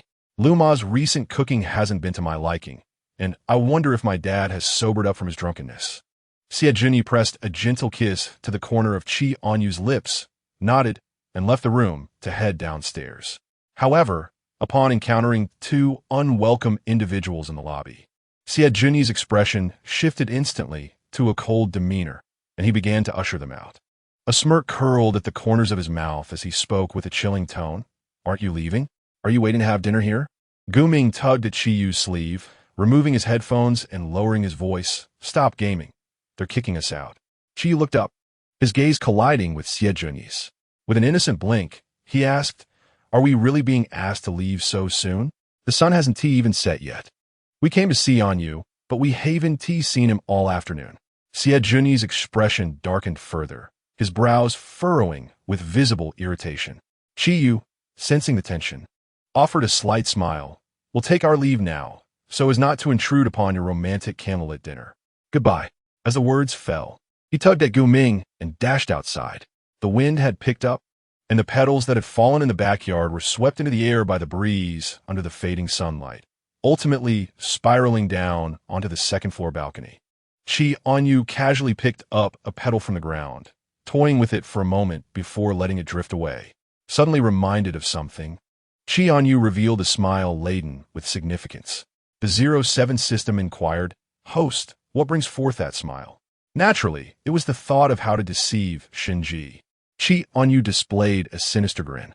The 07 system commented, "Host, perhaps it's best to refrain from smiling. Your grin sends shivers down my spine." Chì Ānyù rolled his eyes in response to the 07 system's remark. That evening, he printed a letter, the content of which was merely the first half copied and pasted from the internet. He intentionally enlarged the font and signed it with Su Li's name at the end. The 07 system expressed out, "Do you think this will work?" Chì Ānyù scoffed, "Why wouldn't it? It's printed, not handwritten. Later, I'll have someone deliver the letter to the Shun family in my name. Last time, Shunji was plotting against me during my mother's engagement banquet. I must retaliate. Even if it comes to confrontation, the signature reads Su Li, not me. How could he prove I orchestrated this scheme? Let him lock himself in with Su Li." The 07 system posed a crucial question. What if he sees the signature? Chì Ānyù smiled slightly. "I've intentionally placed the signature on the backside in a minuscule font. Who would bother flipping it over to check?" The 07 system, commendably astute, acknowledged this strategy. Chì Ānyù, always a man of action, immediately set his plan into motion, knowing that money could procure assistance. Just as he concluded his preparations, Xie Zhenyi called for him to come downstairs for dinner. Upon entering the dining room, Chì Ānyù noticed his father, who had awoken at some point, sitting at the table, smiling as he conversed with Xie Zhenyi. "Xiao Xie, you must visit the Qi residence more often. Let us not be strangers," he remarked. Chì Ānyu's lips twitched at this comment. After all, Xie Zhenyi often climbed over the balcony in the evenings, far too familiar with their household. Seeing Chì Ānyu's arrival, Xie Zhenyi quickly pulled out a chair for him and handed him chopsticks, saying, "Bayu, you must be hungry. Do try some." Without hesitation, Chì Ānyù took his seat and began to eat. Chi Fei glanced at his son, who was solely focused on his meal, and then at the attentive Xie Zhenyi, sighing at the stark contrast between them. If only his obstinate son could exhibit half the thoughtfulness of Xie Zhenyi, he would feel far less anxious. "Ānyù, you should learn from Xiao Xie sometimes. Don't be so reckless in your endeavors. What will you do when you start a family?" As for his father's words, Chì Ānyù always took them in one ear and out the other, continuing to devour his meal with indifference. "Uncle Chi, Yu's just fine as he is." As Xie Zhenyi spoke, he did not forget to serve food to Chì Ānyù. Chi Fei, with a calm demeanor, remarked, "Xiao Xie, you need not always speak on his behalf. He is no longer a child, yet his temperament remains rather immature." Chì Ānyù took a sip of soup, nonchalantly lifting his eyelids and said, "Dad, why worry? I'm doing well. Focus on your health, and keep an eye on the company. There is no need for you to fret about me." Chi Fei had transitioned from a state of frustration to a more detached perspective. "Uncle Chi, please eat more." Xie Zhenyi interjected, steering the conversation away. Chì Fei, with a sense of reassurance, patted Xie Junyi's hand and said, "Xiao Xie, if possible, given the goodwill of the Qi family during this time, please look out for Ānyù. He is my greatest concern." The system, overhearing this, remarked, "Is help even necessary? Host, you are now with the antagonist. Soon the Xie family will be yours, and the Qi company will be saved, effortlessly shouldering both responsibilities." Chì Ānyù chose to disregard the system. "Dad, now that your mood has improved, let us eat without dwelling on unnecessary thoughts," he said casually, placing a piece of fatty meat into his father's bowl. After the meal, Chì Fei insisted that Xie Junyi stay the night. "Xiao Xie, it's rare for you to visit. Why not spend the night at the Qi residence? Your room is still available." Chì Ānyù, lounging on the sofa opposite his father with a lollipop in his mouth, scoffed at this suggestion. Xie Junyi offered a polite smile, casting a meaningful glance at Chì Ānyù before nodding in agreement. "Ānyù, you'll be heading to school soon. It's time to focus. When you have time, accompany your father to the company. No need to worry about learning anything. Just spend a few days there." Upon hearing the mention of the company, Chì Ānyù felt overwhelmed and replied irritably, "I don't have time these days." Chì Fei's tone grew serious. "What exactly are you so busy with?" Chì Ānyù remained silent, lollipop in mouth. Xie Junyi quickly interjected, "Uncle Chì, there's no rush about going to the company. Ānyù may not be ready yet. Let him take a couple of days." Chì Fei rose from the sofa, sighing in resignation. "Fine, if you don't wish to go these days, you must go later. I'm not asking you to work, just familiarize yourself with the company and pass the time." His expectations had lowered significantly. He never truly anticipated Chì Ānyù would learn anything substantial at the company. Irritated by the discussion, Chì Ānyù responded dismissively, All right, I'll go later. Just to clarify, I'll only stay for a few days. If it becomes tedious, I'll return." Satisfied, Chì Fei smiled and nodded before heading upstairs. Having not visited the company in the past few days, some matters had accumulated that remained unaddressed. Chì Fei stood by the window in his study, gripping his phone as he listened to Secretary Ji Yu's report on the other end. Ultimately, he could not shake his concerns for the company. Ji Yu's voice was laced with unabashed praise. "Mr. Chi, Bai Jin's capabilities are truly exceptional.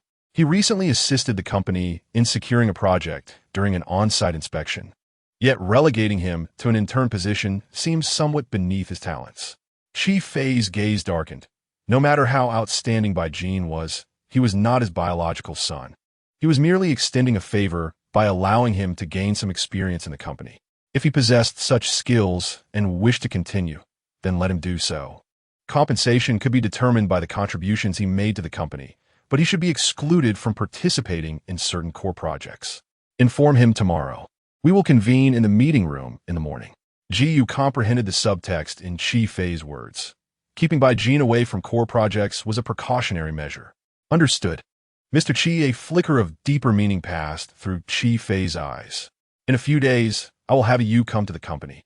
You can guide him to familiarize himself with the environment. Let him spend some time here." Ji Yu had heard of the young master of the Qi family, who seldom made appearances at the company, only occasionally dropping by to deliver documents to Mr. Chi. However, he was unaware of the young man's temperament. "Certainly, Mr. Chi.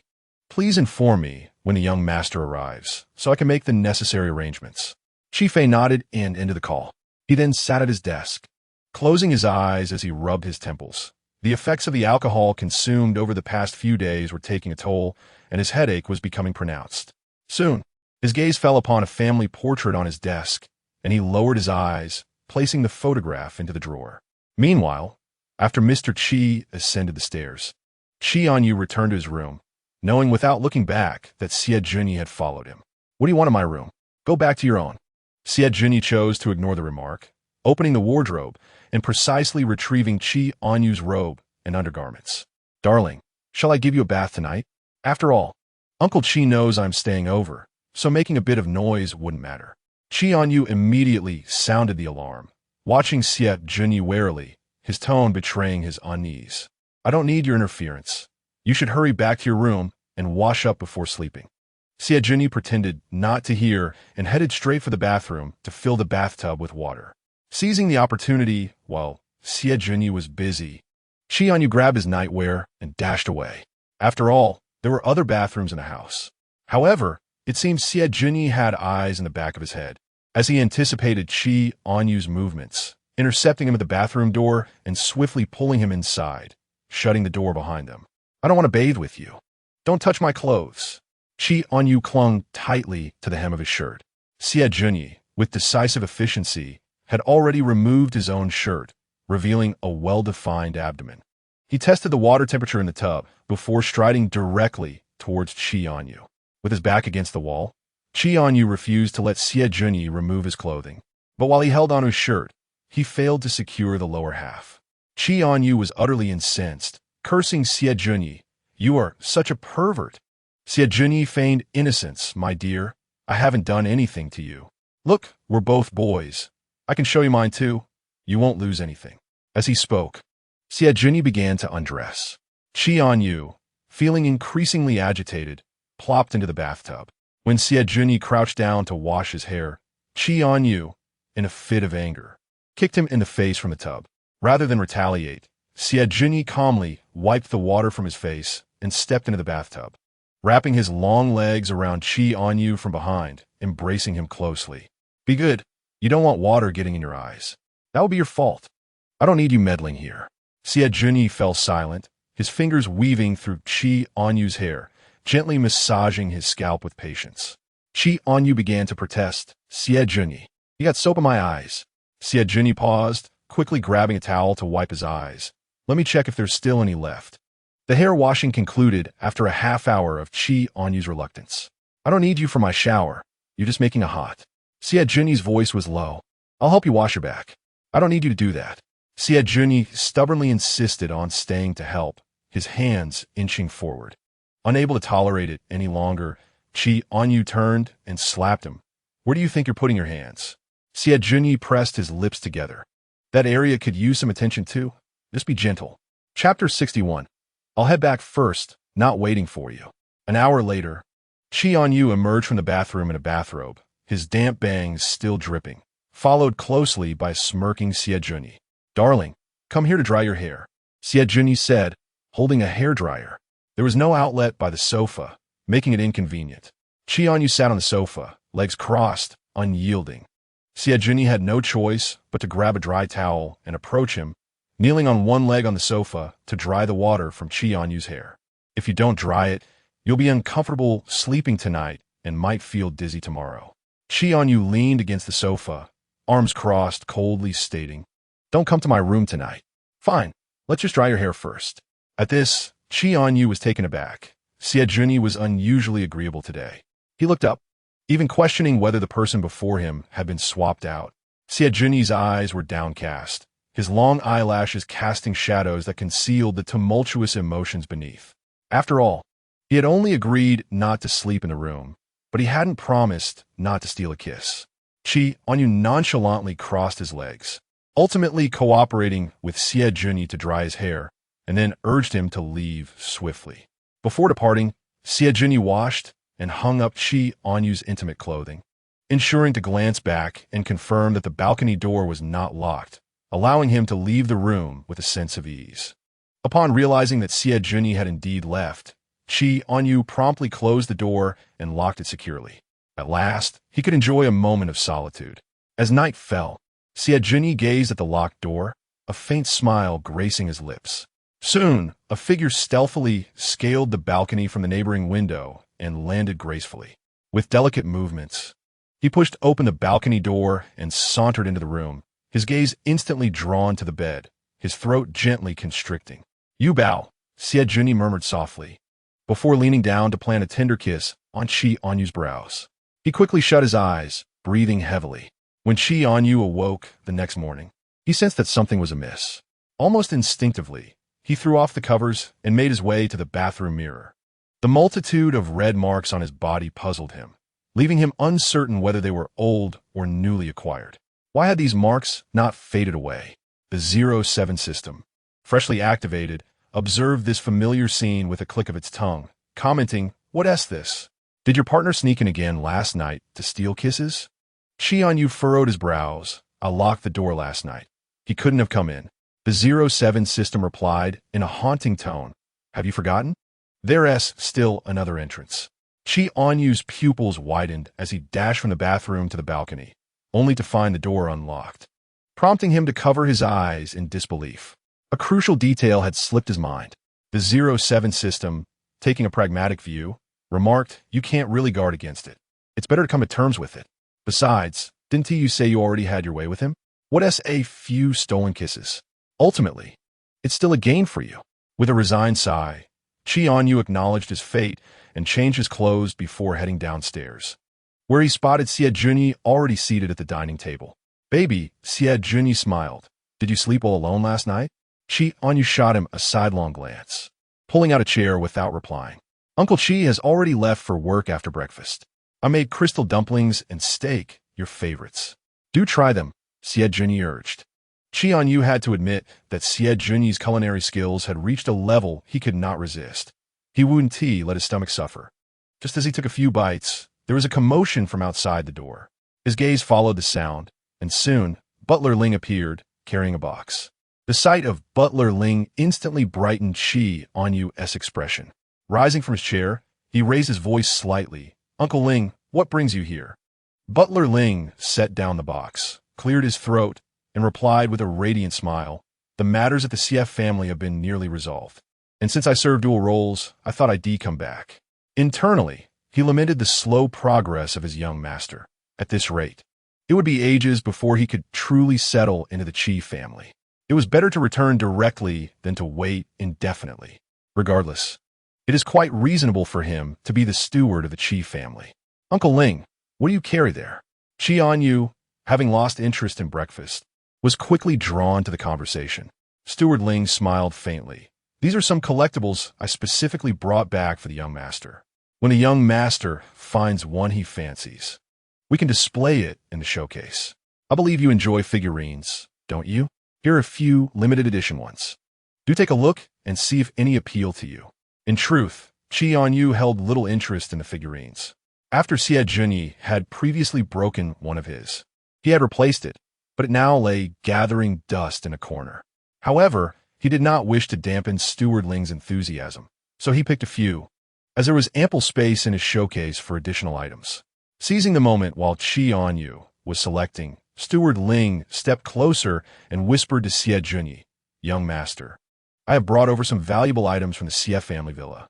I shall return now and not wait for you. Do hurry. Steward Ling promptly called for the household staff to unload his vehicle and directed them to place the items in suitable spots around the Chì residence. I did not bring your rose, young master. You shall have to manage that yourself. Chì Ānyù remained silent, lips tightly pressed together. The happiest of all at Steward Ling's return was Chì Ānyù, for his father often exerted control over him, while Uncle Ling unconditionally stood by his side. Young master, these are all specifically for you. They fit perfectly in the Chì household. The system observed with a slight twitch of its corner. Steward Ling indeed shows an unparalleled bias. It seems that should you argue with your father in the future, he would readily charge into battle for you, given the thickness of his filter regarding you. Young master, do have your breakfast. Finish it before continuing to browse. You mustn't starve. Have you not eaten well since returning to the Chì residence? You seem to have lost weight. Steward Ling then noticed the unfinished breakfast on the table and urged him to eat. Chì Ānyù had only returned to the Chì residence a day after staying at the CF family. How could anyone discern his weight loss? Later that evening, upon returning from the company, Chì Fei nearly thought he had entered the wrong house when he stepped into the living room. His eyes widened at the sight of the newly added valuable items scattered about, leaving him momentarily disoriented. It was not until he heard a noise from the staircase that he turned his gaze. Steward Ling stood atop the stairs, clad in a black tailcoat, beaming at him. Mr. Chì, it has been a long time. Chì Fei noted how Steward Ling, with his silver tongue, had managed to remain at the Chì residence despite the peculiar circumstances, having initially come as a steward without salary, then transforming into the steward of the CF family, and now seeking to return to the Chì household. No one could change jobs quite like him. I still harbor concerns for the young master. It is indeed better for me to return. Moreover, I never indicated my intention to resign. Chì Fei cast an odd glance at Butler Ling, who seemed to resemble the boy's biological father. Butler Ling patted Chì Fei's shoulder, his smile widening. Mr. Chì, you can rest assured to entrust the young master to me. Chì Fei, his gaze laden with complexity, cast a lingering look at Butler Ling, hesitated momentarily, and ultimately ascended the stairs. Once Chì Fei had departed, Butler Ling hastened to the sofa, retrieving a lollipop from his pocket and placing it in the young master's hand. Young master, this is the latest lollipop I found, specially brought for you. The young master eagerly accepted the treat, unwrapping it and popping it into his mouth. Butler Ling, you truly understand me. Xie Junyi, having organized his belongings, descended the stairs, only to be greeted by the sight of the young master lounging with his legs crossed, lollipop in mouth. While Butler Ling whispered to him, Young master, from now on, let the young master come to the Chì residence to cook for you. It's crucial to eat well during your growth phase. Once school starts, we won't dine at the B University cafeteria anymore. The young master will prepare meals daily, and I will drive to deliver them to you. The system, overhearing this conversation, found itself questioning its existence. One might mistakenly assume the host was merely a child. The young master's lips twitched slightly. Butler Ling, there's no need for such trouble. The B University cafeteria is quite satisfactory. Butler Ling chose to feign deafness. Soon noticing Xie Junyi descending the stairs, he stood up and inquired, Young master, will you be staying at the Chì residence tonight? Originally intending to remain discreetly, Xie Junyi found himself detained by Chì Fei's presence yesterday. Today, however, he lacked a valid reason to stay openly, as he had already returned to the Xie family. The only option left was to sneak in at midnight and depart in the morning. I'll come back later, he replied ambiguously. The young master, fully aware of Xie Junyi's intentions, scoffed disdainfully, lollipop in mouth, and ascended the stairs. At that moment, the first floor was left with just the two of them. Xie Junyi's lips curled into a slight smile, his eyes gleaming with pride. Butler Ling, you Bao mentioned we were going on a date tomorrow. Butler Ling regarded him skeptically. Such statements were uncharacteristic of their young master. Then, young master, where are you planning to go on this date? Xie Junyi casually mentioned to the art museum. Butler Ling raised an eyebrow in disbelief. Which household takes their date to an art museum? Young master, are you certain you heard correctly? Did the young master actually say that? Close enough, Xie Junyi replied nonchalantly. That is quite different, Butler Ling retorted. I would expect the young master to know better than that. Unable to withstand the antics of his young master any longer, Butler Ling returned to his original room, leisurely tossing out a remark. Young master, put in some effort, returned to the Chì residence sooner rather than later. After all, not everyone can take shortcuts like I do. The next morning, as Chì Fei rose, he felt a sense of dread at the thought of having to navigate the unfolding narrative. He casually tidied himself up, donning a gray t-shirt paired with black casual trousers and adorning his neck with a delicate silver necklace, exuding an air of cool composure and understated elegance. His current concern revolved around whether Shinji would be deceived into coming here. The 07 system urged him, if you're ready, let's leave. The art exhibition begins at 9:30. Chì Ānyù nodded and promptly descended the stairs. However, upon catching sight of Xie Junyi in the living room on the first floor, he was taken aback. In those deep, dark eyes, Xie Junyi was clad in a light blue shirt with neatly rolled-up cuffs, complemented by dark tailored trousers, and even his hair appeared meticulously styled, embodying a relaxed yet languid charm. Chì Ānyù couldn't help but steal a few more glances. Typically, Xie Junyi favored darker attire, making this vibrant ensemble a rare sight. Noticing Chì Ānyu's gaze lingering on him, Xie Junyi's lips curled into a subtle smile, his heart racing. He recalled what Uncle Ling had said the previous night, young master, why don't you wear brighter colors? You're already 4 years older than young Master Chì, donning those mature, composed outfits alongside him only makes you resemble an old cow courting tender grass. He took this to heart, commencing his preparations at 6 in the morning. For this was his first date with Yubao. The 07 system squinted, offering a sharp retort. The antagonist's attire resembles that of a peacock in full display. Hearing this, Chì Ānyu's lips twitched slightly. Xie Junyi smiled gently, his voice soothing enough to drown one in its warmth. Shall we go, darling? Let us have breakfast at the restaurant before heading to the art museum. He purposefully skipped breakfast this morning, believing that a restaurant date would suffice. Glancing at his phone, Chì Ānyù noted it was already 8:30, with only half an hour remaining. He calmly remarked that going to the restaurant for breakfast was a waste of time. They could pick up something from a breakfast shop along the way. With that, he grasped Xie Junyi's wrist and hurried out the door. Half an hour later, Chì Ānyù, holding a half-finished soy milk, arrived punctually at the entrance of the Bianlong Art Museum, accompanied by the glum-faced Xie Junyi. He shoved the soy milk into Xie Junyi's hands, urging him to finish it quickly so they could enter. Xie Junyi, with his gaze lowered, glanced at the soy milk in resignation and drank it up. Unrelenting, he gently suggested, "Darling, after we finish the exhibition, let us dine at the restaurant. That establishment will surely suit your taste. I've reserved a private room, just the two of us with no interruptions." At that moment, Chì Ānyù was solely focused on entering the museum and barely registered Xie Junyi's words. Simply nodding in a perfunctory manner, all right, I will follow your lead. Let's go in." The all-seeing 07 system was intent on navigating through the day's plot, while both individuals remained utterly out of sync with each other's thoughts. Chapter 63. Serious nonsense. Chì Ānyù grasped Xie Junyi's wrist, leading him into the venue, their destination being the art exhibition. The art museum was particularly crowded today, causing the two to stand out amidst the throng, drawing curious glances from passers-by. Chì Ānyù took a moment to appreciate some of the artworks before leisurely searching for someone within the gallery. Although Xie Junyi was puzzled by Yu's fondness for such places, he accompanied him nonetheless. "Are you truly interested in these?" he inquired. "It's just average. I came to take a look, that's all," came a reply. Just as Xie Junyi was about to express further thoughts, his pocket vibrated. He pulled out his phone, revealing a call from butler Ling, his expression shifting to one of concern. Ling knew he was out on a date with you today, so it was unlikely he would call unless there was an urgent matter. Furrowing his brow, he leaned close to Chì Ānyù and softly said, "I need to step into the restroom. I will find you shortly." Chì Ānyù waved him off. "Go ahead." At that moment, Chì Ānyù needed to ascertain whether Shinji had arrived at the museum. The 07 system assisted him in searching the crowd, pondering. They had been searching for quite some time. Could it be that Shinji has not come after all? Chì Ānyù tightened his brows, contemplating whether to execute Plan B.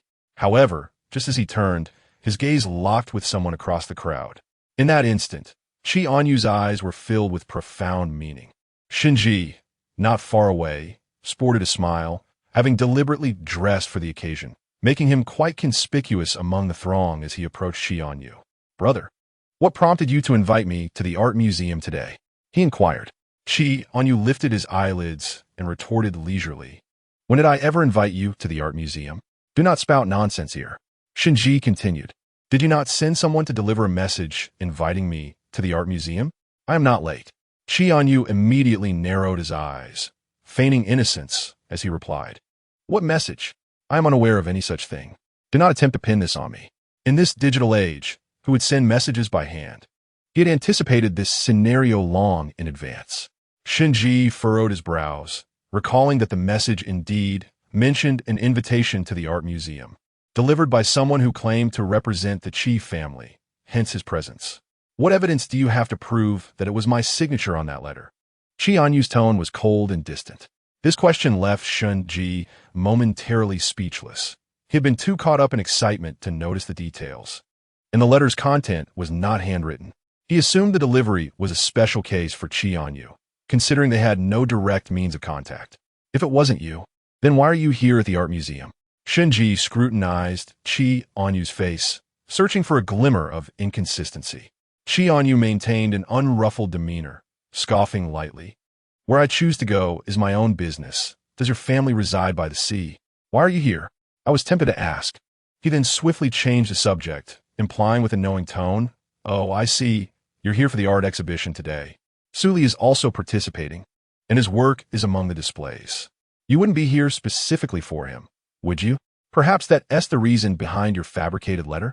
Upon hearing this, Shinji's expression darkened instantly, his brows furrowing tightly.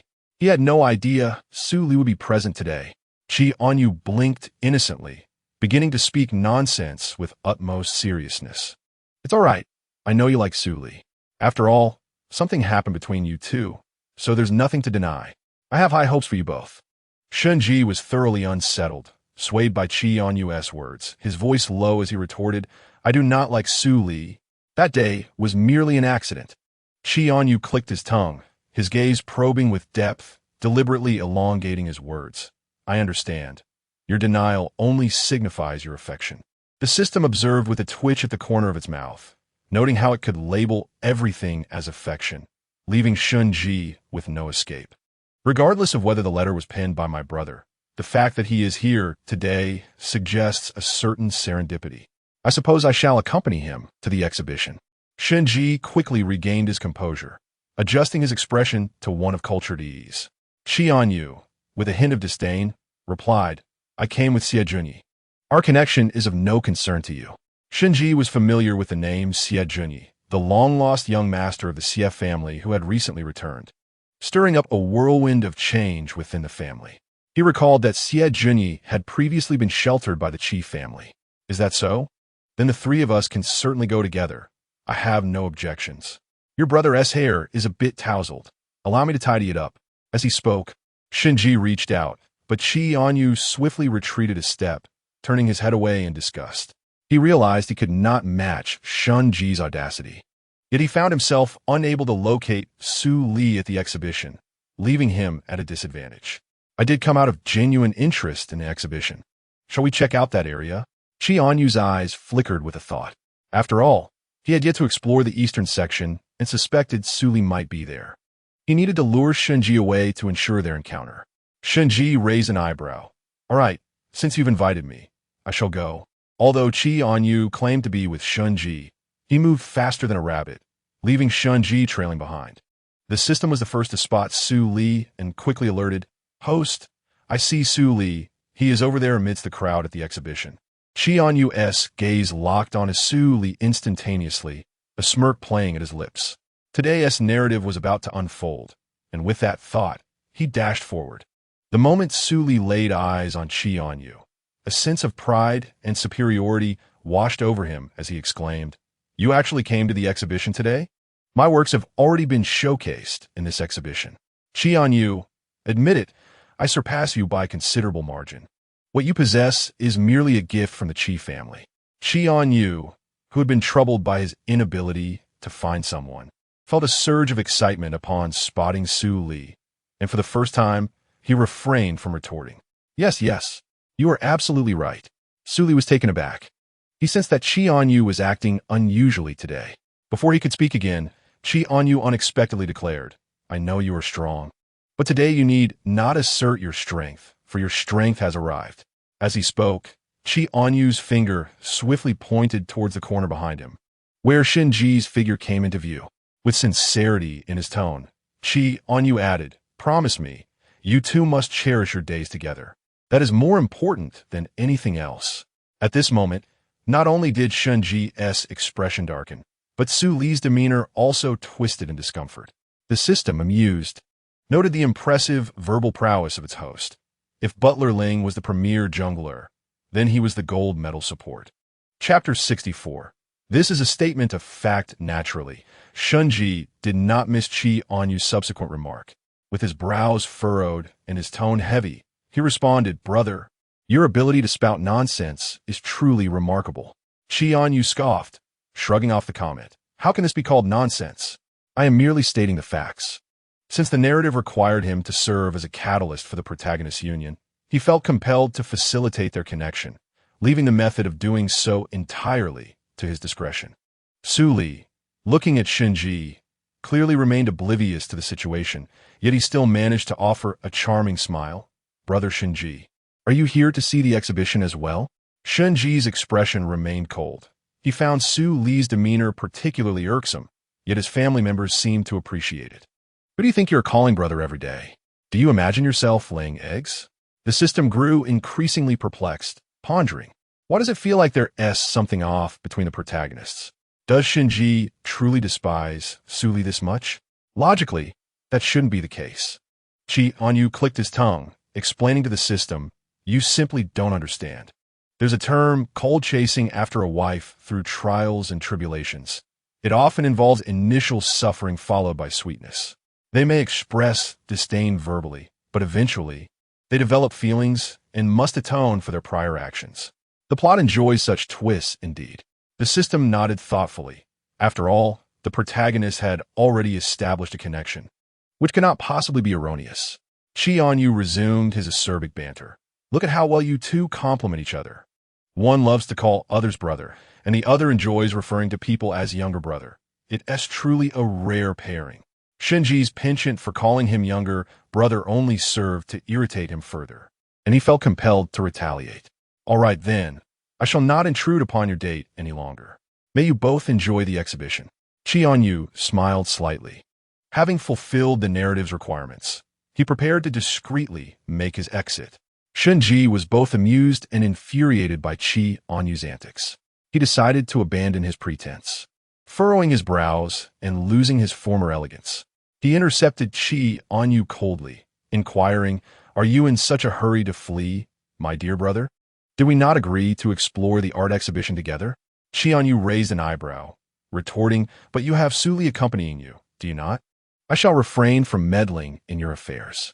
Shinji stepped forward, gritting his teeth, insisting, "I shall reiterate, I have no connection with that Suli. Do not spread such nonsense here." Chì Ānyù, taking it upon himself to translate for Su Li, declared, "Su Li, Shinji just confessed to me that he harbors feelings for you. He was too shy to speak, so I took the liberty to voice it." At that moment, Shinji felt a lump lodged in his throat, caught in a state of disbelief. Su Li, bewildered, glanced at the pale-faced Shinji and then at the beaming Chì Ānyù, utterly confounded by the situation between the two. With that, Chì Ānyù dismissed Shinji's obstruction and sprinted away, having achieved his objective. Meanwhile, Junyi, unable to reach Chì Ānyù by phone, followed the path of the art exhibition. Just in time, he spotted his beloved Yu rushing toward the other end of the gallery. "You bow," he called out. Hearing his voice, Chì Ānyù turned and, upon seeing Junyi, abruptly changed direction and dashed toward him. "Junyi," he exclaimed, leaping into his arms. Junyi, anticipating Chì Ānyù's movement, opened his arms wide and caught him securely. "My dear, why are you running so fast?" Chì Ānyù, wrapping his arms around Junyi's neck and perched on his arm, replied, "That Shun fellow is chasing me. We shall not visit the exhibition any longer. We must hurry." Just then, Shunji caught up, and upon seeing Junyi, an unusual emotion flickered in his eyes. Junyi gently set Chì Ānyù down and cast a sideways glance at Shinji, his gaze icy and detached, exuding an aura that warned of his formidable presence. Meeting that frigid, piercing gaze, Shinji raised an eyebrow and inquired, "What brings young Master Xie to the art exhibition today?" Junyi ignored him, focusing instead on tidying Chì Ānyù's disheveled hair, whispering softly in his ear, "After we exit, shall we visit the mall for a while before heading to dinner? Does that sound agreeable?" Chì Ānyù, catching a glimpse of Shinji out of the corner of his eye, felt the urgency to distance himself and nodded in agreement. Ignored by others, Shinji remained unperturbed, a smirk playing at the corners of his lips, as if he had stumbled upon a hidden secret. Narrowing his eyes, he remarked, "Ah, so my younger brother has a fondness for this style." Upon hearing this address, Junyi's expression darkened, and he lifted his gaze to Shinji, retorting mockingly, "My Yu Bao has no elder brother. How curious that the Shun family's penchant for deceit appears to be hereditary." Shinji tilted his jaw, chuckling. "There was none before, but now there is, for Aunt Wen has married into the Shun family. I naturally become the stepbrother. Even a mere syllable could denote brotherhood." At the mention of this, Chì Ānyù felt as though he had been forcibly adhered to by an unwelcome adhesive. The Shun family seemed entirely unsavory, leaving him to wonder how his mother had been so blind to their true nature. Junyi's face darkened, his deep, cold gaze harboring a frigid malice as he contemptuously remarked, "What an absurd attempt to fabricate a connection. Perhaps before stepping out, you should have gazed into a mirror. With all that energy, you might do well to tend to your family's business instead of ruining it." Having completed the scene, Chì Ānyù wished to distance himself from Shinji swiftly. From the onset of the narrative provided by the system, he understood that the protagonist was afflicted with a grievous malady. He tugged at Junyi's sleeve, urging, "Let us not waste words with him. I am parched. Were it not for the narrative's compulsory demands, he would not have set foot in this art gallery for any sum of money. Upon hearing Chì Ānyu's declaration of thirst, Xie Junyi refrained from further engaging with Shunji, taking his companion's hand and departing. As he watched the two leave, Shunji's expression gradually grew somber. He was acutely aware that Chì Ānyù had outmaneuvered him. However, compared to the utterly vacant Su Li, it was Chì Ānyù who piqued his interest. From the moment they first met, he sensed that this was the destined protagonist he had been searching for. He relished the challenge presented by such a formidable opponent. Chì Ānyu's thirst was genuine. After exiting the gallery, he swiftly procured a cup of watermelon juice from a street vendor. By the time Xie Junyi returned with water, he had already consumed it. "Darling, temper your watermelon juice intake. Drink some water, lest you find yourself frequenting the restroom later," Xie Junyi advised. Unscrewing the cap and offering the water, Chì Ānyù turned his head, hastily gulping down the last of the juice, declaring, "I am full now. I no longer thirst." Chapter 65. Turn your head away in the commercial district. Xie Junyi clasped Chì Ānyu's hand, their fingers interwoven. Chì Ānyù felt an oddity in two males holding hands in public, causing him to halt. "What is it, darling?" he inquired. Feeling somewhat awkward, Chì Ānyù suggested, "Perhaps we should refrain from holding hands. Why not just drape your arm over my shoulder?" Xie Junyi lowered his gaze, his long eyelashes casting shadows upon his face, obscuring the tumultuous emotions beneath. "Why can't we hold hands? Am I not your boyfriend? Were you merely toying with my affections before? That is not what I meant." Chì Ānyù stammered, hesitating as internal conflict brewed within him. Finally, he sighed, resigned to the situation. "Very well, let's hold hands." A smile curved the corners of Xie Junyi's lips. Chì Ānyù merely wished to leave promptly after dinner, yet Xie Junyi insisted on visiting them all, justifying it with the notion that since they were already there, they had ample time to spare. Ultimately, caught between watching a movie and shopping, Chì Ānyù reluctantly chose the latter. En route, Chì Ānyù excused himself to the restroom in a nearby mall, and Xie Junyi, seizing the opportunity, swiftly followed him into the stall. "Turn your head away," Chì Ānyù urged. Xie Junyi, however, remained fixated, his throat bobbing. "Why should I turn away?" Chì Ānyù tightened his grip on his trousers, shooting Xie Junyi an exasperated glare. "I don't need your assistance. Just stand there quietly." He could no longer afford the same ease as he had the first time. Xie Junyi acquiesced, yet as Chì Ānyù relieved himself, Xie Junyi rested his chin on Chì Ānyu's shoulder. Chì Ānyù had never found such a task so arduous before. He shivered slightly. Xie Junyi had already preemptively taken out tissue to wipe. "Why do you sometimes act like a pervert?" Chì Ānyù remarked. Xie Junyi had never denied such accusations. And when Chì Ānyù turned around, he unexpectedly licked his dry lips and proposed, "Darling, let us kiss." Xie Junyi grasped the back of Chì Ānyu's head and leaned down to kiss him. Chì Ānyù clutched Xie Junyi's collar tightly, soon finding it difficult to breathe. Xie Junyi released him momentarily, reminiscent of their first stolen kiss, allowing Chì Ānyù to catch his breath before swiftly kissing him again. After the kiss, Xie Junyi's eyes glimmered with unshed tears, his breathing labored. Chì Ānyu's lips were a vivid crimson, his gaze glistening with moisture, brows furrowed. "Darling," Xie Junyi murmured close to Chì Ānyu's ear. Chì Ānyù was acutely aware that they were in a mall restroom, where others might intrude. "This isn't appropriate. Let us discuss it later." "Then let me kiss you again. Let me savor this moment." Xie Junyi's voice was husky. Chì Ānyù closed his eyes, finally reaching his limit. He delivered a sharp slap, speaking softly. "Are you awake now?" This slap only served to heighten Xie Junyi's excitement. Unable to endure any longer, Chì Ānyù stepped outside. Upon seeing Chì Ānyù emerge, the system remarked with a smirk, "Host, what were you two doing in there?" Chì Ānyù rolled his eyes. "What do you think about all day?" The system clicked its tongue. "Then why did you come out alone?" "The antagonist is still inside." Chì Ānyù crossed his arms, responding tersely. Soon, his peripheral vision caught a familiar figure, and his gaze froze. Upon recognizing the face, he was slightly taken aback. Bai Jin was also present. It didn't take long for Chì Ānyù to notice an older woman accompanying Bai Jin as they browsed a luxury store. As the system observed, Chì Ānyù had been fixated on the figure across from him, and upon glancing over, he squinted and remarked, "That person surnamed by is truly remarkable. In such a vast shopping mall, he can still be spotted. Host, why not purchase a lottery ticket today? You might just win a grand prize." Ever since he had moved out some time ago, no longer being an eyesore in my presence, I felt an unparalleled sense of ease. For he had indeed been quite bothersome. Chì Ānyù was intrigued by the woman beside by Jean, having caught only a glimpse of her profile. With curiosity piqued, he ventured into the store, seeking a discreet corner to eavesdrop on their conversation.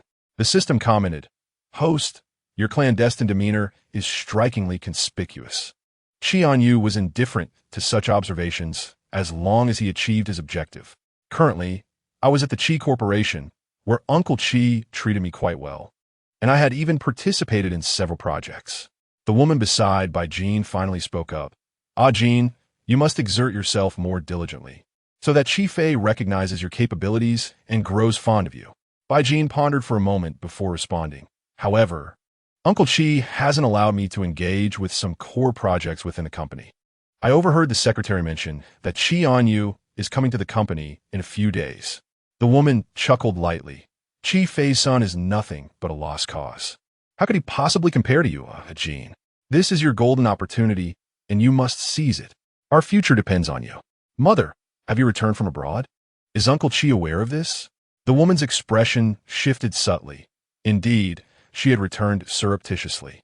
After the incident that transpired, Chì Fei had given her a sum of money to leave the country and instructed her never to appear before him again, to which she had acquiesced. "He has no idea I am back. Ah, Jean, you're my last hope, now that you are at the Chì Corporation. If we can secure a firm hold on the Chì family, we will no longer have to worry. This is precisely what Chì Fei owes me." Their conversation reached Chì Ānyù's ears entirely. His eyes glinted with coldness. Initially, he had harbored a strong aversion to joining the company, planning to merely feign compliance for a few days before departing. However, Bai Jin's disingenuousness, reminiscent of that of his mother, was utterly repugnant, akin to a rat scurrying in the sewers. The system, having overheard the exchange, gasped in astonishment. Could this woman be the mistress responsible for your parents' divorce? Chì Ānyù etched the woman's face into his memory, darkly declaring, "I will inform my father of my intention to join the company tomorrow. If I cannot bring down this by scoundrel, then I do not deserve the surname Chì." Chapter 66. The roses are quite beautiful. Seizing the moment while the two continued their discourse, Chì Ānyù hastily retrieved his phone to commence recording. Bai Jean was putting on an act in front of his father while behaving despicably behind his back. Regrettably, the crucial part of their dialogue had not been captured. Otherwise, he would have presented it directly to his father. Suddenly, a call from Siejuni interrupted him, prompting Chì Ānyù to exit the store and swipe to answer. On the other end, Siejuni's deep voice resonated. "Baby, where are you? I'm at the luxury goods store across from you. Please wait by the restroom. I'll come find you." Upon hanging up the phone, Chì Ānyù swiftly made his way over, and Siejuni's gaze naturally turned in his direction. "Are you going to the other side to purchase something?" he inquired. "No, I just spotted someone. I'll tell you later. Let's stroll around and then head to the restaurant for a meal," Chì Ānyù replied. Siejuni nodded and took Chì Ānyù's hand, which he did not release even after a brief glance down. The private room at the restaurant that Siejuni had specifically reserved was adorned with roses, accompanied by the gentle strains of a piano melody. Candles illuminated the table, imparting a romantic and intimate atmosphere. Upon entering and witnessing the scene, Chì Ānyù questioned, "Why all the roses for a simple meal? Do you have such a fondness for them?" Siejuni's system interjected softly. "Is it possible that this is an essential component of a romantic candlelit dinner? What are you thinking about all day? The antagonist is on a date with you, and yet you remain oblivious." Chì Ānyù smiled faintly and quickly added, "Roses are quite beautiful." Siejuni pulled out a chair for Chì Ānyù. "My dear, I've ordered all your favorite dishes. Be sure to eat heartily," he encouraged. The waiter promptly served the dishes. Chì Ānyù, seated with legs crossed, began to regale Siejuni with gossip, indignantly stating, "I just saw that person named Bai. Guess what I overheard?" Siejuni deftly peeled a shrimp, dipped it in sauce, and offered it to Chì Ānyù. "What did you overhear?" Chì Ānyù took a bite, leaning back in a chair, and grumbled, "That Bai is shopping for luxury goods with his mother. thinking he can win over my father to get into the Chì family. He has ulterior motives. I'll confront him at the company tomorrow. Shall I have Uncle Ling accompany you? Chì Ānyù asked, ladling a bowl of black-bone chicken soup, skimming off the grease, and placing it before Chì Ānyù. Chì Ānyù waved his hand dismissively, scoffing, "No need for Uncle Ling. I can handle it myself. I'll just trip him up, just like his little mistress's mother. Drink some soup. I added the chestnuts you love," Chì Ānyù urged. Chì Ānyù glanced at it and refused. "The soup is full of grease." Chì Ānyù took a spoonful, coaxing, "There's no grease. I made sure to remove it. Just taste it and see how it is." The system chimed in, "What more could you ask for? You have someone catering to your every need, ensuring you don't lift a finger. Just open your mouth and enjoy." Chì Ānyù retorted, "Who says I haven't to use chopsticks? I'm eating right now." The system's voice quivered slightly, "TSK, TSK, TSK. The food was served to you, the shrimp was peeled and fed to you, and the soup was ladled and cooled for you. Who else could pamper you like the antagonist does?" Chì Ānyù fell silent. Noticing that Chì Ānyù had stopped eating, Chì Ānyù furrowed his brow and asked, "Why aren't you eating? Are you full? You've barely touched anything." "No, I just suddenly remembered something." Chì Ānyù picked up the chopsticks once more.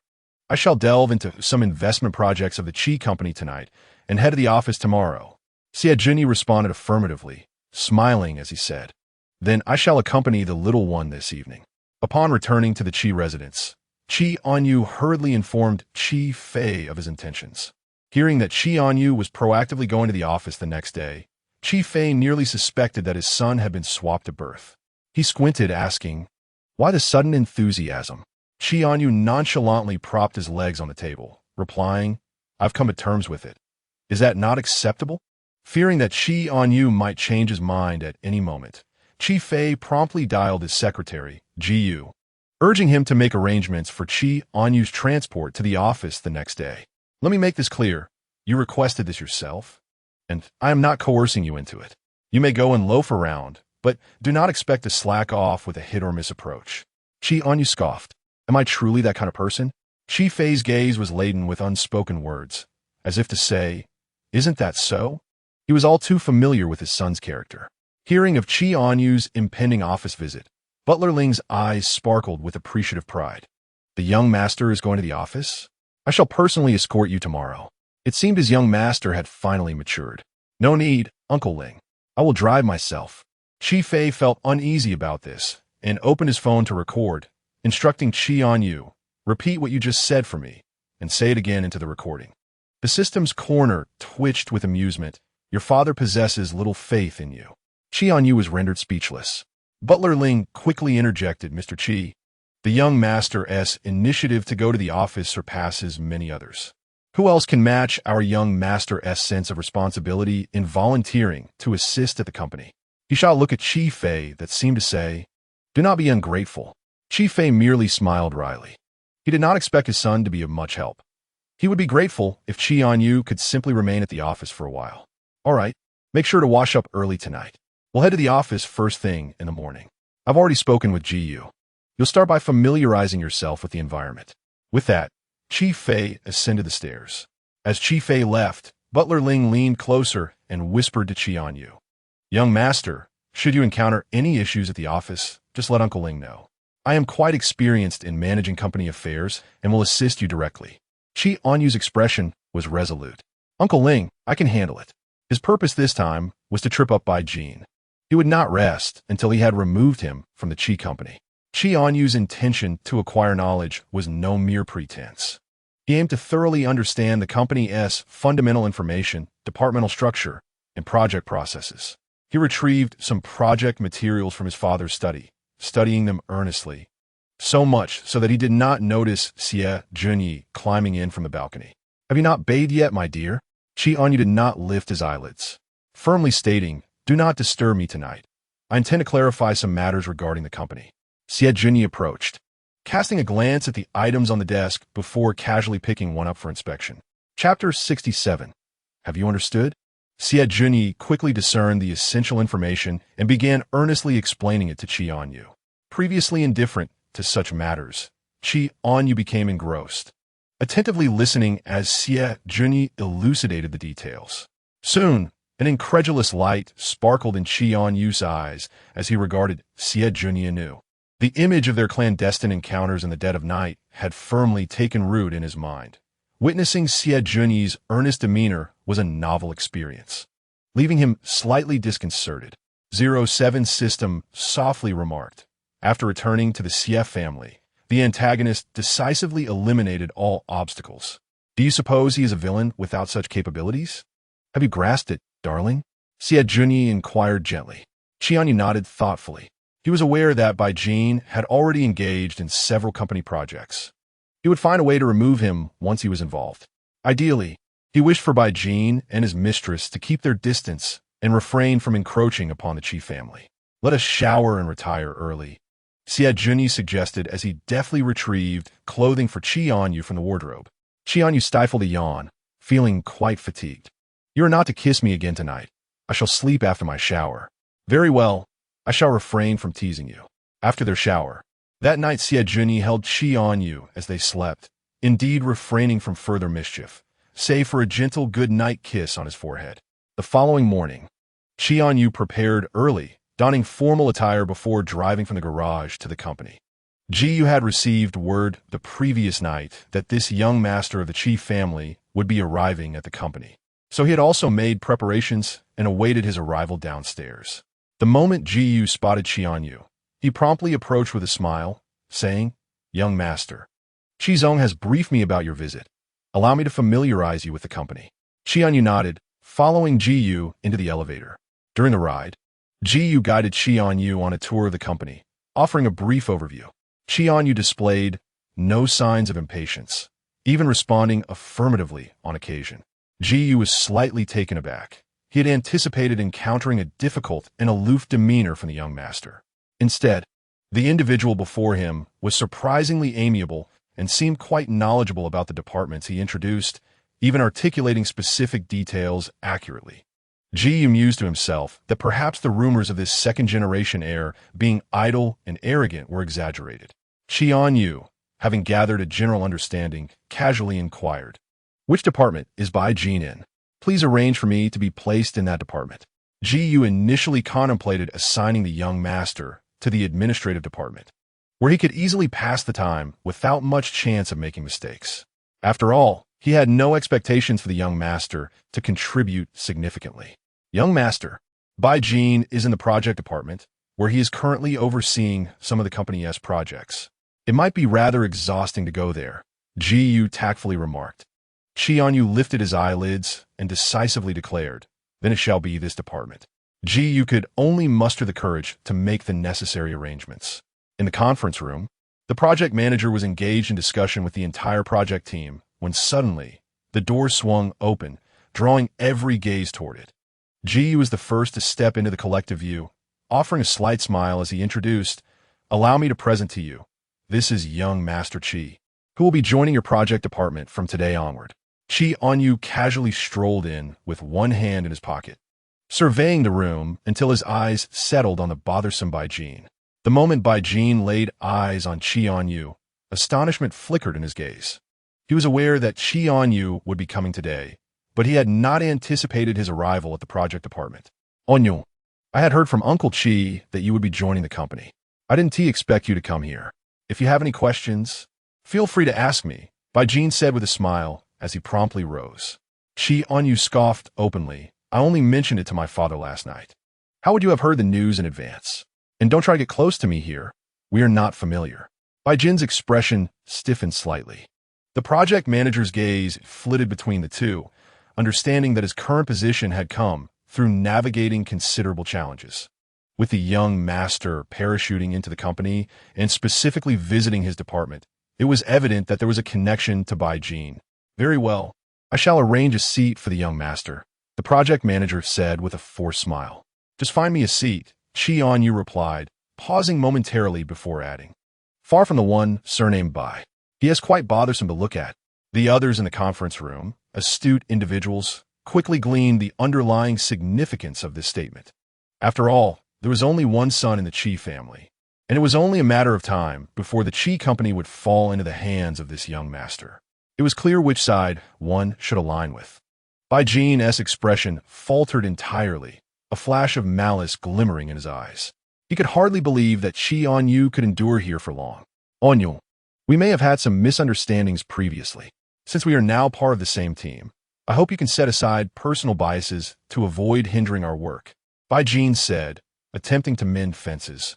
Chì Ānyù coldly retorted, there are no misunderstandings between us. Let me reiterate, I take pleasure in being arrogant and overbearing, especially towards you. If that displeases you, then you can either tolerate it or leave the Chì company. The project manager was left utterly stunned. Ji, too, found himself in a state of disbelief, pondering how Bai Jin had managed to offend this young master. Chapter 68. What are you pretending for? Bai Jin's complexion flushed crimson, yet he could only suppress his indignation and shift the topic. You, Uncle Chì surely wishes for you to gain some experience at the company. He has been so kind to you. It would be unwise to disappoint his expectations. Since you are here, it is best to prioritize the greater good. Chì Ānyù rolled his eyes in response. You've said all the flattering words. Haven't you? I'm merely passing time. My father hasn't raised any objections. Why are you so concerned? Who do you think you are? Sensing the tension in the air, Ji Yu quickly intervened with a smile. Young master, let's first check out your workstation. You can see which position you prefer, and we will have someone prepare it for you. Reluctantly, Chì Ānyù conceded to Ji Yu's suggestion, tempering his frustration as he followed him to inspect the workstations. The project manager cast a knowing glance at Bai Jin before trailing behind. He understood that Bai Jin was well-connected, which made the team more inclined to involve him in various projects. However, since Secretary Ji had subtly indicated otherwise during their last encounter, Bai Jin had been excluded from the upcoming crucial projects. Initially perplexed by Mr. Chi's erratic attitude towards Bai Jin, the project manager began to comprehend the situation now that the legitimate heir had officially arrived at the company.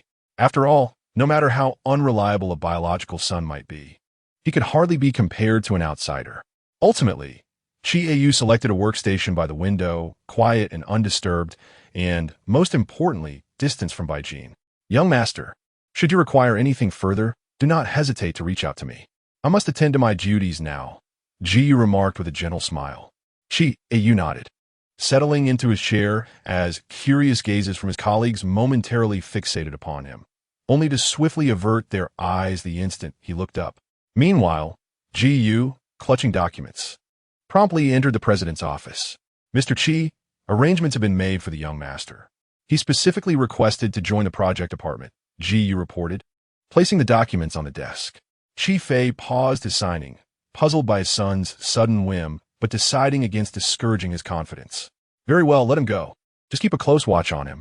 Ji Yu nodded, collecting the signed documents. Please arrange a reservation at a nearby restaurant. I will take Ānyù out for lunch. Ji Yu affirmed and left to make the arrangements. Chì Ānyù spent the morning merely familiarizing himself with the department, lounging with crossed legs as he perused the recent projects the company intended to develop. His phone buzzed momentarily on the desk, prompting him to pick it up. It was a message from Butler Ling, which he quickly opened on WeChat. Young master, as today is your first day at the company, shall I bring you lunch? I can have it ready and deliver it to you. Chì Ānyù typed back, no need, Uncle Ling. I will be dining with my father at a restaurant today. What would you like for dinner, young master? I can procure the ingredients and have a meal prepared for you upon your return, Butler Ling replied. The system sighed inwardly, recognizing that no matter the circumstances, a parent could never neglect their own child. Chì Ānyù swiftly recalled the past. Ling Shu, I have a craving for crayfish again.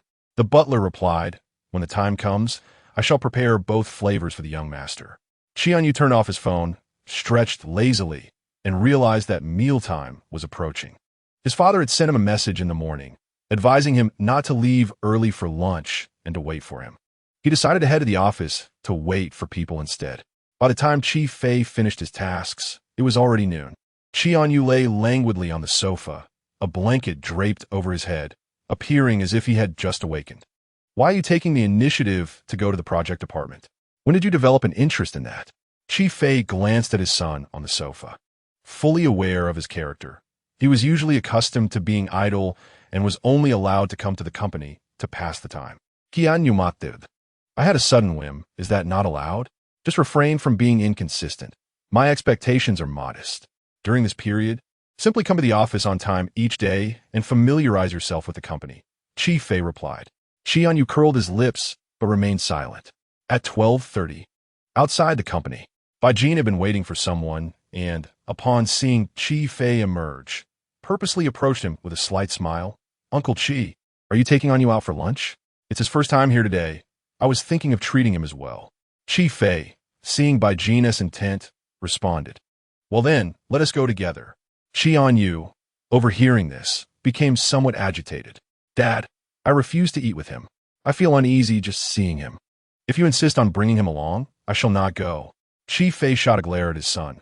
Chì Ānyù often spoke without a filter, and while it was acceptable at home, his behavior outside was too reckless.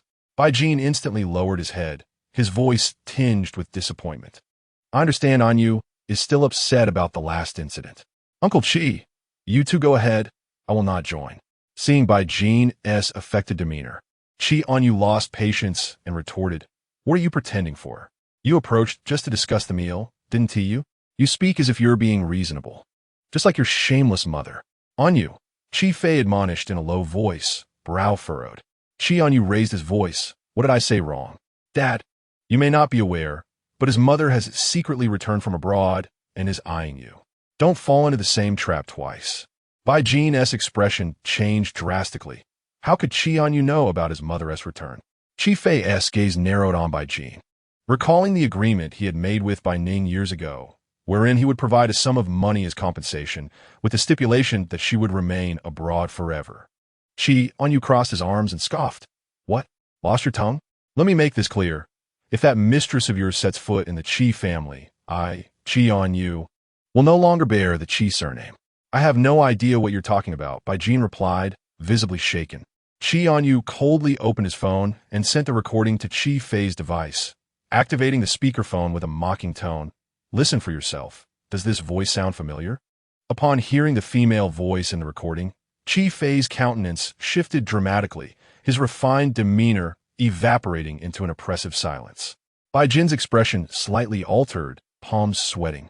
His mind momentarily blank as he sought an excuse to counter the situation.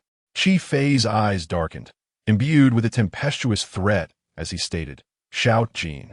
I have always believed that the grievances between parents should not be vented upon their children. Thus, I allowed you to join the Chì Corporation. We both share culpability in the past, and considering her desolation, I refrained from holding it against her. Should she approach me again, I expect you to convey to your mother the necessity of behaving herself and suppressing those restless ambitions. Otherwise, you may find it difficult to remain in the company. Bai Jin's pupils trembled as he clenched his fists, rendered speechless by the overwhelming pressure emanating from Chì Fei. I understand, Uncle Chì. Chì Ānyù regarded Bai Jin with disdain, his dark eyes glimmering with a mocking amusement as if he were observing a mere jester. Dad, I am hungry. Let's go eat. Chì Fei composed himself and turned towards the car, with Chì Ānyù casually following suit. Casting a radiant smile towards Bai Jin before entering the vehicle, his lips moved silently, but Bai Jin deciphered the unspoken message. Fool. Chapter 69. What if I told you I am not joking? Inside the restaurant, Chì Fei had recovered from the earlier recording, realizing that Bai Jin was far too cunning. It had indeed been wise to remain cautious from the onset. The company required capable individuals, yet did not necessitate those who thrived on subterfuge. Eventually, one could simply find a reason to remove them. Chì Ānyù pulled out a chair and sat down to dine with his father. The sole disadvantage was the lack of someone to peel shrimp for him. He was too lazy to do it himself, and thus opted against shellfish altogether. Dad, next time, please don't order shrimp when we eat together. Chì Fei, gathering his thoughts, looked up in confusion. Didn't you love the oil-braised shrimp?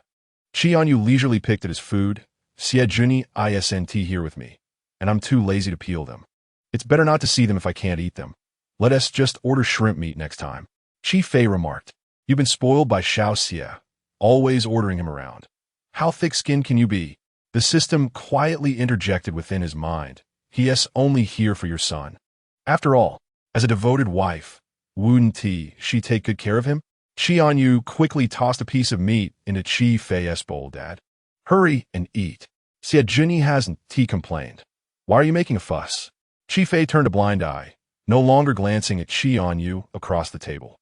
Chì Ānyù resumed his engrossing exploration of mobile videos until Chì Ānyù unexpectedly sent him an emoticon depicting a coronation. Only then did he open WeChat. On the opposite end, Chì Fei suddenly recalled something and spoke in a calm tone.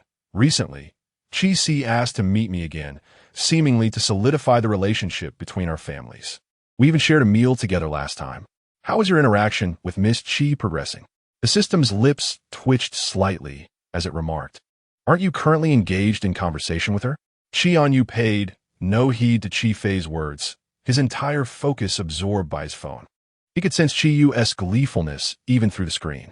I confronted that old man directly today, and it infuriated him to the point of collapsing into the hospital, Chì Ānyù declared. Upon reading this, Chì Ānyù lost his appetite entirely. His curiosity piqued as he furiously typed on the screen.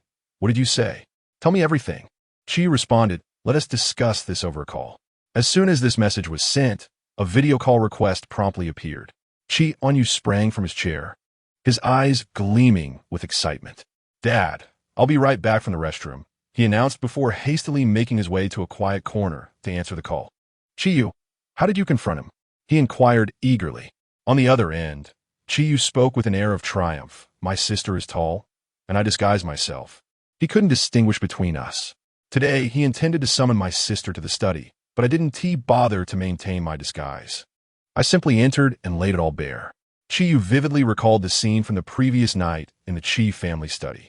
Chì Si, with a grave expression, fixed his gaze on the entering Chì Ānyù. I asked for your sister to come. Why are you here in the study? Chì Ānyù shrugged, wearing an innocent smile. Well, didn't you call for my sister? She's right here before you. What's the matter? Can't you recognize her? Chì Si's brows knitted in confusion, seemingly unable to grasp the implication of his words. Without warning, Chì Ānyù delivered a thunderous revelation.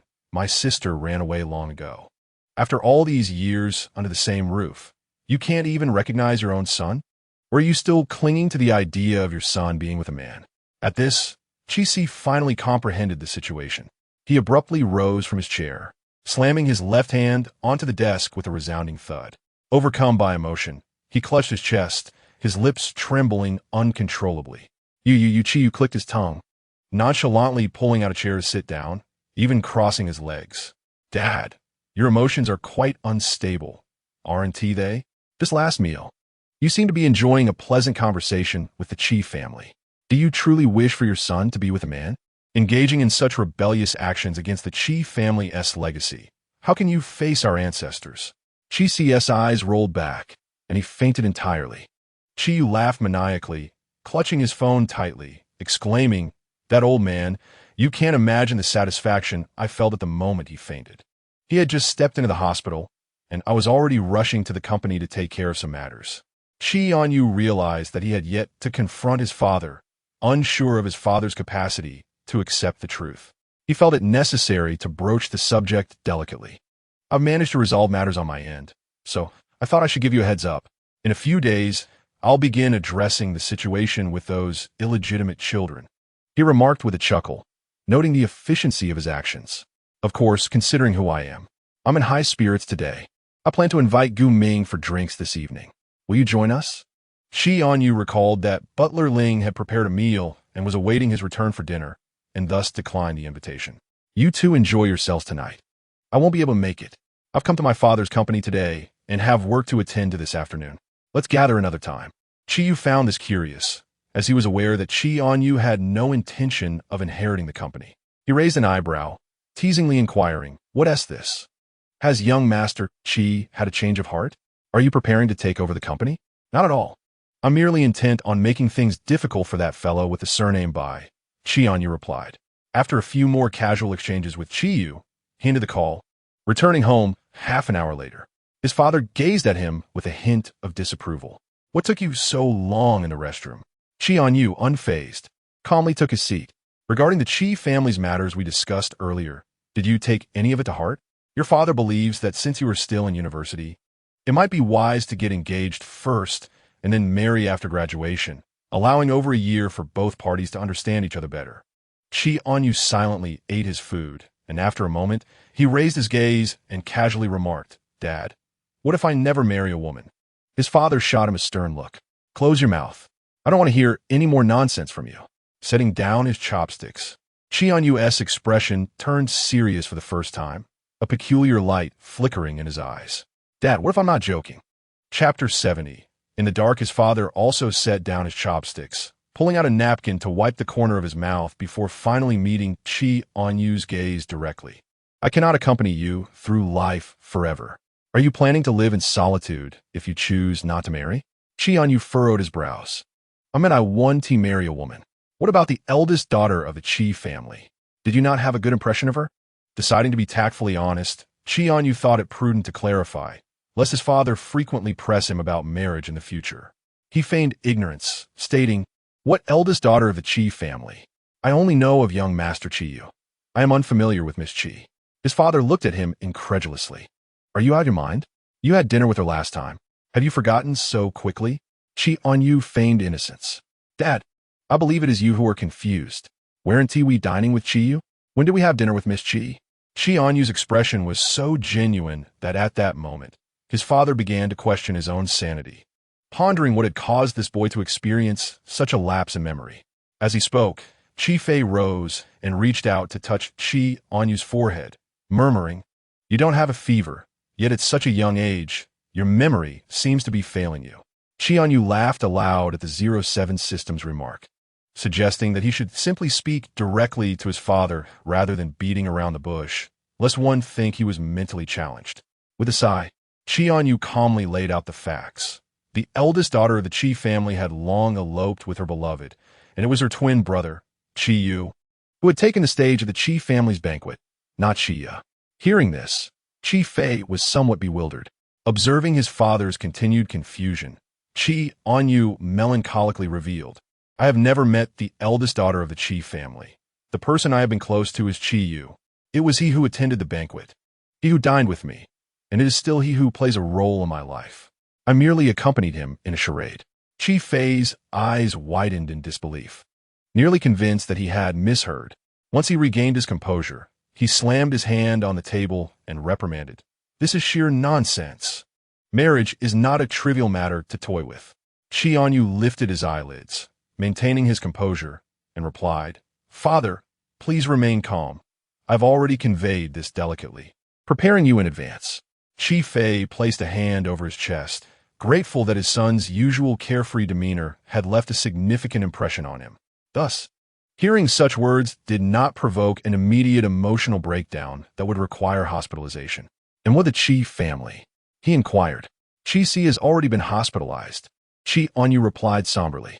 From that point onward, Chì Fei had no further words, merely crossing his legs and sitting silently, his gaze fixed out the window through the glass. Having abstained from smoking for quite some time, he unexpectedly reached for a cigarette today, holding the crimson ember between his fingers.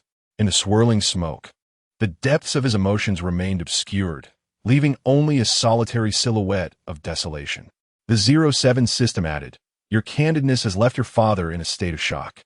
In an unusual turn of events, Chì Ānyù began to peel shrimp, placing the tender meat into his father's bowl with a smile, saying, "Father, enjoy some shrimp. I peeled it myself." Chì Fei turned his head to glance at the shrimp in the bowl, his eyes reflecting a deep and complex turmoil. Ultimately, he picked up his chopsticks and silently consumed the shrimp. After a lengthy silence, Chì Fei sighed and spoke slowly, "I only want what is best for you. Once you settle down, I can find peace of mind. If you choose not to marry, as long as you can take care of yourself, that is sufficient." The 07 system, having observed, lit a cigarette, and upon finishing, seemed to concede. Chì Ānyù felt a tangle of emotions within him. He could not articulate whether his feelings for Xie Junyi constituted love. More pressing was his sense of responsibility, as they had already become intimate, and he feared being perceived as a callous man who abandoned his partner. Yet, he remained uncertain whether his father could accept the prospect of him being with another man. "Father, you need not worry. I will take care of myself," he assured. Chì Fei rubbed his temples and replied gravely, "If you were like Xiao Xie, I will not be so troubled. After dinner, Chì Fei received a phone call and hurriedly took Chì Ānyù back to the company. He was already waiting, and while waiting for the elevator, he quickly reported the situation to Chì Fei. The Shun family had preemptively intercepted their partner, offering a more favorable deal, which caused Chì Fei's expression to darken as he contemplated the implications. The Shun family had been vying for business with the Chì family lately, and he was reluctant to confront them directly. He spoke in a low voice, I understand. Inform everyone to postpone the meeting in the conference room. Chì Ānyù, however, did not follow him and returned to his workstation. Within a short time, the news of the young master's arrival had spread throughout the company. The project manager assumed that Chì Ānyù was merely visiting for a few days out of curiosity and did not dare to assign him any tasks. Chì Ānyù approached the office, politely knocking on the door with his fingers. The project manager, already irritated by the collaboration issues, responded impatiently. Who is it? Come in. Upon seeing Chì Ānyù, the project manager quickly transformed his frown into a smile. Young master, what brings you to my office? Chì Ānyù observed this shift and coldly replied, Please, just call me by my name from now on. I'm not here to idle about. Is there anything I can assist with in the department? The project manager's eyes darted around before he explained, We were about to engage in a crucial collaboration with the Chì family, but we just received news that Chì Si has been hospitalized. His son is now fully in charge of the company, and it is rumored that they do not get along. We were supposed to sign the contract in a few days, but now this situation has arisen. Chì Ānyù smiled slightly. Just give me the contract. I will handle the signing. The project manager felt a surge of relief, realizing that this situation was now a hot potato. If the young master were to mishandle it, he would not bear the blame. Shall I have Xiao Lu accompany you? He has always worked closely with the Chì family. Chì Ānyù waved his hand dismissively. It's not a big deal. I can go alone. Just let me know the time. Before leaving, Chì Ānyù paused at the door, turned around, and said candidly, To be frank, I did not come here to waste time. I find that by Jean rather displeasing. If my father has kept him in the company, then I shall personally ensure he is removed.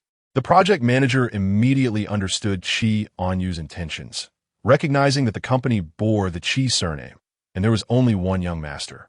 A glimmer of excitement flashed in his eyes as he respectfully replied, Of course, young master. I'm entirely on your side. A sardonic smile crept onto Chì Ānyu's lips. He had no interest in covert sabotage. He intended to confront the situation openly and directly, eager to see just how capable Jean truly was. Chapter 71. Do not cause a scene. Jean seemed to deliberately avoid Chì Ānyù, as he did not appear before him that afternoon. Chì Ānyù sat with his legs crossed, munching on sunflower seeds while perusing the contract documents on the table, one of which pertained to the Chì family. His father had recently acquired a plot of land with plans to invest in several hotel projects, and he was keen to delve into the details. This engagement lasted the entire afternoon. It was not until someone approached and paused beside him that Chì Ānyù shifted his gaze from the table. Ji leaned slightly forward, whispering in Chì Ānyu's ear, Young master, Mr. Chì has a social engagement this evening and will not be returning with you. He asked me to convey this message. Chì Ānyù nodded in acknowledgement, casting a glance out the window at the dusk. It was indeed time to return for dinner, and he found himself eagerly anticipating the little crayfish he had been thinking about. Meanwhile, at the Chì residence at the dining table, Butler Ling had already brought a pair of gloves for Xie Junyi, placing them at his side. Young master, the young master should be back soon. Please peel the crayfish quickly when he arrives. Before long, there was a sound at the door, and Butler Ling's eyes brightened. He swiftly stepped forward, wearing a radiant smile as he called out, Young master. Chì Ānyù parked his car in the garage and promptly entered the house. Butler Ling immediately inquired with concern, Young master, was your day at the company tiring? Are you adjusting well? If it's too much, we can refrain from going in the future. It was manageable. Chì Ānyù replied, You must be hungry. Let's have dinner. We've been waiting for you. Having felt hunger pangs for a while, Chì Ānyù could hardly resist the enticing aroma of the crayfish. As he took his seat, he eagerly began to eat. Xie Junyi had already prepared a small bowl of peeled crayfish for him, gently saying, The ones in the bowl have cooled down a bit. I poured you some milk to alleviate the spice. Seeing Chì Ānyù relish his meal, Butler Ling pulled out a chair and sat down. He was not particularly fond of crayfish, but there were other dishes on the table. He added some broccoli to Chì Ānyu's bowl, stating, "Young master, your favorite broccoli. If you indulge too much, it's wise to have some vegetables to balance it out." "Thank you, Uncle Ling," Chì Ānyù replied, his cheeks puffed with food, clearly enjoying the meal. "Butler Ling, will Mr. Chì be returning tonight?" Chì Ānyù swallowed his crayfish and took a sip of milk before responding. "My father is out for socializing. He will probably be back late." Xiejunyi's gaze lowered, his actions of peeling the crayfish unceasing, yet a meaningful smile graced his lips. The 07 system observed this scene with a hint of envy, commenting, when it comes down to it, aside from those tasks, your current life appears quite carefree and pleasant. Can I disregard the tasks?" Chì Ānyù retorted. "You cannot," the 07 system replied languidly, with a sigh of resignation. Chì Ānyù finished his meal. Feeling satiated and relaxed, he stretched and strolled upstairs at a leisurely pace. Xiejunyi's eyes lingered on the remnants of milk in Chì Ānyu's cup, and he naturally took it, savoring the last sip, his lips grazing the rim. In the master bedroom on the second floor, Chì Ānyù settled onto the sofa, habitually initiating a game. Xiejunyi soon finished tidying up and ascended the stairs, leaving the door ajar as he pushed it open and entered. Before his eyes lay the sight of Yu Bao languidly slumped on the sofa, cradling his phone. Xiejunyi strode directly towards the sofa and settled down, his moist breath intertwining with Chì Ānyu's eardrum. "Darling, I must journey out of town tomorrow, and I shall be away for several days. Let me indulge in a kiss tonight, shall we?" Engrossed in his game, Chì Ānyù turned his head, his hands occupied, leaving him unable to push Xiejunyi away. "I'm in the middle of a game. Stop being disruptive." Xiejunyi, undeterred, nuzzled against Chì Ānyu's neck, burying his face there and inhaling deeply, savoring the scent. Chì Ānyù glared at him. "What are you doing? Can't you behave? Just sit still." Xiejunyi's voice was husky, his throat's pulse quickening. "Darling, I truly wish to kiss you." Chì Ānyù swiftly set his phone aside, pulled Xiejunyi's hand away, and shifted to a different position, wary. "What on earth are you thinking about all day?" Xiejunyi made no attempt to chase him, but leisurely unbuttoned his collar, his breath growing heavy, desire glimmering in his eyes. He then half-kneeled beside Chì Ānyù. "Darling, just pity me a little." How the kiss unfolded was a blur to Chì Ānyù. Initially, it began on the sofa, with Xiejunyi's lips meeting his. Soon, Chì Ānyù found himself pressed against the wall, Xiejunyi's kiss laden with intensity and possessiveness. Before long, Chì Ānyù was gasping, his face tilted back, attempting to push Xiejunyi away, yearning to escape the suffocating atmosphere. Yet, Xiejunyi effortlessly lifted him onto the windowsill, trapping him between his embrace and the glass, deepening the kiss. "Darling, I love this. I want it to last forever." Chì Ānyù felt a sense of despair. Xiejunyi resembled a large dog that had spotted a bone, wagging his tail and refusing to let go. He swatted at him. "I haven't had enough. I need to shower and sleep." Xiejunyi seized upon this cue, a shadowy glimmer in his eyes as he licked his lips. "Then let me assist you, my darling." Chì Ānyù was at a loss for words. "You could still video call while on your business trip. It would be just the same."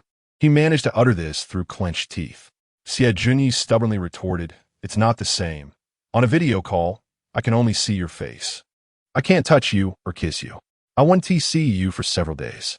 Darling, have mercy on me." Chì Ānyù, unable to withstand further persuasion, reluctantly acquiesced.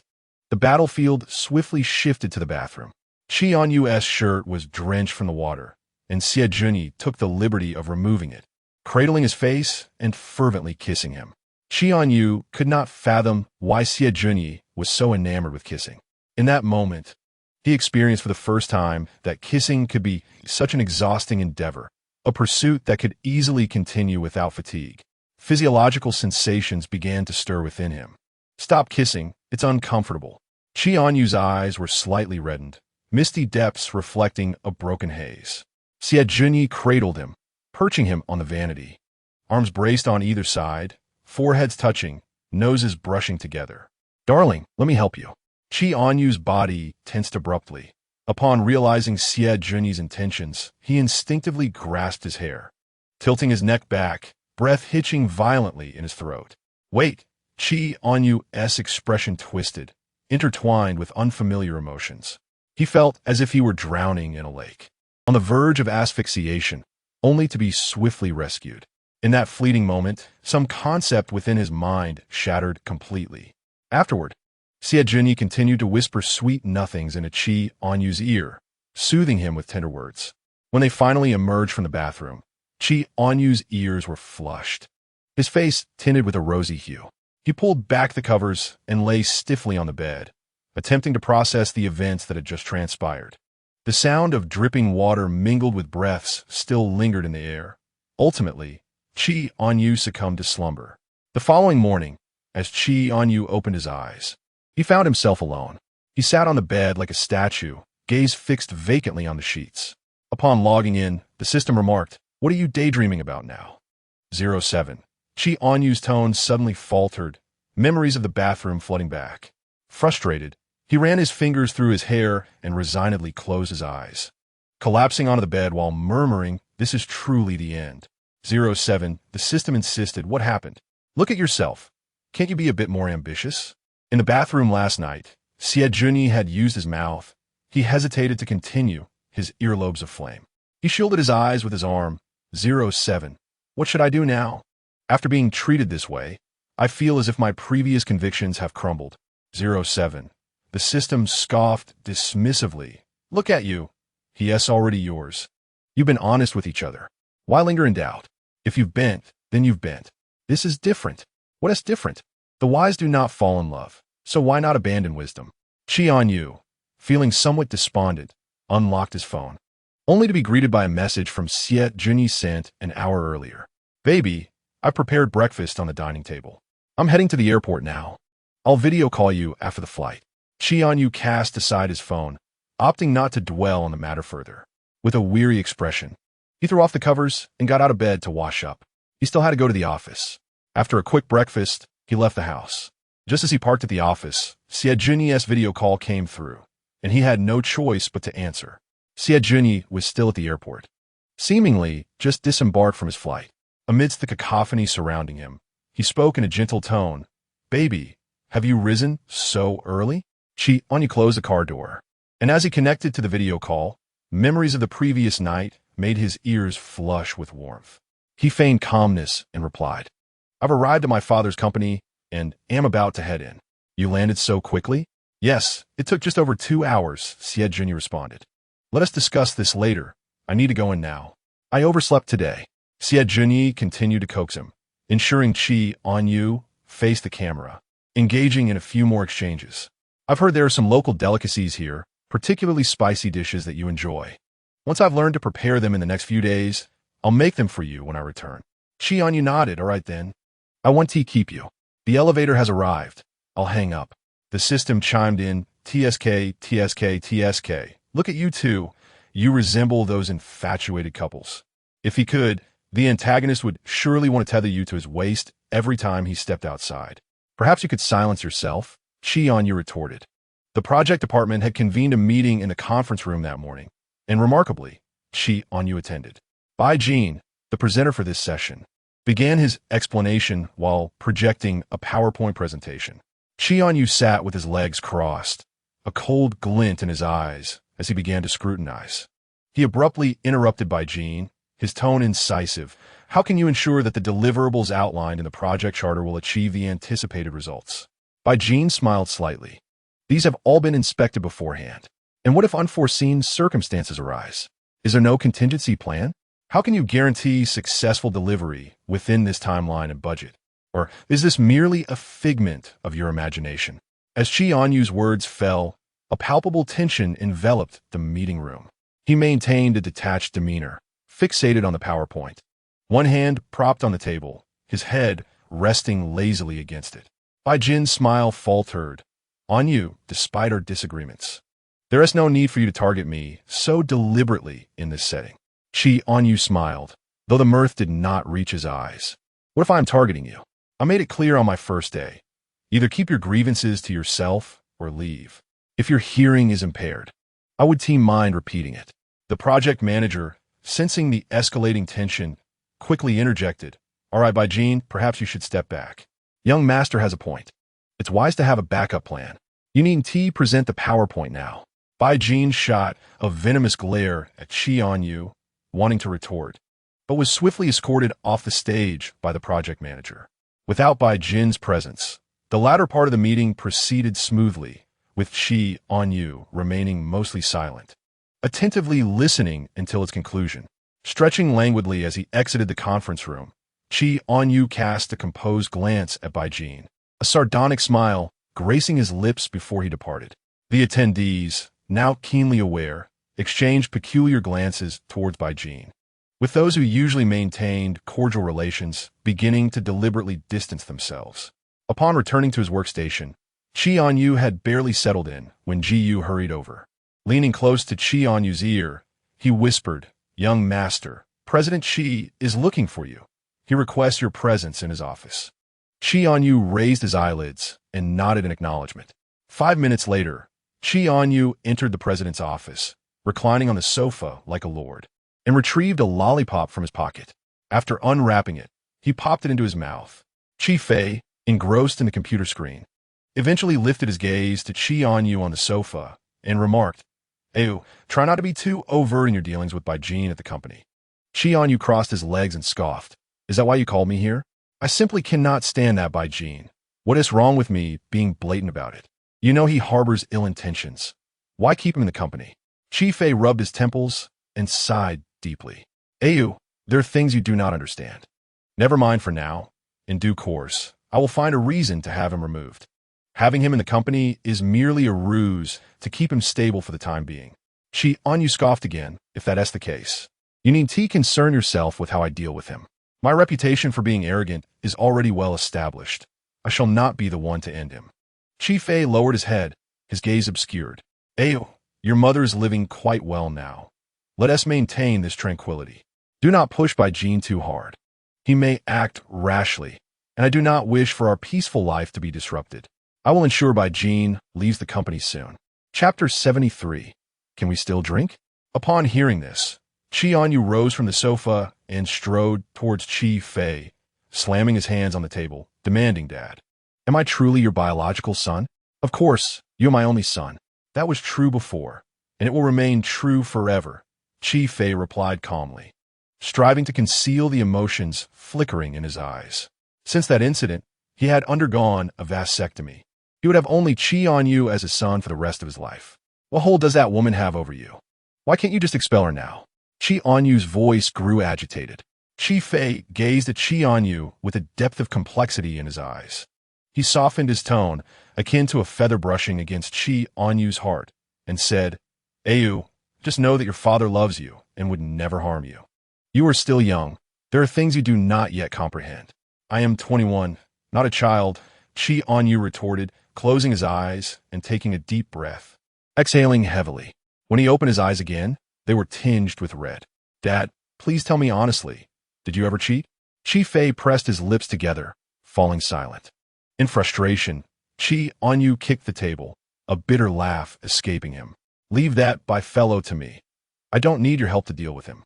With that, Chì Ānyù stormed out, eyes glistening with unshed tears. Chì Fei clenched his fist tightly and closed his eyes, relinquishing all aspirations for the future. He resolved to live the latter half of his life in solitude, hoping only for his son's well-being. He wished for his son not to follow his own path. Ultimately unable to grasp what was most important, Chì Ānyù, with bloodshot eyes, returned to his workstation, a fire of frustration simmering within him. The 07 system, ever optimistic, offered a comforting perspective. If viewed from another angle, your father has always stood by your side. Bai Jin's arrival at the Chì family has not caused you distress. Rather, it has left him exasperated. Your father unconditionally trusts you in certain matters. Upon hearing these words, Chì Ānyù gradually calmed down and took out his phone to send a message to Gu Ming. "Chì Ānyù, let's go out for drinks tonight. When does your bar open?" Gu Ming replied promptly, "The opening is imminent." "Are we drinking tonight? You didn't come last time I invited you.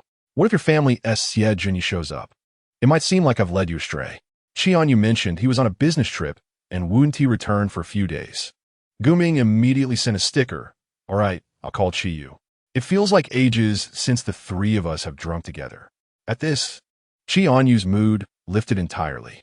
He glanced at the contract documents with the Chì family on the table, deciding to take them along later for Chì Ānyù to sign, thus saving himself another trip. The 07 system used. Have you calmed down so quickly? Chì Ānyù responded affirmatively. There is nothing that cannot be soothed by a drink. He planned to leave work early that afternoon, holding the contract in his hand. Noticing this, the project manager approached him. Young master, are you off to sign a contract? Chì Ānyù cast him a glance and replied nonchalantly, yes, I'm heading to sign the contract with the Chì family tonight. The project manager suggested, shall I have Xiao Lu accompany you? Chì Ānyù patted the project manager on the shoulder, his tone calm. No need, I can manage alone. I'm off now. Please keep an eye on by Jean and inform me of any issues. The project manager nodded eagerly, appreciating a superior who communicated effectively and proactively resolved problems, rather than a frivolous young master. On the way, while driving, Chì Ānyù received a call from Xie Junyi. He activated Bluetooth and answered, I'm driving back now. It's inconvenient to talk. I'll call you back later. Just as Xie Junyi was about to speak, the words caught in his throat, and he only managed to say, all right, be careful on the road, baby. The 07 system interjected. Aren't you worried that a call from the antagonist might come through while you're at the bar? Chì Ānyù retorted, don't jinx it. Chì Ānyù and Gu Ming had arrived early, seated on the sofa in the private room, already indulging in drinks. As Chì Ānyù entered, Chì Ānyù quickly handed him a glass and, placing an arm around his shoulder, inquired, how's the company been treating you these past couple of days? Chì Ānyù lifted the glass and drank it down in one go, feeling quite pleased. It was simply delightful to see that man surnamed by suffer. Chì Ānyù clicked his tongue, lamenting that his father, that old curmudgeon, had been hospitalized since yesterday and had yet to emerge. He contemplated ways to send him directly to a nursing home. Gu Ming noticed that Chì Ānyù had brought some documents with him and teased. What brings you to a bar with work in tow? Seizing the moment, Chì Ānyù pulled a pen from his pocket and handed it to Chì Ānyù, saying, since you're heading to the company now, this is for a project the Chì family previously collaborated on with your father. You've taken over, so just sign here. It saves me a trip. Chì Ānyù glanced at the document without much thought and signed his name. Is Xie Junyi on a business trip? No wonder you could be coaxed out today. Even if he weren't away, does that mean I can't come? Chì Ānyù and Gu Ming exchanged knowing glances. Breaking into an enigmatic smile. He watches you so closely, like a treasured possession. I bet he has been calling you frequently since his trip. Can Chì Ānyù continue drinking? Gu Ming leaned in closer to Chì Ānyù and mischievously asked, come on, confess to us. Are you two now naturally and candidly open with each other? Chì Ānyù quickly covered Gu Ming's mouth and shot him a glare. Just drink your wine. Ah, I wonder who once swore to me that I was a straight man. Chì Ānyù surrendered with a sigh. Honestly, I don't even know what my situation is now. My mind is a jumble, and I can't quite determine if I like Xie Junyi. Perhaps it's just that after being kissed so many times, I've grown immune to it. I certainly don't dislike his kisses. Gu Ming and Chì Ānyù exchanged grins, revealing a knowing smile. Chapter 74. Are you his father, or am I? Never mind. You're in a relationship now. You won't be at a loss.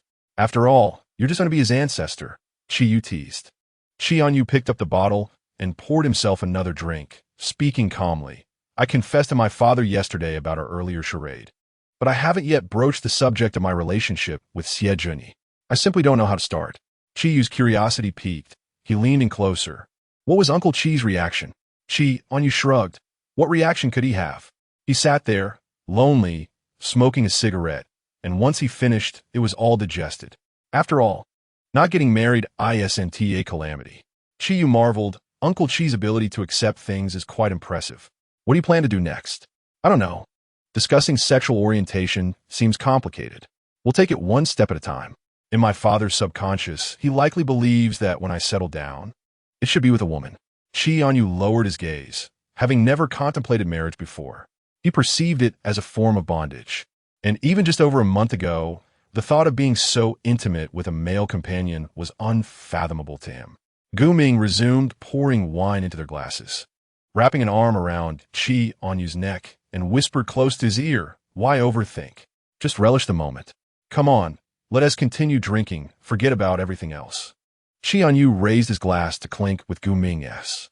Just as he finished, he caught a glimpse of his phone screen lighting up on the sofa. He picked up the device and saw it was a call from Chì Ānyù, which instantly sobered him up a bit. Wait, I can't drink right now. Chì Ānyù is calling. I need to step outside for a quiet place to take this. With that, Chì Ānyù swiftly exited the private room and found a secluded spot before answering the call. Chì Ānyù's voice came through immediately. Baby, why haven't you been answering my video calls? Are you home yet? Chì Ānyù replied, I didn't notice my phone. It was on silent. Baby, I'm about to take a shower. I miss you. Let's video chat. Chì Ānyù tightened his grip on the phone, his gaze flickering. Why would you want a video while you shower? Go ahead and shower first. Call me later. Chì Ānyù persisted, lowering his voice and enticingly coaxing, Baby, I'll show you my abs and more. I truly miss you. The system chimed in. Look at the villain's cunning. The video call is clearly a deliberate attempt to entice you, especially at this hour. Chì Ānyù felt a rush of warmth to his ears. Overwhelmed by Chì Ānyù's constant pleading, and finally confessed, I'm not at home. I'm still out.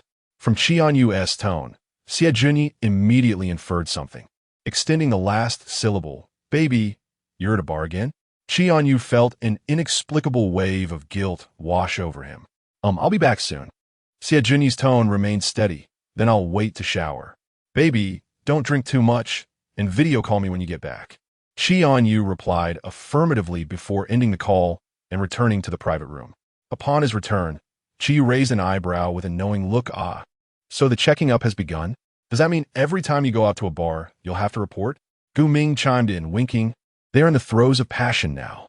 You didn't expose me, did you? No, he wanted a video call, so it's no longer a secret. He already knows I'm at a bar and didn't ask anything else. Chì Ānyù suddenly recalled something upon glancing at the contract and turned to Chì Ānyù, asking, Your father is in the hospital now. Are you the legal representative of the company? Chì Ānyù, lounging comfortably, replied boastfully, I don't engage in battles unprepared. After planning for so long and spending a bit more, I transferred the legal status some time ago. The company is now under my control. My university studies were not in vain, after all. It's time to put theory into practice. By 10:30, the three were slightly inebriated. Chì Ānyù's cheeks flushed, yet his mind remained clear as he began calling for a driver to pick them up. With his eyes closed, Chì Ānyù leaned against Gu Ming's shoulder, his long eyelashes gently resting upon his eyelids, trembling softly with each shallow breath. The effects of alcohol rendered a faint blush upon his collarbone. Soon, Chì Ānyù's phone rang. Chì Ānyù glanced at the caller ID and recognized the name of Butler Ling, someone he had a vague recollection of, and answered the call on Chì Ānyù's behalf. As the call connected, Butler Ling's warm voice came through from the other end, addressing him as young master. He advised against driving after drinking, stating he was outside the bar to pick him up, noting the late hour and suggesting it was time to return. Chì Ānyù informed Butler Ling, Chì Ānyù has drunk too much and fallen asleep. We are in Box V101. Please come in. Upon hearing this, Butler Ling furrowed his brow in concern and replied, Hold on, do not hang up. I will come right away. In a daze, Chì Ānyù seemed to hear Butler Ling's voice and opened his eyes, asking in a muffled tone, Is Uncle Ling here? Yes, your Butler Ling has come to collect you. Have you woken up? As Chì Ānyù sat up, Butler Ling entered the room, calling out, Young master. Chì Ānyù supported Gu Ming while advising Chì Ānyù, You should head back first. My driver should be arriving soon, and I will return with Gu Ming. Chì Ānyù nodded, feeling somewhat lightheaded from the alcohol, but still capable of walking. Butler Ling, concerned, assisted Chì Ānyù and cautioned, Young master, upon our return, let us have some hangover soup. Let us not indulge in such excess next time. It was fortunate that the young master had sent him to check on the situation. Chì Ānyù nodded again, noting that he had not drunk excessively. It was Gu Ming who was truly inebriated, now completely unconscious. By the time they returned to the Chì residence, it was already 11 o'clock. Chì Fei was still awake, seated in the living room on the first floor, perusing a newspaper. Hearing commotion at the door, he frowned and looked over, questioning, Why are you returning so late? Did you go drinking again? Butler Ling quickly defended, The young master is still young. A playful disposition is not a concern. He has returned, and it's not even midnight yet. Mr. Chì, Although you are older, do not be so rigid. Chì Fei retorted, are you his father, or am I? Without responding, Chì Ānyù silently ascended the stairs. Butler Ling refrained from further argument, having already prepared hangover soup in advance, and swiftly brought it to Chì Ānyù's room, saying, young master, drink some hangover soup. It will help you feel better. Although Chì Ānyù despised the taste of the soup, he pinched his nose and drank it anyway, which allowed Butler Ling to leave in peace. He had not consumed much alcohol and was starting to feel better, aside from a slight dizziness. He felt little different from his usual self. However, not long after Butler Ling had departed, a video call from Xie Junyi popped up on his phone. Chì Ānyù rubbed his temples and answered the call. On the other end of the video, Xie Junyi had already disrobed, directing the camera towards himself. Have you taken a bath, darling? Xie Junyi's voice was low and husky, and as he gazed through the phone lens at Chì Ānyù, the fervent obsession in his eyes was unmistakable. Chì Ānyù yawned, his gaze hazy.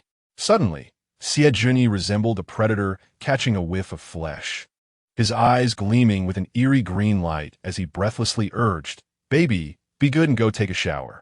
Chì Ānyù tossed his phone onto the sofa, rose, and headed towards the wardrobe for a bathrobe. Under the influence of alcohol, he felt drowsy, yet he could not bear to sleep without bathing. He steeled himself and fetched his clothes, preparing to head to the bathroom. Seeing the phone screen go dark, Xie Junyi grew anxious. Baby, bring your phone into the bathroom with you. Use the phone stand. I want to see you. Hearing this, Chì Ānyù turned back to grab his phone. Xie Junyi suddenly felt that tonight, Yu Bao seemed unusually obedient. Perhaps the alcohol had something to do with it. Seizing the opportunity, he coaxed, baby, point the phone camera at you. I don't want to see the ceiling. Chì Ānyù complied. He quickly shed his clothes, and soon the sound of water began to patter softly. The phone video captured only his upper body. Chì Ānyu's slender waist and fair skin radiated a delicate pink hue, especially with the mist in his peach blossom-like eyes, exuding an enchanting allure. Xie Junyi's gaze became fixed. Baby, could you angle the camera down a bit? He asked, his Adam's apple bobbing more vigorously. Chì Ānyù shook the water from his hair and adjusted the lens. Xie Junyi's breath hitched, forgetting even to wash as he fixated on the phone, feeling a unique thrill despite having seen and touched him before. Baby, could you bring your body a little closer to the camera? I want to see you more clearly, okay? Xie Junyi, emboldened by Chì Ānyu's inebriation, became increasingly audacious in his requests. Chì Ānyu's eyelids were already heavy. He turned off the shower, took a towel, and began to dry himself, moving closer to the phone camera. Is it ready? I want to put on my bathrobe, he said. Xie Junyi's lips curled into an uncontainable smile, his eyes sparkling. Baby, who do you like? Tell me. Chì Ānyù remained silent, merely lowering his head to tie the robe's sash. Xie Junyi, yearning for an answer, teasingly prompted, baby, repeat after me. Chì Ānyù liked Xie Junyi. Though inebriated, Chì Ānyù was not completely out of his senses and did not respond. Baby, you like me too, don't you? Xie Junyi pressed, his tone tinged with urgency. Chì Ānyù yawned again. I'm tired. I want to sleep. Reluctantly, Xie Junyi acquiesced. All right, then hurry to bed. Don't forget your phone. Keep the video call open. Chì Ānyù obediently nodded, rubbing his eyes as he climbed into bed. On the other end, Xie Junyi remained in the bathroom, leaning against the cold tiled wall, watching as Chì Ānyù began to breathe heavily.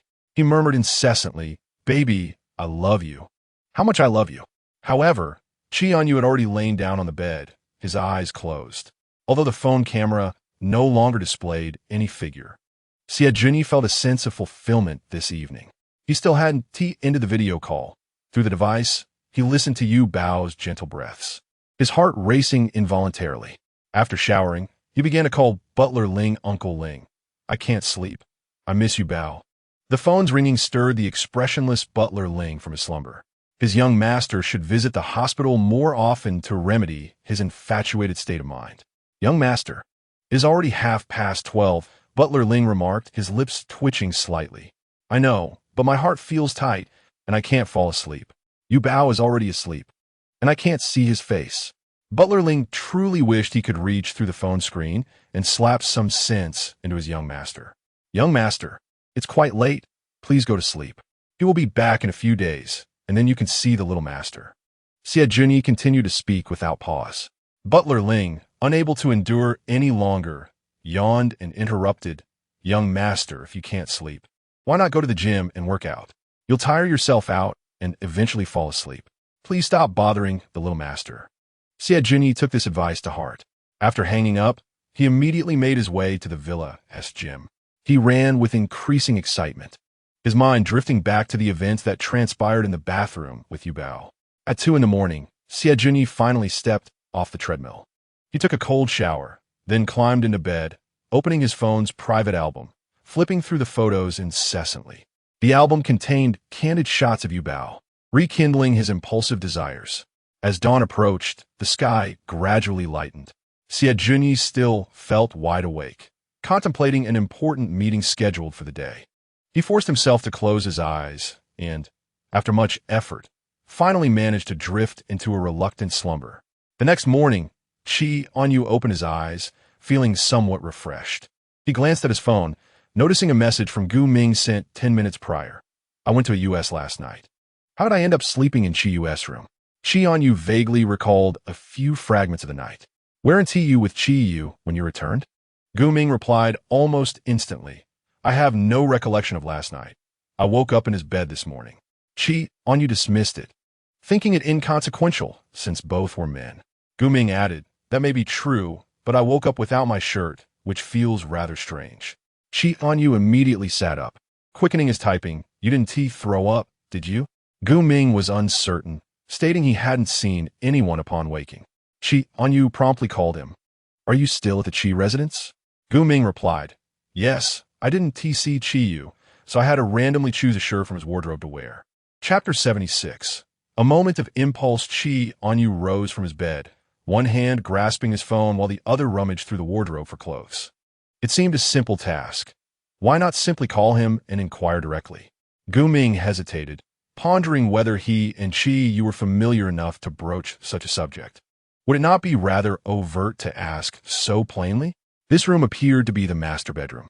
He had previously spent a night at the Chi residence, but he hadn't stayed in Anyu's room. He had opted for the guest room instead. With a slight click of his tongue, Chì Ānyù cast his phone onto the bed, switching to his attire as he mused on the nature of their relationship. After all, he had once thought that two straight men lying bare on the same bed was nothing out of the ordinary, until the unexpected involvement of Chì Ānyù.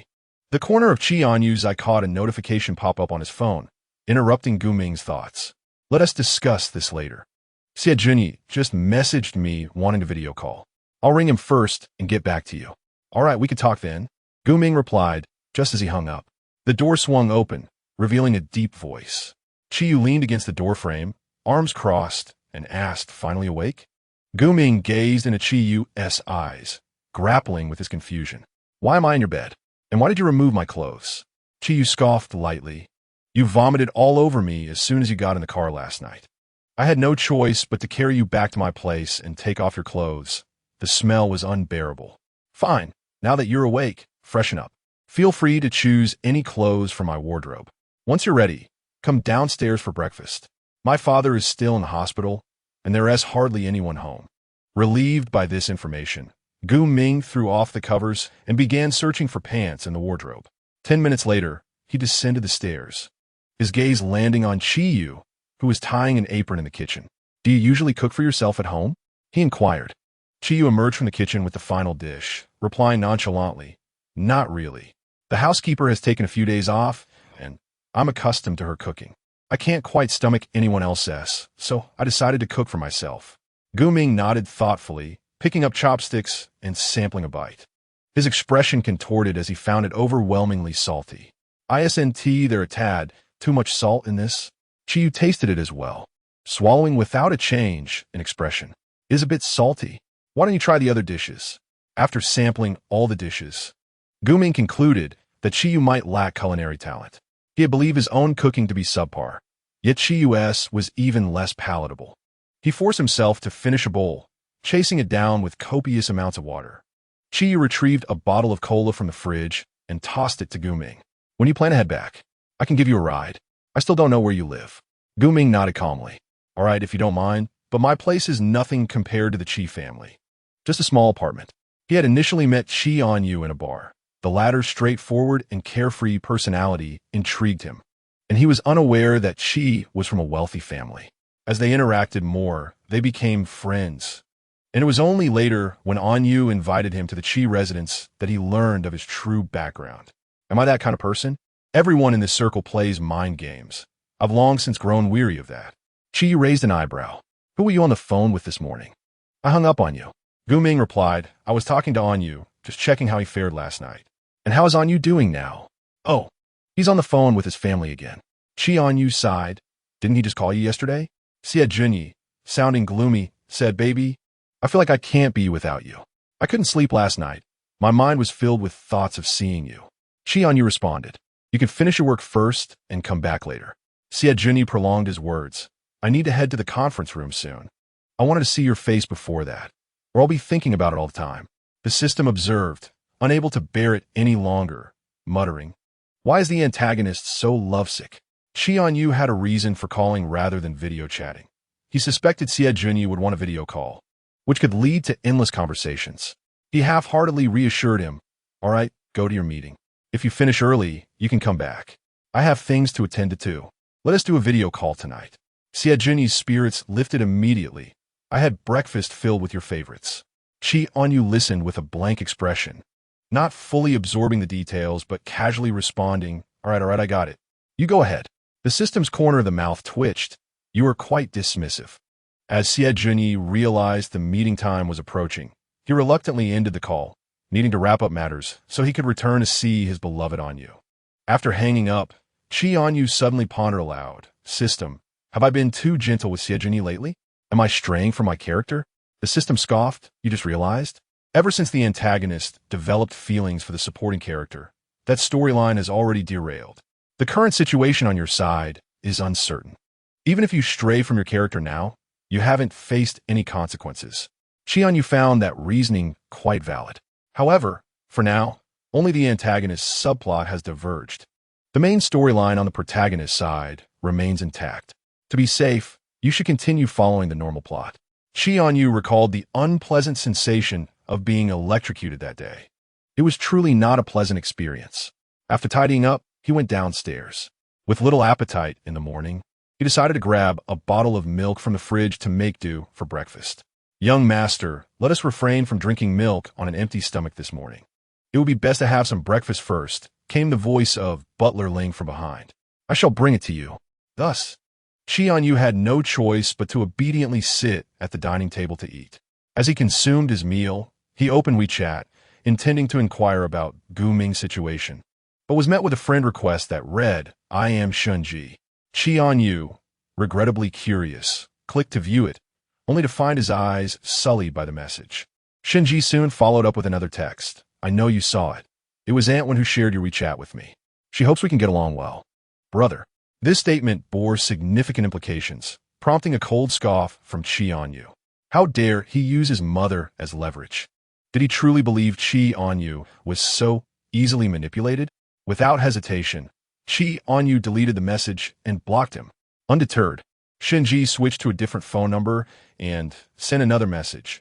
Brother, are you truly this heartless? We shall soon be family. Can't you at least add me on WeChat?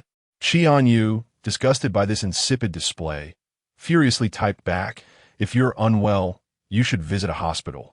I'll cover the travel expenses. Come back only when you're healed.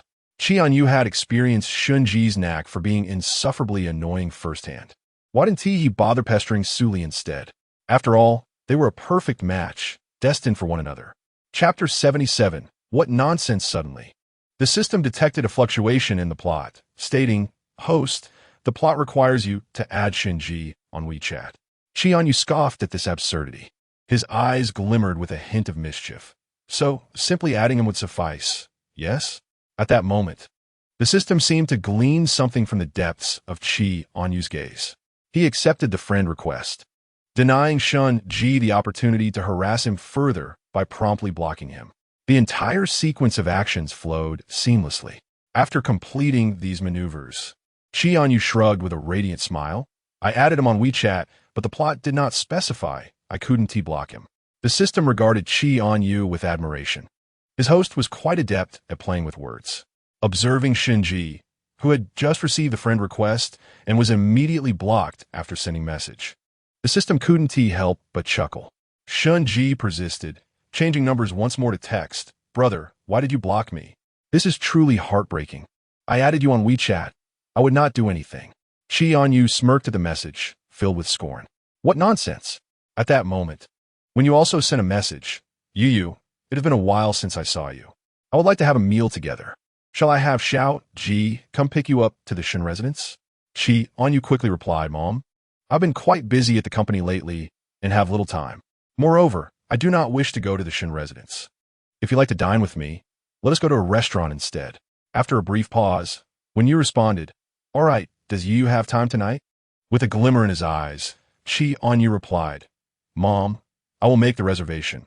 I shall send you the location later. He could no longer endure the ominous presence of Shinji, so he decisively turned off his phone, preferring not to see it and deciding to head to the office first. The 07 system jested. When have you ever arrived on time in the morning? You could have just come in the afternoon. I must not indulge in a lackadaisical routine.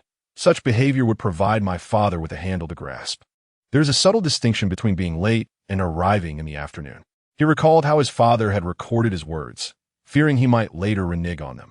Upon arriving at the company, the first thing Chì Ānyù did was to scan the department. Noticing that Bai Jin's desk was unoccupied, his eyes flickered with delight. It was the perfect opportunity to criticize. The project manager explained that Bai Jin had taken a 2-day leave and would not be present today.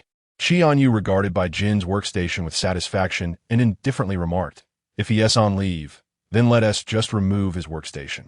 His voice was not loud, yet was sufficiently audible for the others in the department. After his words fell, most gazes turned towards him, their depths revealing curiosity, schadenfreude, and sympathy. To remove his workstation directly? That seems rather excessive, young master. What will happen when Chi Zong finds out? Chì Ānyù nonchalantly replied, My father will back me up on this. There is no need for your concern. If anyone asks, just shift the responsibility onto me. With Chì Ānyu's reassurance, the project manager promptly summoned people to begin clearing Bai Jin's desk. Those who had previous grievances with Bai Jin worked with remarkable efficiency, having long been displeased with him, who had taken advantage of his connections to treat the senior employees dismissively. Chì Ānyù raised an eyebrow and patted the project manager's shoulder, saying, The contract with the Chi family has been signed.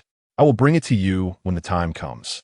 If there is anything else I can assist with, just let me know. The project manager smiled slightly. Understood, young master. Chì Ānyù returned to his own workstation, propped his legs up, stretched languidly, and began to crack sunflower seeds while idly passing the time, reclining lazily in his chair. He attended a departmental meeting in the afternoon, and thus the day slipped by in a haze. This evening, Chi Fei unusually had no social engagements and awaited Chì Ānyù to return together. Chì Ānyù spat out the sunflower seed shell and coolly stated, I'm going to dinner with my mother tonight. You can head back first, Dad. No need to wait for me. Chi Fei's lips stiffened slightly as he lowered his gaze, concealing his emotions, and after a pause, he replied, All right, be careful on the way. The 07 system chimed in. Why do I feel like your father's mood soured after you said that? He seems rather dispirited. Chì Ānyù himself did not understand what his father truly thought. Every time he pressed for answers, he was met with silence, which he found quite irksome. After leaving the company, Chì Ānyù made his way to the restaurant, parking his car in the designated area. Just as he stepped out, he inadvertently looked up and locked eyes with a pair of deep, dark orbs. Not far away, Shinji smiled slightly. Brother, what a coincidence to encounter you here. Chì Ānyù turned on his heel and fled. He hadn't checked the calendar before leaving home today, and even going out for a meal had led to an encounter with misfortune. When you had arrived at the restaurant ahead of time, adorned in an elegant white gown that exuded grace and sophistication. Upon spotting Chì Ānyù approaching, she waved gently and smiled warmly. Your mother is here. Chì Ānyù walked directly to her and took a seat opposite her. When you retrieved a handkerchief from her bag and tenderly wiped the sweat from his forehead, speaking calmly. You must have run here. Look, you're all sweaty. However, the moment the handkerchief touched his forehead, Chì Ānyu's body stiffened. a vague memory flashing through his mind. Gray and white hues, fading voices, a woman in a white dress leisurely following a little boy, her eyes filled with mirth. You slow down, look at you. You're drenched in sweat. Come here. Let mother wipe it for you. The echoes of the past and present mingled. You? What are you thinking when you called out again? Noticing Chì Ānyu's momentary daze, what do you feel like eating? Chì Ānyù snapped back to reality and offered a concealed smile. Mom, you order. I'm fine with anything. After Wen Yu selected several dishes and handed the menu to the waiter, she turned her gaze back to Chì Ānyù. You, what do you think of Uncle Shun-san? Ever since he last saw you, he has frequently mentioned you to me. Today, he even asked for your WeChat. Chì Ānyù deftly changed the subject, Mom. Let us talk about something else. I don't have a good impression of the Shun family and prefer to limit my interactions. However, I will respect your wishes. Just as he finished speaking, an unwelcome voice drifted from behind him. Brother, what a coincidence. You're dining here too. Chì Ānyù immediately regretted going out today. Xiaoji heard that I would be having dinner with you tonight, so I thought I'd join as well, when you explained. Chì Ānyu's expression darkened. His brow furrowed in displeasure. Shinji, holding a gift box, deliberately sat beside Chì Ānyù with an affable smile. Brother, I mentioned a welcome gift last time. I brought it for you today. As Shinji drew near, Chì Ānyù felt the air around him grow foul. Mom, I suddenly remembered I have something to attend to tonight. You both enjoy your meal. I'll take my leave. With an impassive expression, he attempted to rise. But Shinji swiftly grasped his wrist, feigning vulnerability. Do you really dislike me this much? Then you can dine with Aunt One. I want to intrude. The system chimed in. Do you have Su Li's contact information? I need to find a way to summon him. Chì Ānyù, overwhelmed, thought he must wield magic to vanquish magic. The system replied languidly. No, I'm merely a reporting system for the plot. Where would I procure contact information? ISNT, Su Li currently residing with the Shun family? You could simply ask your mother. As Chì Ānyu's gaze settled upon his mother, a gentle smile graced his lips. Mother, dining is certainly more lively with more people. Why not invite Su Li as well? The dishes have yet to be served, so we can all enjoy the meal together. Upon hearing this, Shunji and Wen Yu did not ponder much, merely nodding in agreement. Little Li is quite sensible at the Shun residence. Dining with a crowd does indeed create a festive atmosphere. I wonder if he's available to join us now. When Su Li received Wen Yu's call, a shadow flickered in his eyes, yet he obediently replied, Anyone, I shall come over right away. Upon arriving at the restaurant, Su Li deliberately chose a seat next to Wen Yu, attentively serving her dishes while exchanging intimate and heartfelt words, embodying the image of a dutiful and innocent young man. However, in Wen Yu's blind spot, he directed a provocative smile towards Chì Ānyù. Chì Ānyù scoffed, finding such petty tricks laughable before him. He feigned concern, asking Su Li, Do your eyes bother you? Why are you casting furtive glances my way?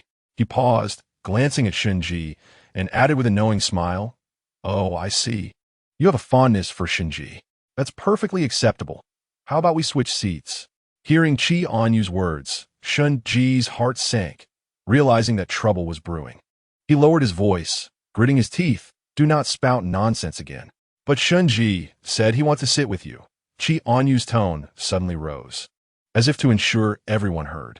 Su Li's bright gaze immediately turned towards Shinji. Shinji quickly denied, I did not say that. Stop fabricating stories. Chì Ānyù raised an eyebrow. Don't be embarrassed. Haven't you two shared a bed before? It's nothing unusual. Society is quite open now, and my mother would surely understand. When you looked on, bewildered. After all, Shinji hardly ever conversed with Su Li at the Shin residence.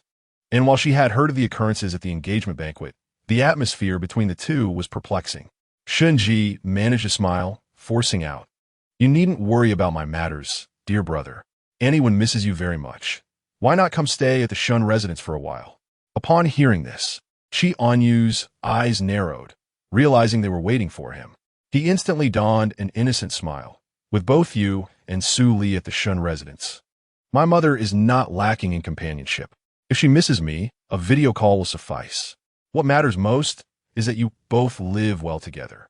Brother, why did you add me on WeChat only to block me? Shinji swiftly shifted the topic, his eyes fixed intently on Chì Ānyu's face. Anyone mentioned that our age difference is minimal, which is perfect for us to get along well.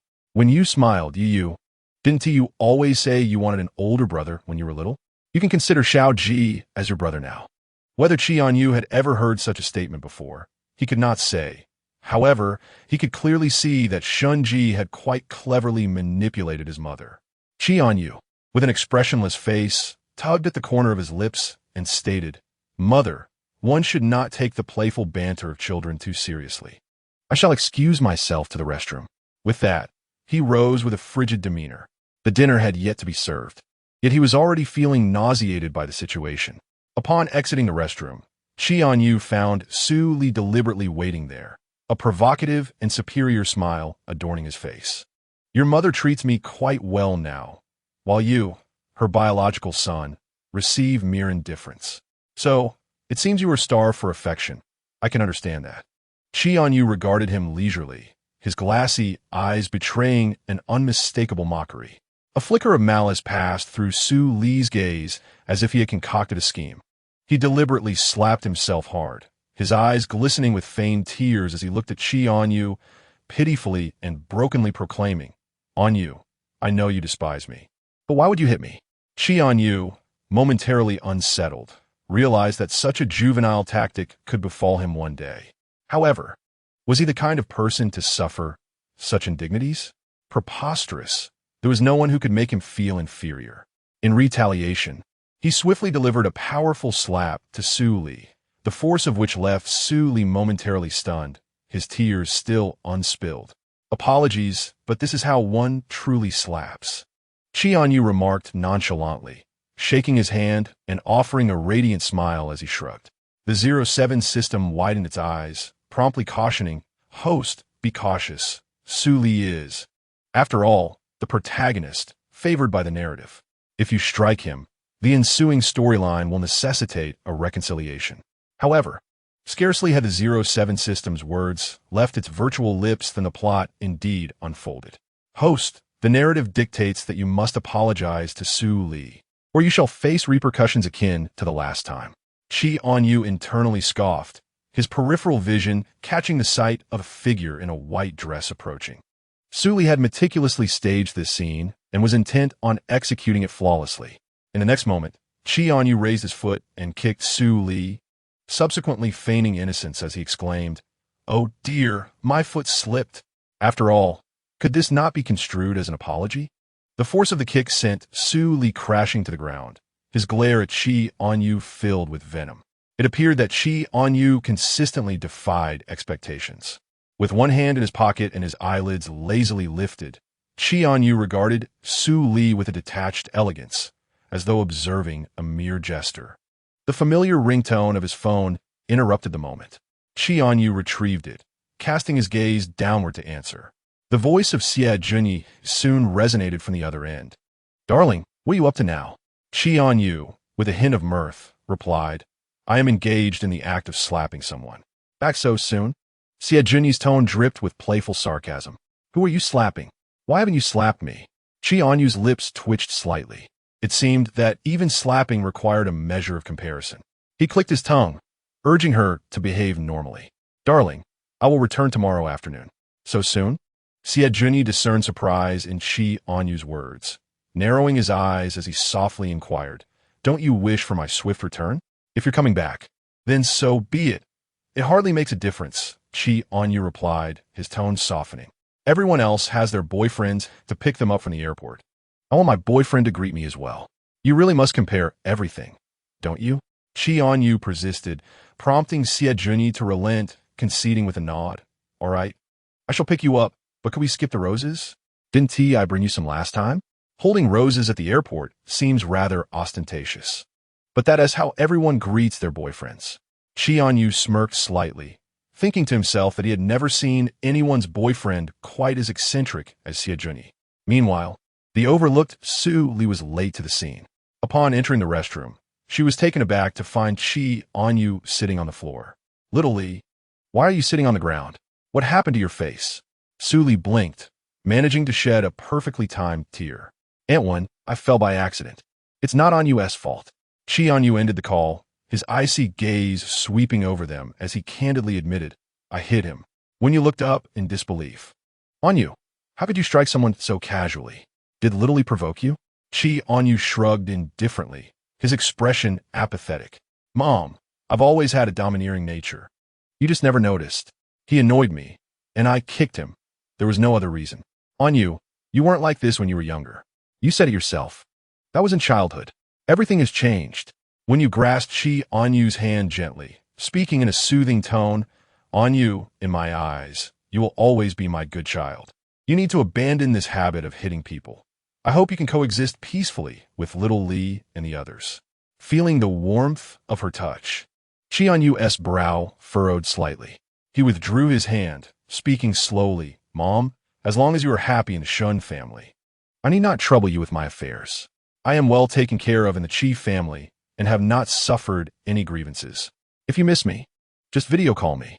Pausing for a moment, he continued, "I have some matters to attend to tonight, so I will not join you for dinner. Shinji and Suli can keep you company just as well." With that, he stepped back, offering a polite smile, albeit tinged with a sense of detachment, before turning to leave. At that moment, he seemed to have grasped a profound understanding of something. Suli felt a swell of triumph as he watched Chì Ānyu's figure vanish around the corner. His strategy had proven effective yet again. Even if he had received a slap in return, so what? As long as he achieved his objective, that was all that mattered. "And when it's all my fault. Truly, it's not Ānyu's fault. Please don't let me cause discord between you and your son, for that would weigh heavily on my conscience." When you furrowed her brows, pressing her lips tightly together, remaining silent as her gaze fell downward, with her brown pupils swirling with unusual emotions. After leaving the restaurant, Chì Ānyù strolled leisurely to the overpass, resting his arm on the railing, gazing at the endless neon lights reflecting on the river below. The cold wind swept through, tousling the strands of hair that fell over his forehead. The 07 system inquired, "What brings you here? To feel the cold breeze?" No, it was merely a moment of clarity brought on by the chill, a sudden realization dawning upon him. The 07 system sensed a shift in Chì Ānyu's emotions. "Host, you seem different tonight. Has she affected your feelings?" Chì Ānyu's eyes shimmered, deep and obscure like a lake at night, as he gazed at the vast river, reflecting 07. "Sometimes I find the bonds of blood to be peculiar. Perhaps it is because we have never met, that upon seeing her for the first time, I viewed her through a lens of assigned identity, which cast an enchanting glow. Yet, when that filter fades, it is merely ordinary. Perhaps it is also due to that family portrait where her smile was so gentle, leading me to a misunderstanding." The 07 system struggled to comprehend such emotions, being merely an amalgamation of data. Though they often exchanged playful banter, it found itself at a loss for words during pivotal moments. Suddenly, Chì Ānyu's phone buzzed again, this time with a call from Butler Ling. He retrieved his phone and answered. Butler Ling, with impatience, exclaimed, "Young master, why are you taking so long for a meal? Should I come to fetch you?"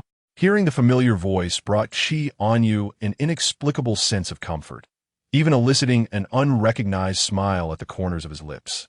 "Butler Ling, I haven't eaten yet." Upon hearing this, Butler Ling immediately became alarmed. "Why haven't you had dinner? Where are you? I shall come to get you right away." "Butler Ling, I drove myself here. I'm a bit hungry, but I will head back now." Butler Ling's tone brightened. "Very well. I shall have dinner prepared for you upon your return. Tomorrow, when you come back, I will cook your favorite dishes. Azmai greist ki Ānyu's. And after a few more reminders from Butler Ling, he ended the call and prepared to drive home. On the way, Siajini sent several messages. While waiting at a red light, Chì Ānyù took a glance at them.